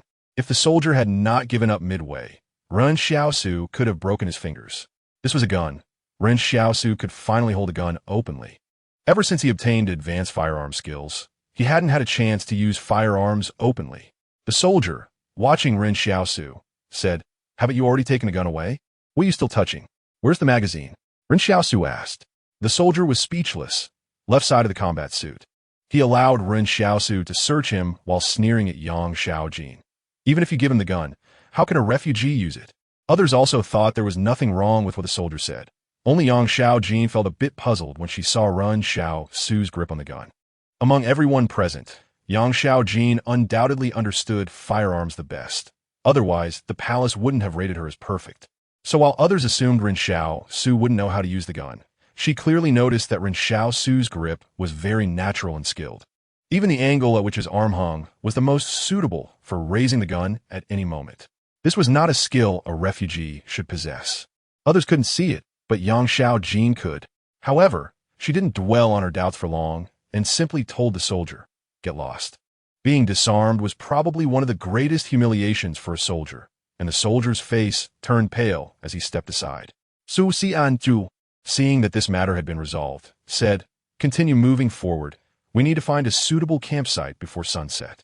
Su Xianchu didn't want to get involved in the team's chaotic matters. His mind was only on Jingshan, nothing else. On the road, the private troops and Luo Xinyu, Yang Xiaojin, and Ren Xiaosu formed a clear boundary, keeping a distance from each other. However, Ren Xiaosu was considering something. If Yang Xiaojin insisted on helping Luo Xinyu, even wanting to assist her in leaving, then he would have no choice but to abandon this temporary alliance. Just then, Luo Xan spoke to Yang Xiaojin. Thank you for helping me. I hope we can work together in the coming days to get out of Jingshan. But Ren Xiaosu clearly saw Yang Xiaojin pause for a moment. Then she told Luo Xan, I'm not helping you for free. First, return the money you owe me. Luo Xan was taken aback for a moment. Then took out 10,000 from her bag and handed it to Yang Xiaojin. You gave me 5,000 before, and now I'm giving you 10,000 as thanks. Yang Xiaojin responded indifferently with a sound of acknowledgement, casually stashing the 10,000 into her pocket without any pretense. Seeing Yang Xiaojin accept it, Luo Xan smiled. So you'll help me along the way, right? Yang Xiaojin corrected her. I never thought about helping you get out of Jingshan. I can only guarantee that you will die with dignity. Luo Xan, Ren Xiaosu understood what Yang Xiaojin meant. She was merely ensuring that Luo Xan wouldn't be violated by those private troops. As for whether she lived or died, she didn't seem to care too much. In fact, Luo Xan was quite pitiful, stepping out of her barriers only to find that she didn't have a single trustworthy person. Ahead appeared a fork in the road, 2 mountain paths leading in different directions. The trees here were tall and dense, almost obscuring the entire sky. And everyone couldn't even tell where the sun was, making it hard to discern which way Jingshan was. Su Xianchu turned back and asked Ren Xiaosu, which way should we go? At that moment, Ren Xiaosu heard a voice in the palace. Task. Give directions. After pondering for a moment, Ren Xiaosu said, left. Task completed. Reward, 10 agility. Ren Xiaosu felt his muscles solidify a bit more. He finally confirmed one thing. Strength plus agility equals true muscle strength. Just adding strength or agility alone wouldn't work. At this time, the soldier who had been disarmed coldly said, Didn't you say you haven't been deep into here? I remember you said you hid in the canyon for a few days before coming out. How do you know the way? Ren Xiaosu calmly replied, I don't know the way. Su Xianchu, Yang Xiaojin. Everyone was speechless. If you don't know the way, why are you pointing? However, Ren Xiaosu didn't feel any psychological pressure. The task given by the palace was simply to give directions, and it didn't specify which road, as long as he pointed. That was enough. He indeed didn't know the way, but the task had to be completed. Su Xianchu hesitated for a moment and asked, Then why did you point left? Ren Xiaosu said, Although I don't know the way, I know Jingshan is in our left front. All right, Su Xianchu nodded. Then we'll go left. If you see a suitable camping place, let me know. When making decisions in the wilderness, Su Xianchu would habitually seek Ren Xiaosu's opinion, and it turned out that Ren Xiaosu's suggestions were usually correct. Along the way, whenever Ren Xiaosu saw a pine tree, he would climb up to pick some pine cones and full pine needles. Others were puzzled. Picking pine cones was understandable since they could be eaten. But what was the purpose of picking pine needles? They saw Ren Xiaosu squeezing out the light green juice from those pine needles, then licking the juice clean with his tongue. And he said to the others, If you don't want to die of thirst, you can learn from me. Some people hesitated, unsure whether to learn, but in the end, it was Yang Xiaojin and Su Xianchu who climbed up the pine tree without a word. When it comes to survival instincts, aside from Ren Xiaosu, the only ones in this team who were genuine were Su Xianchu and Yang Xiaojin. When Ren Xiaosu said the juice from pine needles could be drunk, they both climbed the tree without hesitation to find suitable pine needles to squeeze, and instantly they also picked many pine cones. In fact, it was people like Ren Xiaosu who had spent years wandering in the wilderness who understood that nature is generous. It doesn't care who takes what from it.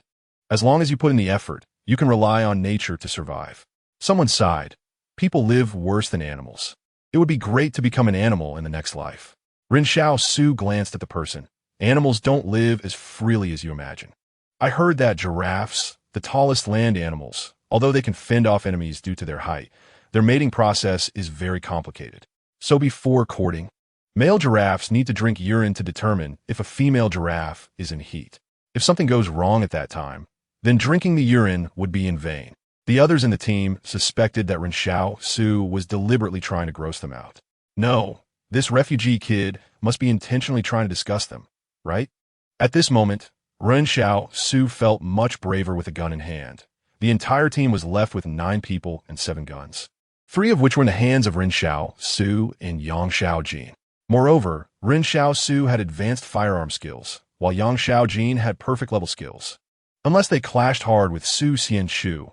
Otherwise, their little alliance would be victorious against anyone else. While everyone was busy picking pine needles and pine cones, Ren Xiaosu, with nothing to do, remembered his unused skill learning diagram.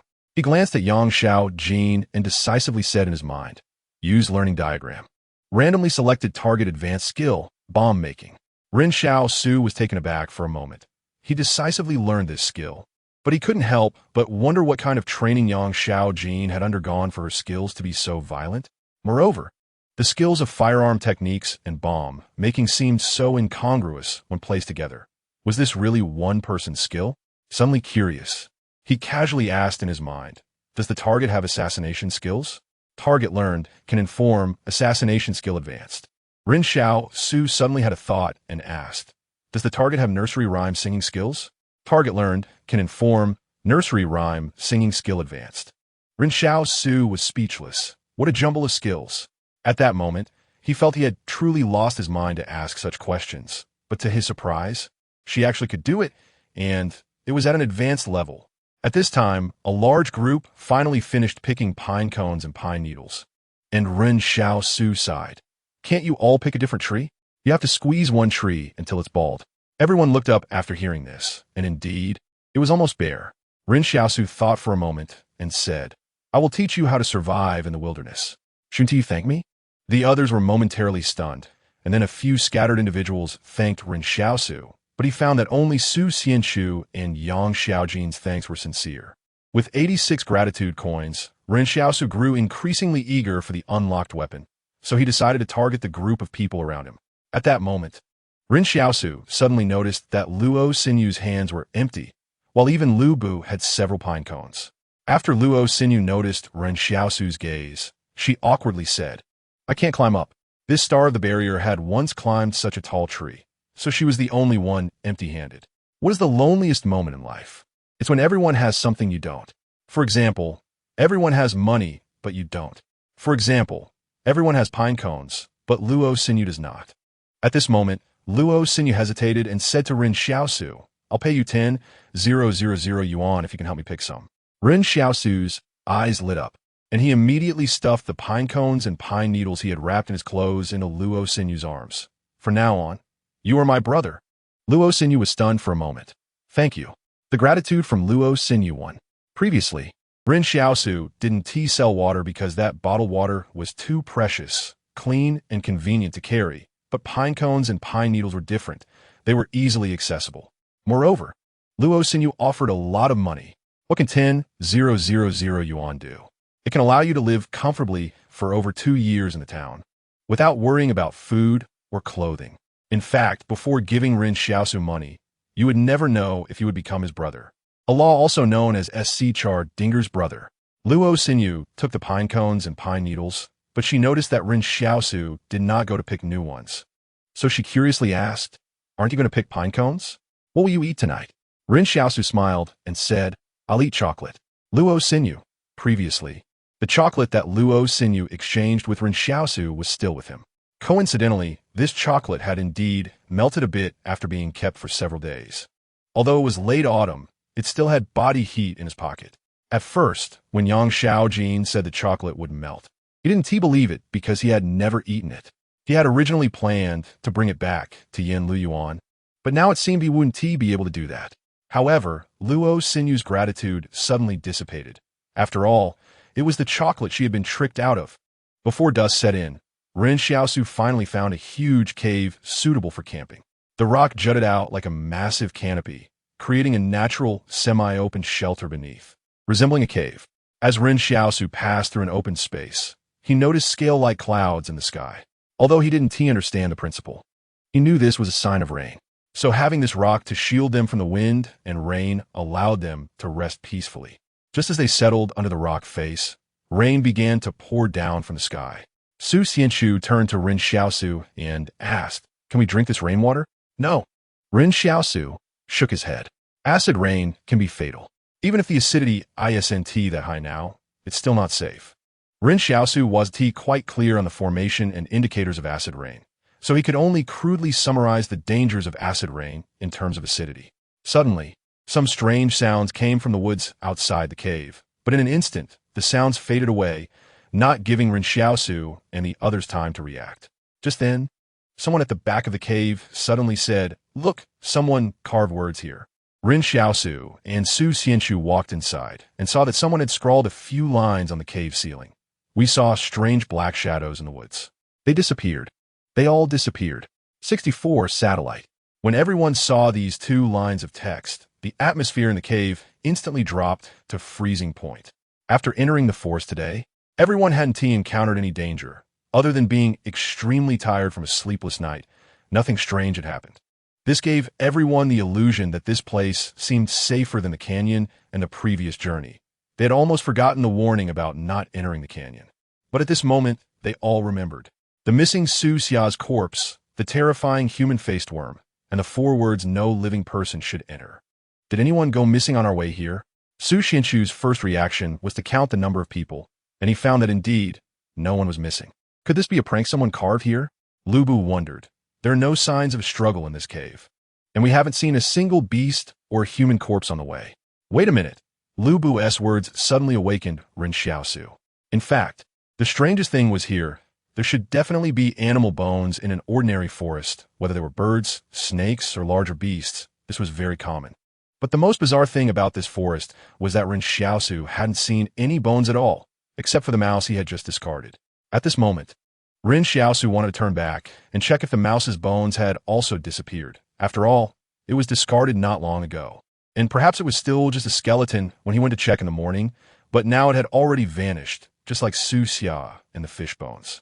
This vast forest harbored a chilling secret. A soldier asked, "It seems a group of people has been here within a year, and there were quite a few of them. But our barrier 113 hasn't had anyone come through the border mountain. Perhaps the people from barrier 112 wanted to come to our barrier, but an accident happened." Su Xianxu recalled. "However, we're the most basic private troops, so we have no way of knowing who has been here." Su Xianxu was right. They were marginalized figures in the private troops. How could the upper echelons inform them of any intelligence?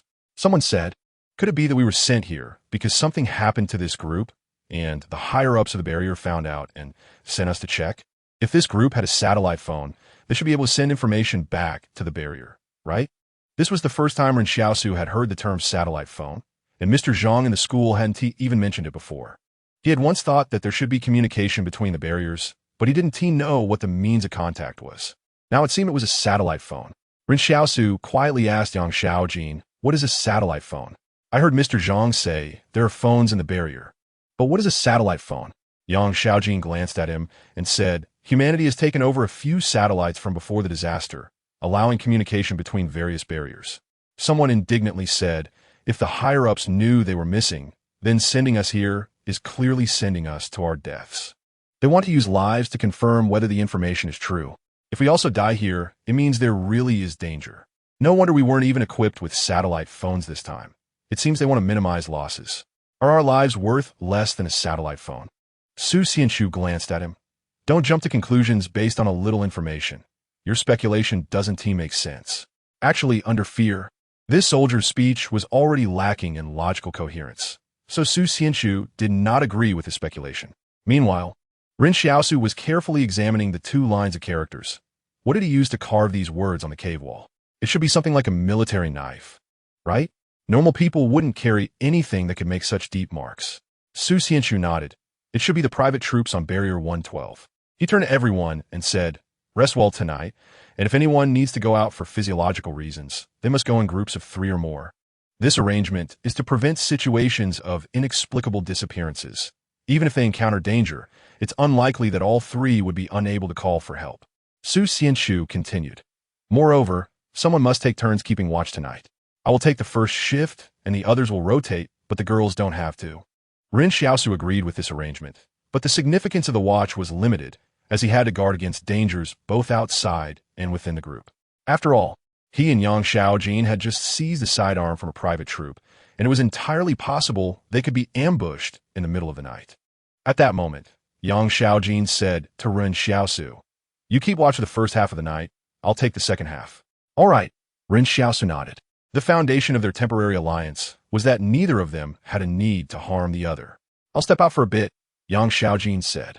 Ren Xiaosu thought to himself, "Aren't you afraid of an accident? Should I go with you?" After a long pause, Yang Xiaojin quietly said, "No need." Ren Xiaosu was a bit puzzled. This girl seemed quite bold.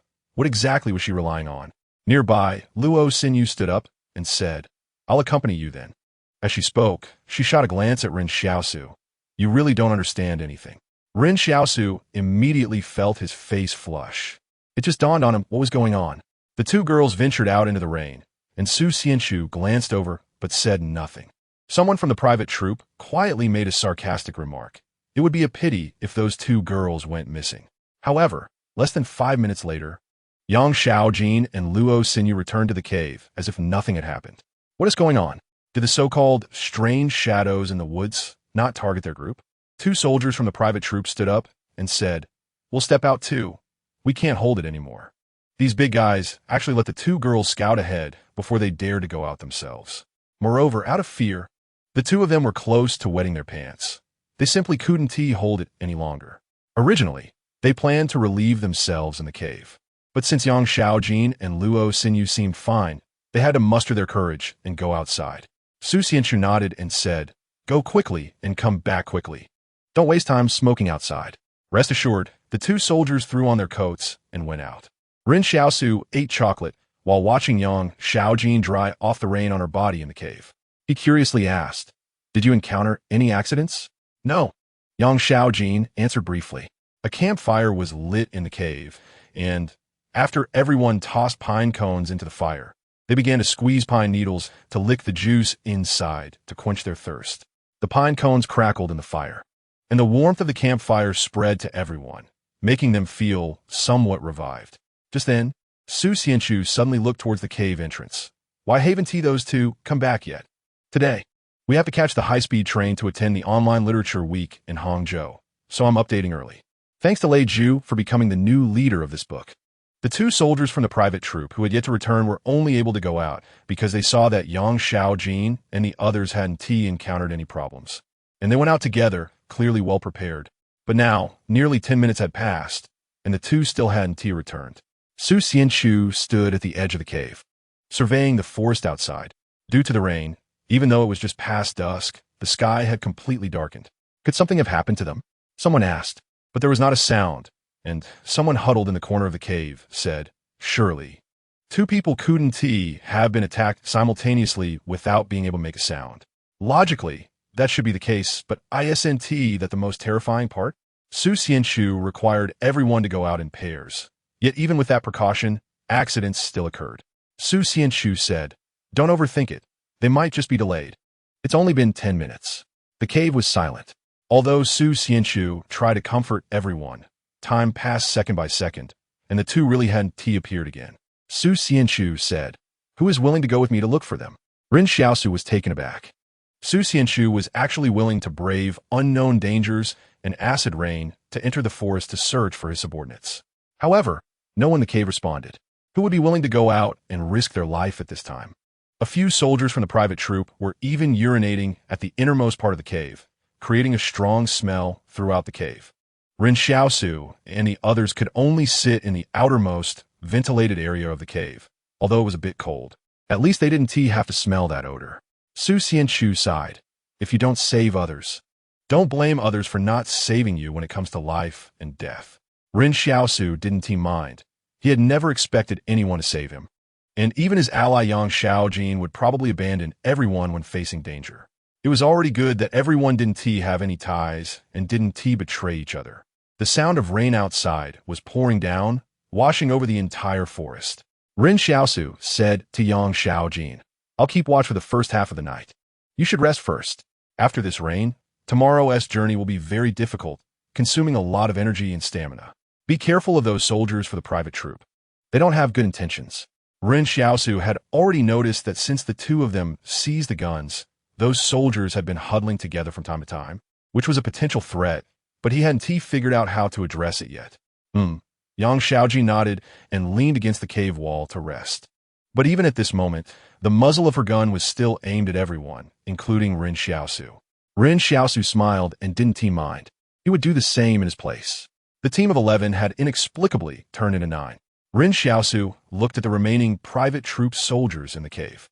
Some were sitting inside smoking, and the smell of smoke still mixed with a nauseating sensation for Ren Xiaosu. He found it hard to imagine that soldiers in a refuge barrier were starting to use such psychoactive substances to stimulate themselves. How weak must the defense of this barrier be? Is it only Barrier 113 like this, or do most private troops in refuge barriers behave this way? These soldiers had originally brought quite a bit of cigarettes, and Lu Bu had prepared 10 packs for them, but they lost most of them on the escape route. And now each person only had half a pack or a full pack left, while some didn't have a single cigarette left. This group of people sat inside, puffing clouds of smoke, filling the entire cave with a haze. Fortunately, Ren Xiaosu, Yang Xiaojin, and Luo Xinyu were sitting at the outermost part of the cave, so the impact wasn't that significant. One soldier said to the others, "Lend me a cigarette, I'm out." "I'm out too, this is the last one." The soldier next to him shifted aside. Actually, he still had more than half a pack in his pocket, but with the days still so long, who knows when they could get out. His own supply wasn't enough either. The private military soldier, borrowing a cigarette, looked at the others. "Lend me one, and I'll return it to you when we get back to the barrier." At this moment, the so-called addiction had kicked in, and he was willing to make heavy promises just for a single smoke, knowing that cigarettes inside the barrier weren't cheap either. Who knew if they could even go back? Someone mocked.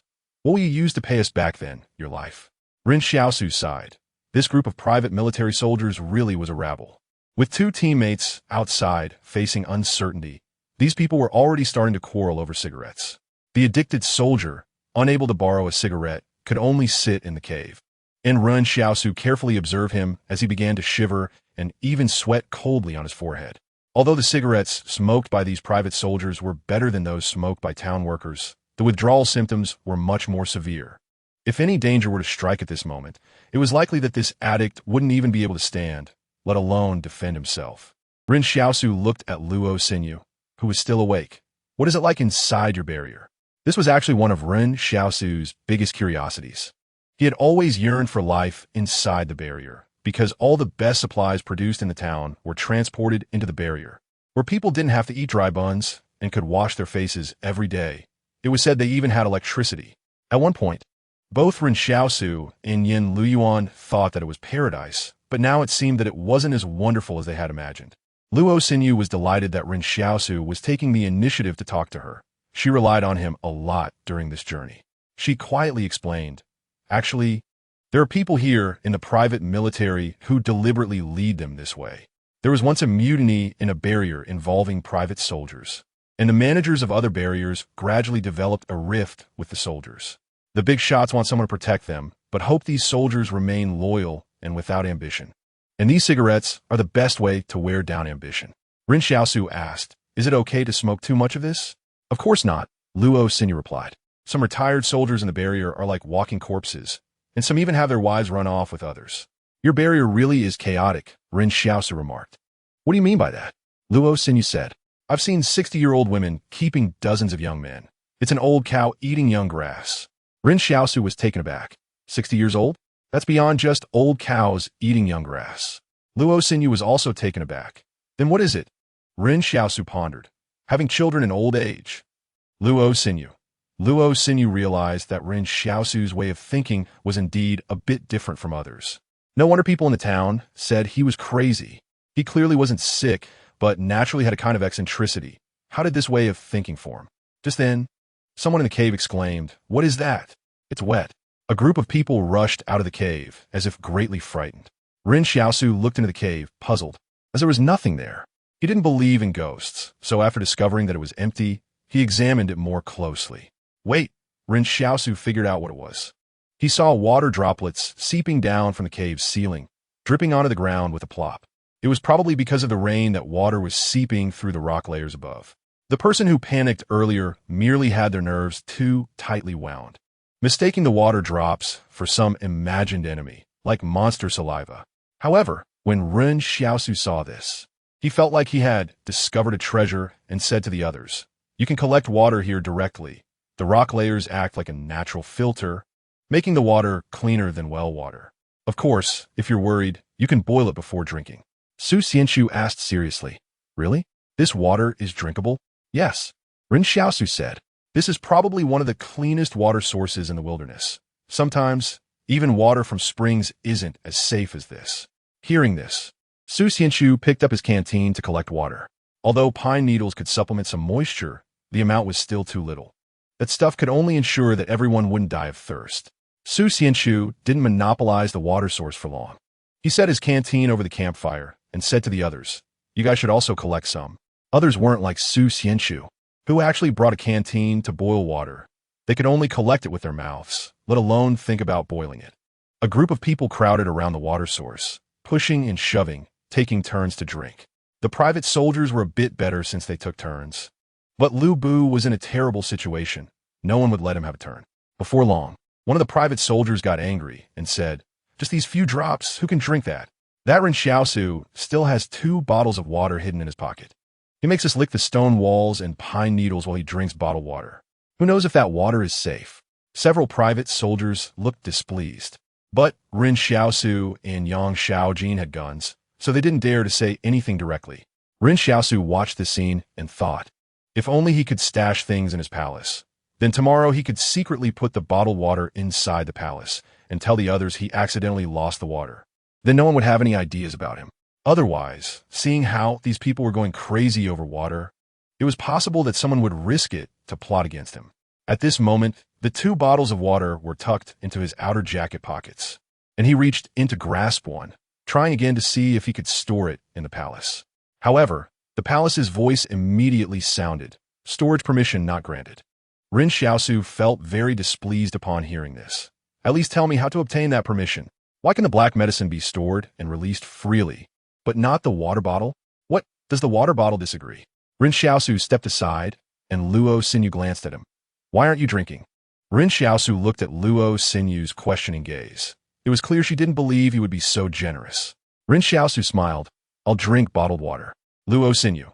At that moment, Luo Xinyu realized that Ren Xiaosu truly had a talent for annoying people anytime and anywhere. But she didn't know that Ren Xiaosu was actually being very cautious in giving up this water source. First of all, everyone was very thirsty, and this trickle of water was certainly not enough. Su Xianxu, as a transcendent, could monopolize collecting water for a long time, and no one dared to say anything. But Ren Xiaosu was not a transcendent. He already had 2 bottles of water on him, which made some people envious. He didn't need to be greedy for everything. One of the survival rules in the wilderness is not to be too greedy, and Ren Xiaosu needed to make Su Xianxu understand that the most indispensable person in this team for survival in the wilderness was him, Ren Xiaosu. Since there was a transcendent like Su Xianxu to leverage, why not take advantage of it? Also, the smell inside the cave was too overpowering. In this tense atmosphere, Luo Xinyu was originally very scared, so she was actually chatting with Ren Xiaosu to alleviate her own fear. After all, it's always better to talk to someone. In fact, this method was very effective.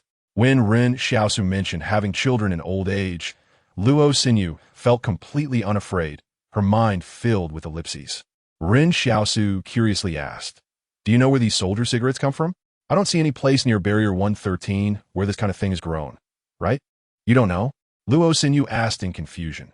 "Wang Fuguwei said you're under Luo Lan's care. How could you not know about this? What does it have to do with Luo Lan?" Ren Xiaosu was taken aback for a moment, although he received a banner from Luo Lan. The problem was that he had no other connection with that boss Luo. Boss Luo is the spokesperson for the Qing family consortium at Barrier 113, Luo Xinyu explained. "What position does he hold in the barrier?" Ren Xiaosu asked curiously. He hears Wang Fuguwei talk about boss Luo every day, but actually, Ren Xiaosu realized he seemed to know nothing about this boss Luo. Boss Luo has no official position. Luo Xinyu looked at Ren Xiaosu in surprise. "All right, it seems you really don't know. He only controls the factories related to metallurgy, water sources, and chemical engineering in Barrier 113. If you insist on asking about his identity, then strictly speaking, he is just a businessman. Can a businessman command authority in the barrier?" Ren Xiaosu thought for a moment and said, he previously thought boss Luo was the administrator of the barrier. They no longer need to hold any official position. Luo Xinyu said helplessly, "They're like the heavens above the barrier administrators, and when nothing happens, everyone gets along fine. But when something goes wrong, the decision maker in the barrier must be this businessman. Does he have an army by his side?" Ren Xiaosu asked after thinking it over. Luo Xinyu glanced at him and said, "Yes, an army that is many times stronger than these private forces. The combat brigade station in Barrier 113 is beyond your imagination. It is definitely not the kind of private force you see now. This means that there are 2 troops stationed in one barrier. Although there is a nominal administrator in the barrier, that administrator's power has probably become meaningless. If you don't resist, then just act as a puppet and enjoy the wealth and honor. But one thing I don't understand," Ren Xiaosu asked curiously, "why don't they directly control the barrier and become the administrator instead of supporting a puppet? Isn't that like taking off your pants to fart?" "Because there are more than just the Qing family consortium in this world," Luo Xinyu said. At this point, Ren Xiaosu understood. There are several consortia operating within the more than 100 refuge barriers, and they jointly control the barriers while restraining each other, then exploit resources through a strange cooperation model. "So those tobacco products are provided to Barrier 113 by the Qing family consortium?" Ren Xiaosu asked. "The updates might be unstable these days. Sorry. Please give a recommendation ticket. The tobacco obtained by the private forces is all supplied by the Qing family consortium from other places. You must have seen truck convoys, right? The supplies brought in are nothing but tobacco," Luo Xinyu said. "Actually, other barriers are similar.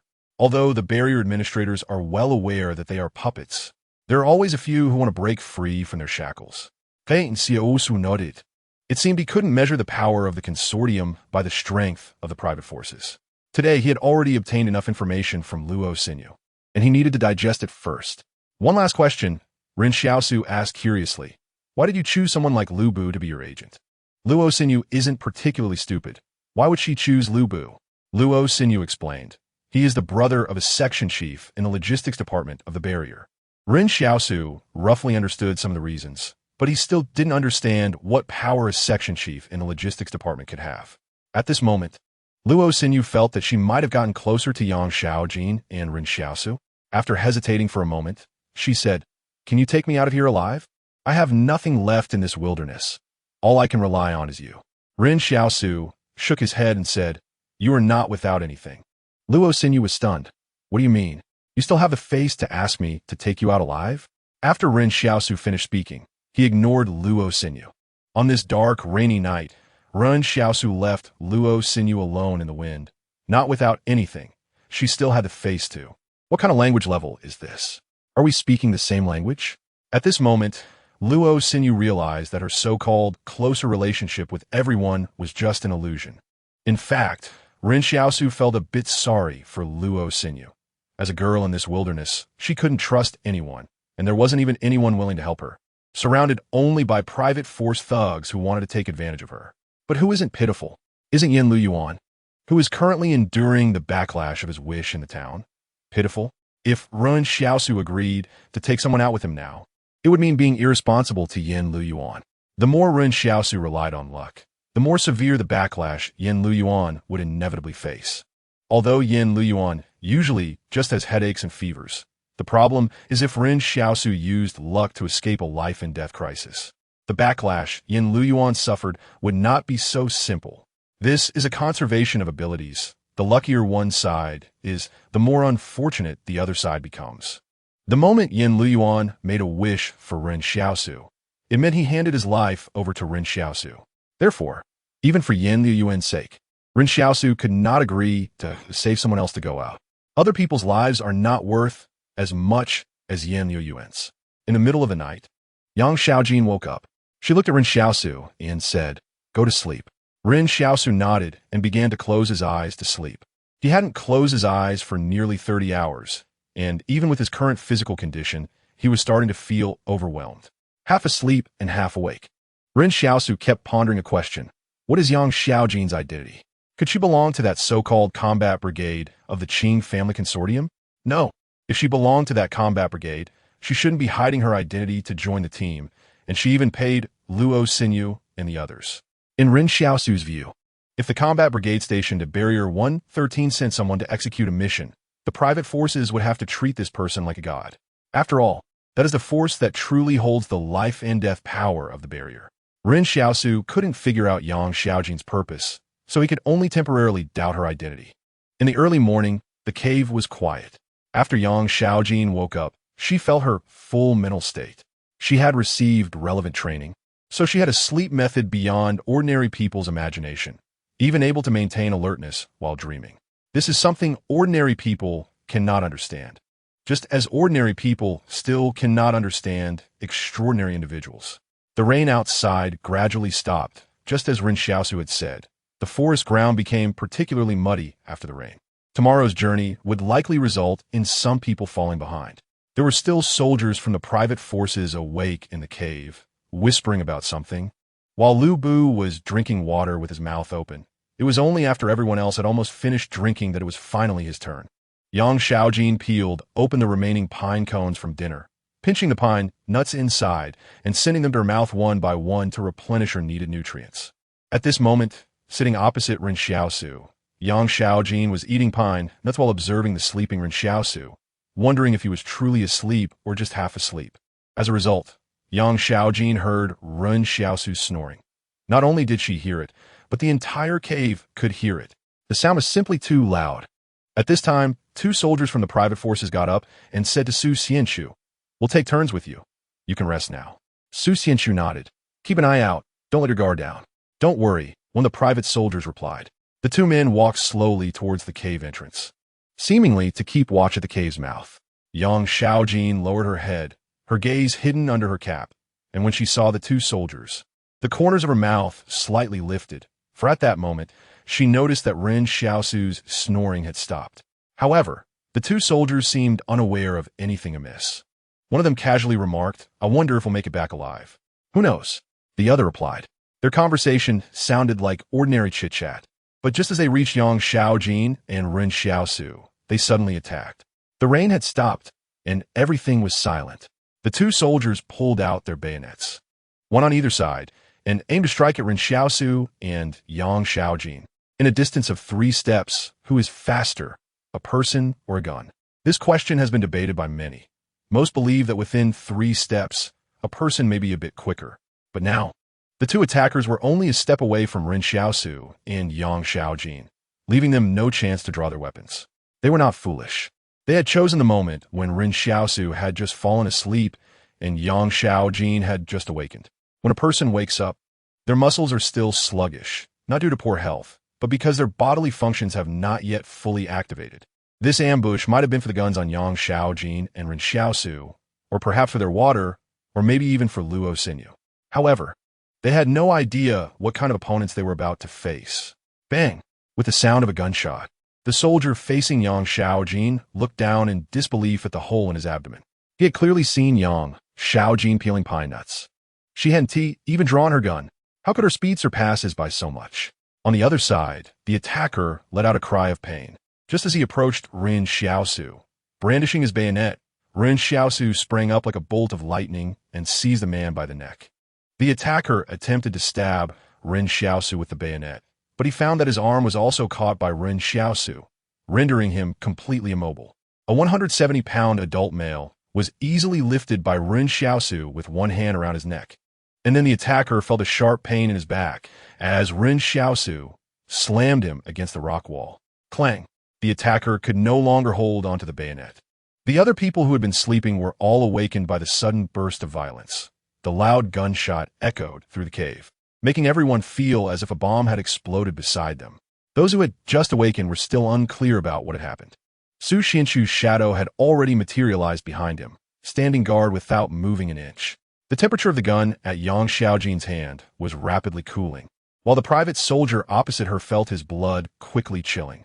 This was the first time Yang Xiaojin had truly fired a gun during their journey, and it seemed no one had expected her will to be so firm and decisive. Moreover, she appeared remarkably calm while killing, as if it were as ordinary as drinking water. However, it was not Yang Xiaojin who caused the greatest visual shock to the others, but Ren Xiaosu. In the blink of an eye, the bullet had already entered the human body, with tremendous rotational energy tearing through muscles and organs, stopping only when all that energy was exhausted. But the scene of the bullet inside the body was invisible to outsiders, and even the person shot could not see it. On the other hand, Ren Xiaosu's action of single-handedly lifting an adult male was incredibly violent. Ren Xiaosu was only 1.78 meters tall, and at 17, his body had not fully developed. Therefore, neither Su Xianxu, Lu Bu, nor Yang Xiaojin had ever considered Ren Xiaosu's combat capability. They thought a malnourished boy from the town could possess much strength. He was merely someone who had honed some survival skills in the wild. Ren Xiaosu had never fought before, and Yang Xiaojin had never fired a gun, leading everyone to have only vague judgments about their combat abilities, which was why the attackers dared to act. However, what they did not expect was that their vague judgment was utterly wrong. Ren Xiaosu's fingers gripped the attacker's neck like a vice, and in an instant, the attacker felt his blood could no longer supply his brain. He could have kicked Ren Xiaosu in the vital areas, but at that moment his mind went blank and his limbs twitched in ignorance. Yang Xiaojin did not look at the fallen private soldier. Instead, she quietly watched Ren Xiaosu, who was now holding two guns, aimed at everyone in the cave. Yet she was also somewhat puzzled. Earlier, Ren Xiaosu had clearly been asleep. His snoring might have been feigned, but his eyelids could not be disguised. Her training included the ability to discern the difference between true and false sleep. A person could pretend to be asleep, but their subconscious would still move their eyelids. A person who was not deeply asleep could not control their eyelids for long. Thus, she knew Ren Xiaosu had genuinely been asleep. However, when the attackers had risen, the disappearance of his snoring proved that he had awakened at that moment. How could someone in deep sleep remain alert? Ren Xiaosu, a refugee, could not have undergone training like hers. Far away in the town, Yin Liyuan's happiest time each day was when he kept watch for Ren Xiaosu, as he felt needed and could do something for him. Although he could not follow Ren Xiaosu to hunt, due to his watch duty, he still found great significance in being a night watchman. But Yin Liyuan did not know that Ren Xiaosu no longer needed anyone to keep watch since the palace had appeared. At this moment, Yang Xiaojin saw Ren Xiaosu exhibit supernatural strength. How could such a frail boy possess such power? Even Yang Xiaojin had not anticipated this. The private soldier lying in a pool of blood struggled to speak. Sun Junzheng, do something. Yet the soldier named Sun Junzheng cowered inside the cave, not daring to make sound. Su Xianchu frowned and asked, "What is going on?" Ren Xiaosu ignored him and stared intently at the attackers. He had provided them with pine cones and needles and had even given him access to the water source in the cave. Although he had his own thoughts, the outcome was good. Ren Xiaosu had long realized these people were conspiring something. He had initially thought they would have some moral boundaries and would at least restrain themselves a bit. He did not try to ask the attackers what they were after. Water? Guns? Luo sinew? Ren Xiaosu felt there was no need to scream in pain like someone betrayed, asking why, because he did not need an answer. Having never trusted them, there was no betrayal. These teammates were no different from beasts in Ren Xiaosu's eyes. Ren Xiaosu did not immediately snap the attacker's neck. He merely wanted to see Su Xianchu's reaction.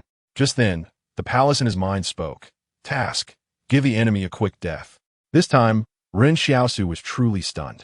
Wasn't he, this palace, supposed to advocate for doing good deeds? Why was it suddenly so decisive and ruthless? Previously, Ren Xiaosu had always found loopholes in tasks, but now he was somewhat unaccustomed to it. Could it be that, for this palace, not torturing the enemy could also count as doing good?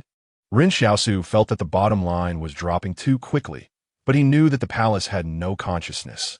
The tasks it issued must have an internal mechanism. With a dull sound, Ren Xiaosu simply snapped the neck of the attacker. Sun Junzheng, who was in the cave, trembled after hearing the sound. It has nothing to do with me. I never told them you were strong. Bang! Yang Xiaojin shot him in the forehead, and Sun Junzheng's unfinished words were cut off. Ren Xiaosu turned to look at Yang Xiaojin, who calmly said, "Concealing guilt is equivalent to sharing guilt." Ren Xiaosu gasped. Yang Xiaojin meant that although Sun Junzheng hadn't informed the attackers about Ren Xiaosu's strength, he knew they were going to commit murder and didn't warn Ren Xiaosu. So he was just as guilty to avoid leaving hidden dangers. Ren Xiaosu felt that even though he was constantly reshaping his understanding of Yang Xiaojin, her ruthlessness and decisiveness still exceeded his expectations. However, he didn't think Yang Xiaojin was wrong. In one night, the original team of 11 had shrunk to 6, leaving Su Xianchu, Ren Xiaosu, Luo Sinew, Lu Bu, Wang Lei, and Yang Xiaojin. Task completed. Reward master-level skill learning chart. Without a second thought, Ren Xiaosu used the master-level learning chart on Su Xianchu. Compared to Yang Xiaojin's gun skills, moving from advanced to master didn't mean much, so at this moment, he needed Su Xianchu's abilities more. Randomly select a target master-level skill or supernatural ability. If a master-level skill is selected and you do not possess the corresponding advanced skill, you will not be able to learn it. Determining that the target has no master-level skills, the supernatural ability Shadow has been selected. Do you wish to learn it? Ren Xiaosu was ecstatic. It turned out that if the target had no master-level skills, he could directly draw a supernatural ability. He thought the chances were very slim. Learn. Shadow has been learned.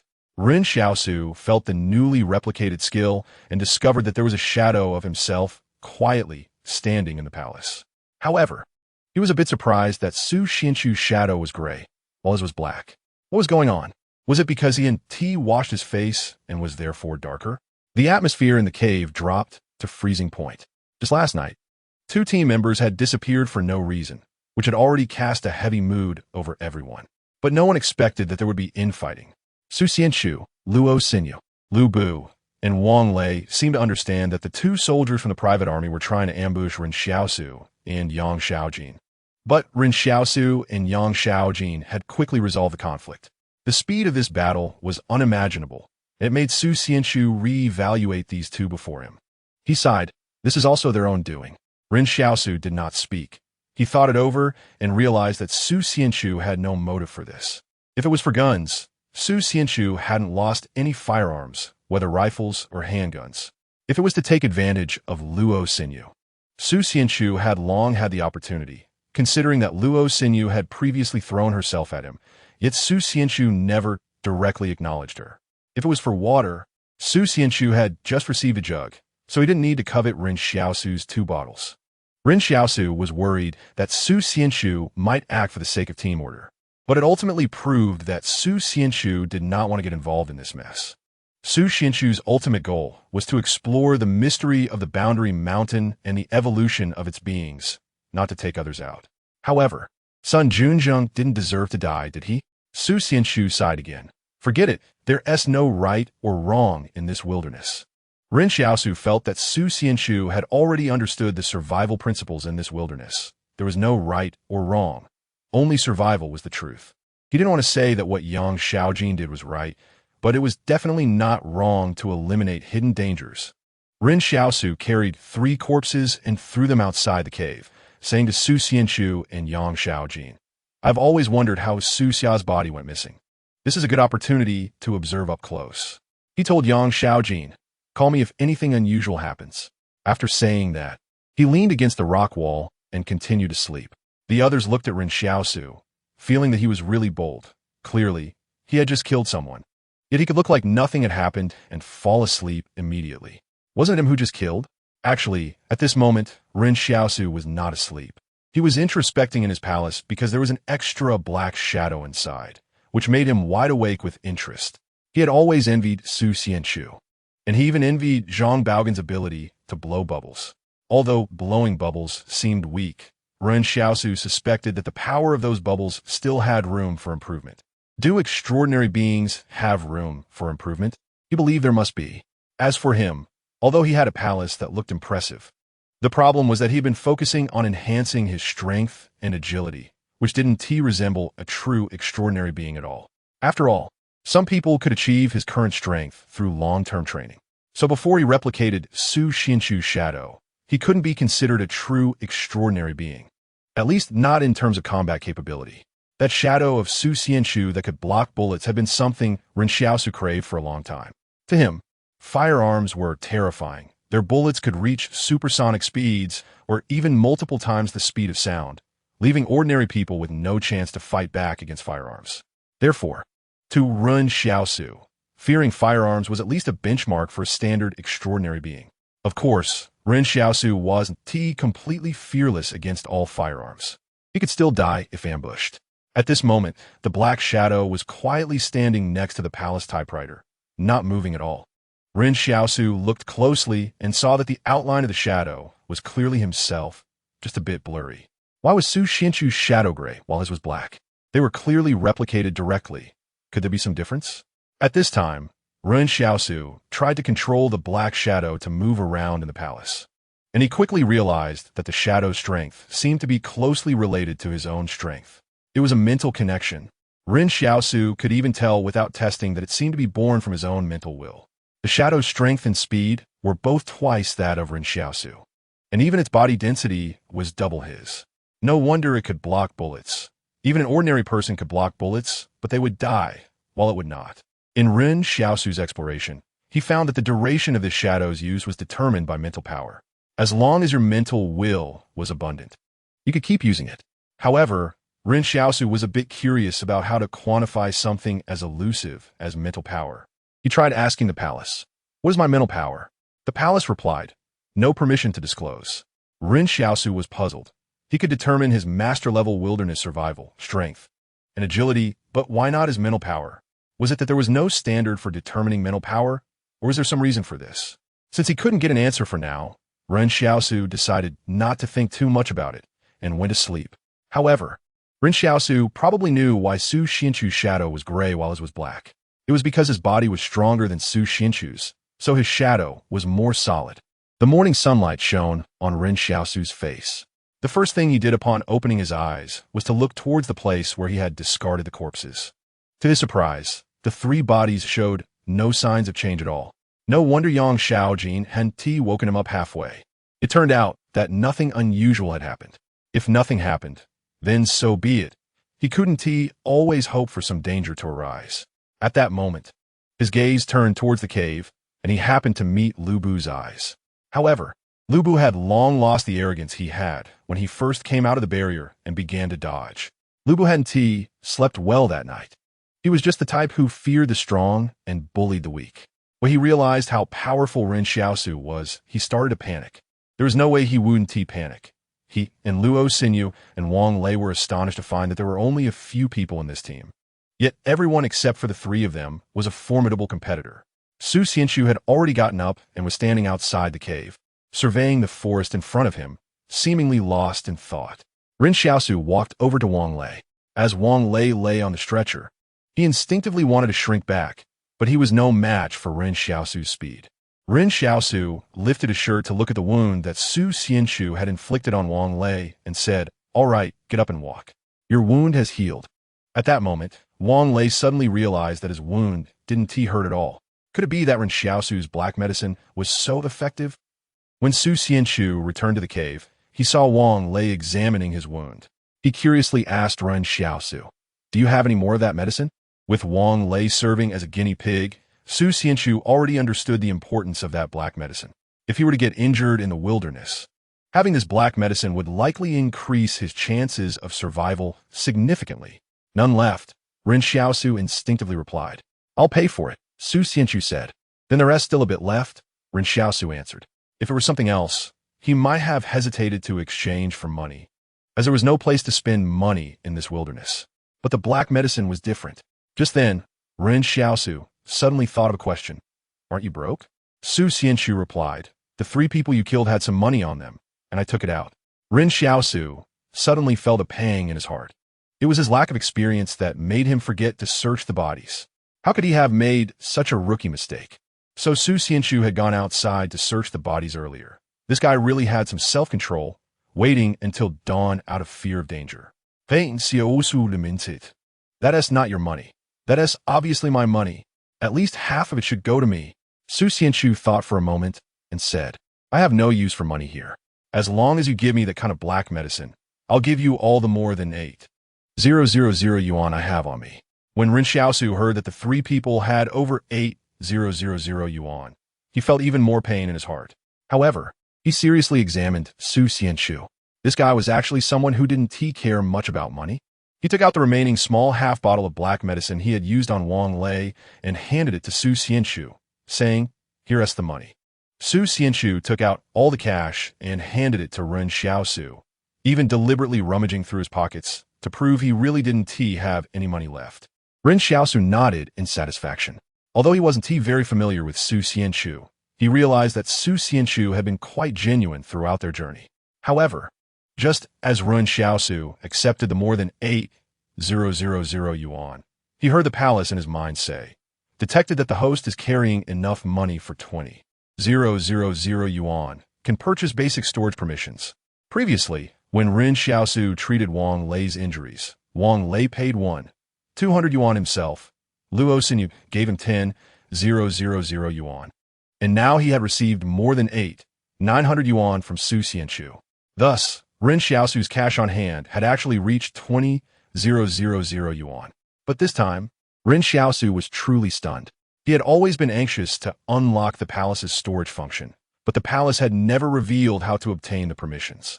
He had guessed it might be by completing a certain task or unlocking a side quest, similar to unlocking weapons.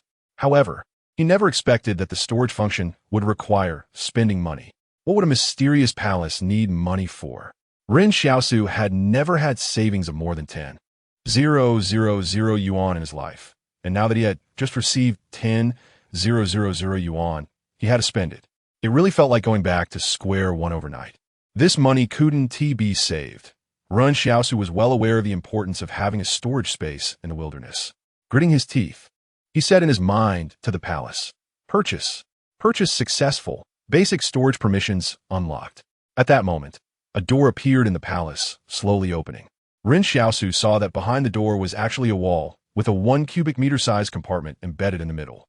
Was this too much a ripoff? 20,000 yuan just bought this little space? The palace had just said it unlocked basic storage permissions.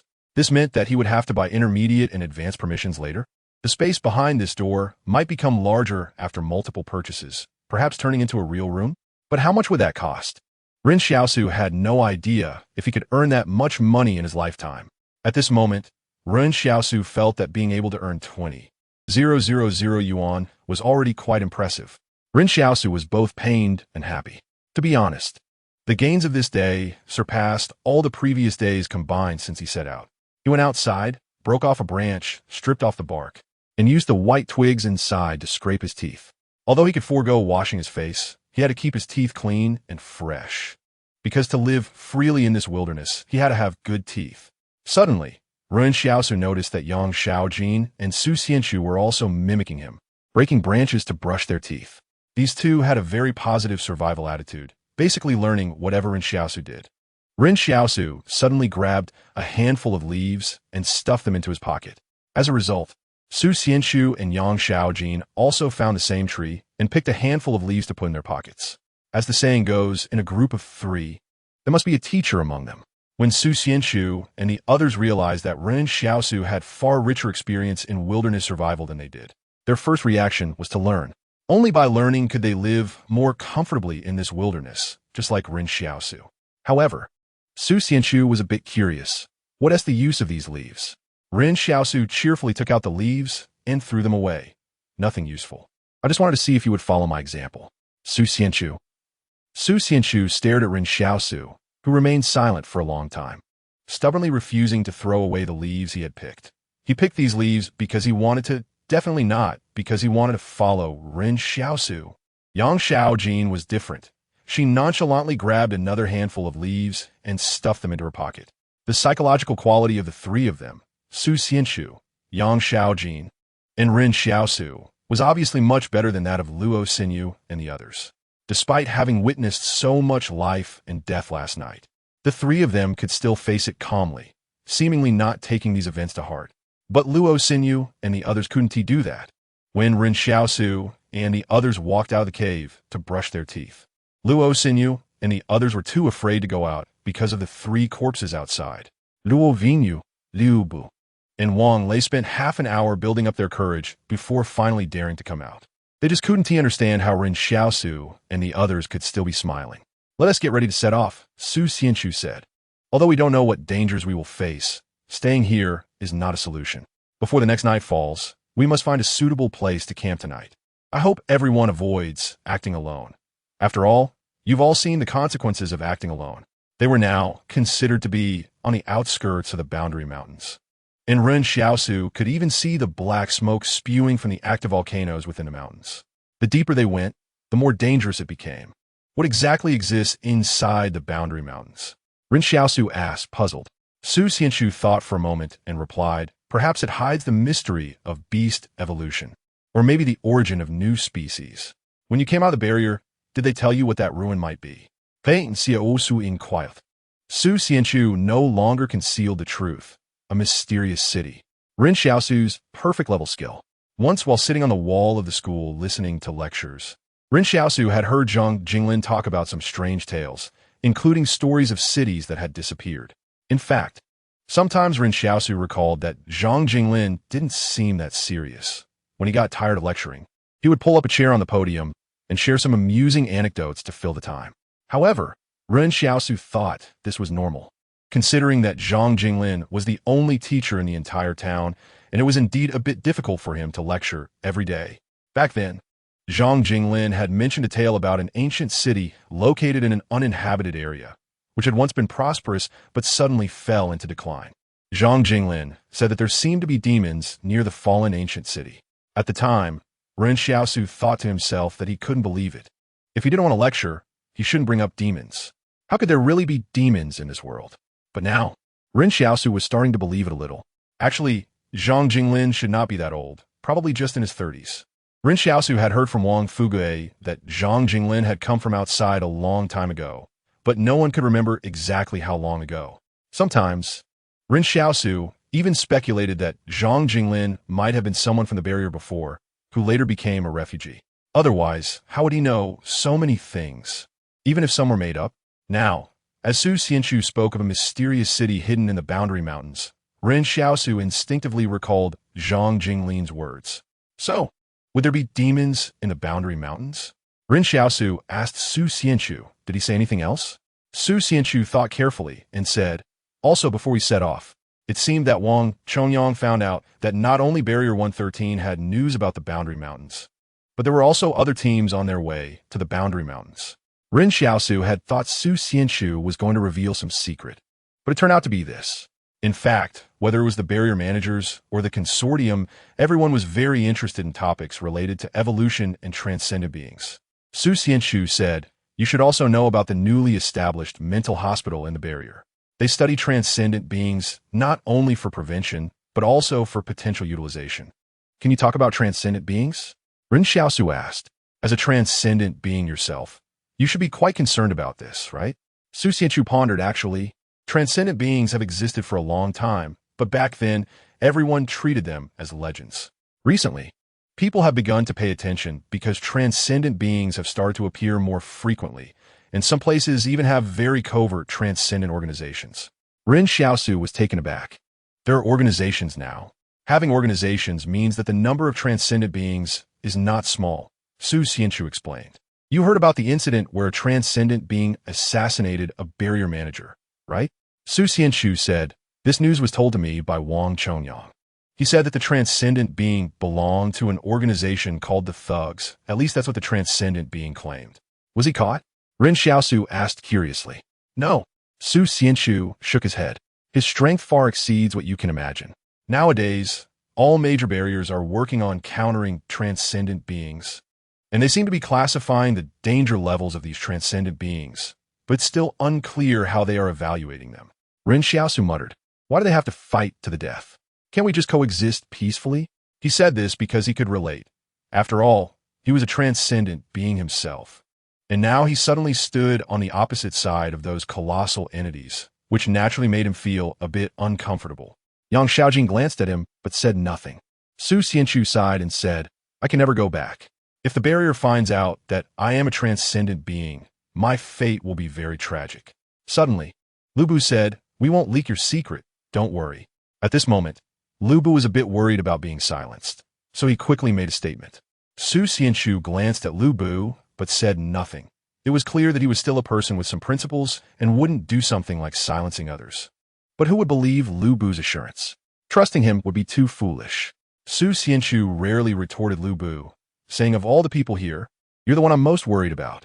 Ren Xiaosu asked, what if Lu Bu dies unexpectedly? Wouldn't you be able to go back then? Lu Bu, are you cursing me? Lu Bu wanted to scold Ren Xiaosu, but he didn't dare. Su Xianchu sighed from the side. You must be a transcendent being too, right? Ren Xiaosu. At this moment, Ren Xiaosu wondered if he had revealed any clues that Yang Xiaojin had picked up on. At this time, Su Xianchu said, you must have awakened the ability to irritate others. Ren Xiaosu. But at this moment, Ren Xiaosu suddenly had a flash of inspiration. He asked in his mind, Palace, do I have any skills related to irritating others? What level? The Palace replied calmly, perfect. Ren Xiaosu, It's actually perfect level. Previously, when Ren Xiaosu discovered that Yang Xiaojin had a perfect level skill, he was quite amazed, but he didn't expect to have one himself. However, when comparing his perfect level skill to others, it seemed too ridiculous. Palace, are you serious? But thinking that he was also someone with a perfect level skill, Ren Xiaosu felt a bit of joy amidst the pain. After all, it was a perfect level skill. Someone once said that it's already quite difficult to do one thing well in life, and now he had unexpectedly done something to perfection at such a young age. Su Xianchu glanced at the 3 corpses outside the cave and finally said, "Let's set off. No matter what is hidden in the boundary mountains, I must see it." This was the desire of a transcendent being. People once thought that those legendary things were illusory, but when one began to approach those legends, a yearning for that broader world would emerge. Su Xianchu felt this way, and so did Ren Xiaosu. Su Xianchu said, "I don't know if you've read a book called Journey to the West. I saw it in the library of the barrier. At that time, I felt it was incredible when I read that someone could lift a staff weighing 500 pounds. Now, I wonder if the characters in that book really existed. It is said that that staff can suppress mountains." Ren Xiaosu pondered for a moment and said, "There is this book in the school of the town, but saying that a staff weighing over 500 pounds can suppress mountains is a bit problematic. That's just over 6 tons. And the agricultural tractors outside the town can carry 10 tons. A little overloaded is not a problem at all." Su Xianchu took a deep breath and turned to walk into the forest, heading toward the unknown boundary mountains. Entering the forest, Ren Xiaosu deliberately paid attention to see if there were any signs of a struggle, because the mystery of the 2 soldiers from the private military who went missing last night still hadn't been solved. So Ren Xiaosu wanted to see what had happened to those 2. A heavy rain had washed away their footprints, making it very difficult for Ren Xiaosu to search for traces. Without footprints, he could only observe the leaves and branches. The density of this forest is extremely high, with dense shrubs growing beneath the massive tree canopies. If 2 people want to pass through the forest, they will inevitably step on and break some branches and leaves, which cannot be washed away by rain. Ren Xiaosu followed some slightly broken branches, but found that the traces only lasted for more than 10 meters before disappearing. Su Xianchu, realizing that Ren Xiaosu was searching for something, asked, "Did you find anything?" "No." Ren Xiaosu shook his head. "The traces stop here. They didn't go any further." Both of them must have felt fear at that moment, so it was normal for them not to venture too far from the cave, but it was a bit puzzling. The 2 were only a few meters away from the cave, and if an accident had occurred here, the people inside the cave would have definitely heard it, even if the sound of rain was covering it. So the most likely scenario is that the 2 came here for convenience and unexpectedly encountered something that caught them completely off guard, leaving them with no chance to make a sound. Ren Xiaosu looked at the surrounding trees. Not a single piece of bark was missing from the trunks, indicating no struggle, no fight, nothing at all. The fear of the unknown is the real fear. "Let's go," Su Xianchu said. "In this situation, we need a safe campsite even more, even if it means ending our day's journey early." Ren Xiaosu agreed with Su Xianchu's viewpoint. It would be best to find a cave similar to last night's one. Although we don't know what happened, since nothing happened to us in the cave, it would be best to find a similar cave to camp in tonight. The sky after the rain did not clear up, and it might rain again at any moment. The saying goes that a fall rain brings a chill. This rain temporarily subdued the heat as they approached the volcanic area. The group struggled through the forest, and Ren Xiaosu suggested that Su Xianchu try to walk in areas with as few puddles as possible. These days, even a random ant has grown as big as a fingertip, and even things like human-faced insects have emerged. If they happen to encounter leeches, it could be life-threatening. Their clothing could not protect them from leech bites. How can bugs grow so big? Ren Xiaosu asked curiously, "What exactly is a human-faced insect?" Su Xianchu thought for a moment and said, "No matter how strange human-faced insects are, they can't escape the limitations of being insects. Their body structure determines that they can't have a massive size like mammals, as their oxygen supply can't keep up. So I suspect that the oxygen ratio in the air here is very high, which allows them to grow. Have you noticed that although our bodies are exhausted, we feel mentally alert and our minds are clearer? This is clearly a response to oxygen intake." Ren Xiaosu found Su Xianchu's analysis reasonable. It was not just due to evolution, but also had some scientific basis. "Wait," Ren Xiaosu paused for a moment. Is the high oxygen level due to plants also mutating and evolving? The plants near a barrier have also been thriving a bit. Will there be insect plagues outside in the future?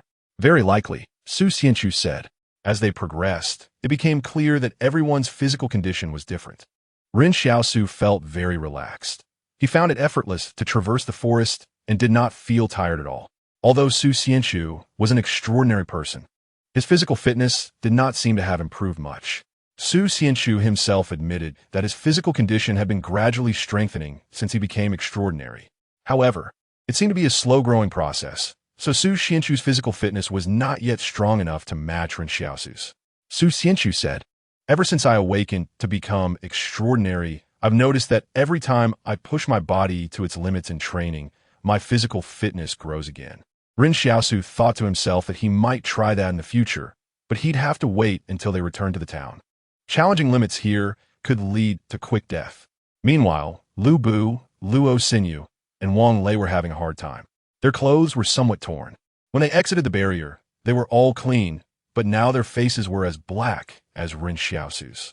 However, they did not dare to fall behind, fearing that Ren Xiaosu, Su Xianchu, and Yang Xiaojin would not wait for them, and that death would be all that awaited them. At this moment, Ren Xiaosu was most surprised by Yang Xiaojin. He noticed that although she was also tired, her condition was much better than Su Xianchu's. Just then, Ren Xiaosu suddenly saw the gray shadow from Su Xianchu's body emerge. Ren Xiaosu immediately became alert, thinking that Su Xianchu had discovered some danger. But he watched in astonishment as Su Xianchu climbed onto the gray shadow's back, having it carry him. This scene left Ren Xiaosu dumbfounded. This was cheating. Ever since Su Xianchu revealed that he was extraordinary, he had increasingly enjoyed using his abilities. Previously, he was used to hiding, so sometimes he even forgot to use his powers. The physical capabilities of this gray shadow were twice that of Su Xianchu, moving through the forest as if it were flat ground. If Ren Xiaosu didn't want to expose that he had replicated Su Xianchu's shadow, he would have wanted to have the shadow carry him too. Lu Bu, Luo Xinyu, and Wang Lei felt utterly hopeless. It was infuriating how much better others had it. Suddenly, Su Xianchu's gray shadow stopped ahead, and Ren Xiaosu genuinely became nervous because he noticed that all of Su Xianchu's muscles were tensed, like a startled cat. Su Xianchu slowly got off the gray shadow's back to avoid slowing it down, and quietly said, "Look ahead." Ren Xiaosu gazed into the dim and dense forest ahead, where amidst the thick leaves, something white seemed to be right in front of them. "What is that?" Lu Bu asked, trembling, instinctively hiding behind Luo Xinyu and Wang Lei. At the back of the group, Su Xianchu looked closely and hesitated before saying, "Does that white shadow look like a woman in white clothing scratching a tree?" Ren Xiaosu's hair stood on end. This scene was too eerie. In the eerie forest, the sound of leaves rubbing against each other was like some terrifying creature moving among the treetops, and everyone held their breath while staring at the strange white figure, afraid that their breathing might provoke it. Why was there a woman with her back to them scratching a tree in a place like this? No one could understand. But the more they couldn't understand, the deeper their inner fear became. Ren Xiaosu noticed that Yang Xiaojin beside him was also tense for the first time. He could see her pursed lips and her hand gripping the gun, turning pale from a force.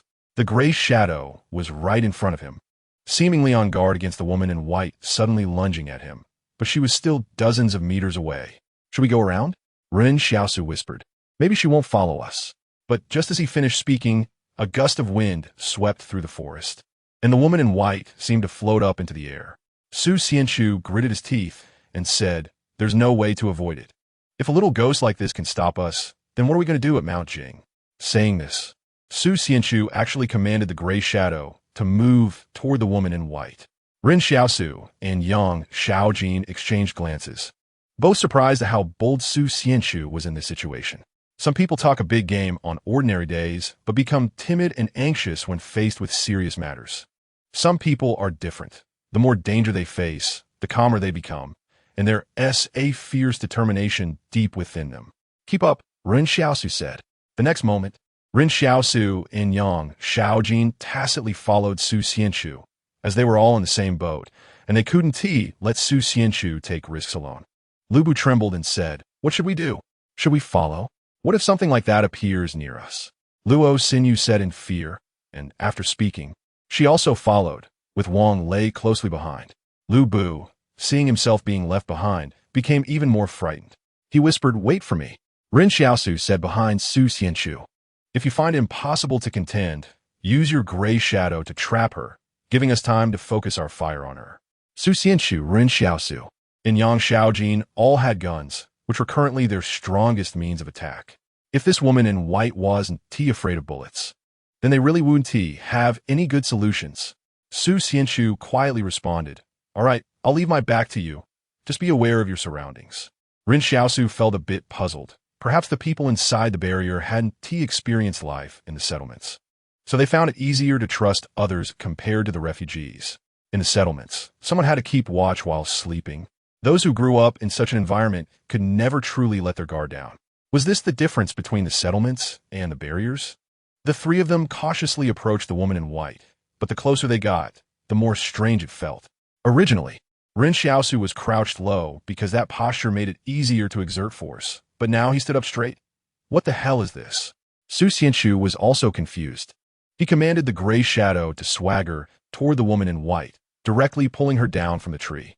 It turned out to be a tattered female plastic doll, seemingly one that could be inflated. "What is this?" Ren Xiaosu asked as he walked over to Su Xianchu and stared for a long time. "I don't know." Su Xianchu shook his head. None of them had seen this thing before, so they all expressed they didn't recognize it. "But it looks pretty worn out." Ren Xiaosu asked, "Isn't this something from inside the barrier?" "I've never seen it in the barrier," Su Xianchu denied again. They all fell into contemplation while looking at the doll, feeling a bit speechless. Such a shabby thing had scared them just moments ago. Only when they got closer did they realize something was off. "Wait, there is something under the tree." Ren Xiaosu accidentally spotted an iron box at the twisted roots of the tree. He poked the rusty iron box with his dagger, but the box had long rotted away, and the dagger crumbled it into a pile of debris with just a light touch. Inside the iron box were a few slightly red paper pieces, which turned to powder when the box broke, leaving only one object behind. It was a piece of green plastic, or rather, two pieces of plastic wrapped around a green piece of paper, which had mysterious squiggly patterns drawn on it, resembling tadpoles. Su Xianchu stared at the plastic piece in Ren Xiaosu's hand for a moment.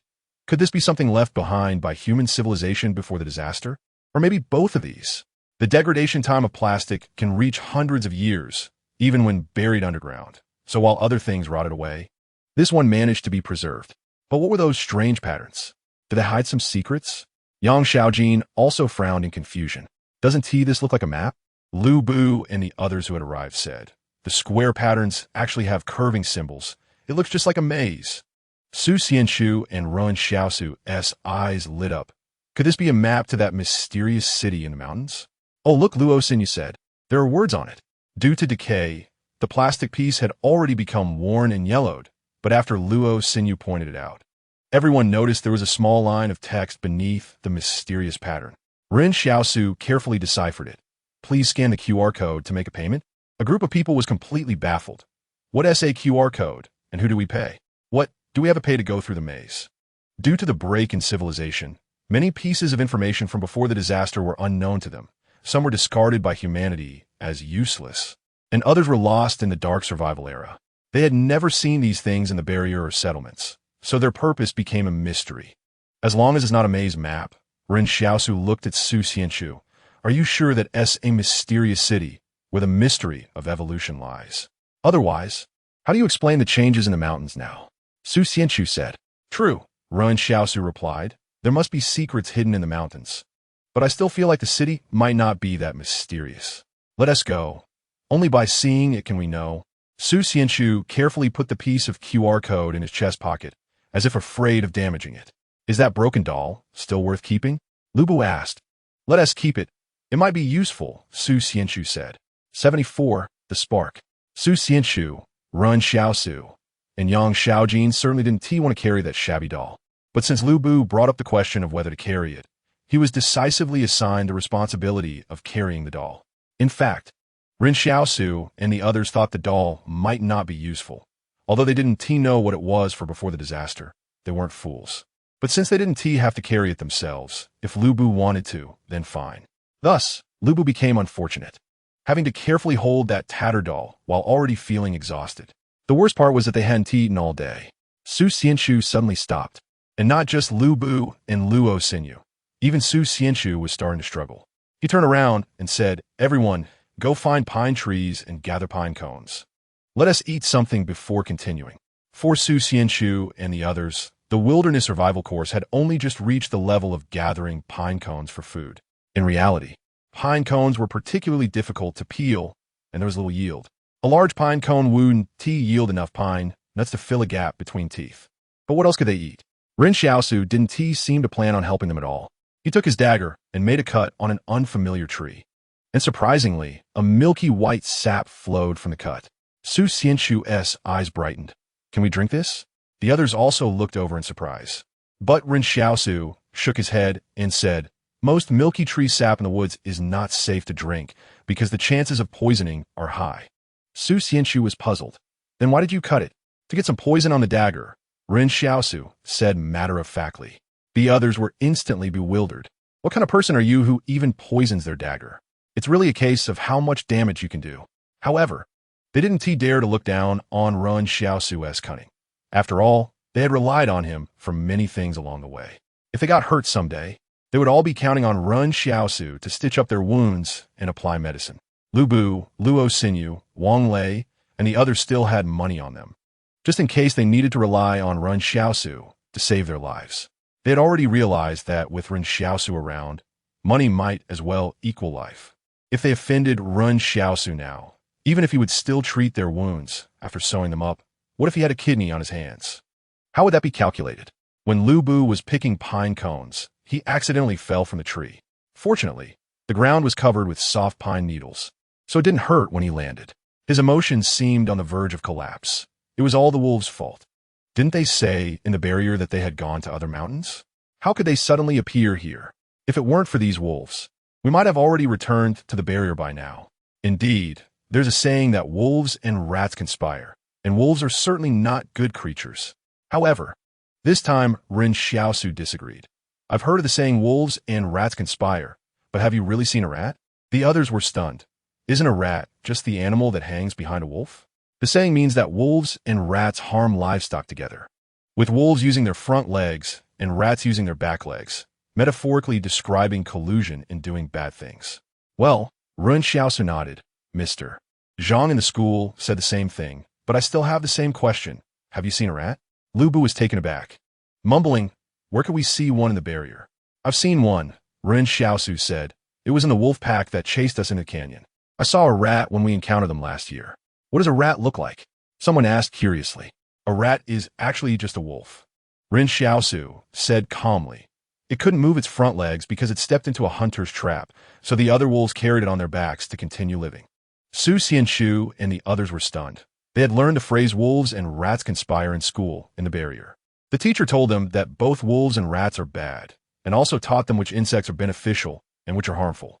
But Ren Xiaosu, who was in the wilderness, thought differently. He heard Zhang Jinglin say that the nomadic people on the grasslands once worshipped wolves. At that time, he couldn't attend school to listen to lectures, so he asked Yin Lu Yuan to help him ask a question. "Aren't wolves a plague to livestock? Why do nomadic people worship wolves?" Mr. Zhang replied, "Is it the wolves' fault?" "Yes, wolves eat sheep, and sheep eat grass. No one is at fault. This is the order of species, it's just the way it is. Although wolves harm humans, can they abandon their disabled kind? How many people have died on this journey because of their companions' neglect? It's not to say they were wrong, but sometimes Ren Xiaosu envied wolf packs. At least when something happens, they won't be ruthlessly abandoned." Ren Xiaosu didn't care what the others thought. He took out his dagger and began to dig up the soil at the base of the pine tree, saying, "In the wilderness, don't use your hands to clear leaves, because there might be scorpions, centipedes, and venomous snakes hiding here. If you disturb them, they will bring you death." This time, Ren Xiaosu didn't find any scorpions or the like, and he felt a bit regretful because scorpions can be quite tasty when roasted. He thought about whether he should catch a few scorpions and centipedes for dinner. While thinking, he dug out some pine roots. If there weren't enough pine cones to eat, he could eat the roots. They could be cooked for dinner. The others looked at Ren Xiaosu in astonishment. They always felt that in Ren Xiaosu's eyes. It seemed like everything was edible. It was acceptable to eat pine nuts before, but now they were even eating pine roots. Is this really an ingredient? This is building material, right? But Ren Xiaosu didn't mind. Over the years in the wilderness, he had eaten too many things that others thought were inedible. At this time, Ren Xiaosu suddenly thought of a question. Are there similar places to Jing Mountain near other barriers? I mean, places that have suddenly mutated and evolved. Su Xianchu was silent for a moment before saying, yes, but they have already been controlled by the Fire Seed Company. Fire Seed Company? Ren Xiaosu asked in confusion. I've never heard of it. Which consortium does it belong to? No, it is an independent consortium controlling more than 20 barriers. Su Xianchu said, but it's quite far from our Barrier 113, so it's normal that you haven't heard of it. What are the places controlled by the Fire Seed Company like? Ren Xiaosu asked curiously. Su Xianchu looked troubled, as if he only knew this much information. However, at that moment, Yang Xiaojin spoke up. The places controlled by the Fire Seed Company are very mysterious. Some say they have seen huge, prehistoric flying creatures in that sky. But the Fire Seed Company has a strong military presence and suppressed it. Perhaps only the core personnel of the Fire Seed Company truly know what happened inside. 75. Prehistoric flying creatures. When Ren Xiaosu heard Yang Xiaojin mention the Fire Seed Company, his mind started racing because there was a lot of information in that statement. Regarding the Fire Seed Company, it was clear that Su Xianchu didn't know much, which meant that in terms of intelligence, Yang Xiaojin surpassed Su Xianchu, a soldier from a private army, by far. Moreover, Yang Xiaojin said that only the core personnel of the Fire Seed Company might know what is inside. Why is it confirmed to be the core personnel and not the whole Fire Seed Company? It must be that Yang Xiaojin had tried to gather relevant intelligence from members of the Fire Seed Company, but returned empty-handed. Ren Xiaosu believed that Yang Xiaojin couldn't accomplish this alone, just like he didn't even know how many shelter barriers humans had built today. The largest sequence he had heard of was Barrier 178. He didn't know about the Fire Seed Company, nor how many consortiums there were. To understand the whole world in this not very developed communication era, one must have an organization behind them. Therefore, Yang Xiaojin must belong to some organization. As for which one, that remains unknown. Ren Xiaosu was someone who loved to learn and think. At this moment, when Yang Xiaojin saw Ren Xiaosu deep in thought, she immediately stopped talking. Yang Xiaojin was not foolish. She realized that Ren Xiaosu was analyzing the information contained in her earlier statement. Ren Xiaosu suddenly asked, are these the only two known places? Yang Xiaojin looked at him. There will be more and more. In the afternoon, everyone except Ren Xiaosu showed signs of fatigue. Lu Bu and the other three ordinary people had blisters on their feet, but they didn't dare to fall behind or ask if they could take a break. Ren Xiaosu drank a bottle of water and then filled a new bottle from a shallow stream.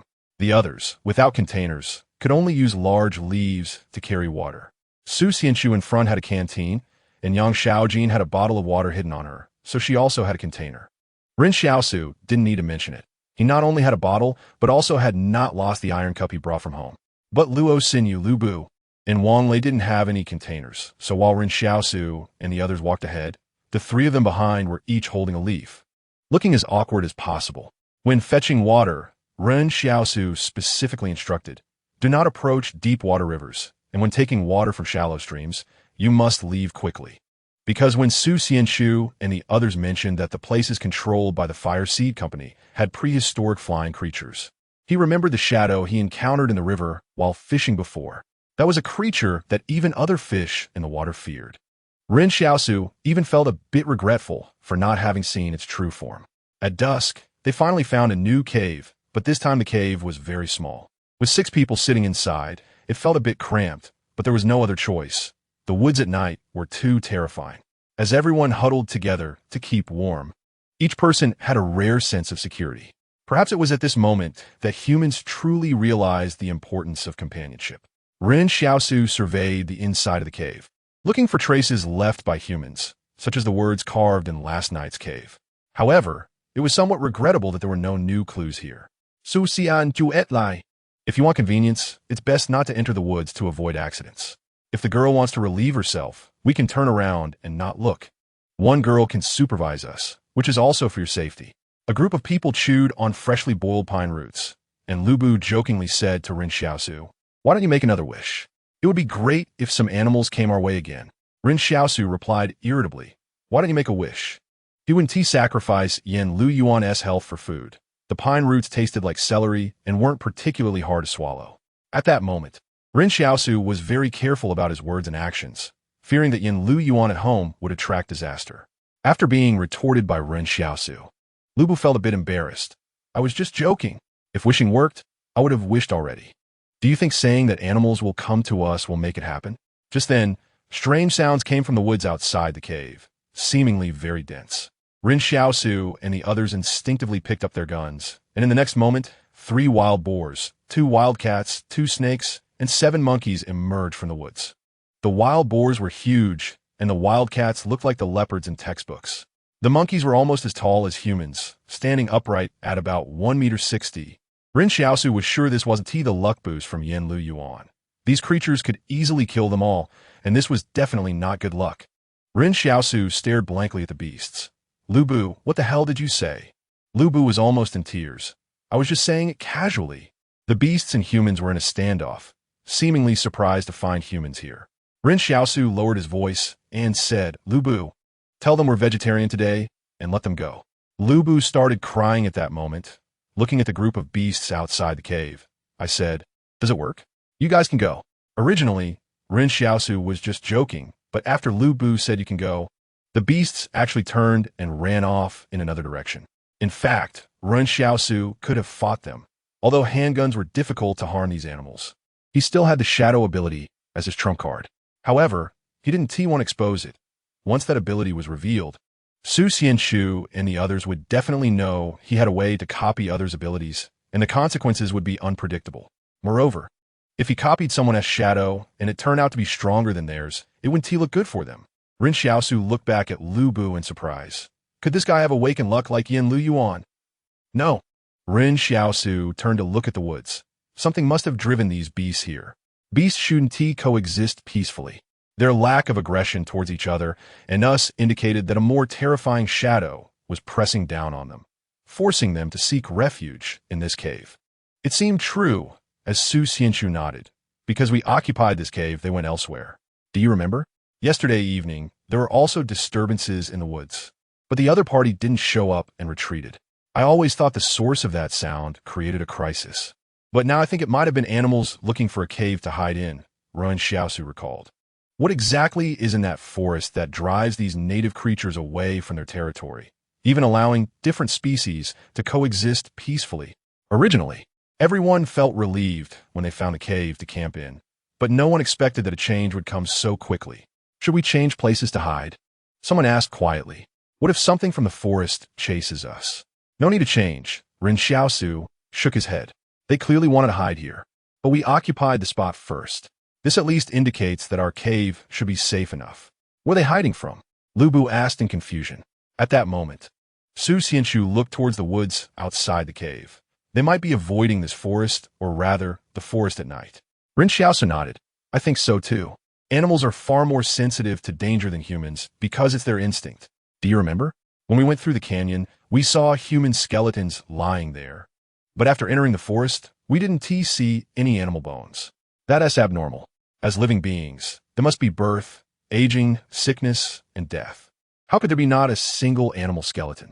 Ren Xiaosu continued. Earlier, I had discarded fish bones in the woods south of the canyon. And the next morning when I went to check, they were gone without a trace, just like how Su Xia's body disappeared. And all those missing skeletons or people had one thing in common. They were in the woods. Yes, Su Xianshu nodded, and these creatures are so afraid of the woods. Clearly, there is something wrong with that forest. The others looked at the woods outside with suspicion. Could it be that, after evolution, animals have changed so much that even plants have evolved? Su Xianshu comforted, but actually this is a good thing. Since we've discovered the pattern, we can take precautions in advance. The unknown fear becomes a known fear. And even if you understand its principles, the feeling of fear can be somewhat alleviated. Yes, as long as we avoid entering the woods at night, we should be fine. With this thought, the previous psychological shadow was somewhat dispelled, and Wang Lei smiled. Then we must find a place far from the woods to camp before nightfall. Ren Xiaosu shook his head, not just at night. We need to be careful during the day, too. We don't know whether these animals and plants have fully evolved. What if they also attack people during the day? Then we'll follow the ridge where the trees are relatively sparse. Su Xianchu made the final decision. Everyone resumed chewing on the pine roots, and someone asked Ren Xiaosu, "How'd you find out that pine roots are edible?" "I didn't discover it. Someone mentioned in the town." Ren Xiaosu calmly added more firewood to the campfire. Lu Bu, wanting to ease the tension with Ren Xiaosu, quickly complimented, "You people in the town know this wilderness so well. That is human wisdom." Lu Bu didn't know how to flatter, so he could only awkwardly praise. However, Ren Xiaosu didn't quite agree with his statement. He glanced at him and said, "This isn't wisdom. Who would want to eat pine roots if they could eat something better?" People in the town mentioned eating pine roots years ago. When I heard about it, I could imagine how many people starved to death back then. In this era of uncertainty for the displaced, everything was about survival. What started as awkward flattery left Lu Bu feeling even more embarrassed. At that moment, Luo Xinyu tried to lighten the mood. "Why have the wild beasts all grown larger? Yet we humans haven't tea? Instead, we've evolved many extraordinary individuals."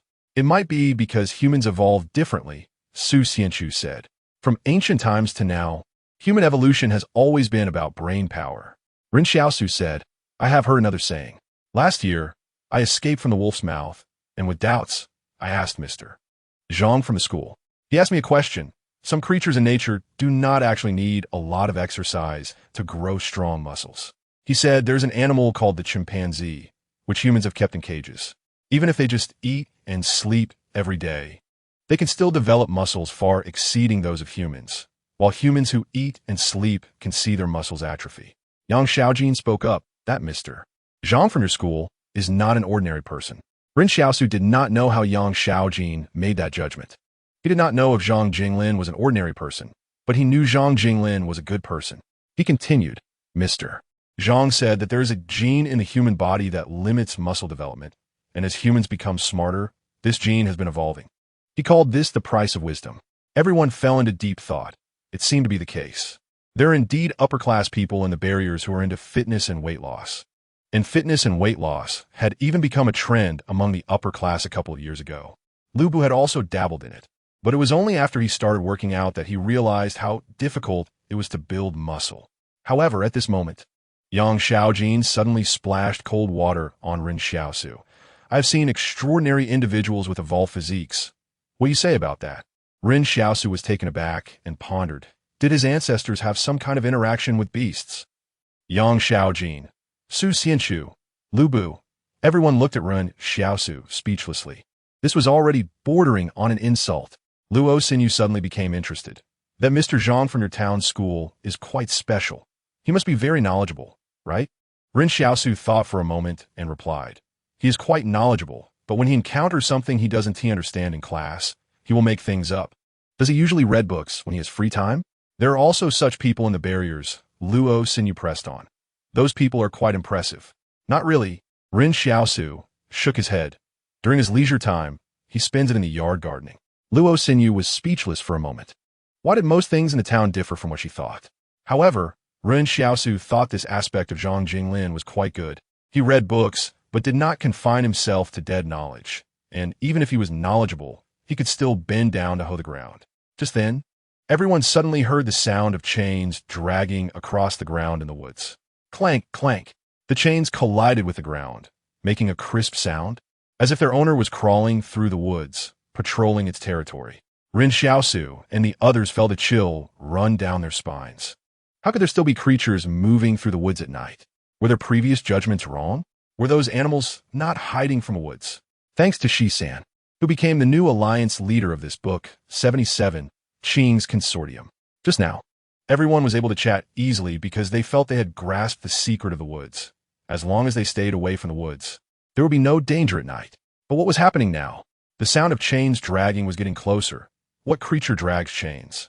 Was it that someone had once captured it with chains, but now it had broken free? What kind of place was this Jing Mountain? And why were there such bizarre occurrences? The dragging sound seemed to be attracted by the firelight in the cave, slowly approaching the edge of the woods.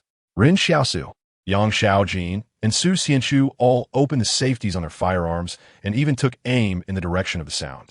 In an instant, Yang Xiaojin noticed that Ren Xiaosu's actions were very professional, almost familiar. This feeling of familiarity was somewhat inexplicable, yet it made her feel exceptionally comfortable, like a person with obsessive-compulsive disorder finally arranging their blocks just right. But now is not the time to think about this. As the owner of the chains had crawled to the edge of the woods, the people in the cave were straining to see what was approaching. But the problem was that the other party remained hidden in the darkness and did not reveal itself. A plop echoed from the woods, and Ren Xiaosu felt a wave of nausea as he suddenly realized that it was the other party's saliva falling onto the leaves on the ground. Once it reveals itself, we shoot, Su Xianchu said. The firepower of the three of us is enough to block all directions that could rush toward the cave in a short time. At that time, I can send my shadow to entangle it. All right, Ren Xiaosu replied quietly, thinking that if this creature was too powerful, he would not care about hiding his shadow anymore. Those wildcats the size of cheetahs and wild boars the size of small hills seemed to have already fled who knows where. But Ren Xiaosu knew that the only thing that could make this group of ferocious beasts escape the woods was a stronger, irresistible force. Ren Xiaosu's breathing became longer, and his emotions grew calmer. He no longer listened to his heartbeat and breathing, but focused on listening to the sounds of the wind and grass in the woods. Perhaps in the next moment, the secret of this woods would be revealed. But to their surprise, when the sound of chains echoed in the woods again, it turned out that the owner of the chains was retreating. What's going on? Su Xianchu frowned. Does it not dare to leave the woods? The three of them remained in their aiming positions, fearing that the other party was just feigning a retreat. Ren Xiaosu thought for a moment and said, "It is very likely that the other party does not dare to leave the woods. Otherwise, this cave is only more than 10 meters away from the woods, and didn't the previous beasts use this place as a refuge?" The sound of chains dragging on the ground grew fainter, and the three of them finally relaxed a bit. It seemed we were overly optimistic. The secret of Jing Mountain is far from something we can glimpse through mere guessing. The woods must have issues, or there are other terrifying existences, Ren Xiaosu said. Otherwise, it is impossible to explain why Su Xia's body disappeared without a trace. You guys rest, Su Xianchu said. I'll take the first watch tonight. You could take over after midnight. However, even though he said this, Ren Xiaosu and Yang Xiaojin tacitly chose to take turns, one guarding the first half of the night and the other the latter half. Seeing this, Su Xianchu could only smile bitterly in his heart. It seemed he was still not trusted. That night, nothing else happened. When the first rays of sunlight fell from the sky in the morning, Ren Xiaosu heard the sound of beasts returning to the woods in the distance. It seemed these beasts had also gotten used to taking refuge at night and returning during the day. Did that beast with the chains sleep during the day? Ren Xiaosu stood up and stretched, but before he could fully stretch, a loud explosion suddenly echoed from deep within Jing Mountain. This sound came so unexpectedly that it startled Ren Xiaosu. The people inside the cave rushed out. What is going on? What happened? Is there a volcanic eruption inside Jing Mountain? Someone asked. It doesn't sound like a volcano. Su Xianchu shook his head. It sounds more like human explosives. If Su Xianchu was still unsure, then Ren Xiaosu and Yang Xiaojin were very certain. As Ren Xiaosu had long since replicated the skill of making high-grade explosives from Yang Xiaojin, along with countless experimental explosion experiences, Ren Xiaosu was already very certain that the sound just now was clearly that of a shaped charge directional explosion. This type of shaped charge is used like armor-piercing rounds to violently create pits in hard ground. It utilizes the Monroe effect to direct the explosive waves, creating huge pits in the ground. This sound was distinctly different from that of bulk explosives and linear explosives. The so-called group explosives are like package bombs used for demolishing individual bunkers or buildings, and they are incredibly powerful. The so-called linear explosives refer to blasting tubes similar to detonators. Ren Xiaosu knew he could hear it, so Yang Xiaojin must also be able to hear it. Someone is digging underground in the deep mountains. Why dig a hole? Is there really a huge secret buried deep underground in these mountains? Earlier, you mentioned that other teams are coming to the Jing Mountains? Ren Xiaosu turned to ask Su Xianchu. Yes, it's highly likely they are from the Qing family consortium, Su Xianchu said. After all, the actual management rights of Barrier 112 are also in the hands of the Qing family consortium, and it is difficult for other consortiums to bypass them to come to the Jing Mountains. Ren Xiaosu instinctively glunged at Yang Xiaojin. So Yang Xiaojin came here discreetly for the secrets of the Jing Mountains? To this day, Ren Xiaosu still doesn't know what Yang Xiaojin's trump card is. Besides her perfect shooting skills, this girl in a duckbill cap must have other means. Let's go, we must speed up, Su Xianchu said somewhat unwillingly. From the sound, the Qing family consortium should have dispatched their powerful armed forces from Barrier 112, and we need to reach there before they uncover the secret. Are you out of your mind? Ren Xiaosu looked at Su Xianchu speechlessly. Knowing that the Qing family consortium has sent more people, you still dare to charge in there? Su Xianchu was silent for a long time. We've come this far. Ren Xiaosu and Yang Xiaojin exchanged glances, not knowing why these 4 words seemed to have some magical power. And do we have a way back? Su Xianchu asked. We can't go back. We can only move forward. If we get there and see no opportunity, we can bypass the Qing family consortium and exit the mountains from the direction they came. I believe the path they took is definitely safer than going back. That is indeed true, seeing that the other side has even used explosives. It's south possible that the road to Barrier 112 has already been cleared by the Qing family consortium. We cannot retreat. If we can't retreat, then we can only move forward. It seems that Ren Xiaosu, Su Xianchu, and Yang Xiaojin are most interested in the secrets of the Jing Mountains, while Luo Xinyu, Lu Bu, and Wang Lei are different. They just hope to quickly reunite with the people from the Qing family consortium. Whatever the secret, where there are people, there's hope. They have seen the combat brigade of the Qing family consortium in Barrier 113, which is definitely not comparable to any private army. Therefore, Lu Bu and the others believe that as long as they find the Qing family consortium, they will be safe. Moreover, both Luo Xinyu and Lu Bu have some connections with the Qing family consortium. They may not be particularly familiar, but they have met Boss Luo from Barrier 113 a few times. So when the time comes, mentioning Boss Luo's name and their identity would immediately allow them to return to the world of human civilization. In their eyes, this wilderness is the world of beasts. Additionally, they almost encountered a mysterious monster in the woods last night, so they also want to leave this place as soon as possible during the day. Due to concerns about that monster, Ren Xiaosu tried to choose bare ridges and valleys when selecting paths, rather than going through the woods. Who knows if that thing is active during the day? It hasn't told you it doesn't go out during the day. What if it just likes to stay up all night and isn't afraid of the day? What if it has changed its routine today? Who can say for sure? The cave they are in is about dozens of kilometers away from the place where the blasting sound is coming from in the Jing Mountains. If they hurry, they can definitely arrive by this evening. Of course, Ren Xiaosu is also afraid of unexpected events, so he discussed with Su Xianchu and Yang Xiaojin. The mountain roads cannot just consider straight-line distance. Mountain paths are winding, and it's very likely that the dozens of kilometers we estimate could take us several days to traverse. What do you mean? Su Xianchu asked curiously. If we can't reach there today, we absolutely shouldn't take risks and travel overnight, Ren Xiaosu firmly said. Even if you want to travel overnight, I will find a place to wait until dawn. Su Xianchu thought for a moment and said, I agree, no overnight travel. Su Xianchu and Ren Xiaosu looked at Yang Xiaojin, who said, I agree. Hopefully, the road isn't too difficult, Ren Xiaosu said. As they progressed today, Luo Xinyu and Lu Bu seemed to have gotten a burst of energy from nowhere. They had just popped the blisters on their feet last night. And after walking like this today, their feet would probably be ruined. Seeing this, Ren Xiaosu jokingly suggested they take a day off. But Lu Bu solemnly said he was fine.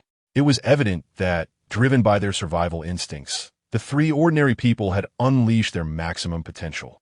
Suddenly, Su Xianchu said, There's a human corpse up ahead. Ren Xiaosu looked up and saw a human corpse lying quietly at the bottom of the valley. What surprised him was that there were tattered clothes scattered around the human skeleton, and blood had dried into a deep purple on the rocky ground. Ren Xiaosu wondered, There's blood and flesh, and it hasn't rotted. This is a corpse that hasn't been dead for long.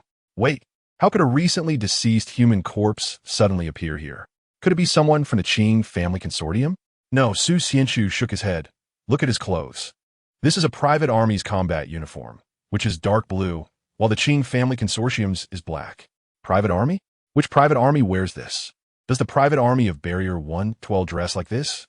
Ren Xiaosu asked in confusion. They cautiously approached, and an ominous premonition arose in their hearts. At that moment, Su Xianchu saw a small nameplate which was supposed to be hung around the corpse's neck to identify who the body belonged to after death. But when he picked up the nameplate, he was stunned. Su Xia? How could this possibly be Su Xia? Ren Xiaosu felt a chill in his heart.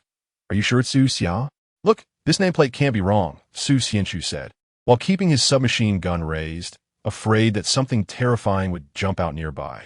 Ren Xiaosu looked at the nameplate. It really is Su Xia. How could his body be here?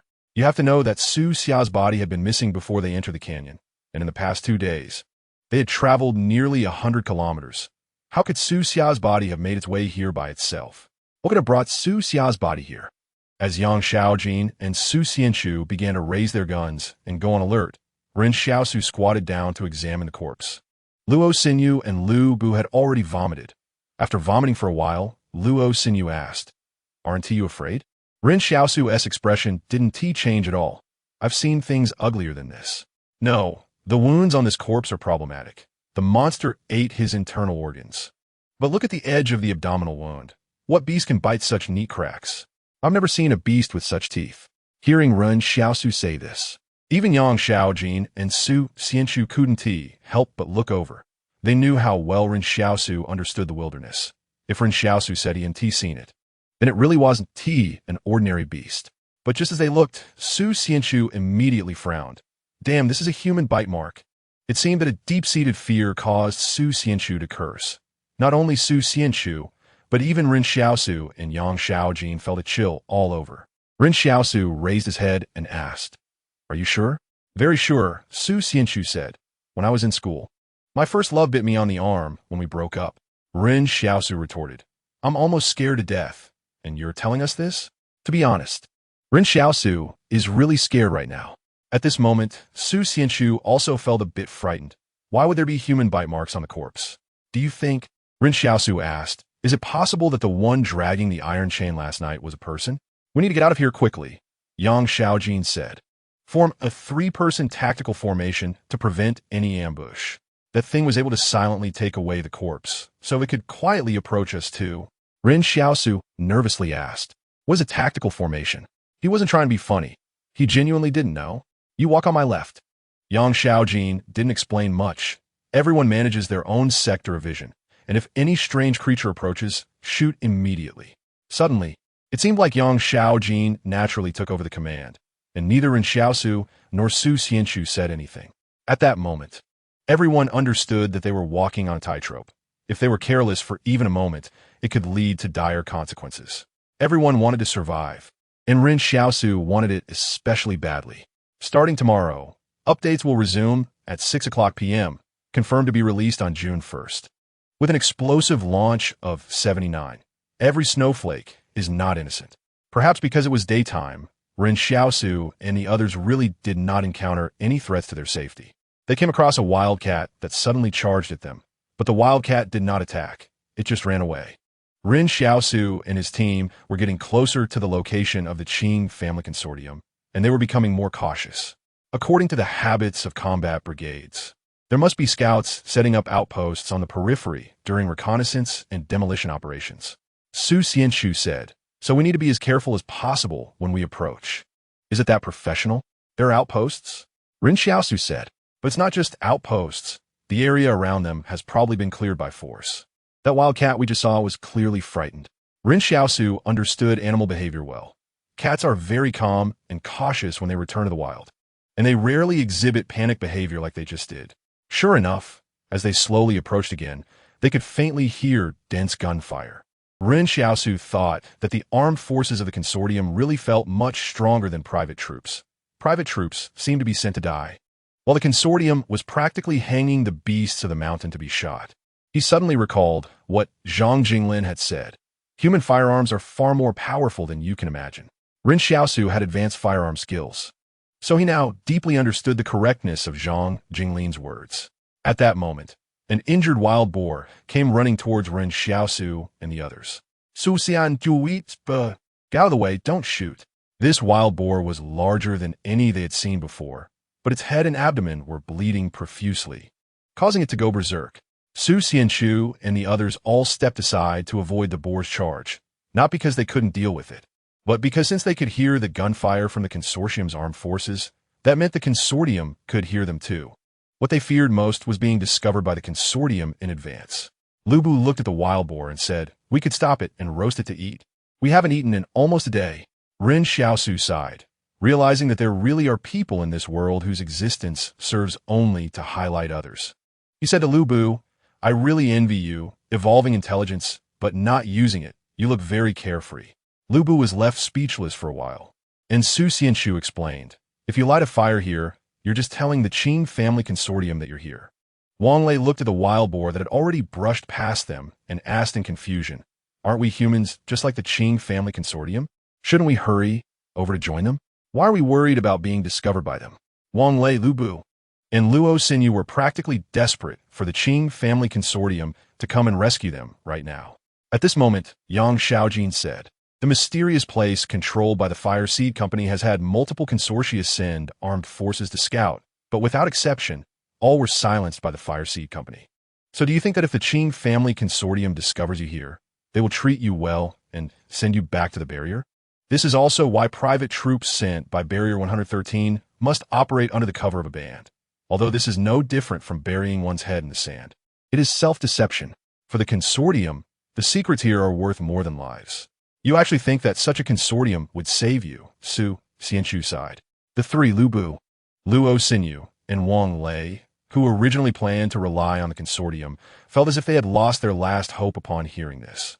To be honest, the world they were exposed to was still at the bottom for the consortium, so they had no idea what the consortium was thinking, protected as they were. They didn't know how cruel this world could be. Inside the barrier, they only needed to work well each day to have food and drink, with no beasts and no hunger. The consortium told them that the outside world was safe and the beasts had been cleared to beyond the barrier, so they believed it, living in a state of peace and prosperity within the barrier. Then why should we go over there?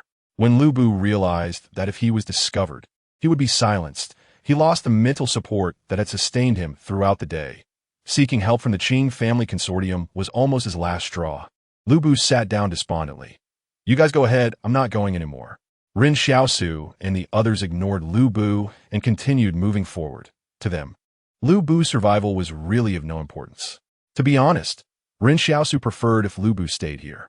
But before Ren Xiaosu and the others could walk far, Lu Bu listened to the subtle sounds of the wind in the surrounding woods, becoming increasingly frightened. He immediately got up from the ground. "Wait for me." At this moment, Ren Xiaosu asked, "What if we encounter the combat troops of the Qing family consortium?" Su Xianxu thought for a moment. "We should prioritize retreating to the rear. Their main task now must be to excavate the pre-catastrophe civilization, not to hunt us down. You underestimate the determination of the consortium to silence information." Yang Xiaojin shook her head and said, "Once they discover us, it will definitely be a fight to the death, and their helmets have wireless communication systems. If they find they can't eliminate us immediately, they will definitely call for reinforcements. By that time, you will definitely feel that you would rather deal with a human-faced insect." Ren Xiaosu was stunned for a moment. Was the Qing family consortium that fierce? He curiously asked, "You seem to know a lot about the combat troops of these consortia?" Yang Xiaojin glanced at him but did not answer the question. "Once we encounter them, we must immediately kill all visible targets without mercy, because the other side will not show mercy. The soldiers of the consortium have families too." Wang Lei hesitated. "Isn't that too cruel?" Yang Xiaojin said calmly. "In an avalanche, no snowflake is innocent. Whether spontaneous or coerced, everyone in war is a tragedy. And, at the same time, they're creating tragedies for others. Let's go." Su Xianxu looked at the forest ahead. The secret of the mountain was tempting them. If the consortium disregarded it, they might lose interest too. But since the consortium valued this secret so highly, it must be precious. Turning back means death. Only moving forward gives a chance to survive. Su Xianxu and the others carefully discerned the source of the gunfire, trying to avoid encountering the combat troops of the consortium. Ren Xiaosu had a rough estimate in his heart. Perhaps in an hour they would know what was hidden in this mountain. The dense gunfire in front of the forest gradually ceased, as if the Qing family consortium had completed the outer purge, driving away all potentially threatening beasts. Su Xianxu whispered to Ren Xiaosu, "It should be the time for the Qing family consortium to set up their outer sentries. They may not have enough personnel." Even if a few hundred people arrived, they wouldn't be able to seal off such a large area of secrecy. How many people does a combat brigade of the Qing family consortium have? Ren Xiaosu asked. Su Xianchu hesitated for a moment. About 4,000 to 5,000. But they can't all mobilize. After all, they have to consider the stability of the barriers. No, Ren Xiaosu shook his head. I feel that the barrier isn't a big problem. Can a barrier rebel in just a few days? That's impossible. So we must be prepared for them to mobilize completely. There must be at least 1,000 of them. Okay, Su Xianchu actually understood this logic. He just hoped for the best. He thought carefully and said, but they won't mobilize completely. The supplies stored at each barrier are not enough to support thousands of people spending so long in the depths of the mountains. It's not that there aren't enough supplies, but also considering transportation, logistics, manpower, etc. Their soldiers carry a lot of firearms, so, considering all factors, the first batch entering the mountains would be at most around 1,000 people. Ren Xiaosu thought for a moment. Perhaps Su Xianchu was more professional regarding the operational mechanisms of the military. He said, I trust your judgment, but I still say, if their sentries are extremely tight, I will definitely take a detour from Barrier 112 to exit the mountains, without any hesitation. All right, Su Xianchu nodded. He knew Ren Xiaosu's decision was correct. After all, if the three of them, Ren Xiaosu, Su Xianchu, and Yang Xiaojin, faced 1,000 pursuing them, they would definitely have no place to bury their bodies. At this moment, Su Xianchu showed a determined expression. If we need to engage in guerrilla warfare later, we must abandon the other three. They can't keep up with us. At this point, Su Xianchu paused and looked around. Where's Yang Xiaojin? Ren Xiaosu was also taken aback. He scanned the woods and then asked Lu Bu and the others at the back of the group. Have you seen Yang Xiaojin? I didn't notice, Lu Bu replied blankly. At this moment, everyone realized that during their advance, Yang Xiaojin had mysteriously disappeared without anyone noticing. If it were Lu Bu who had gone missing, Ren Xiaosu might think he was taken by something, but if it was Yang Xiaojin, it definitely wouldn't be the same situation. Originally, Ren Xiaosu and Su Xianchu thought Lu Bu and the other two were their burden. But now they suddenly felt that Yang Xiaojin thought all 5 of them were a burden. But what was Yang Xiaojin's purpose for coming here? At this moment, Ren Xiaosu realized that Yang Xiaojin's purpose might not be the secret of the mountains themselves. Yang Xiaojin had an even bigger secret. Ren Xiaosu and Su Xianchu exchanged glances, as if they simultaneously made a certain decision. Well, Ren Xiaosu said with righteous indignation, Yang Xiaojin might have fallen behind. As teammates, we must split up to look for her. It's too dangerous for her to be alone. Saying this, Ren Xiaosu and Su Xianchu went in different directions. Lu Bu and the other two looked back at the path they had come from, unable to understand how Yang Xiaojin had silently disappeared. Lu Bu asked, don't you think Yang Xiaojin is strange? She paid to join the team and obviously had her own agenda. At this moment, Lu Bu turned to look in the direction of Ren Xiaosu and Su Xianchu, only to find that they had also vanished. What the hell? They said to split up and look for her, but they clearly just ran away. When they were closest to the depths of the mountains, Ren Xiaosu, Su Xianchu, and Yang Xiaojin all made the decision to abandon their burdens. After all, knowing that the Qing family consortium's combat forces were very formidable, they had to sneak in or take a detour to leave, and in either case, they couldn't bring Lu Bu and the others with them. Anyway, they weren't related and owed no favors, so it was really pressure-free to abandon them. However, Ren Xiaosu also felt very regretful for the past few days. He had been trying to find ways to earn gratitude from this group, and after much effort, he had finally earned 93 gratitude tokens. Now that he was acting alone, earning gratitude tokens would be difficult. Lu Bu and the other two immediately panicked in place. They had initially considered siding with the Qing family consortium, but later realized that the consortium might silence them. Then they thought leaving with Ren Xiaosu and the others wasn't bad. But now Ren Xiaosu and his 2 companions had all fled. Just when they were confused, Lu Bu and Luo Xinyu suddenly heard the sound of chains dragging on the ground coming from the path they had taken. The 3 of them felt their scalps go numb. Wasn't it said that the monster wouldn't come out during the day? Why had it been following closely behind the team? Thinking of Su Xia's broken body and the beast that had fled the forest last night, Lu Bu even recalled the sound of saliva dripping from the opponent's mouth onto the leaves last night. In the next moment, Lu Bu suddenly turned and ran. He couldn't care less about whether the Qing family consortium would silence him. He just didn't want to die. As Lu Bu ran, the other two followed. But Lu Bu suddenly realized he wasn't as fast as Wang Lei and Luo Xinyu. Although Wang Lei had been injured, it must be said that the miraculous effect of the black medicine had allowed him to recover in just over 2 days.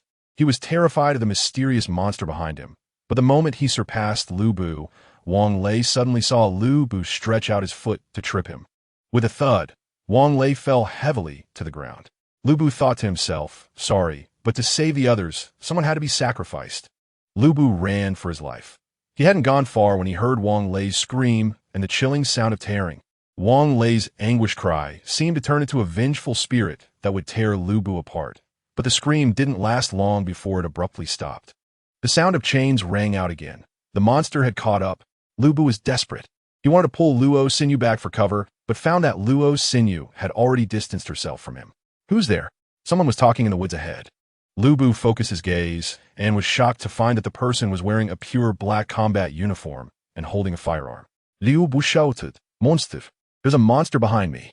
The combat personnel made several tactical gestures, and over 20 combat personnel slowly approached Lu Bu from behind the trees. This was a complete combat team.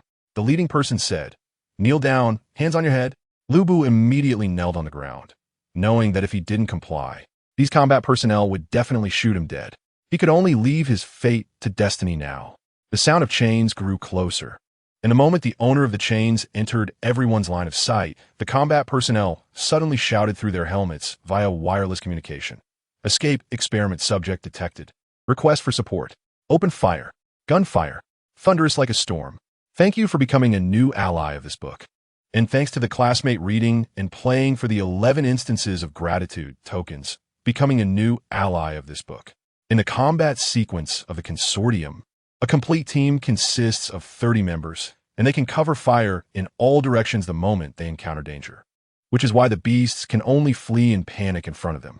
However, even such a powerful combat team, when facing so-called experiment subjects, did not hesitate to request reinforcements, indicating that they had no confidence in defeating the opponent by themselves. Lu Bu and Luo Xinyu knelt on the ground, only able to hear the sounds of gunfire erupting around them. A soldier casually slung a rifle to his side and swiftly used a plastic strip to bind Lu Bu and Luo Xinyu's thumbs, tightening it painfully. This soldier completed the search of Lu Bu in just 2 seconds, ensuring that there was no threat from the man and woman before him. Without asking any questions, the soldier left them behind and returned to his unit to continue fighting. The other soldiers ignored Lu Bu as if he didn't exist. Each of them had their own duties, moving like precision gears in a machine, every step steady and accurate. Someone muttered quietly, "What is that plastic dummy he's carrying?" A voice on the communication channel shouted, "The experimental subject is fleeing to the 9 o'clock direction. Combat unit, be alert to the 9 o'clock direction. The experimental subject is fleeing." The experimental subject seemed unwilling to confront the heavily armed combat unit directly, choosing instead to evade the danger. At that moment, Lu Bu felt that the combat power of the consortium was on a completely different level compared to the private forces. It was like heaven and earth. Looking at it this way, the private forces seemed like a place where the consortium raised pigs. Lu Bu had previously worried that he would be shot dead by the consortium, as Ren Xiaosu, Yang Xiaojin, and the others had described the consortium as monsters. But now it seemed that wasn't the case. The consortium had merely tied him and Luo Xinyu up without taking any further action against them. Liu Bu fight somehat. At least he didn't have to die, right? However, just a moment later, he heard screams from the combat unit ahead, indicating that they had suffered casualties. Ren Xiaosu was hiding in the shadows of the woods, thoroughly concealed by the bushes. A centipede crawled quickly towards him, but Ren Xiaosu swiftly stabbed it into the ground with his dagger. At this point, Ren Xiaosu had already changed into the combat uniform of Sun Juanjing's private force. It wasn't that he was so poor that he had to wear dead men's clothes. It was simply that camouflage was convenient for hiding in the woods. Soon, footsteps were heard from ahead. He hadn't moved far, so he could hear the consortium's combat unit calling for backup. In Ren Xiaosu's view, this was probably the best opportunity to break through the consortium's blockade. If they needed reinforcements here, the area where the consortium was pushing outward would gradually form a firepower point, creating a gap in the blockade. When he and Su Xianchu separated, they hadn't agreed on a meeting point. Everyone instinctively chose to act alone, trusting that their individual abilities had surpassed the strength of the team. However, this alone was not enough to support their independent actions. The main reason was still that they couldn't trust each other. When Yang Xiaojin was still around, everyone was cautious, forming a temporarily stable combination through mutual restraint. But now that Yang Xiaojin had suddenly disappeared, the combination had immediately collapsed. Ren Xiaosu held his breath, waiting for the passing combat unit. The Qing family consortium was clearly more solid in their intelligence than Su Xianchu's. They even knew what the creature dragging the chain was. An experimental subject? Are there still experiments being conducted in these deep mountains? Ren Xiaosu had doubts in his heart, but didn't dwell on it for too long. After the reinforcement combat unit passed, he quickly advanced into the depths of the mountain at an astonishing speed. During this time, he almost encountered 2 other combat units coming to provide support, but fortunately, he managed to evade them in time. At this moment, Ren Xiaosu felt a bit confused. Could it be that so many people couldn't kill a single monster? Or was that monster too powerful? He couldn't think too much about it. First, he had to break through the inner side of the blockade. Whether escaping from the mountain or exploring its secrets, this was Ren Xiaosu's best opportunity. He swiftly moved through the woods, as if the gnarled tree roots and uneven ground were no obstacles to his progress, and his speed never slowed because of these hindrances. Gradually, Ren Xiaosu could hear the sounds of large machinery ahead, as if a massive construction site was underway. Before him was a slope, and when Ren Xiaosu quietly climbed up to gaze at the other side, he was stunned. To be honest, he hadn't expected such a lively place in the depths of the mountain. About 500 meters behind the slope, there were more than 10 excavators working on the ground. However, what captured his attention was not the excavators, but the magnificent city behind the slope. The city had turned into ruins, and the excavators were digging near a pit, which seemed to have been recently created by the Qing family consortium using explosive charges. They were searching for something. In fact, the city before him was not even a complete city. It was far from it, abruptly ending where the mountains and soil covered it. The rugged pre-disaster city resembled a massive maze, a dilapidated maze. But just by seeing this corner, Ren Xiaosu could imagine how glorious this city must have been. He noticed a relatively well-preserved iron sign on one of the buildings, reading Xylankan. Ren Xiaosu was somewhat puzzled. What did Xylankan mean? Was it the name suggesting that a carp leaps over a barrier to become a dragon? What a mysterious place. However, before Ren Xiaosu could ponder it further, the sign broke apart upon being touched by an excavator. It had simply been too long, and everything was decaying. For some reason, Ren Xiaosu felt a strong yearning for this place. The previous geological movements had buried many pre-disaster civilizations deep underground, which was also the reason for the volcanic formation in the mountain. Yet, here lay a vast city. Although the buildings were in ruins, the main structures still stood. From the top of the mountain, Ren Xiaosu saw that some areas several kilometers away had already been excavated, but they stopped after digging partway. It felt as if they were purposefully searching for something. Once they discovered that what lay underground was not their target, they immediately halted to reconfirm their location. Ren Xiaosu realized that whatever the Qing family consortium was looking for must be very important to them, and they knew exactly what they were searching for. At this moment, Ren Xiaosu also saw a heavily guarded position in the distance, where some containers were piled up, and soldiers were injecting drugs into some unconscious beasts before carrying them into the containers.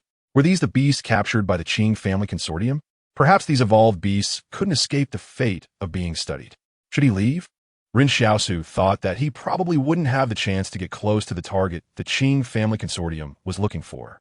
After all, he had seen the combat power of the consortium. It was impossible to snatch that secret from them. Just then, Ren Xiaosu suddenly spotted a young man in a white suit standing on the rooftop of a building overlooking the city. In the wilderness, that pristine white suit was astonishing. It created a striking contrast between violence and civilization, making it unforgettable. Ren Xiaosu had seen suits before. The big shots inside the barrier would always pass through the town when they left, and he had seen some of them sitting upright in cars from a distance. At that time, Ren Xiaosu thought to himself how impressive those big shots were inside the barrier. But if someone were to wear a suit, especially a white suit, to wander in the wilderness, Ren Xiaosu would definitely curse them as an idiot. The suit was too restrictive for combat. Lifting arms and legs would be constrained by the clothing, and if one were to encounter a beast they couldn't defeat, they might not even be able to run away. However, at this moment, Ren Xiaosu saw the young man standing on the rooftop and did not feel that the other's attire was out of place in this wilderness. Because the other party did not need to fight. This was probably the leader of the Qing family consortium's operation, Ren Xiaosu thought to himself, realizing that big shots from such conglomerates indeed looked a bit different. He shrank his head, fearing that the combat troops of the Qing family consortium would discover him. It was known that there were thousands of combat personnel responsible for the lockdown near this construction site, and Ren Xiaosu felt that he and Su Xianxu had underestimated the determination of the Qing family consortium to seal off this area. Ren Xiaosu curiously scanned his surroundings, wondering where Su Xianxu and Yang Xiaojin were hiding. Although he couldn't see them, he knew they must be around. He decided to retreat, not intending to bother with the plans of others. Once he realized it was impossible for him to seize the secret within this realm mountain, he felt a desire to withdraw. Staying here was meaningless. As for the secret of this realm mountain, perhaps Yang Xiaojin and Su Xianxu would be more interested. Ren Xiaosu felt there was no need for him to take risks for the secret. If there was someone here with high-level skills, and he held dozens of basic and master-level learning diagrams, then maybe Ren Xiaosu would be willing to give it a try. Such a person would truly be a treasure for him. In fact, the most important thing was that Ren Xiaosu watched as more and more underground structures were excavated, with some collapsing with just a gentle touch from an excavator. They had only stood firm before because no one had touched them. Some buildings that were already exposed on the surface still retained relatively intact storefront signs, and he could vaguely recognize things like beauty salons and blind massage parlors. Ren Xiaosu couldn't help but doubt that there could be anything particularly valuable here. This was his main reason for wanting to leave. All right. When Ren Xiaosu saw those signs, he felt deceived in his trust and insulted in his intelligence. Now, looking back at the previous QR codes, Xylonkin and plastic dolls, it was clear they were not anything particularly rare. He couldn't help but wonder what Su Xianxu and Yang Xiaojin thought of this scene. In any case, Ren Xiaosu had had enough. After running so far and experiencing so many dangers, this was what he was shown. Ren Xiaosu retracted his head and quietly circled around the side of the mountain. At this moment, he could still hear gunfire from the woods behind him, indicating that the combat troops of the Qing family consortium had not yet managed to deal with that monster. The gunfire reassured Ren Xiaosu. At least he knew that the Qing family consortium definitely didn't have time to worry about him right now. Although there were many soldiers on the slope below, the problem was that these people were concentrated near the construction site that was currently being excavated. And it seemed that the other areas they had abandoned had lost their value, as they didn't even glance at them. However, those areas abandoned by the consortium were precisely the gaps Ren Xiaosu could use to break through. The Qing family consortium had cut down the trees along the road to use as a base for the pathway. It must be said that Ren Xiaosu had indeed experienced the consortium's capabilities. In this remote area, they opened a road without even needing to negotiate with the wild beasts in the mountains. This made Ren Xiaosu reevaluate the power of the consortium. After all, this was just a combat unit for a barrier. According to Yang Xiaojin, a consortium could control a dozen or so refuge barriers. Therefore, if Ren Xiaosu fled in the direction of Barrier 112, the beasts along the way must have already been scared off. Although taking this route would make it a bit difficult to return to Refuge Barrier 113, requiring a long detour, there was no choice. This was already Ren Xiaosu's best option. He stealthily moved toward the other side of the city, with the natural ravines and dilapidated buildings on the surface providing him the best cover. He saw the remains of a collapsed high-rise, its towering body broken into two sections. And Ren Xiaosu had no doubt that before the disaster, people could stand atop this high building and overlook the entire city. When he lived in the town, he often fantasized with Yin Luyuan about what the barriers were like, but now it seemed that perhaps the area of the barrier could be broader than this city. But its refinement and prosperity could not compare to here. Of course, refinement and prosperity were all things of the past. Now, there were only ruins and desolation. Ren Xiaosu slid down the slope along the shadows of the trees, murmuring as he saw the dusty signs scattered among the ruins. Why are there so many foot massage signs in this city? Did people used to love soaking their feet? Walking between this abandoned city and the dirt, Ren Xiaosu carefully avoided everyone's gaze. He was about 500 meters away from the Qing family consortium's combat troops. And as long as he was a bit cautious and made good use of visual blind spots and building cover, he would definitely not be discovered. However, as he continued walking, Ren Xiaosu found himself unable to move forward. He saw a well-preserved tobacco shop on his left. Most of the buildings had been crushed to dust in the earthquakes caused by tectonic movements, but 30% of the buildings in this city remained. A tobacco shop. And Ren Xiaosu's eyes lit up. Tobacco and alcohol were scarce resources in the town. Otherwise, Zhang Jinglin, as a teacher, wouldn't have been without cigarettes every day. The stock in his tobacco shop was probably more than what Old Wang and Old Li had combined. If he could bring this back, he could instantly become the richest man in the town. Ren Xiaosu secretly glanced over at the Qing family consortium side, and when he confirmed that no one was paying attention to him, he excitedly walked into the store. He reached out to grab cigarettes from the counter. The cigarette boxes were wrapped in transparent plastic. Ren Xiaosu thought that with the plastic protection, they might be preserved better. But the moment he touched the cigarette box, the plastic around it shattered into paper powder. Ren Xiaosu felt a pang of heartache. How long had these things been here? In fact, what Ren Xiaosu didn't know was that cigarettes also had an expiration date. Although cigarette manufacturers never specified how long their products could be preserved, in reality, tobacco leaves would lose their flavor after being stored for more than 3 years. After all, the sealing quality of those plastic wrappers was quite poor.